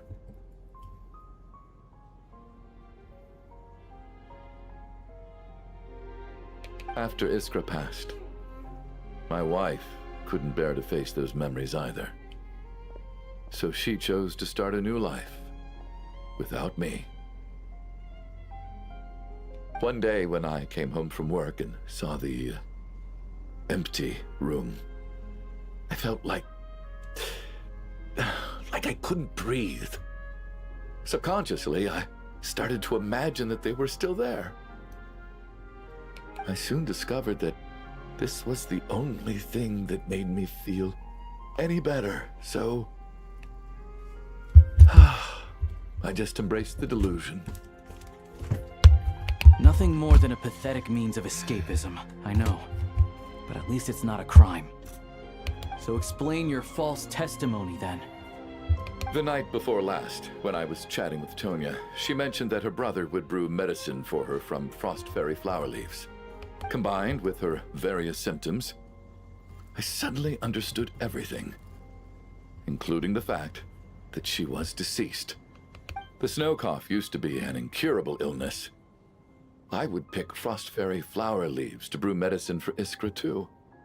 It took hours and hours on the stove.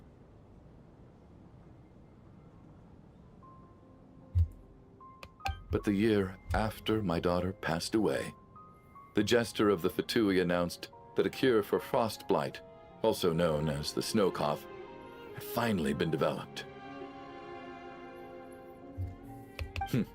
It turned out that all previous treatments were completely ineffective. No better than random concoctions. That was the final straw for me. I just couldn't take it anymore. Just one more year. One more year, and everything would have been okay. So, more than anyone, I know full well that in this day and age, no one in their right mind would still be using frost flower leaves to brew medicine for the snow cough. Poor Miss Tonya, therefore, had to have been from an era when snow cough was still a terminal illness. Damn. So, you projected your daughter onto her? Even though you knew she was one of the dead? You knew that he could get you killed. That doesn't make any sense. You knew she was already dead. What did you hope to achieve by protecting her? I just don't believe in your crackpot theories. Nor do I approve of your actions. How can you just declare a living person dead and throw them out into that snowstorm? Nitia's gone. My good buddy Shram's gone. And now it's Tonya's turn, isn't it? The others I can make my peace with, but little Miss Tonya, here she is, standing right in front of us, alive and breathing, and fighting her own battles. Yet you're quite happy to say she's dead? I just want her to live. Once this snowstorm is over, the very moment it stops, I'm going to march out that door and find someone who can fetch the very best medicine for her snow cough. I'll be damned if I'm gonna let you cast her out into the snowstorm before I have the chance to cure her. Not again! Not this time! Not when the cure is right within our grasp! I'd never be able to forgive myself. Mr. Chuganov, stop. I can't let you do this. Tonya. By the sounds of it, you've known I was dead since the night before last, right? I really liked Mr. Valeri, Mr. Mitya, and Miss Vodyanitsa. And now they're all dead because of me. I'm not happy about that. The reality is, you've been trying to fight your own demons through me. But all you've really done is trap me inside your delusion along with you. No! Listen to me. I want to save you. I do! Well, at this point, I'm quite sure that I'm dead. I don't need to be saved. The time I got to spend with all of you is more than enough for me. Despite all the bad things that kept happening, I got to meet so many interesting people and spend so many days and nights by your side. Since the day I escaped that hospital until now, this has been an adventure I never even dared to dream of. I'm very fond of you all. If it were only possible, I'd trade my soul to bring back the ones who died. If it meant things didn't have to end like this. And that's why I'm not fond of you at all, Mr. Chuganov.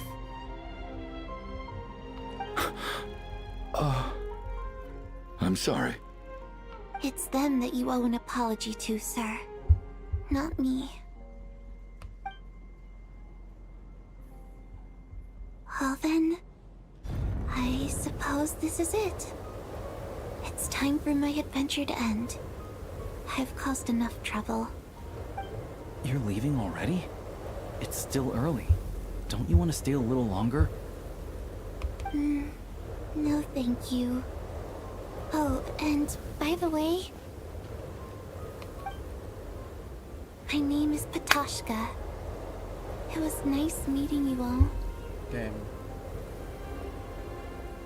What's with all these depressing quests, man? Feels strange that we're only being properly introduced now that it's time to say goodbye. Toshka?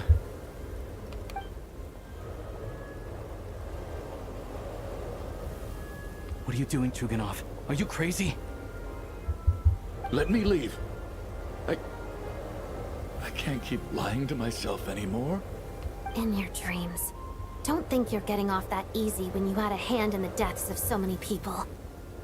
The Fatui have honed quite an array of enhanced interrogation techniques since they were founded.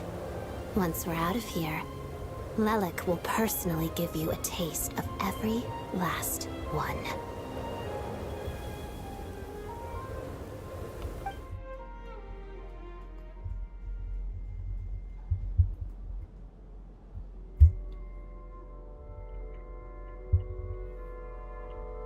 I think we should leave.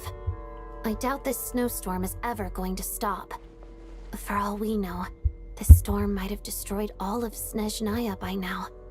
Maybe even the whole world. Maybe this is the heat death of the universe. Wait, we finally solved the mystery of the haunted theater today. Maybe let's at least try to enjoy tonight? Fair enough. I don't particularly feel like dying in Chuganov's company anyway. And yet you won't let me die first. Hey, Chuganov, on a serious note, if we do make it out of here, you should close down that factory of yours. A lot of people are freezing thanks to you.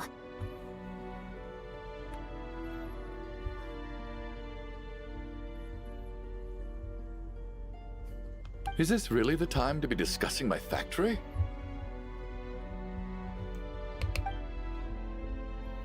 All right, fine. I'll shut it down. Doesn't matter to me anymore.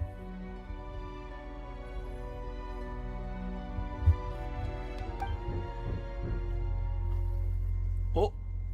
Am I hearing things? Or was that a knock at the door? Who? There it is again. But I don't understand. The snowstorm hasn't stopped, has it? Maybe the snow has brought us some unwanted visitors. Should we open the door? Is this it?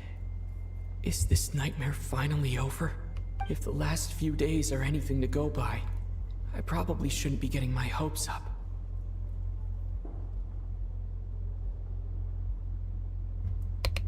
Whatever lies beyond that door at this moment, it could be something even more terrifying than everything we've been through so far.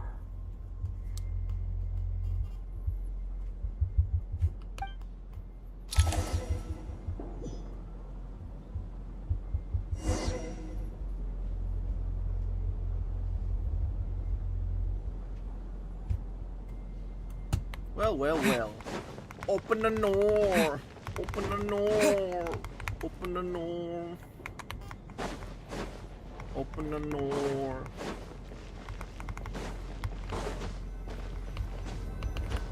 Open the door.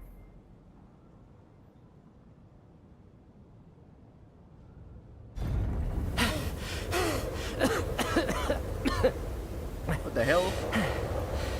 Hey everyone. How's bro back? I'm back. How are you doing? Feeling any better?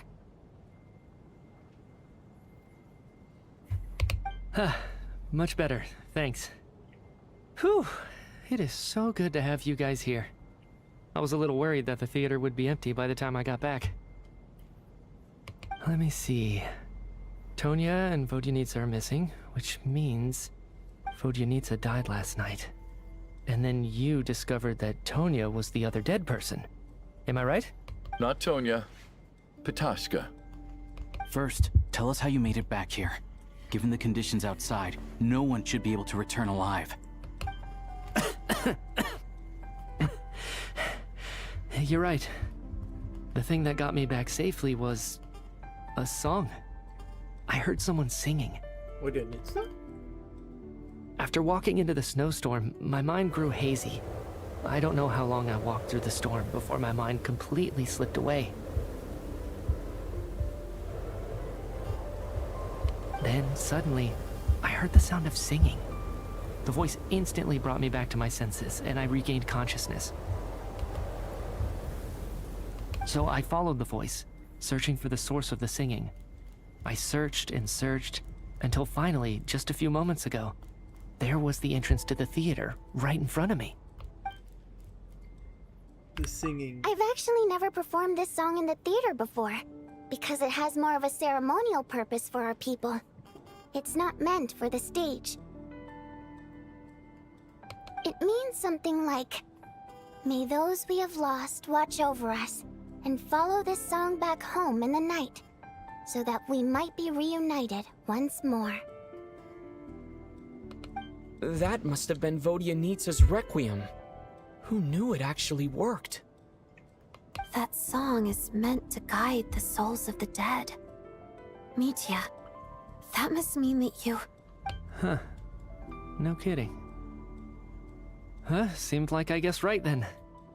This is what I've been so desperate to tell you about. When I first stepped out of the theater, I was still quite lucid. My memory of it is still pretty intact. I remember the outside world being completely different than what I'd expected. It was like this was a world where only the snowstorm existed. There wasn't a trace of any humans or buildings ever having been there. I don't know how else to describe it, except to say that it just didn't seem like the real world.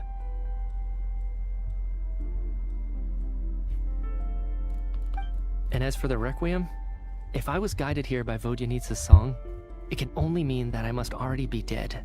And this is my soul, not my body. But I didn't experience a clear moment of death while I was out there. Nor do I feel any different now than before I walked into the snowstorm. You don't seem any different to me either. In fact, this is something I've been wondering about for a while now. If souls aren't physical, shouldn't they lack tangible form? Both Shram and Patashka were clearly deceased, and yet their souls didn't look or feel like ghosts at all. They were visible, tangible, no different than you or me. This raises a truly terrible thought. Is that really what Mitya is suggesting? Tell us.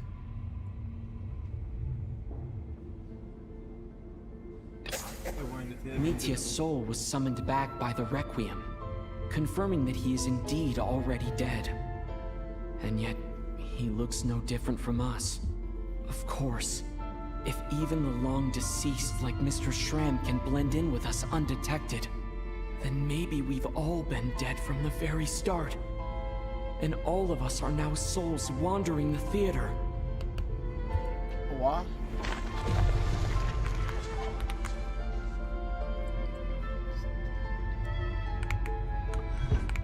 Yes. I think that this is probably the afterlife.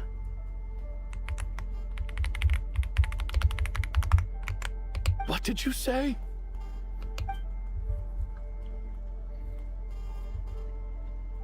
You heard me. We died in the theater. All of us did. But due to an obstruction in the theater's ley lines, our souls are trapped here, while an endless, infinite snowstorm rages outside. It's ironic, really. All that time, we were working so hard to figure out who the deceased among us were, when the truth was, we were all deceased. The only difference being some of us died more recently than others. Do you remember that note, "Death is near"? Seems like we misunderstood what it meant after all. Death was nearer than we wanted to think all along.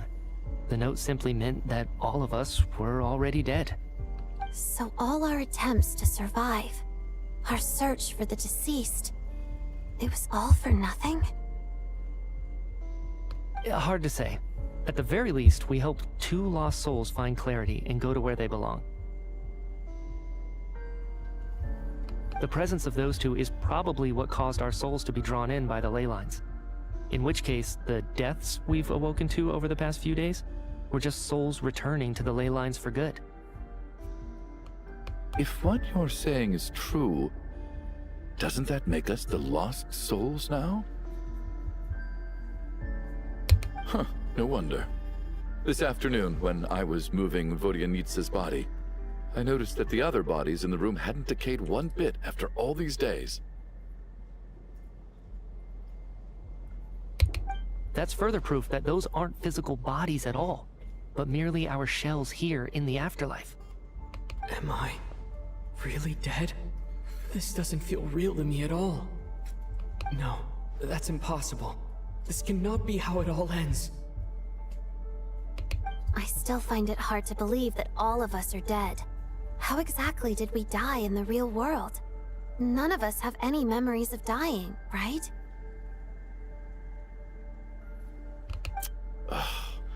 Not even knowing how we died is preposterous. Good grief! Surely there has to be some reason.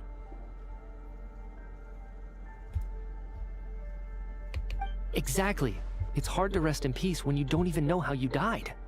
It gave me lots to think about as I strode out into the snowstorm.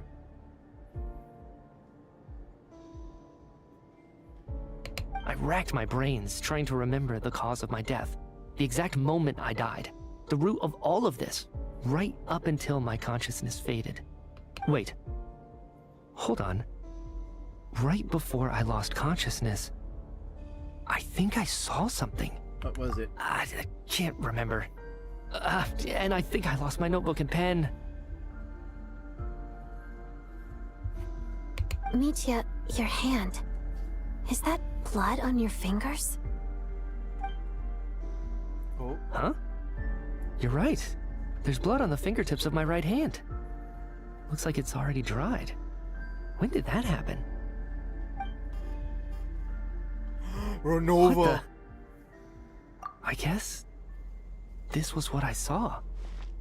I must have desperately drawn it in my own blood right before losing consciousness. Renova! What's wrong? Do you recognize the symbol? It's Renova, the ruler of death. Oh shit.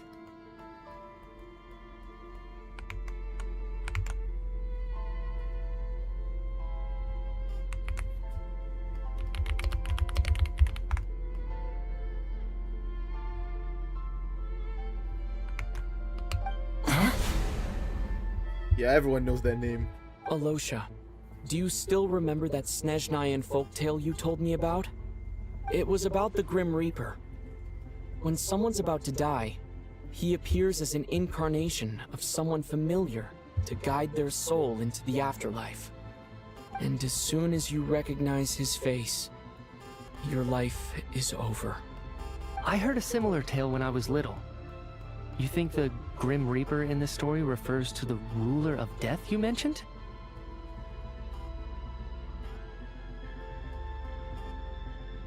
That's right. In which case, death is near could also mean that the Grim Reaper is here disguised in a familiar form.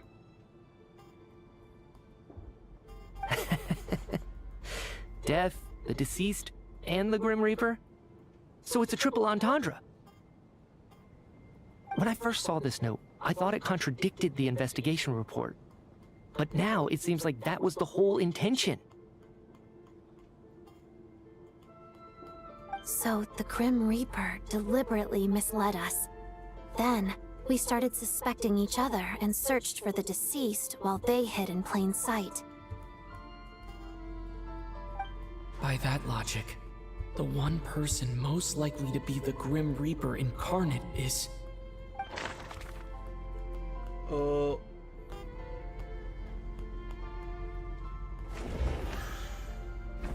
Identifying the Grim Reaper is a major decision to make. I should think it over carefully. Identifying the Grim Reaper. Identifying the Grim Reaper. Identifying the Grim... So it's Mitsuya. Oh god.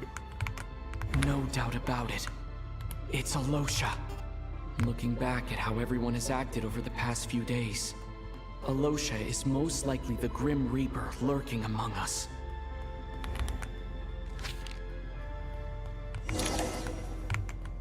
Is it you, Alosha?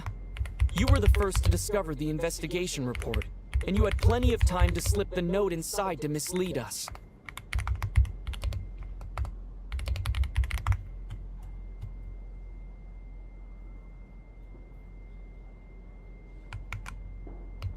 So? Surely you can't suspect me based on that alone. What if someone else found the investigation report first, slipped the note inside, and then put it back without telling anyone? There's no denying it. The note could easily have been slipped in much earlier than it was discovered. That's not all. I've also noticed that although on the surface, Valeri, Mitya, and sometimes I were the ones taking charge of the situation, looking back now, even though you didn't say much, you were always subtly guiding everyone from the sidelines. What do you mean? You were the one who emphasized how dangerous it was outside and insisted we all stay here. It was also you who suggested that we all sleep in the same place. And earlier today, you tried to convince Patashka to stay. I don't understand why, but it was out of character. So, you didn't understand my intentions, and now you're assuming the worst. Seems pretty unreasonable if you ask me. He still won't admit it. Fine. Let's see how he responds to the most damning evidence of all. The biggest question I have right now is, if the Grim Reaper is impersonating Alosha, then where's the real Alosha? When did they switch? Yeah, I knew it the moment he came back.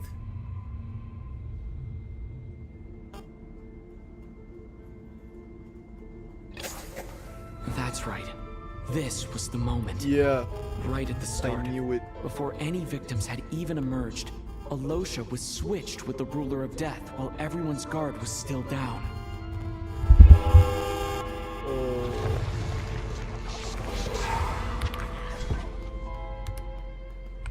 When all this began, right after the performance ended and the snowstorm began to pick up, no one suspected anything unusual.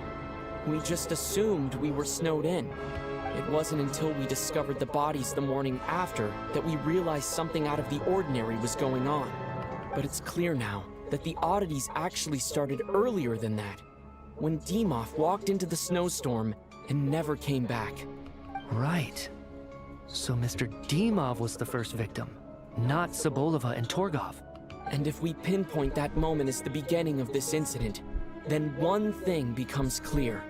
Alosha, you are the only person who walked into the snowstorm and came back without the help of Vodyanitsa's Requiem. More precisely, Alosha never came back at all. The one who came back was the Grim Reaper. Not bad. Oh, well, no. Since you've backed me into a corner, I suppose there's no point in keeping up the act anymore.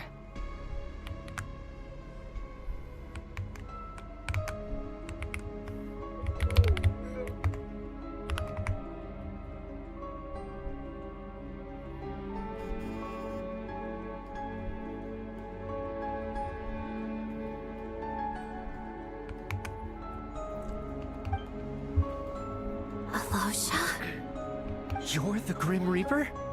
I am no such tired cliché. Mortals should address me as the ruler of death. Before being wiped out for good, you identified the two deceased, and even sensed my presence. A commendable achievement. Far beyond what I expected. I heard you can ferry souls. Those deaths each night. Were they your doing? Your initial conclusion was correct. Due to the existence of the two deceased, The ley lines yearned to reclaim those long-lost souls.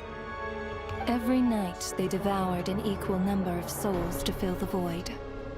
This required no intervention from me. Though, of course, ferrying souls is indeed my authority. Here, take a look.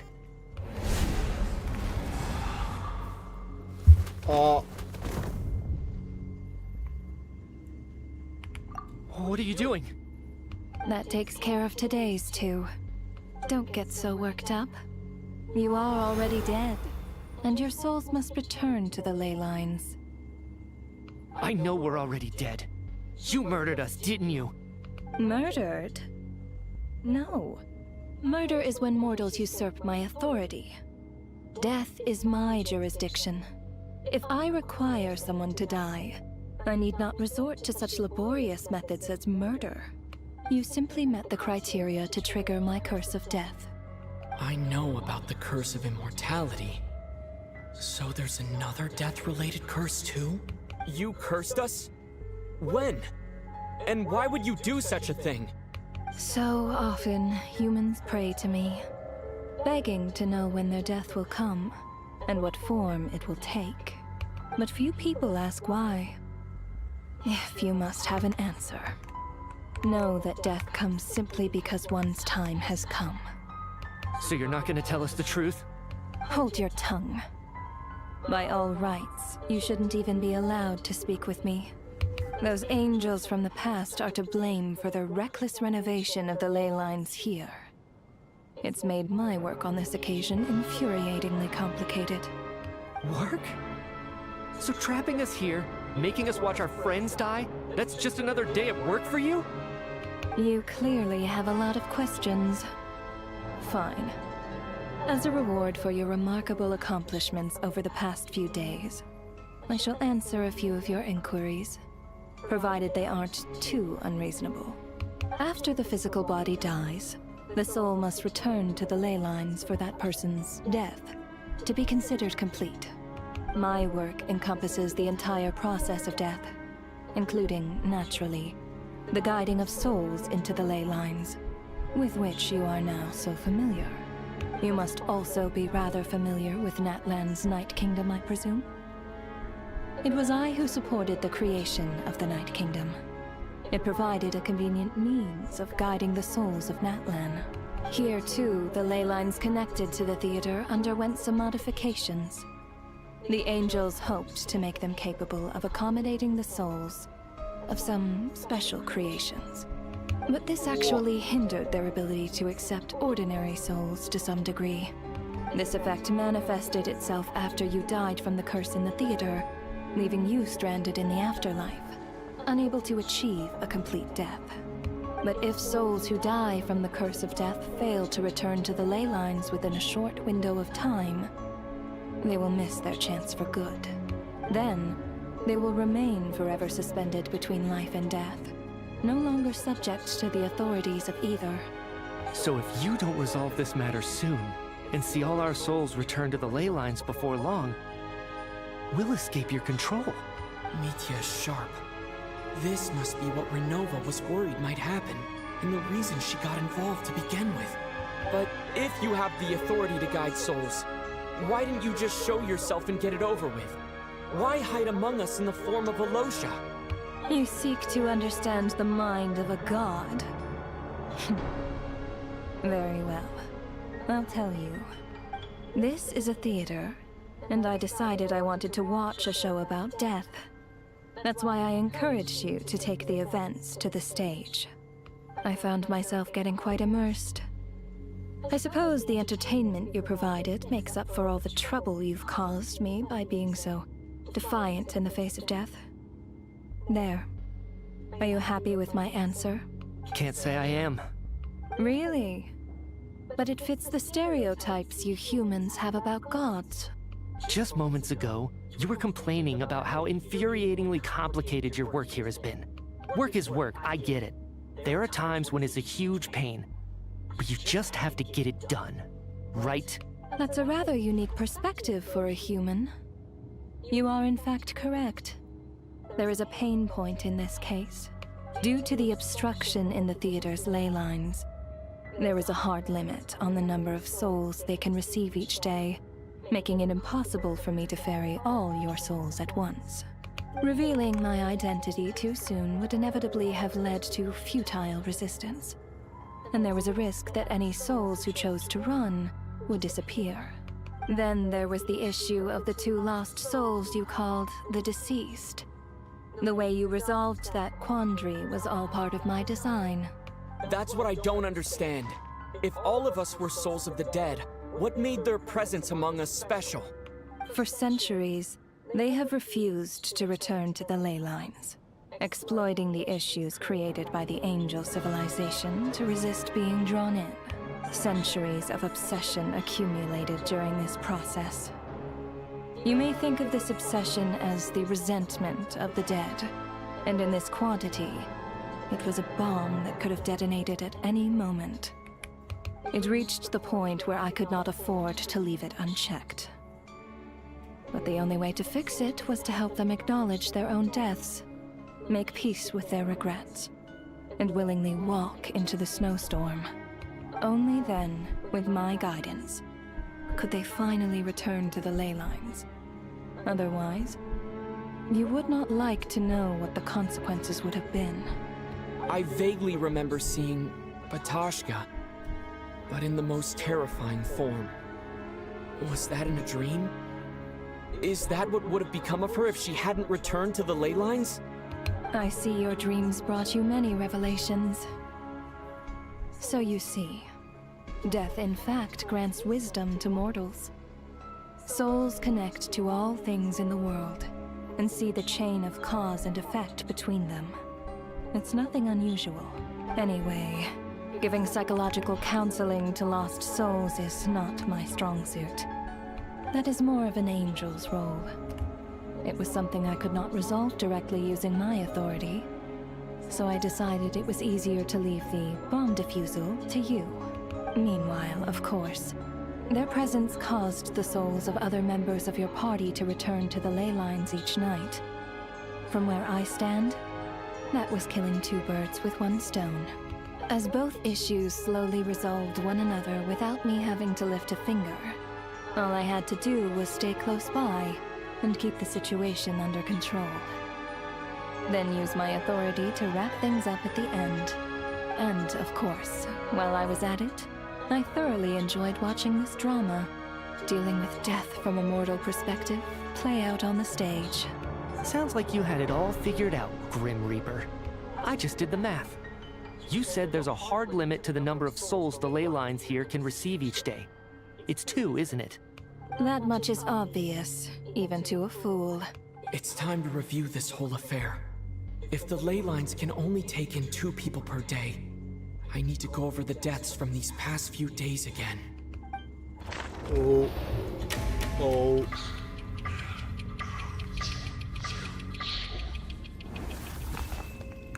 Select each day's deceased in order. Looking back now, none of us had the faintest idea at the time. From the moment that staff member named Dimov walked into the snowstorm, the incident had already begun.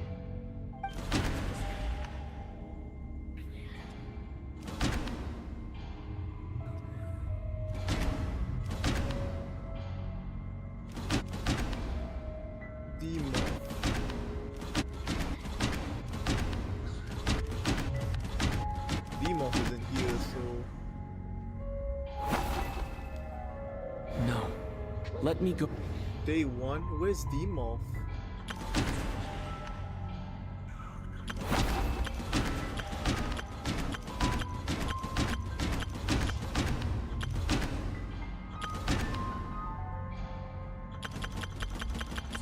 Is it her? No. What? It's day 1, right? You counting her? No.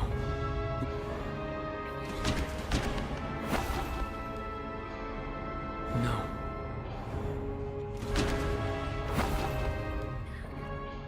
No. Day 1 means you? No. Wait, actually who? Dimov isn't healed. No.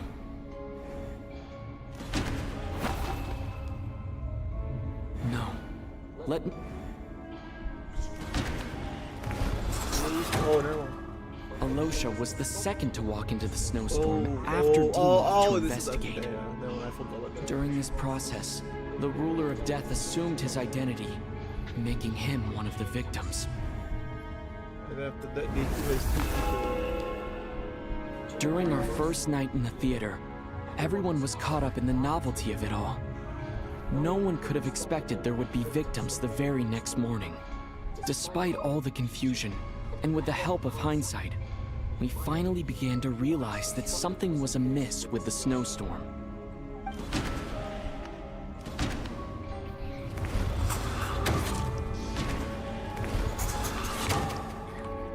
The ley lines devoured Torgov and Sobolova on the first night. At the time, we thought this might be a murder case connected to Lelik.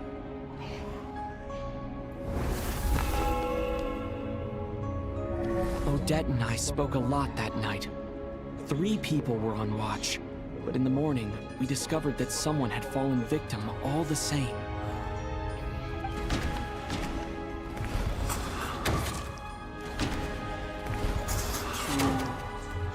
The deaths of Kulish and Rampana caused everyone to stop suspecting Lelik. Unexplainable phenomena occurred one after another, leading Mitya to suspect that we were caught up in a supernatural event.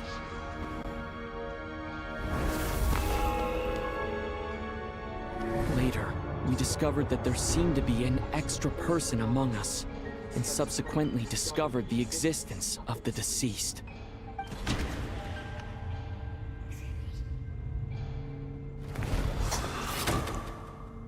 Mr. Schramm realized he was the deceased and walked into the snowstorm to return to the ley lines of his own accord. It turns out there really was a dead person among us.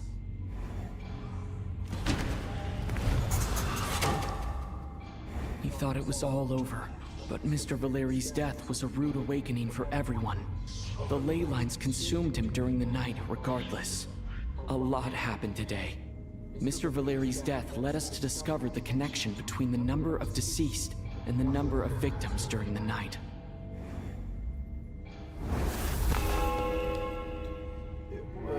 The fact that there was more than one deceased seemed to bring us back to square one.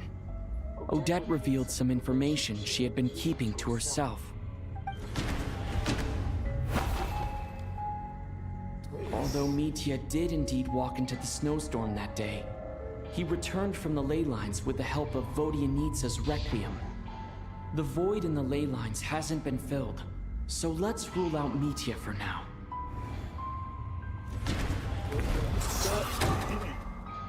Vodianitsa was swallowed by the ley lines in her sleep, but the Requiem she sang before falling asleep was quite a game changer.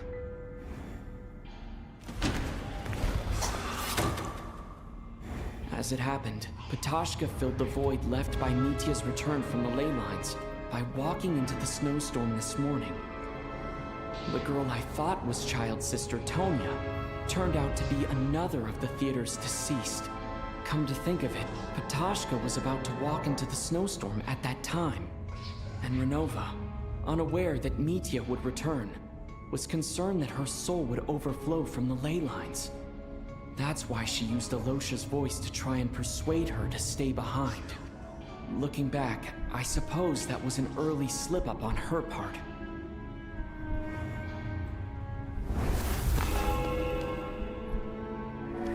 No one could have expected anyone who walked into the snowstorm to return. But just after nightfall, Mitya returned, bringing crucial information with him. Yeah, this is when Odette and the dude got done. Various truths began to surface, including that all of us were already dead, and that the ruler of death was here among us. Then, after revealing her true form, Renova callously claimed 2 souls. And Odette. In fact, everyone was already dead by the time we took the photo. And in the days since, we've experienced many more partings in the afterlife. Now, only Mitya and I remain. And the true culprit behind everything still stands before us. In Mitya's eyes, I see the same anger and frustration that I feel. That covers everything. It's all clear now. Your work isn't finished here yet, is it? The Traveler and I are still standing here, safe and sound. The Water Imp's song threw things off a little, but it is of no consequence. The ley lines have already anchored your soul, and the first ray of light tomorrow morning will take you back. I, meanwhile, need to review my attitude towards the Water Imp race. So the reunion in the night that Vodyanitsa mentioned, I suppose that was never meant to be a permanent reunion. That just leaves you, Traveler. My power only allows me to temporarily separate your soul from your body. The ley lines of Tevat would not accept you, and your soul is firmly anchored to your body by your will. For a descender like you, who is not bound by Tevat's rules, your death can only be brought through the most violent of means, such as directly destroying either your body or soul. Thanks for letting me know that at least I can still be I saved. have no interest in involving myself with descenders. For now. Although, this may change if Asmodee remains missing, or you insist on interfering with our affairs. One last question then. All our struggles and sacrifices here, they were meaningless from the very beginning, weren't they? Death abides no reason. Besides, what you call sacrifice is merely a concept created by humanity. To me, it is nothing more than a self-indulgent charade in the face of death. Mere mortals fantasizing that their actions could reclaim something from my grasp. A truly laughable idea.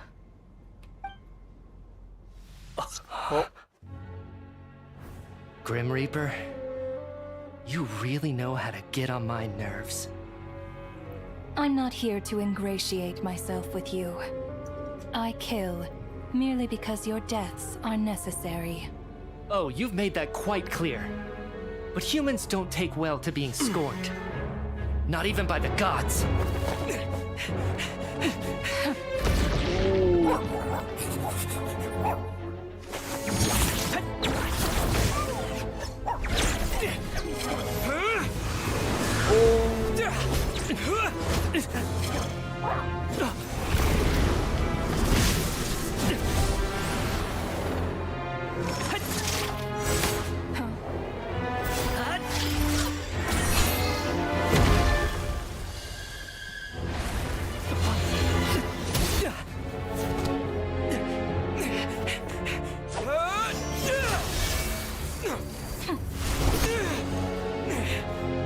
This is futile. You must know that you are powerless against me in my own domain. I suggest that you save your strength. For what? Maybe we can't change it. But if nothing else, we can at least teach you to have some respect for the dead. Audacious.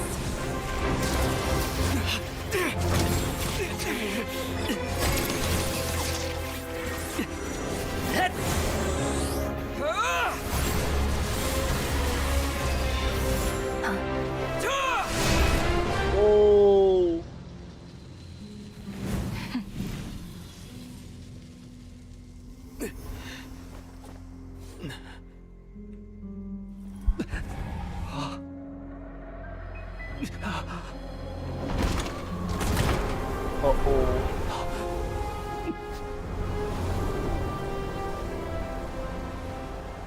SNEZNAYA.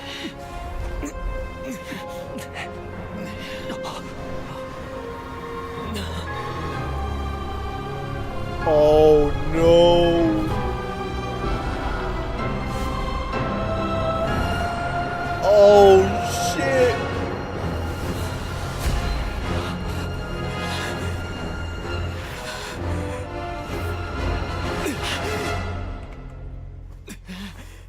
Oh, we're back?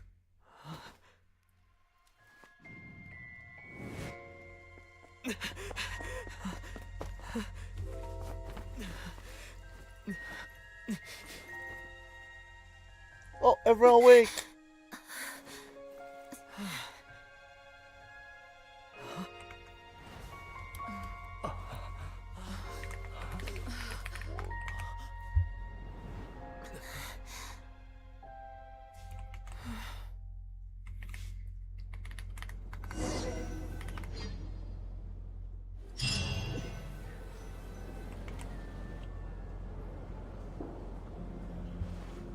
Yeah. How are you holding up, Odette?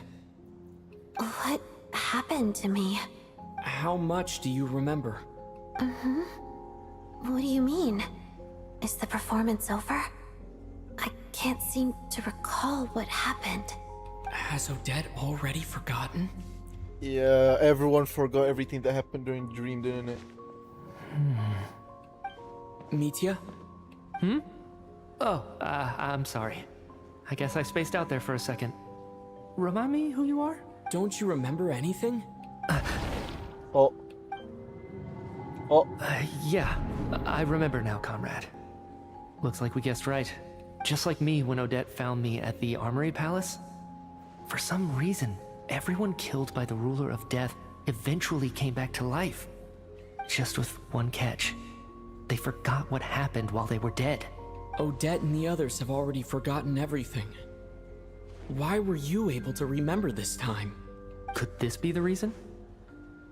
You said this is the ruler of death's symbol, right? I don't see anything there. You don't? Huh. Okay, I guess that makes sense.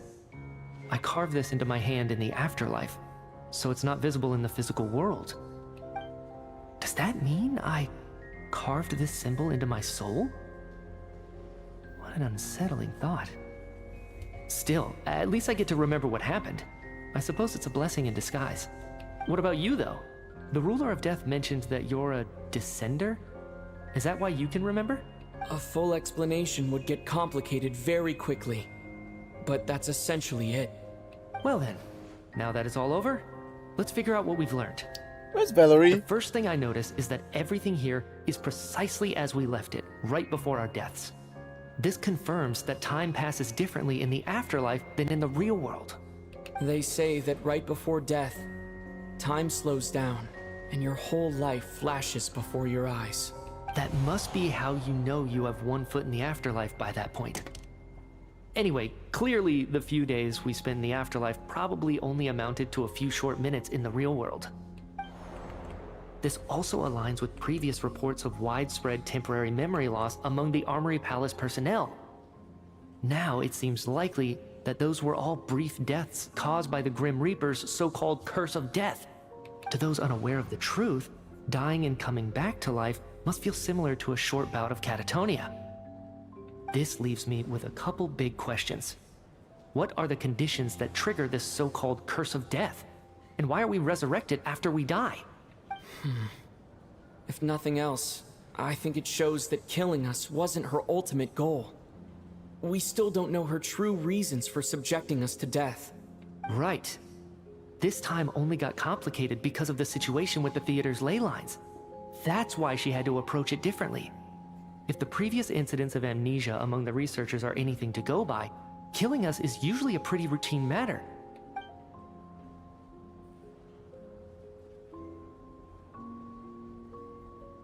Come to think of it, wasn't I about to note something down before I died?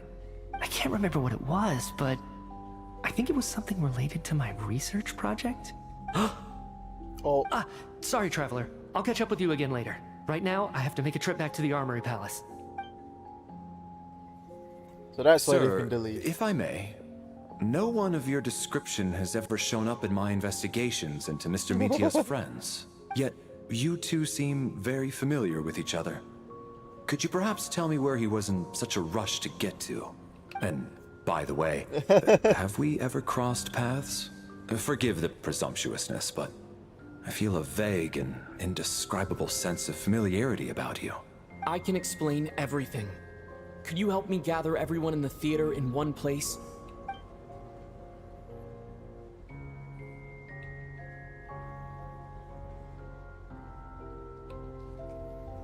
Can't tell what happened. Everyone slowly began to realize that SNEZNAYA's dream. Everyone was lost in thought, confusing their own fate with each other until it finally.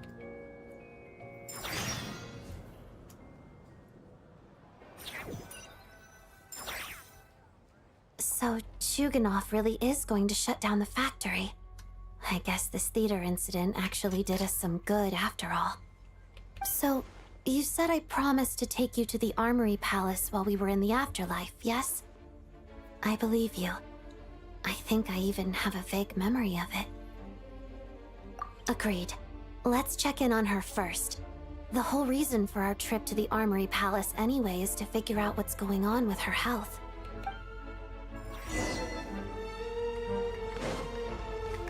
Damn. Oh yeah, also I want to check something. Stellar Linchpin Cryo. This is SNEZNAYA vision, I think, right? That is a SNEZNAYA vision casing. Is it? Let me check odette. Wait, I have LO, I should have checked. Okay, yeah, it is a SNEZNAYA vision casing. Wait, what? That's not a SNEZNAYA vision casing? Oh, this is a stellar linchpin. Oh, that's because it's a stellar linchpin. This is a SNEZNAYA vision casing. Animal. Pretty sure child is still Liyue. Oh, never mind, they changed it. They changed it? They finally. Wait, did they finally change it? He's finally no longer. He's no longer a Geo one. Or has his vision casing always been the Fatui casing? Let me see, Arlecchino. Wanderer got his in Sumeru, I'm pretty sure. Yeah, he got his in Sumeru. How about Arlecchino? Where's Arlecchino? Where is Arlecchino? Oh, there's Arlecchino. I think she was somewhere here. Okay, she's also SNEZNAYA.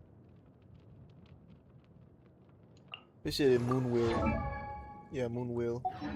Even though she does not use a Moonwheel, but still. Animal. Also Moonwheel.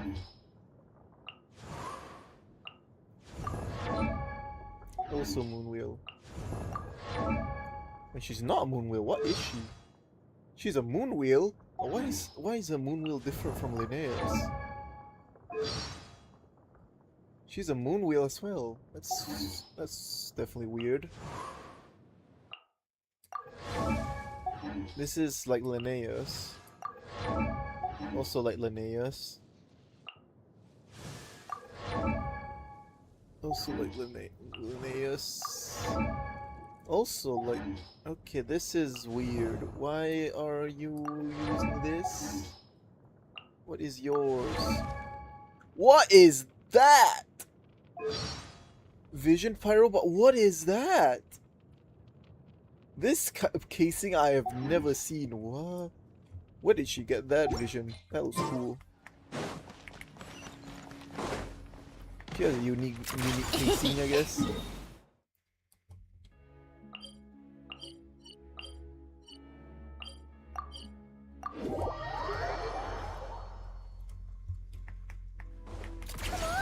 Damn, Nicole got a unique vision casing. Like really unique. Same as Z-Bai as well. I'm finally back, even though a long time has passed from my perspective. As far as Paimon's concerned, I probably just went out to watch a very short show. I should keep my emotions in check when I see Paimon again, or it'll seem weird. Wait. The atmosphere here feels off. What do you mean? Shh. Stay quiet. Let's go inside and take a look. Have we still not been able to notify Child yet? We need new orders. What if that person comes back again? What happened? I'm so sorry.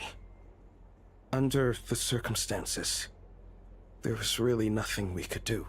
Tell me, what happened to Paimon? It was the Jester. He came here in person and escorted Miss Paimon away.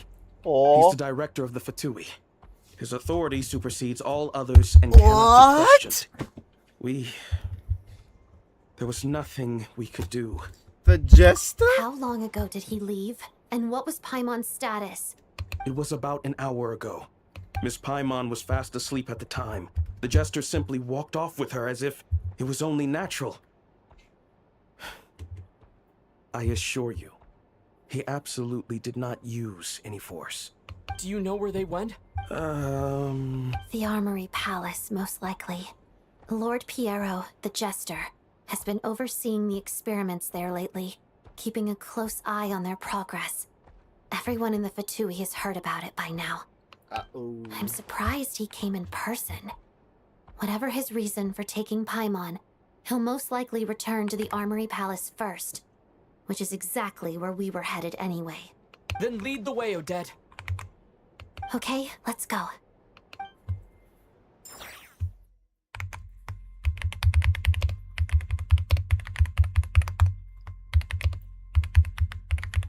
It's just up ahead. Quick, let's get inside.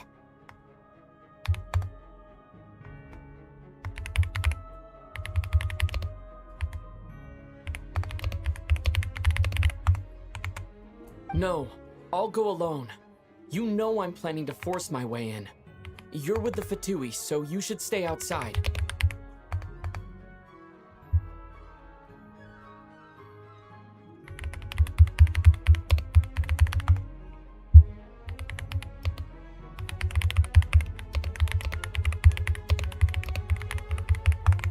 I was hardly planning on taking you through the official channels anyway. I'm here to force my way in, just like you. I may be a Fatus, but I'm also Lelek, enemy of Project Stuja. Paimon's safety is paramount right now. With me around, you'll have an extra pair of hands. There might be devices inside that are easier for an insider to deal with. If you say so. Let's go. There's no time to hesitate. Let's go. Travel, lock the fuck in. Let's get Paimon back. Ooh, I got this team. Yeah, everyone's dead. There is no surviving me. Hey, who are you? This part of the Armory Palace is under restricted access. What do you think you're doing? No questions, please. We're short on time. Pick up the pace. I'll make short work. Right now. Absorption test. Mission. Oh. Take a break.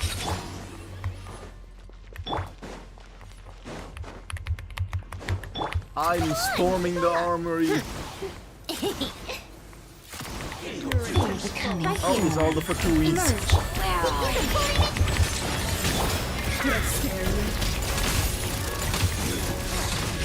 How tiresome.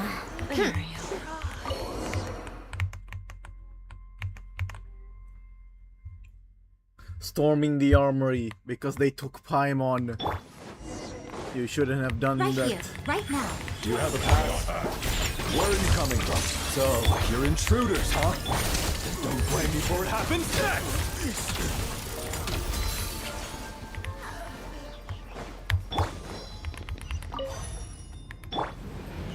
The Armory Palace is hidden this deep in?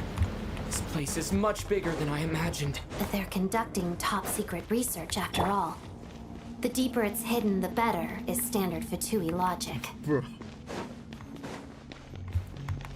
Why is it standard? The style doesn't really look like the Fatui's handiwork, though. They must have requisitioned some structures from a past civilization.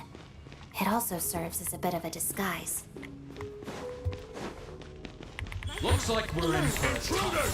Stay alert.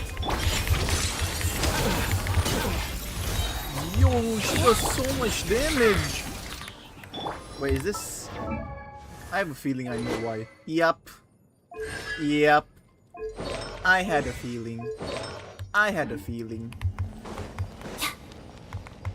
She's C3 with an R3 weapon. Wow. Very, very good. Wow. Intruders? Don't come any closer! Just what are you guys trying to do here? I'm sure fits your couldn't. Witness the snow swan's grace pirouette together. No one interferes with a jester's work.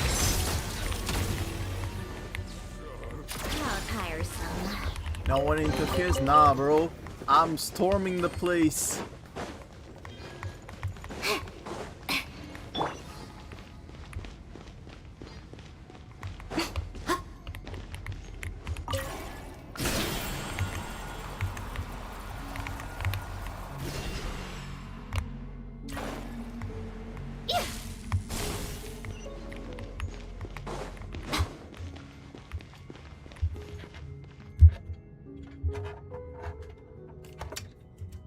Hold on, my fan ran out of battery.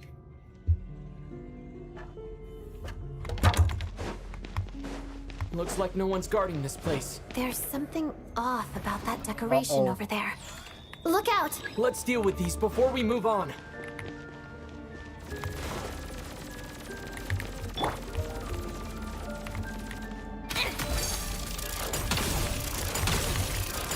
Take a break.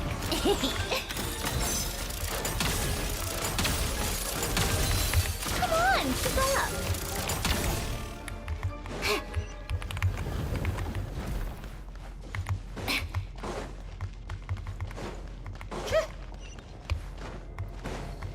You better not touch Paimon. Even if she's a bit annoying, she's still my annoying guide. Best guide.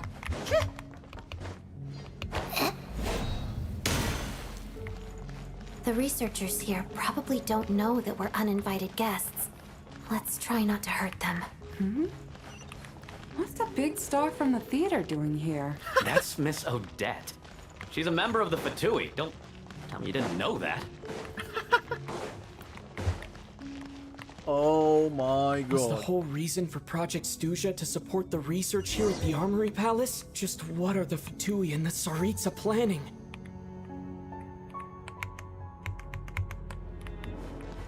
Come on, keep up. Pick up the pace.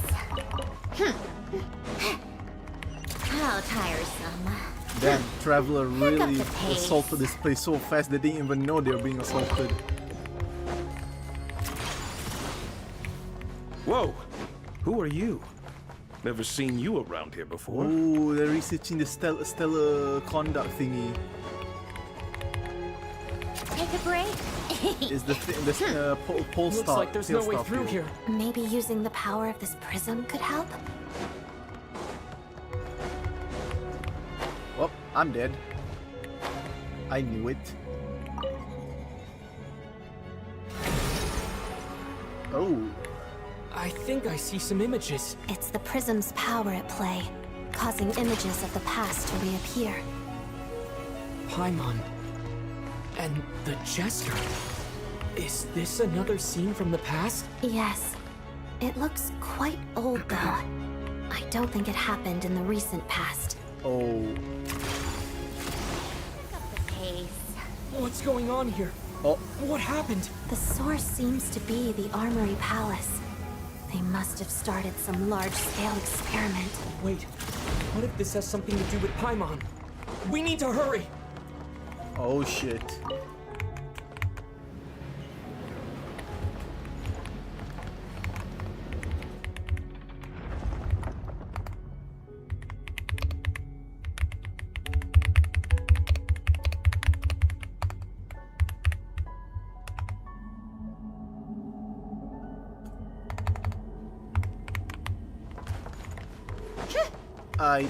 We're almost there.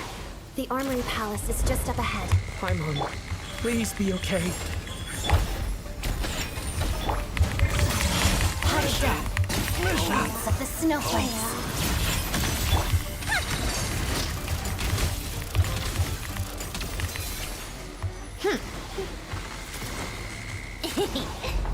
Pick up the pace. Oh. What's going on? Wait, I remember this feeling. Uh-oh.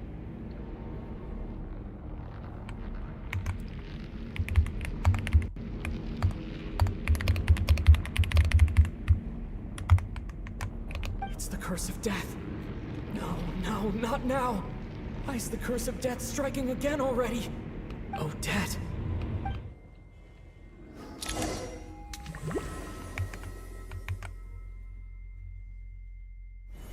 Is this the afterlife again? I need to find a way back to reality. Is that Odette's core Ignis? Could that be what just woke me up?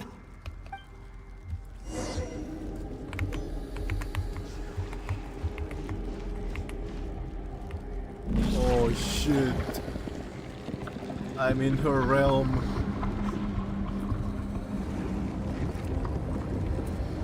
Well, the door's gone. Guess Renova took it.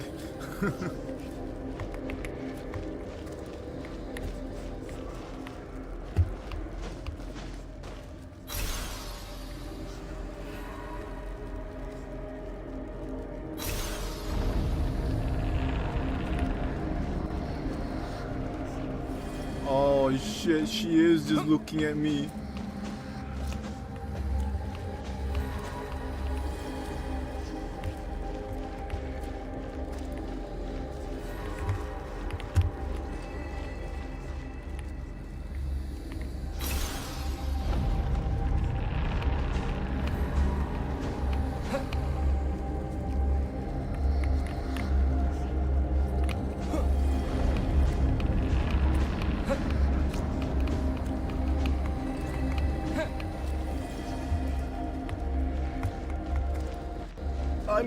I'm going.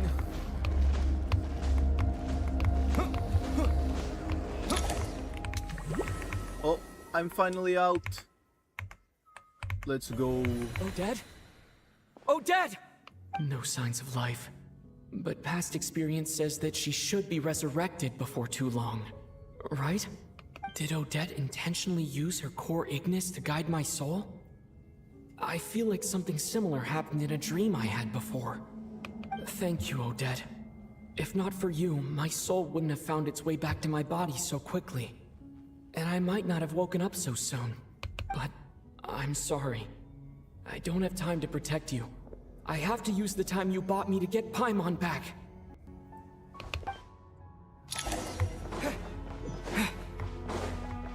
Oh, isn't it the place where we fight Renova? Everyone here has been affected by the curse of death.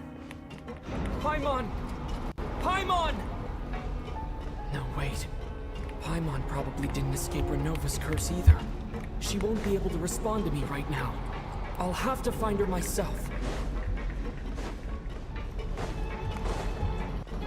There's the curse of immortality on Piero, so I don't think the curse of death affects him since he already has the curse of immortality. There's technically two different curses of death, but that's probably why I don't think it affects him. Paimon! Found her! Paimon really is here!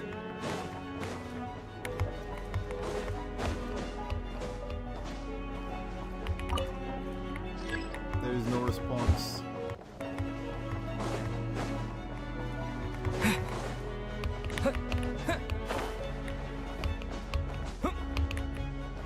Oh no, but there's nothing. Science experimental equipment. You should not be pressing random buttons. I don't think that looks like a drill. That looks more like a... Is this the laboratory he works in? What happened here to trigger the curse of death again so soon? That looks like a massive I'll have laser to ask him beam. when he wakes up. Finding Paimon has to take priority now.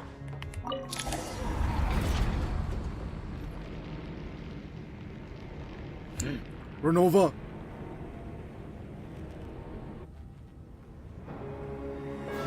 Oh!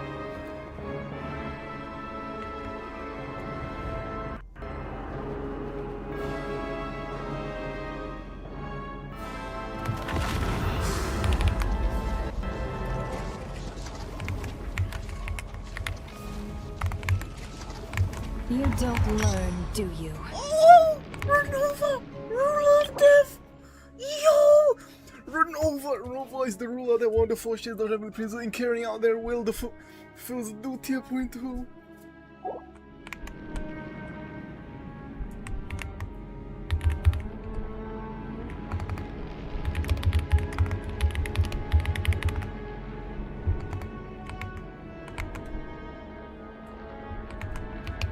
No. You've already been involved in one mass death, and now you show up at the scene of another. This might have passed for a coincidence the first time, but a second time? Am I to assume you are intentionally interfering in SNEZNAYA's affairs? Judging by your expression, it seems that you understand little of what is going on here.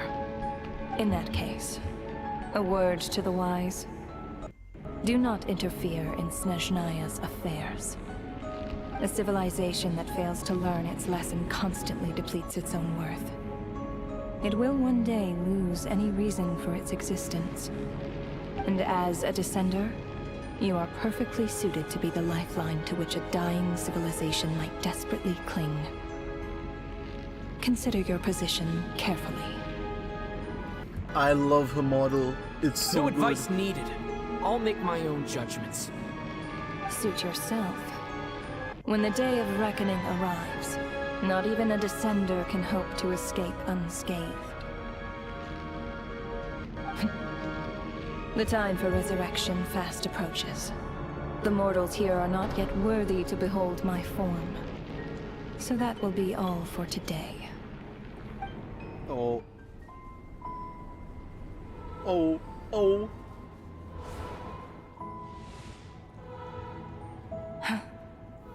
That thing is coming with me.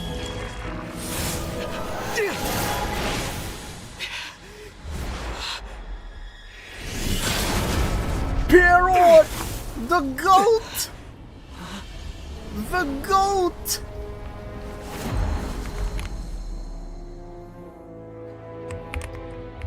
You awoke sooner than I thought. The curse of immortality is stubborn, unable to enter the ley lines, yet not content to remain a spirit. Ruler of death, what do you want? You perplex me. Both you and you. That thing may be a creation of Celestia, but it possesses none of Celestia's power, let alone authority. Your obsession with it baffles me. No matter, the resurrection will soon begin. It's worthless anyway. I'll reclaim it next time. Oh. Oh. He's using all the wait, he's using every element of power? Who says? No. There will be a next time. Wait, no, he's using Stellar. He's using Stellar Conduct.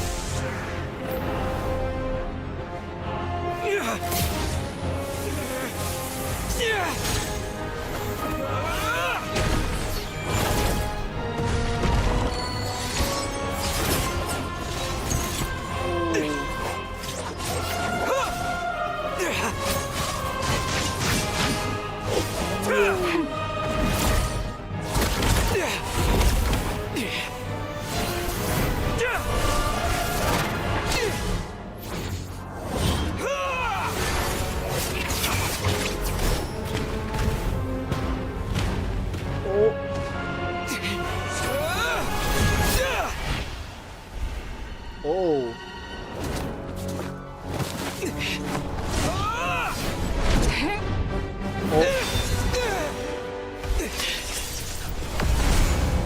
Oh shit.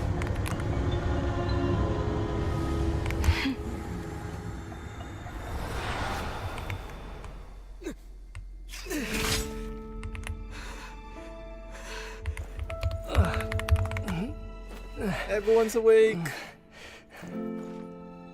Huh?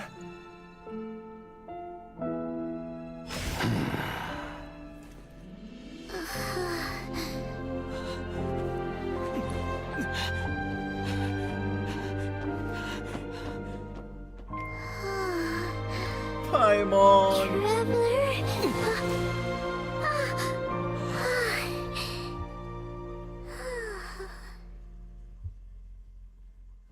Wow.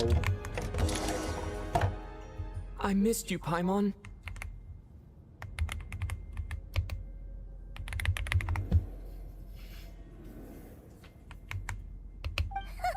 What are you talking about? We been apart for that long, have we? It was different this time. You seem to be in pretty good shape. Yeah, Paimon's back in tip-top condition. It's the weirdest thing. Paimon fell asleep earlier, and when she woke up, she found herself here. The jester and that guy talking to him used some kind of energy on Paimon. And she could kind of feel it canceling out that other thing that was making her feel unwell. So, Mitya helped too? Apologies for leaving in such a hurry at the theater earlier. I was in a rush to verify some theories. Rest assured that your companion is perfectly safe. We reversed the effects that the experimental energy had on her. The jester specifically instructed me to do so.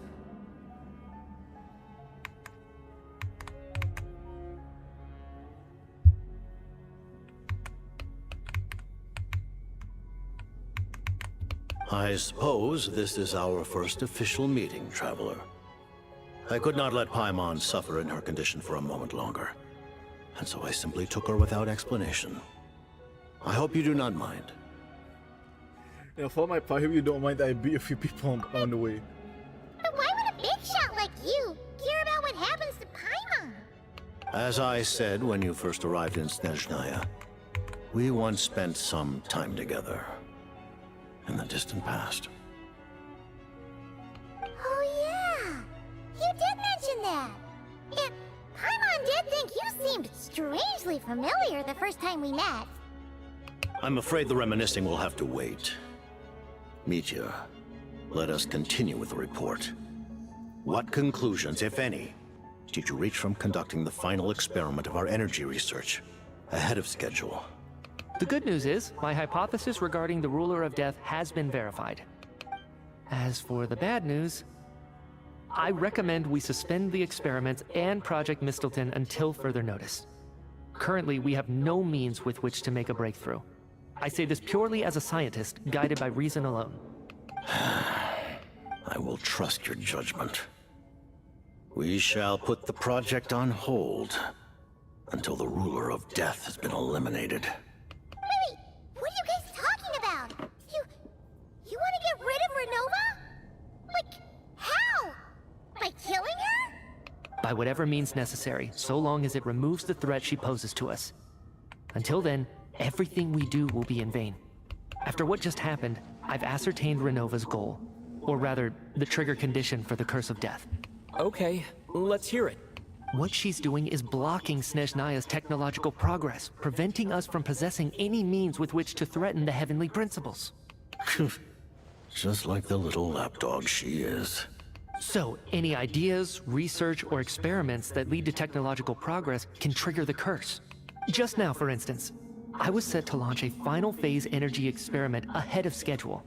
If the experiment was successful, we could have achieved a crucial breakthrough. As expected, though, the moment the experiment began, all the researchers, technicians, and witnesses died from the curse. All that effort, not to mention the energy and materials we relied on Project Stuja to gather for us, went to waste. In the end, nothing was gained. Does that mean something similar happened when we were at the theater? That's right. During the performance, I thought of an important breakthrough regarding the experiment, and wound up dragging everyone into this. So the nature of the curse seems to be something like... when moments of technological progress occur, all life in the vicinity is taken away. What a violent method. Of course, that meant the curse was normally limited to the Armory Palace.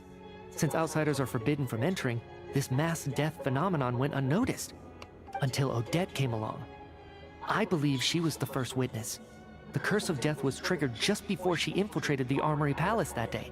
But you mentioned something about a final stage experiment. Doesn't that mean you actually made some progress? That's right.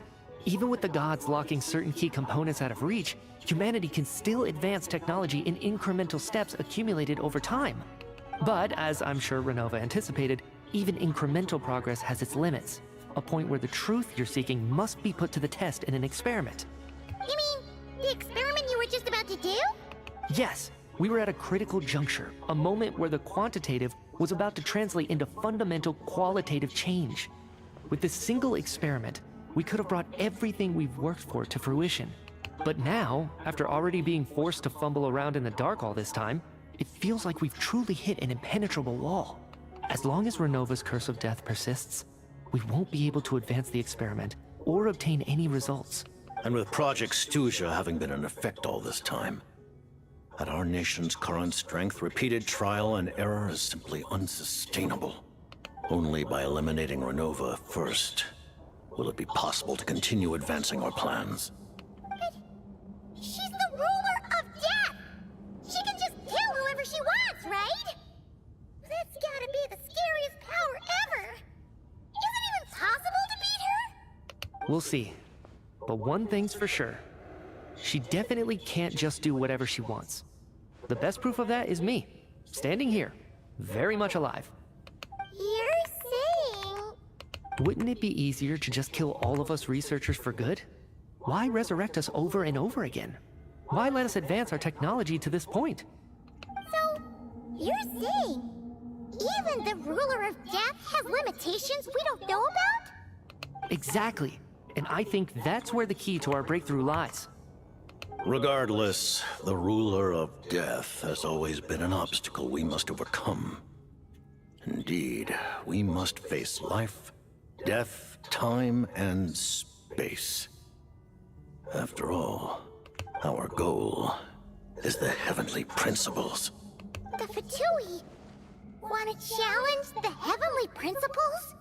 For a long time, I've had a vague suspicion the Fatui and the Tsaritsa were targeting the heavenly principles, but hearing the Jester admit it is still a shock.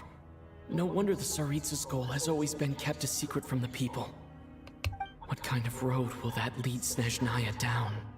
In that case... Lord Jester, I would like to request some leave. I'd like some time to organize my thoughts and go over the data. Granted. Get some rest, put the experiment out of your mind, and take care that the curse of death doesn't affect any civilians.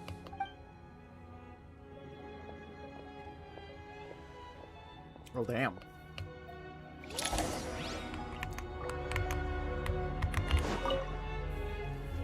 While there is yet time, allow me to offer you my hospitality, honored guest of SNEZNAYA. Is there anything you wish to know? Project Mistlin. I remember hearing the term Mistleton from Columbina. Yeah! Paimon wanted to ask about that when the name came up just now. What is it? Paimon's heard of Project Stuja, but not this one. As you know, Project Stuja is a series of measures enacted to consolidate our nation's resources, the greater purpose of which is to serve Project Mistleton. Many of the things you have encountered thus far are essentially for the advancement of that project. This includes the Kuvaki Experimental Design Bureau in Notdry. Researching Kuvaki was merely a facade. Its core objective was to use local resources and research findings to build Mistleton itself. And that's a weapon built for the final battle against the heavenly principles, isn't it? Huh? How did you know that? I was given some intel, and I made some deductions. Wait. You must mean that thing over there. Oh, Paimon's gotta take a closer look at this thing. Especially after you guys sent so many people to Notdry to work on it. Kuvaki alone will not break through Celestia's defenses, let alone challenge the heavenly principles. The heavenly principles are no doubt accustomed to combating the power of the light realm, and elemental energy is simply the power of the human realm, converted to that form by the heavenly principles themselves. Any attempt to use this power against its creator would be a futile endeavor. For now, therefore, we have set our sights on the form of energy associated with the third descender and the stellar linchpins. This may hold the potential to allow Mistleton to contend with the heavenly principles. You could say that by reverse engineering the stellar linchpins to extract the energy within, we have obtained a source of anti-Celestia energy. The Kuvaki Experimental Design Bureau, Project Stuja, and the new energy experiments. Huh. that Mistletoe is what ties it all together. And it looks like your plan is almost complete. No wonder the ruler of death came after you. About the Tsaritsa of SNEZNAYA. Her Majesty the Tsaritsa has embarked upon an expedition to vanquish a monster. Were it not for this, I imagine she would have been delighted to grant you an audience. Seems like the powers that be in SNEZNAYA don't intend to hold my past conflicts with the Fatui against me. The Harbingers have been granted significant autonomy in retrieving the Gnosis. But by the same token, they do not completely represent SNEZNAYA's official stance. You read my mind. Speaking of the Gnosis, Paimon's been dying to ask this question since forever. What exactly does the Tsaritsa want to collect them? Is it something to do with the fight against the heavenly principles? The Gnosis will undoubtedly serve as a key bargaining chip when she confronts the heavenly principles. Beyond that, you had best ask the Tsaritsa herself. I see, so I'm not sure if this information is mine to disclose. What do you mean, not sure? Don't you make the rules? You're the highest ranking Harbinger! Ugh, never mind. Taking on the heavenly principles is something most people wouldn't even entertain in their wildest fantasies. Why is the Tsaritsa so fixated on this? Intervat today. Civilization is nothing but an illusion. Something whose very existence can be negated at any moment. Our civilization may very well be destroyed in the struggle, but as things stand, the heavenly principles could choose to negate our existence on a passing whim. And we must not sit back and accept that fate. Only by changing the state of affairs, only by overthrowing the heavenly principles, can our civilization truly be said to have taken root. Otherwise, the fate of the people of Conria and Hyperborea is a cycle doomed to repeat itself. Accepting potential destruction in return for getting to control your own fate. Furthermore, perhaps this is still somewhat difficult for you to understand. Are you aware that all the rules of this world are made up of curses? Huh? All of them? Paimon knows about the curse of death you mentioned, and the curse of immortality that you and Dainsleif have. Then the birth of the Hilichurls, the rules of Natlan's Ode of Resurrection, those are curses too? Farina's long life seems to stem from a curse placed on her by Focalor as well. Yes. Even a god's love for humanity is a curse the heavenly principles inflicted upon the gods. What? The Tsaritsa has always had ample reason to hate the heavenly principles. If she can seize their authority, she will reconstruct the entire world, and when that time comes, humanity will be completely liberated from curses and lies. Look forward to it. It will be a world beyond your imagination. Though the ordinary people of SNEZNAYA may not understand these details, in this frigid land locked in a ceaseless struggle against the environment, in this nation to which the gods have never shown favor, we all believe that standing in solidarity with the Tsaritsa in our shared struggle will surely usher in a new and better world. About your relationship with Paimon. Paimon really doesn't remember. He's basically a stranger. You gotta believe Paimon. Well, you're freaking over nothing. Allow me to explain. The reason Paimon reacted to the anti-Celestia energy developed by the Armory Palace is because she comes from Celestia herself. More specifically, she is one of its creations. Oh, we're finally getting... A creation of Celestia? right. I was blinded by anger earlier, but thinking back on it, Renova also said that Paimon is a creation of Celestia. But she lacks Celestia's power or authority. As you know, the lunar fragments in Nodcry were pulled down from the sky using Fatui technology. But the first application of this technology was in Conria over 500 years ago. I used this technology upon the heavens, and the response I received was none other than Paimon, descending from Celestia. I presented her to the Vinster King, but he took no interest in this gift, nor did it satisfy him. Paimon then took up temporary residence in my palace until, of course, the arrival of the Cataclysm. Wait, Paimon's a little confused. You're talking about things that happened in Conria 500 years ago. You're saying Paimon was there for that? That means Paimon's at least 500 years old. But Paimon doesn't remember any of that. Falling from the sky, being given away as a gift. None of it. Having lived through the Cataclysm, perhaps you too were burdened with some manner of curse. Although, losing your memories would indeed be the smallest price I've ever seen paid. But it's not just her memories from Conria. Paimon doesn't even know how she spent the last 500 years.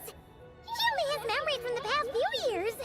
No matter how hard she tries to remember. What was Paimon like back in Conria? Did she know a whole lot because she came from Celestia? Was she super smart? Unfortunately, when you arrived in Conria, your consciousness was like that of a newborn infant. None could say what kind of being you once were in Celestia. During the time you lived in Conria, your personality was no different from how it is now. I was surprised Mr. King wasn't exactly taken by your charm. You were able to fly under the radar. Aw, man! Paimon's plan to get her memories back and become super smart is ruined before it could even start. You know, even though Paimon lost her memories, she still feels weirdly close to you for some reason. That must mean you took pretty good care of Paimon back then, huh? On the contrary, I completely ignored your existence. I was entirely focused on my struggle against Troptatir the Wise. But now, as I see it, it is as if you are the only sane thing that survived that era of insanity. And thus, are worthy of protection. Noted. Man, Paimon's gotta stop projecting friendship on everyone she meets. But, Traveler? Even though you know Paimon's some creation of Celestia now, you still want her, right? You're not going to abandon her? Are they?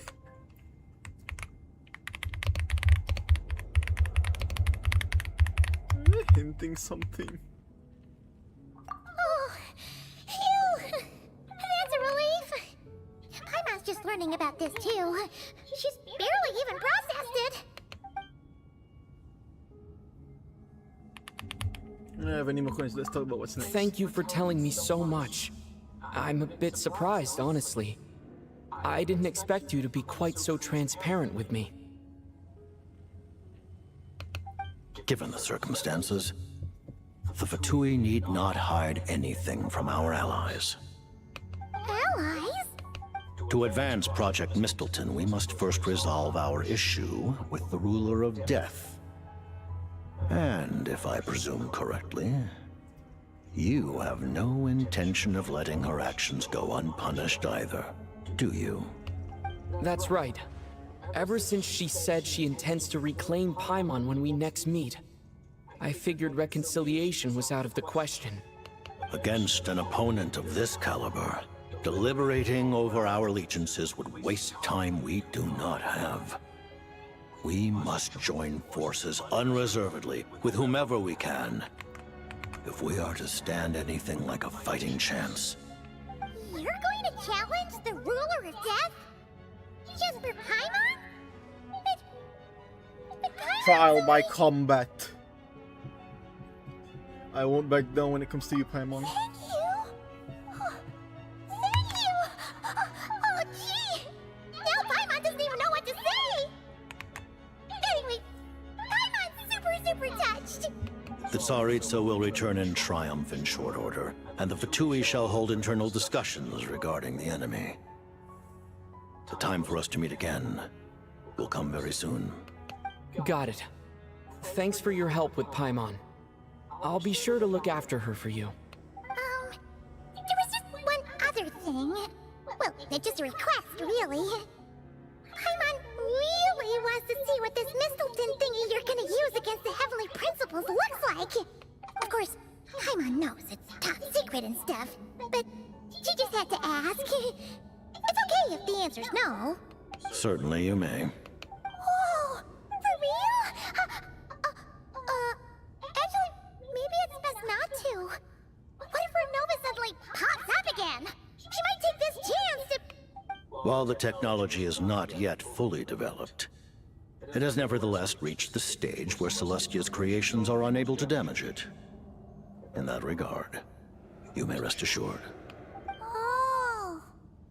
Wow. No wonder Paimon felt so out of sorts recently, even though he was super far away. Alright then! Paimon's ready to take a sneaky peek at this top secret super weapon! I think I'll put coordinates on her rerun. I'll get Odette and then I'll just completely save for the Tsaritsa. Oh, it's the spear! It's the spear she used!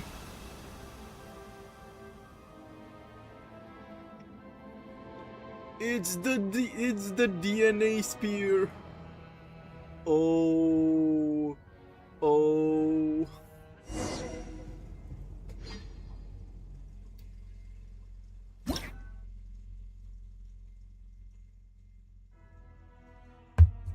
Oh yeah, since it's just that. It's the new day. Huh? Oh, hey there, Odette! Paimon? You're okay. Thank goodness. You look well. Have you recovered? Long story short, yep, Paimon's all better. What are you doing here? Were you waiting for us? That's right. When I woke up, I wanted to go in after you, but the guards had woken up as well. It would have been tough to take them on alone, and there was no easy way to sneak past them. So I returned the way I came and waited for you here. It was thanks to you that my soul found its way back to my body so quickly. Thank you. Huh. That actually worked? Nice. I just figured I'd try my luck when that ominous feeling struck me. Really, you should be thanking this thing instead. Anyway, and now that things here are all taken care of, I have other things I should get back to.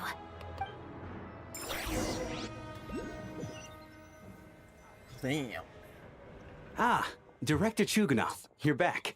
Oh. We just received notice that Project Stuja has been suspended, so we've convened an emergency meeting. This is the preliminary plan.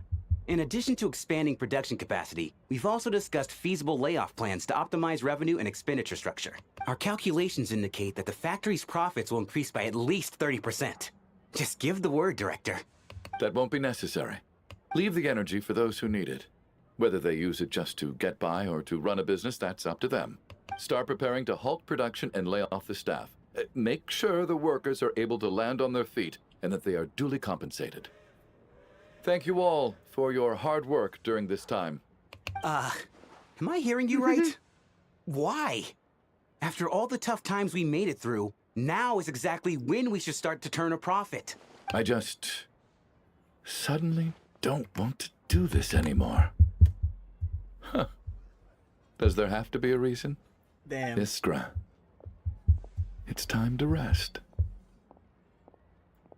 Bro changed.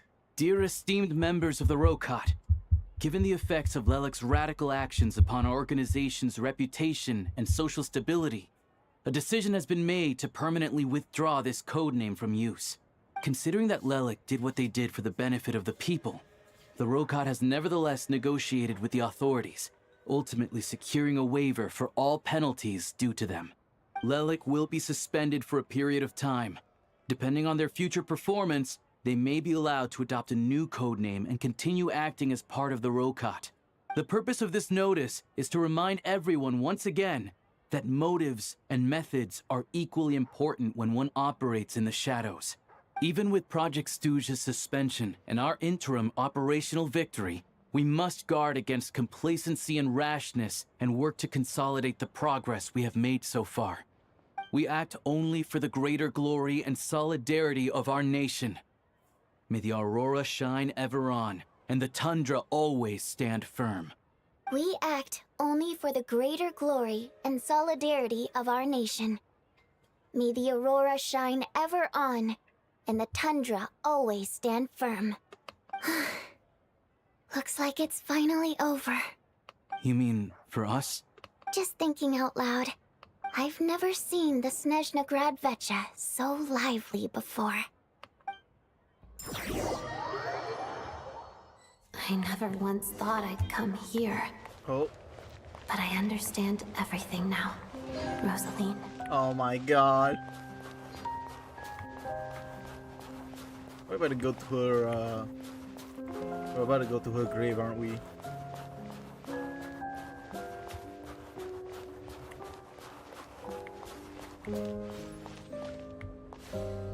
I've seen Spirit Seeker performed many times, including by your mother.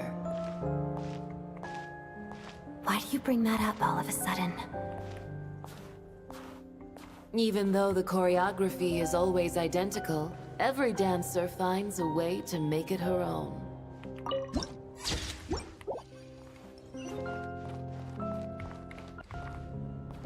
So you actually want to talk to me about ballet? I just think it would be a pity if the dance was lost to history. She didn't teach it to you, did she?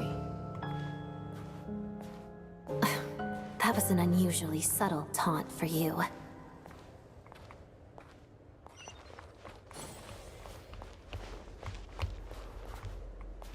We embraced one another on the snow-swept plains, melting the ruthlessness of time.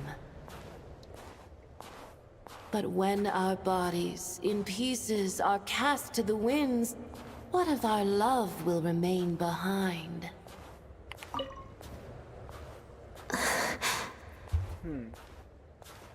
Don't tell me you can't sing. Shush.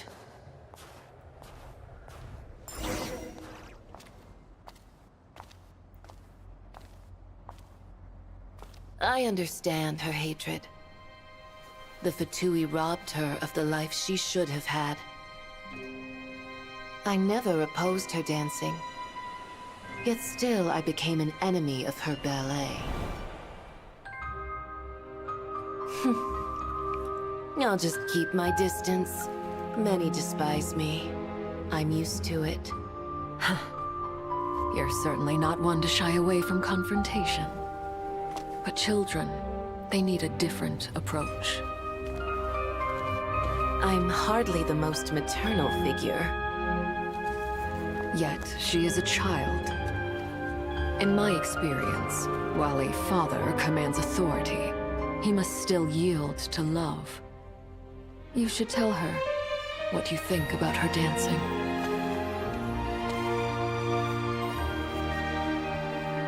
Odette will soon take the stage at the Koralyevsky Theater. This could be your chance. Geonosis secured. It went smoothly. I'll be there. Have them send me an invitation.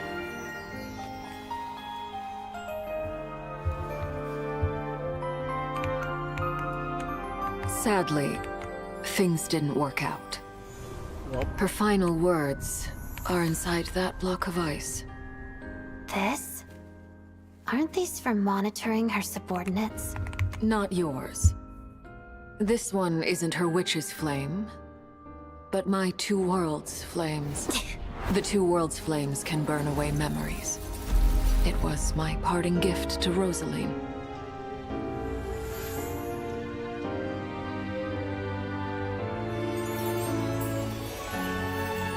If all goes to plan, she and I will both live to see that Tsaritsa succeed. I believe she'll find peace. But if anything happens to me, she needn't follow in my footsteps. The cryo energy will fade away in time. Then the two worlds' flames will burn away all memories of the Fatui. She'll be free to dance. She deserves this. I will handle the aftermath. The choice is yours, child.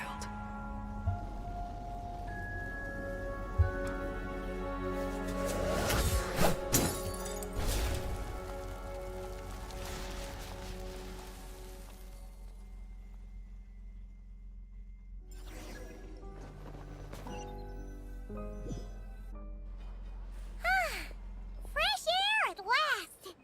Paimon's head isn't spinning anymore, and the fever's all gone. Paimon's finally free to fly again!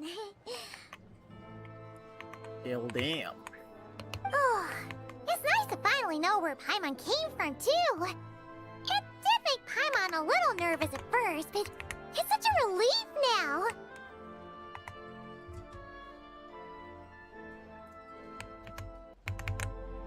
Like, who cares if Paimon's a creation of Celestia? She's probably not anyone that important. Probably just the fairy of food and fun or something. Bruh.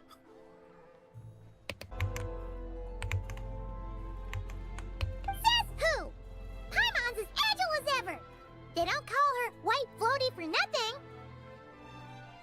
Paimon originally wanted to check out the bookstores in Snezhnograd, but she's more in the mood for flying around right now, so let's save that for later. Wait, they've got light novels from Yai Publishing House here too. Huh? And this is Paimon's favorite mystery story from Fontaine. Wow, it got a sequel. The local SNEZNAYA books look pretty interesting too, but also kind of heavy. Not the easiest things to look around. I thought you were in the mood for flying around. Paimon can read while she flies.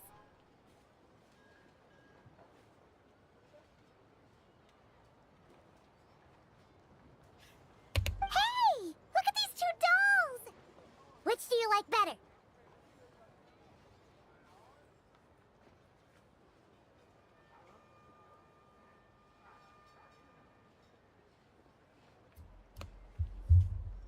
It's Vodyanitsa and Odette. I'll take Vodyanitsa. I like Vodyanitsa more. Alright! Boss, we'll take both. Paimon will have the other one. Oh, I thought we were only getting one. All right, fine. I'll pay. There you are. Thanks for visiting.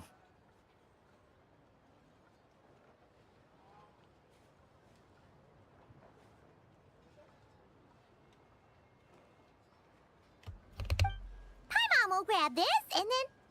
Huh?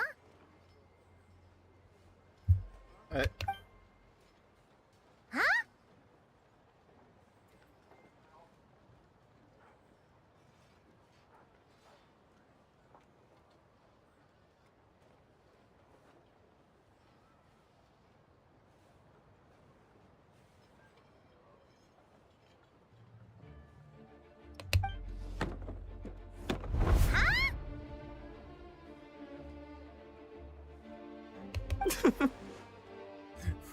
How many layers does this thing have? And what are you laughing at? Huh. You knew all along, didn't you? A whole bunch of people are gathered over by the plaza. Oh, it's Tusa! And not Tusa. That It's looks like Tartaglia! it's Tonia. Hey, Tartaglia! I know that voice. Of course. If it isn't Paimon and my old comrade. You're looking well, Paimon. All better?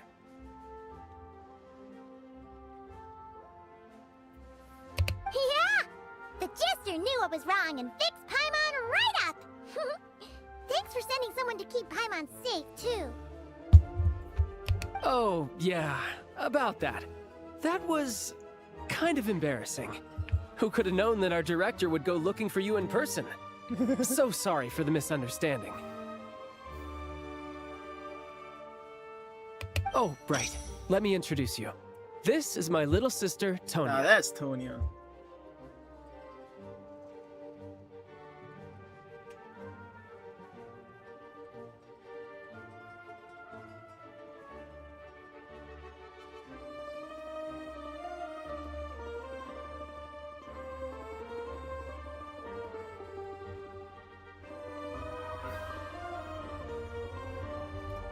Hello, Tonya.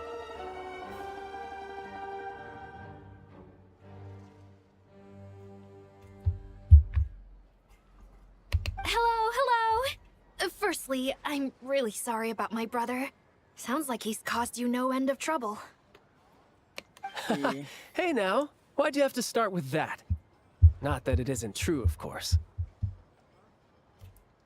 So she's the real Tonya. She said you two didn't manage to meet up at the theater.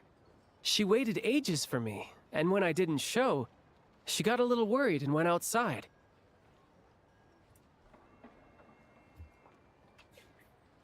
I know, right? He didn't bother to say a word to me. I searched up and down the city for him, and he only told me about it when I finally caught him at the gates of Glupov. I've been rushed off my feet lately, so I didn't get the chance to go home. I just figured the Traveler would fill you in when he got there.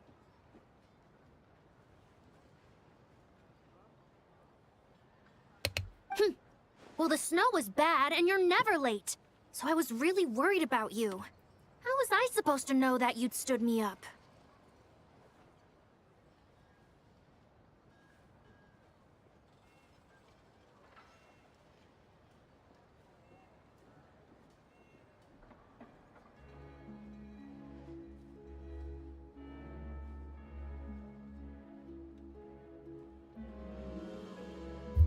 I'm sorry, Tonya. I really am. I'll make it up to you somehow. Just... please don't tell Mom and Dad. Although the mix-up led to a series of misunderstandings, it's probably for the best that the real Tonya didn't get caught up in that mess. Besides, it's obvious that Tartaglia isn't usually one to break a promise. He only gave his ticket to me because he had to look into Lelik.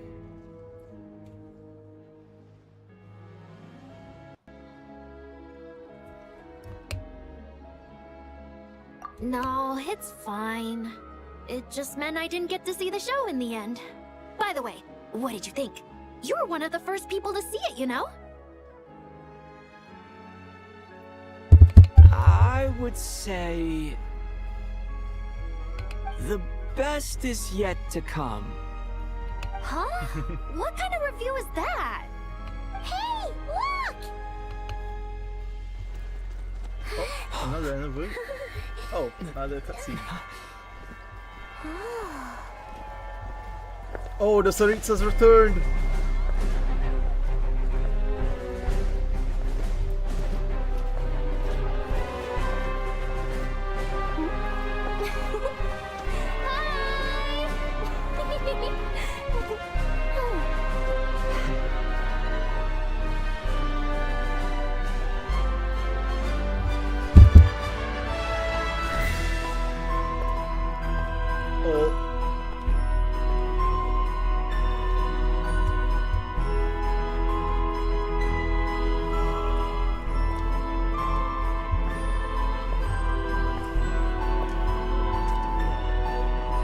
Saritsas returned.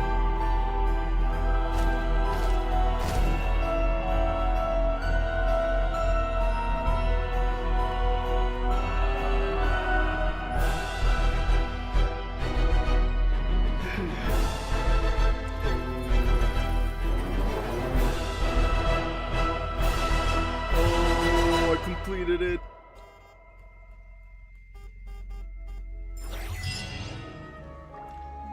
Dang. There's more? Oh wait, never mind. There is no more. Never mind. Well, I completed the quest, and I'm also gonna have a headache. Oh, unless I can pull.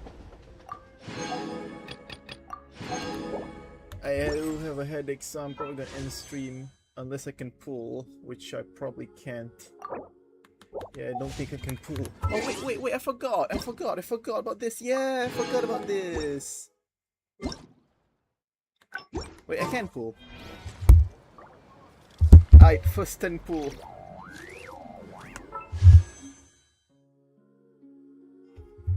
Let's get it. First 10 pull of 7.0.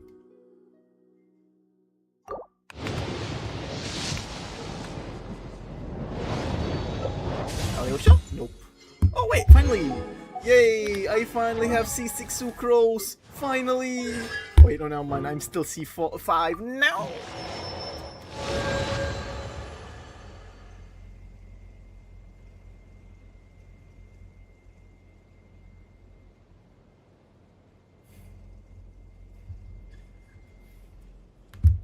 Alright, anyways.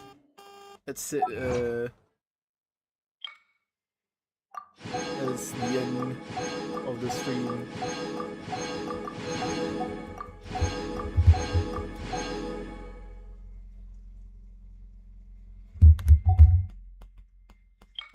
Alright.